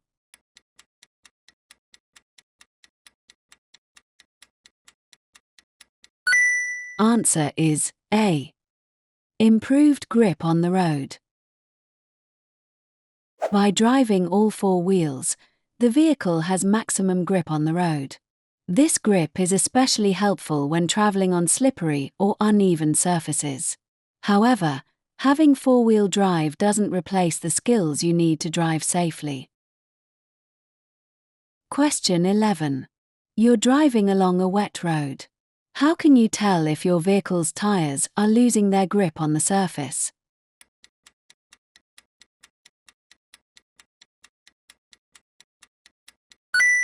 Answer is A. The steering will feel very light. If you drive at speed in very wet conditions, your steering may suddenly feel lighter than usual. This means that the tires have lifted off the surface of the road and are floating on the surface of the water. This is known as aquaplaning. Reduce speed but don't brake until your steering returns to normal. Question 12. What does it mean if the electronic stability control, escape, indicator light comes on briefly while you're driving?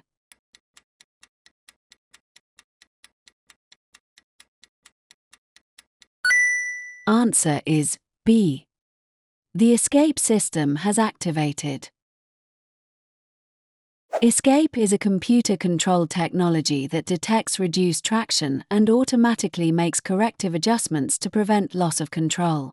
The escape light comes on briefly to alert the driver that the system has activated and the car is approaching its handling limits.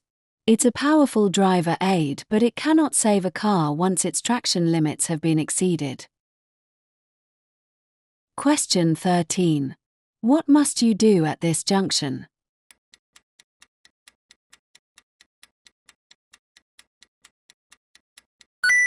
Answer is D. Stop behind the line, then edge forward to see clearly. The stop sign has been put here because the view into the main road is poor. You must stop because it won't be possible to take proper observation while you're moving. Question 14. What hazard should you be aware of when traveling along this street?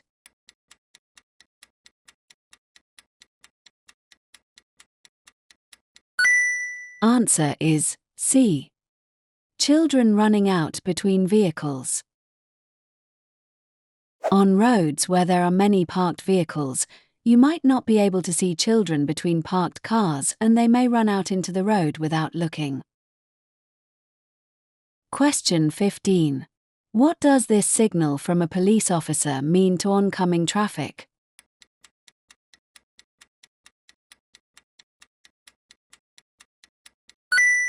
Answer is C. Stop. Police officers may need to direct traffic, for example, at a junction where the traffic lights have broken down. Check your copy of the highway code for the signals that they use. Question 16. You're driving on a road with several lanes. What do these signs above the lanes mean?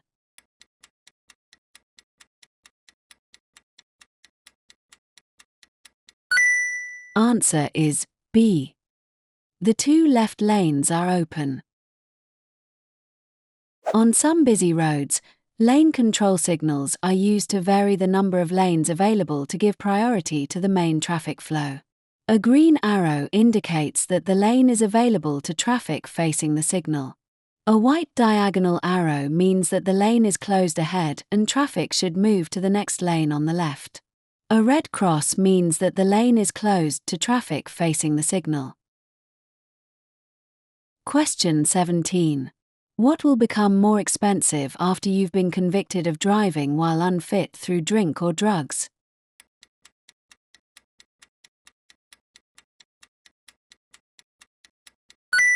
Answer is C.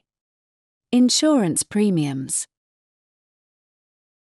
You've shown that you're a risk to yourself and others on the road. For this reason, insurance companies may charge you a higher premium. Question 18. Why should the junction on the left be kept clear?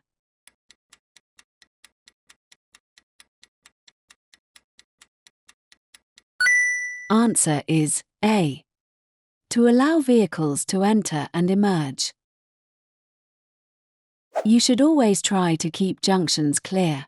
If you're in queuing traffic, make sure that when you stop you leave enough space for traffic to flow in and out of the junction. Question 19.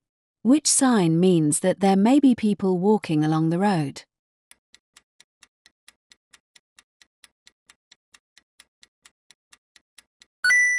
Answer is D.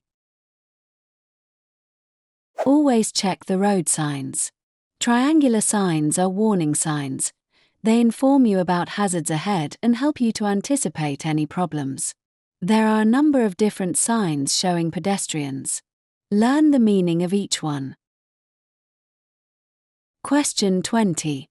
What should you do when you see an older person about to cross the road ahead?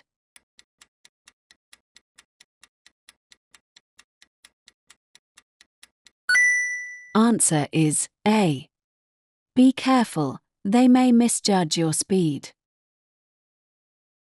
Older people may have impaired hearing, vision, concentration, and judgment.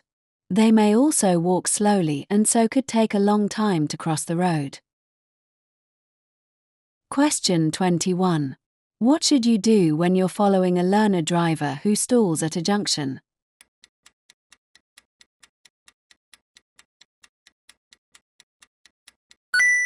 Answer is A. Be patient, as you expect them to make mistakes. Learning to drive is a process of practice and experience. Try to understand this and tolerate those who make mistakes while they're learning. Question 22. What should you do when you see these horse riders in front?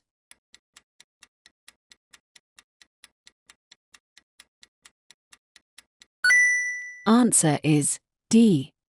Slow down and be ready to stop. Be particularly careful when approaching horse riders. Slow down and be prepared to stop. Always pass wide and slowly, and look out for signals given by the riders. Horses are unpredictable, always treat them as potential hazards and take great care when passing them. Question 23. You want to turn right from a junction. What should you do if your view is restricted by parked vehicles?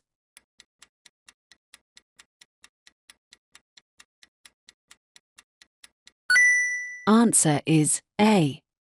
Stop, then move forward slowly until you have a clear view. If you want to turn right from a junction and your view is restricted, stop. Ease forward until you can see. Something might be approaching. If you don't know, don't go. Question 24. Where should you take particular care to look for motorcyclists and cyclists?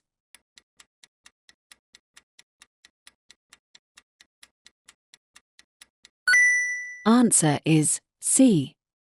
At junctions. Motorcyclists and cyclists are often more difficult to see at junctions. They're easily hidden from view and you may not be able to see them approaching a junction if your view is partially blocked, for example, by other traffic. Question 25. You're traveling in very heavy rain. How is this likely to affect your overall stopping distance?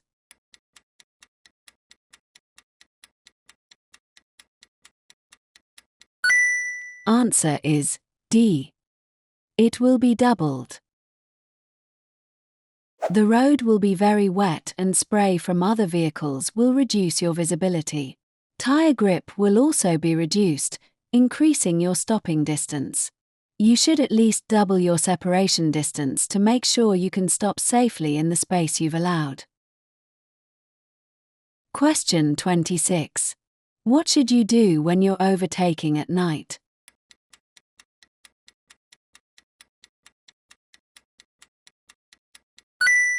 Answer is B. Beware of bends in the road ahead. Don't overtake if there's a possibility of a road junction, bend, or brow of a bridge or hill ahead. There are many hazards that are difficult to see in the dark. Only overtake if you're certain that the road ahead is clear. Don't take a chance. Question 27. What's a rumble device designed to do?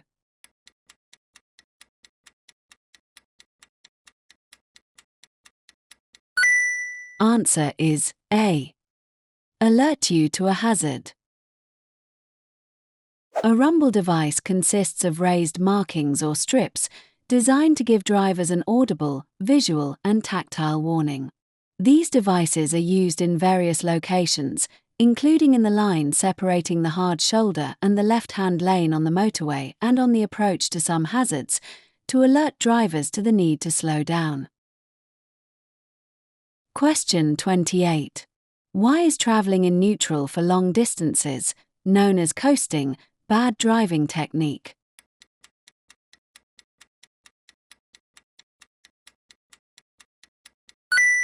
Answer is B. There won't be any engine braking. Try to look and plan well ahead. Plan your approach to hazards and select the correct gear in good time. This will help give you the control you need to deal with anything unexpected that may occur. Question 29. You're on a motorway. What does it mean when a mandatory speed limit is displayed above the hard shoulder?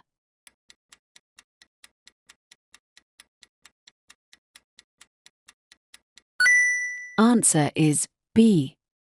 The hard shoulder can be used as a running lane.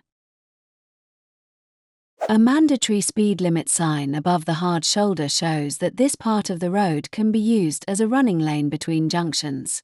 You must stay within the speed limit. Look out for vehicles that may have broken down and could be blocking the hard shoulder. Question 30.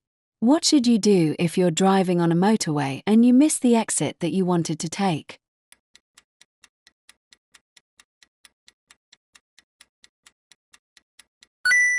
Answer is C. Carry on to the next exit. It's illegal to reverse, cross the central reservation or drive against the traffic flow on a motorway. If you miss your exit, carry on until you reach the next one. Ask yourself why you missed your exit. If you think that your concentration is fading, take a break before continuing your journey. Question 31. You see these double white lines along the center of the road. When may you park on the left?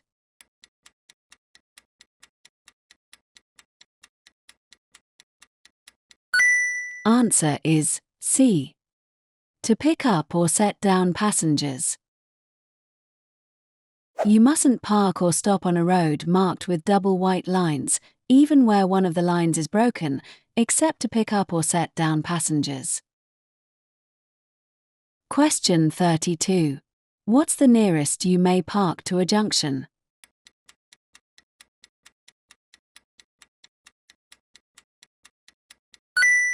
Answer is B. 10 meters, 32 feet. Don't park within 10 meters, 32 feet, of a junction, unless in an authorized parking place. This is to allow drivers emerging from, or turning into, the junction a clear view of the road they're joining. It also allows them to see hazards such as pedestrians or cyclists at the junction. Question 33. You're waiting at a level crossing. What must you do if a train passes but the lights keep flashing?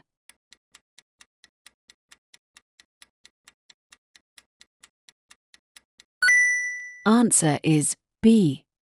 Carry on waiting. If the lights at a level crossing keep flashing after a train has passed, you should continue to wait, because another train might be coming. Be patient and wait until the lights stop flashing. Question 34. What should you do when you're unsure whether it's safe to reverse your vehicle?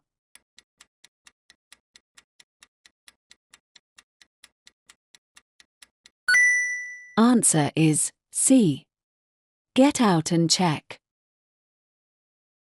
A small child could be hidden directly behind you, so, if you can't see all around your vehicle, get out and have a look. You could also ask someone reliable outside the vehicle to guide you. Question 35. Where's the safest place to park your vehicle at night?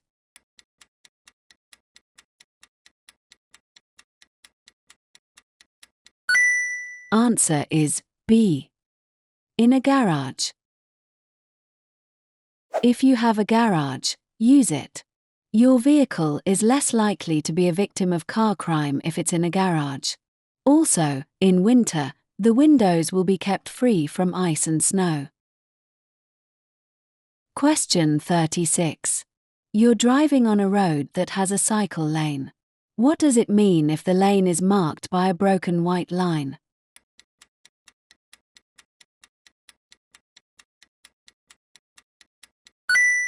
Answer is D. You shouldn't drive in the lane unless it's unavoidable. Cycle lanes are marked with either a solid or a broken white line. If the line is solid, you should check the times of operation shown on the signs and not drive or park in the lane during those times. If the line is broken, you shouldn't drive or park in the lane unless it's unavoidable. Question 37. Which sign means that pedestrians may be walking along the road?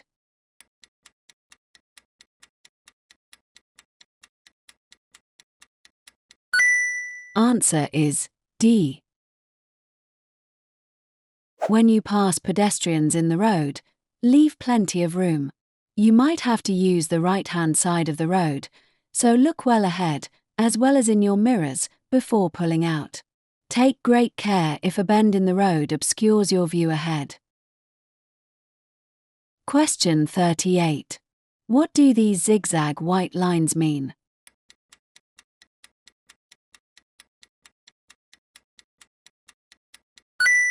Answer is D. No parking at any time. The approach to, and exit from, a pedestrian crossing is marked with zigzag lines. You mustn't park on them or overtake the leading vehicle when approaching the crossing. Parking here would block the view for pedestrians and approaching traffic. Question 39. Where would you see this road marking?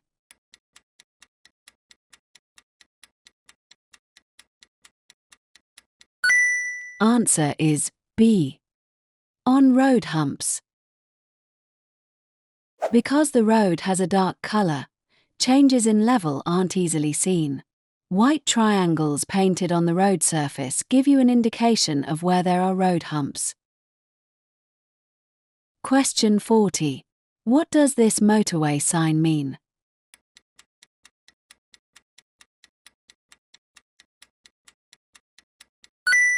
Answer is A. Change to the lane on your left. On the motorway, signs sometimes show temporary warnings due to traffic or weather conditions. They may be used to indicate lane closures, temporary speed limits, or weather warnings. Question 41. What does this traffic sign mean?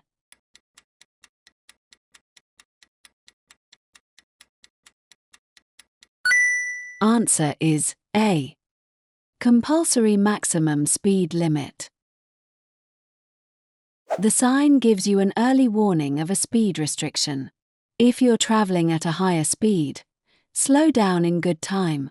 You could come across queuing traffic due to roadworks or temporary obstruction. Question 42. You're approaching traffic lights and the red light is showing. What signal will show next?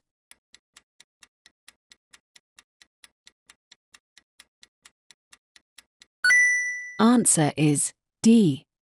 Red and amber. If you know which light is going to show next, you can plan your approach accordingly. This can help prevent excessive braking or hesitation at the junction. Question 43. What does this sign mean?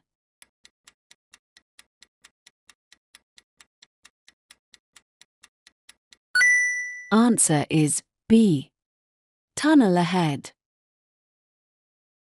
When approaching a tunnel, switch on your dipped headlights. Be aware that your eyes might need to adjust to the sudden darkness. You may need to reduce your speed. Question 44. At an incident, someone is unconscious and you want to help. What would be the first thing to check?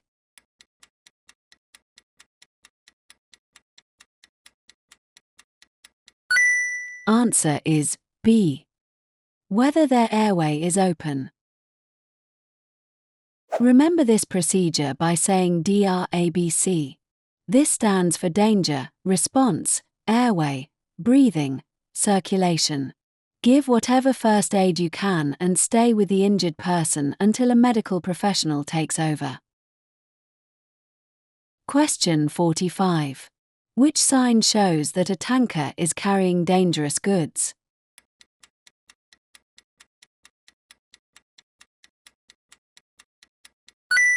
Answer is D. Tankers will display a hazard warning plate on the side and rear of the vehicle. Details of hazard warning symbols are given in the highway code. If a tanker is involved in a collision, you may need to report the tanker's hazard labeling to the emergency services. Question 46. What safety device must be fitted to a trailer braking system?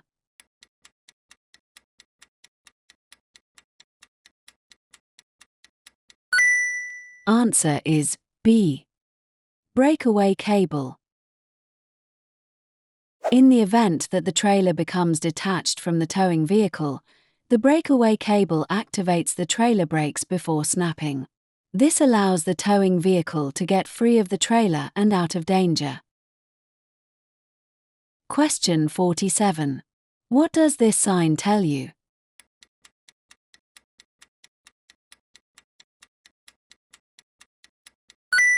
Answer is A.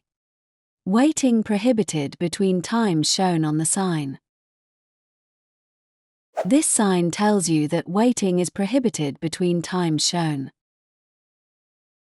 Question 48. What does this sign tell you?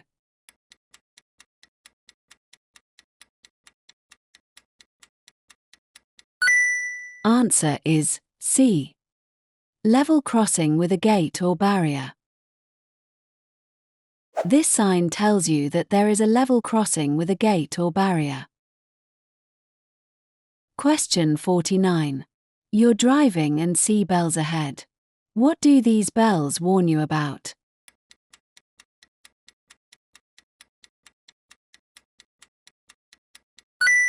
Answer is B.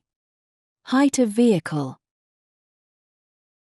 Bells suspended over the road at a railway crossing give an audible warning to drivers of vehicles that exceed the safe height beneath electrified overhead cables. Question 50. What do the sloping bars on countdown markers represent?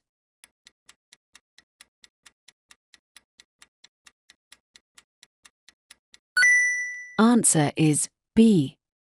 Distance. Countdown markers divide the distance between the advance warning sign and the stop line into 3 equal parts. Each sloping bar represents a certain distance.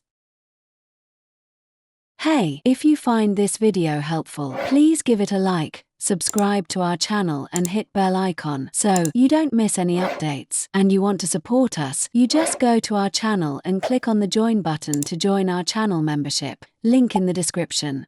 Your support helps us bring you more content to ace your theory test. Now, let's get back to the video. Question 1. When do windscreen pillars cause a serious obstruction to your view?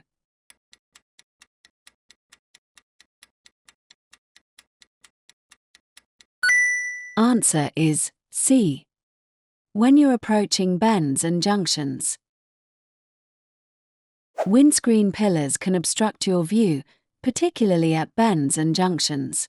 Look out for other road users, especially cyclists, motorcyclists, and pedestrians who can easily be overlooked. Question 2. What must you do when the amber light is flashing at a pelican crossing?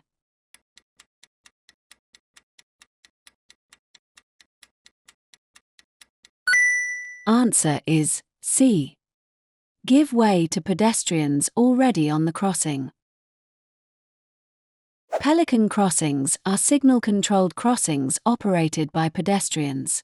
Push-button controls change the signals. Pelican crossings have no red and amber stage before green. Instead, they have a flashing amber light. This means you must give way to pedestrians who are on the crossing, but if the crossing is clear, you can continue. Question 3. When are you not allowed to sound your vehicle's horn?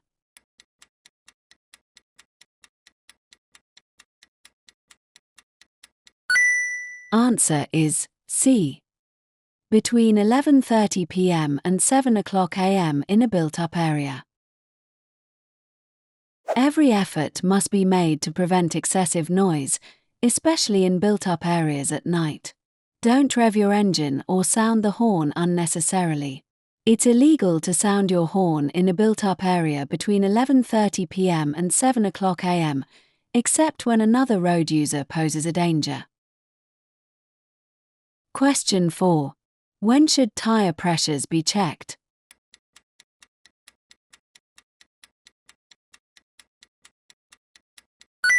Answer is A. When tires are cold. Check the tire pressures when the tires are cold. This will give you a more accurate reading. The heat generated on a long journey will raise the pressure inside the tire. Question 5. You need to top up your battery with distilled water. What level should you fill it to?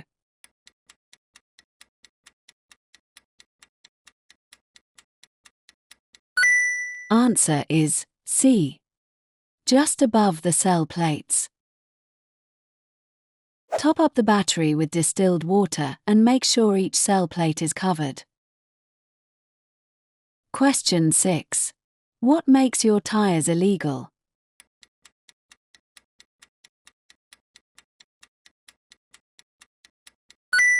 Answer is D. If they have any large, deep cuts in the side wall. Your tires may be of different treads and makes. They can even be second-hand, as long as they're in good condition. They must, however, be intact, without cuts or tears.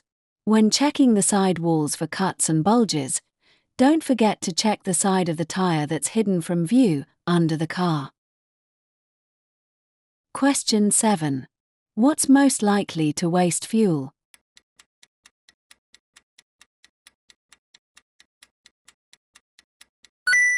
Answer is A. Underinflated tires. Wasting fuel costs you money and also causes unnecessary pollution. Ensuring your tires are correctly inflated, avoiding carrying unnecessary weight and removing a roof rack that's not in use will all help to reduce your fuel consumption. Question 8. What will reduce fuel consumption?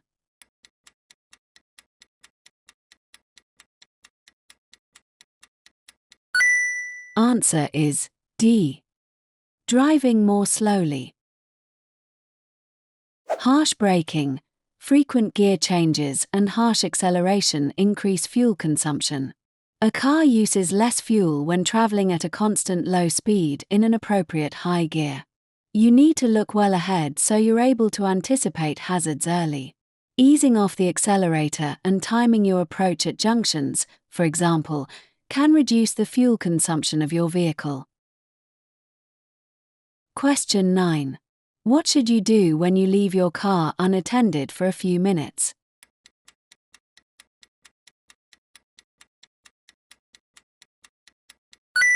Answer is C. Lock it and remove the key. Always switch off the engine, remove the key and lock your car, even if you're only leaving it for a few minutes. Question 10. What's the legal minimum tread depth for tires on your trailer or caravan?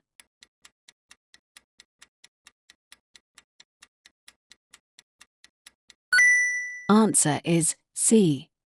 1.6 millimeters.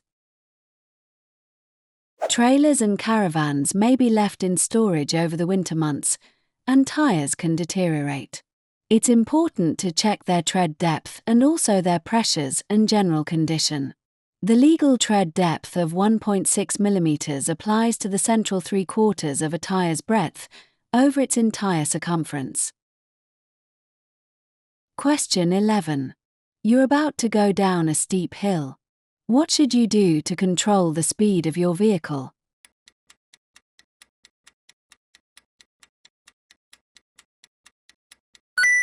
Answer is B. Select a low gear and use the brakes carefully. When driving down a steep hill, gravity will cause your vehicle to speed up. This will make it more difficult for you to stop. To help keep your vehicle's speed under control, select a lower gear to give you more engine braking and make careful use of the brakes. Question 12. What should you do before starting a journey in foggy weather?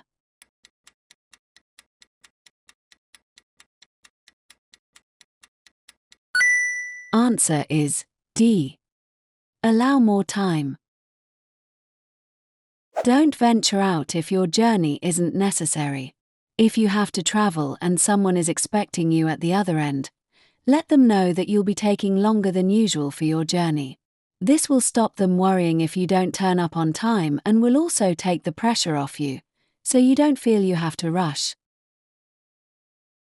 Question 13. What must you do if your eyesight has become very poor and you're no longer able to meet the driver's eyesight requirements?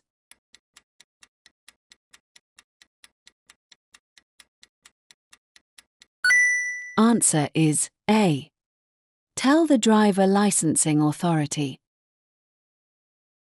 Having very poor eyesight will seriously affect your ability to drive safely. If you can't meet the driver's eyesight requirements, you must tell DVLA or DVA in Northern Ireland. Question 14. What must you do if poor health affects your driving?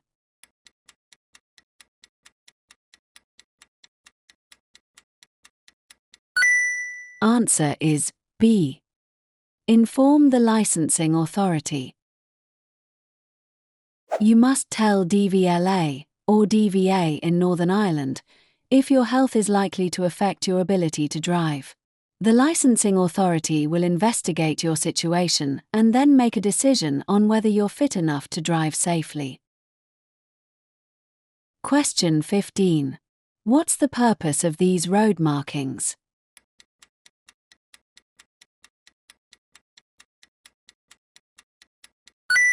Answer is A. To ensure children can see and be seen when they're crossing the road. These markings are found on the road outside schools. Don't stop or park on them, even to set down or pick up children. The markings are there to ensure that drivers, riders, children, and other pedestrians have a clear view of the road in all directions. Question 16. You're at the front of a queue of traffic waiting to turn right into a side road. Why is it important to check your right mirror just before turning?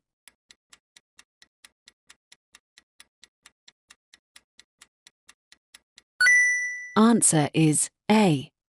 To check for overtaking vehicles. A motorcyclist could be riding along the outside of the queue. Always check your mirror before turning, as situations behind you can change while you've been waiting to turn. Question 17.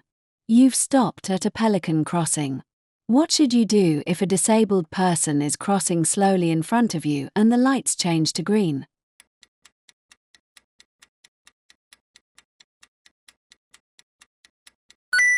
Answer is D. Wait for them to finish crossing. At a pelican crossing, the green light means you may proceed as long as the crossing is clear. If someone hasn't finished crossing, be patient and wait for them, whether they're disabled or not. Question 18. What should you do if you overtake a cyclist when it's very windy?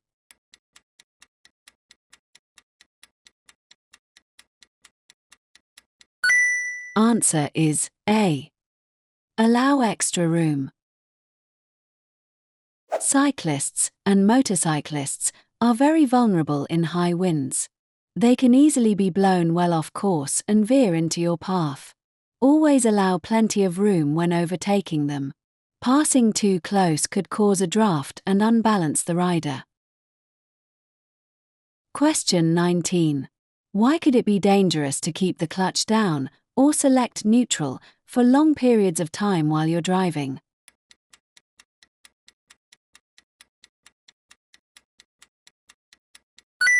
Answer is B. You'll have less steering and braking control.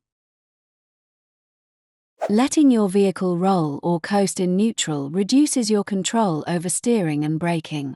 This can be dangerous on downhill slopes, where your vehicle could pick up speed quickly. Question 20. You're driving on an icy road. What distance from the car in front should you drive?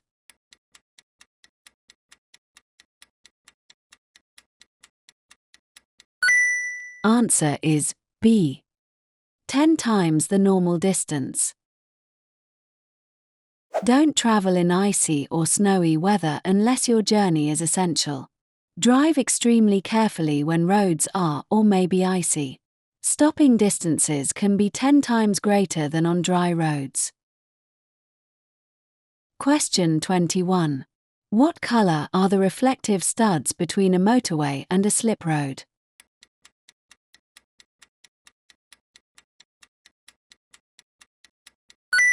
Answer is D. Green. The studs between the carriageway and the hard shoulder are normally red. These change to green where there's a slip road, helping you to identify slip roads when visibility is poor or when it's dark. Question 22. On a 3-lane motorway, which lane should you use if there's no traffic ahead?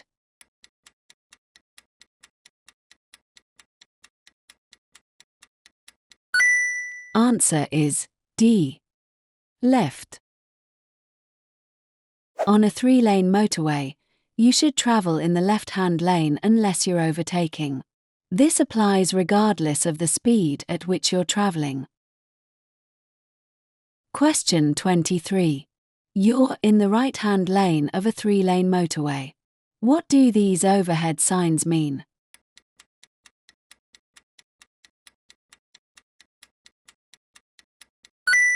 Answer is D.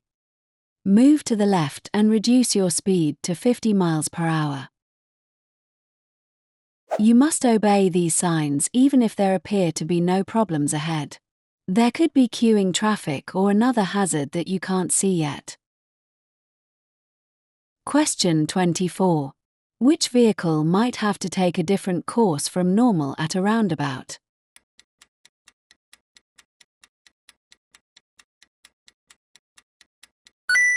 Answer is A. Long vehicle. A long vehicle may have to straddle lanes either on or approaching a roundabout so that the rear wheels don't mount the curb. If you're following a long vehicle, stay well back and give it plenty of room. Question 25. You're traveling along a residential street. There are parked vehicles on the left-hand side. Why should you keep your speed down?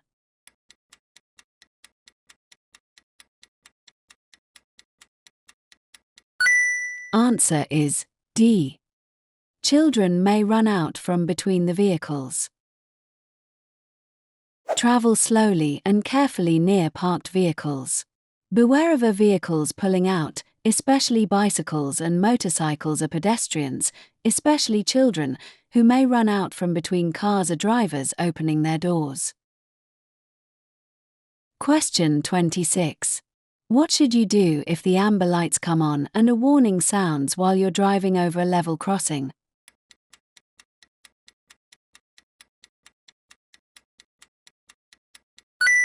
Answer is C.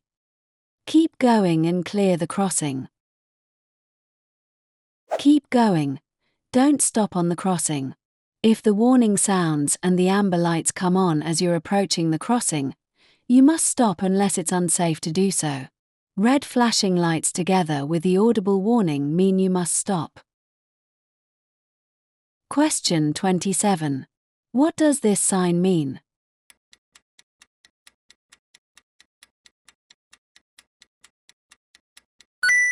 Answer is D. End of 20 miles per hour zone. Where you see this sign, The 20 miles per hour restriction ends and a 30 miles per hour restriction starts. Check all around for possible hazards and only increase your speed if it's safe to do so. Question 28. What does this sign mean?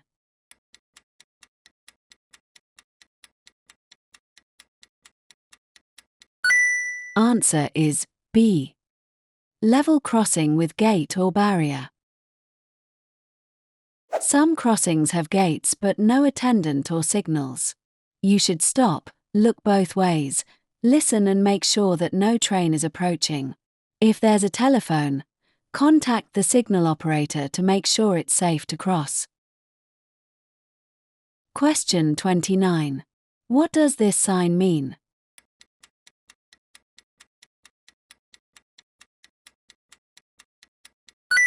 Answer is C. Contraflow system. If you use the right-hand lane in a contraflow system, you'll be traveling with no permanent barrier between you and the oncoming traffic. Observe speed limits and keep a good distance from the vehicle ahead. Question 30. At traffic lights, what does it mean when the amber light shows on its own?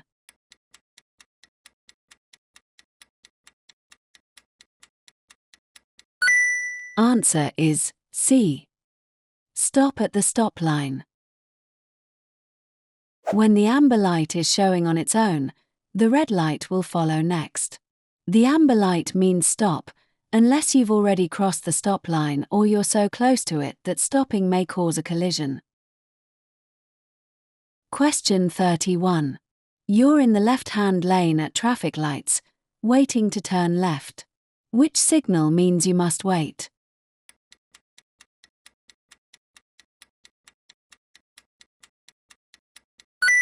Answer is B. At some junctions, there may be separate signals for different lanes. These are called filter lights. They're designed to help traffic flow at major junctions. Make sure that you're in the correct lane and proceed if the way is clear and the green light shows for your lane. Question 32. Who has priority when traffic lights are out of order?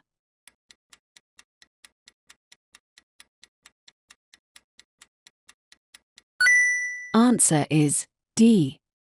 Nobody. When traffic lights are out of order, you should treat the junction as an unmarked crossroads. Be cautious, as you may need to give way or stop. Look for traffic attempting to cross the junction, unaware that it doesn't have priority. Question 33. Why does this junction have a stop sign and a stop line on the road?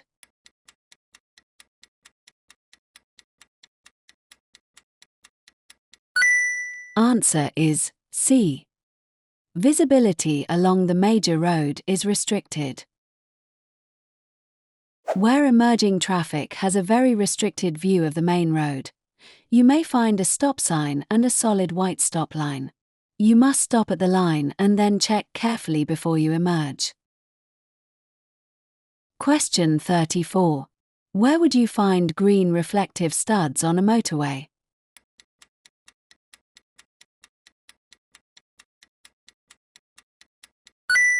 Answer is C. At slip road entrances and exits. Knowing the colors of the reflective studs on the road will help you judge your position, especially at night, in foggy conditions or when visibility is poor. Question 35. What should you do when you see this sign as you travel along a motorway?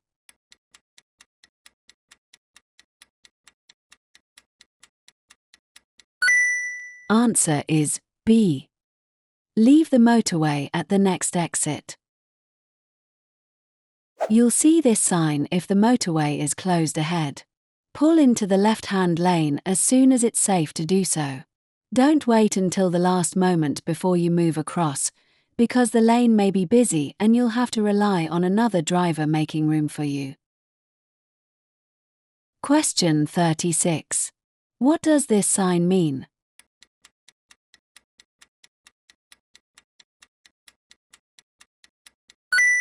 Answer is C. End of restriction. Temporary restrictions on motorways are shown on signs that have flashing amber lights. At the end of the restriction, you'll see this sign without any flashing lights. Question 37. What's the maximum fine for driving or riding without insurance?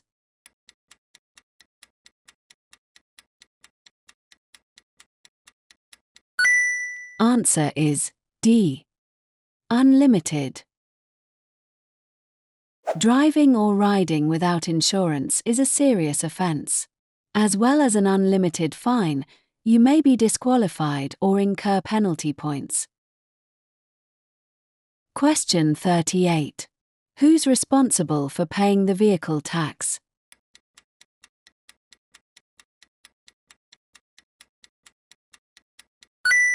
Answer is C. The registered keeper of the vehicle. The registered keeper of the vehicle is responsible for paying the vehicle tax or making a statutory off-road notification, SORN, if the vehicle is to be kept untaxed and off the road. Question 39. When could the cost of your insurance be reduced?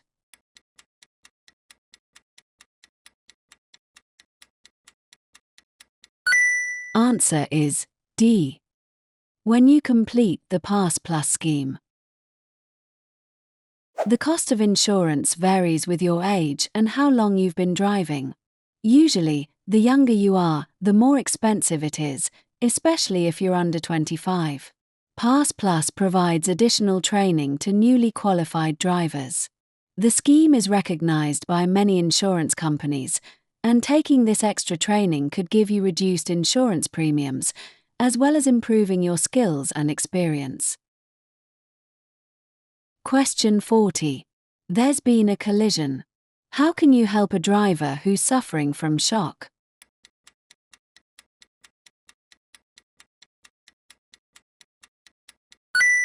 Answer is C. Reassure them confidently. A casualty suffering from shock may have injuries that aren't immediately obvious. Call the emergency services, then stay with the person in shock, offering reassurance until the experts arrive. Question 41. At an incident, how could you help a small child who isn't breathing?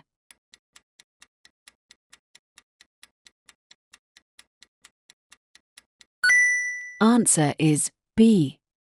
Open their airway and begin CPR. If a young child has stopped breathing, first check that their airway is open and then begin CPR. With a young child, you may only need to use one hand and you shouldn't press down as far as you would with an adult. Continue the procedure until the child is breathing again or until a medical professional takes over. Question 42. At an incident, a casualty is unconscious but breathing. When should you move them?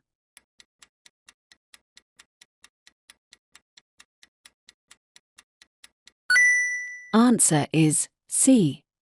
When there's a risk of further danger. Don't move a casualty unless there's further danger, for example, from other traffic or fire. They may have unseen or internal injuries. Moving them unnecessarily could cause further injury. Don't remove a motorcyclist's helmet unless it's essential. Question 43. What should you do if an instrument panel warning light comes on while you're driving?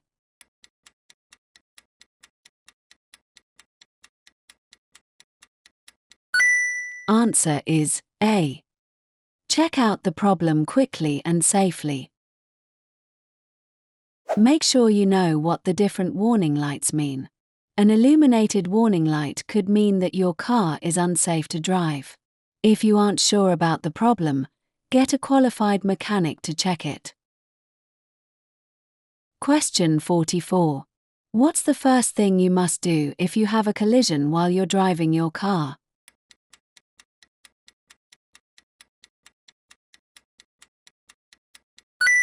Answer is D. Stop at the scene of the incident. If you're in a collision that causes damage or injury to any other person, vehicle, animal or property, by law you must stop. Give your name, the vehicle owner's name and address, and the vehicle's registration number to anyone who has reasonable grounds for requesting them. Question 45. What should you do before you tow a trailer for the first time?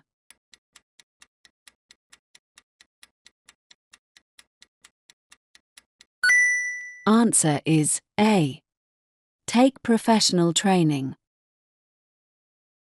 You need to know how to tow a trailer safely. This includes hitching the trailer to your vehicle, checking the trailer for defects, reversing with a trailer, and how to deal with any problems. There are accredited trainers who can teach you these skills. Professional training will also give you confidence in your ability to tow a trailer safely. Question 46. What must you do when you hitch an unbraked trailer to a towing vehicle?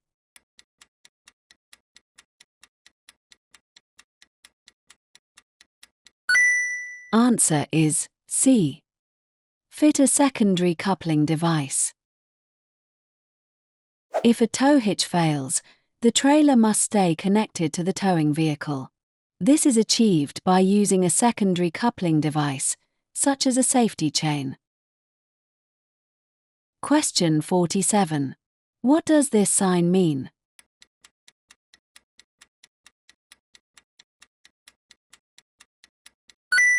Answer is D. Stopping place for tourist buses. This sign shows that this is a stopping place for tourist buses to allow passengers to take photographs. Question 48.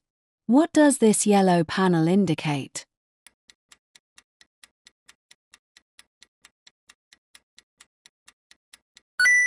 Answer is C. Waiting restrictions. This yellow panel indicates that there are waiting restrictions within the zone. Question 49. Whilst you are driving, you spot this sign. What does it tell you?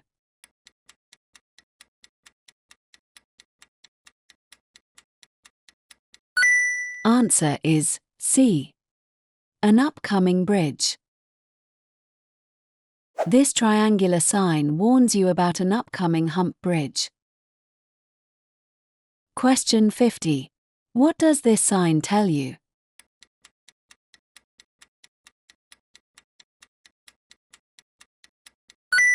Answer is B.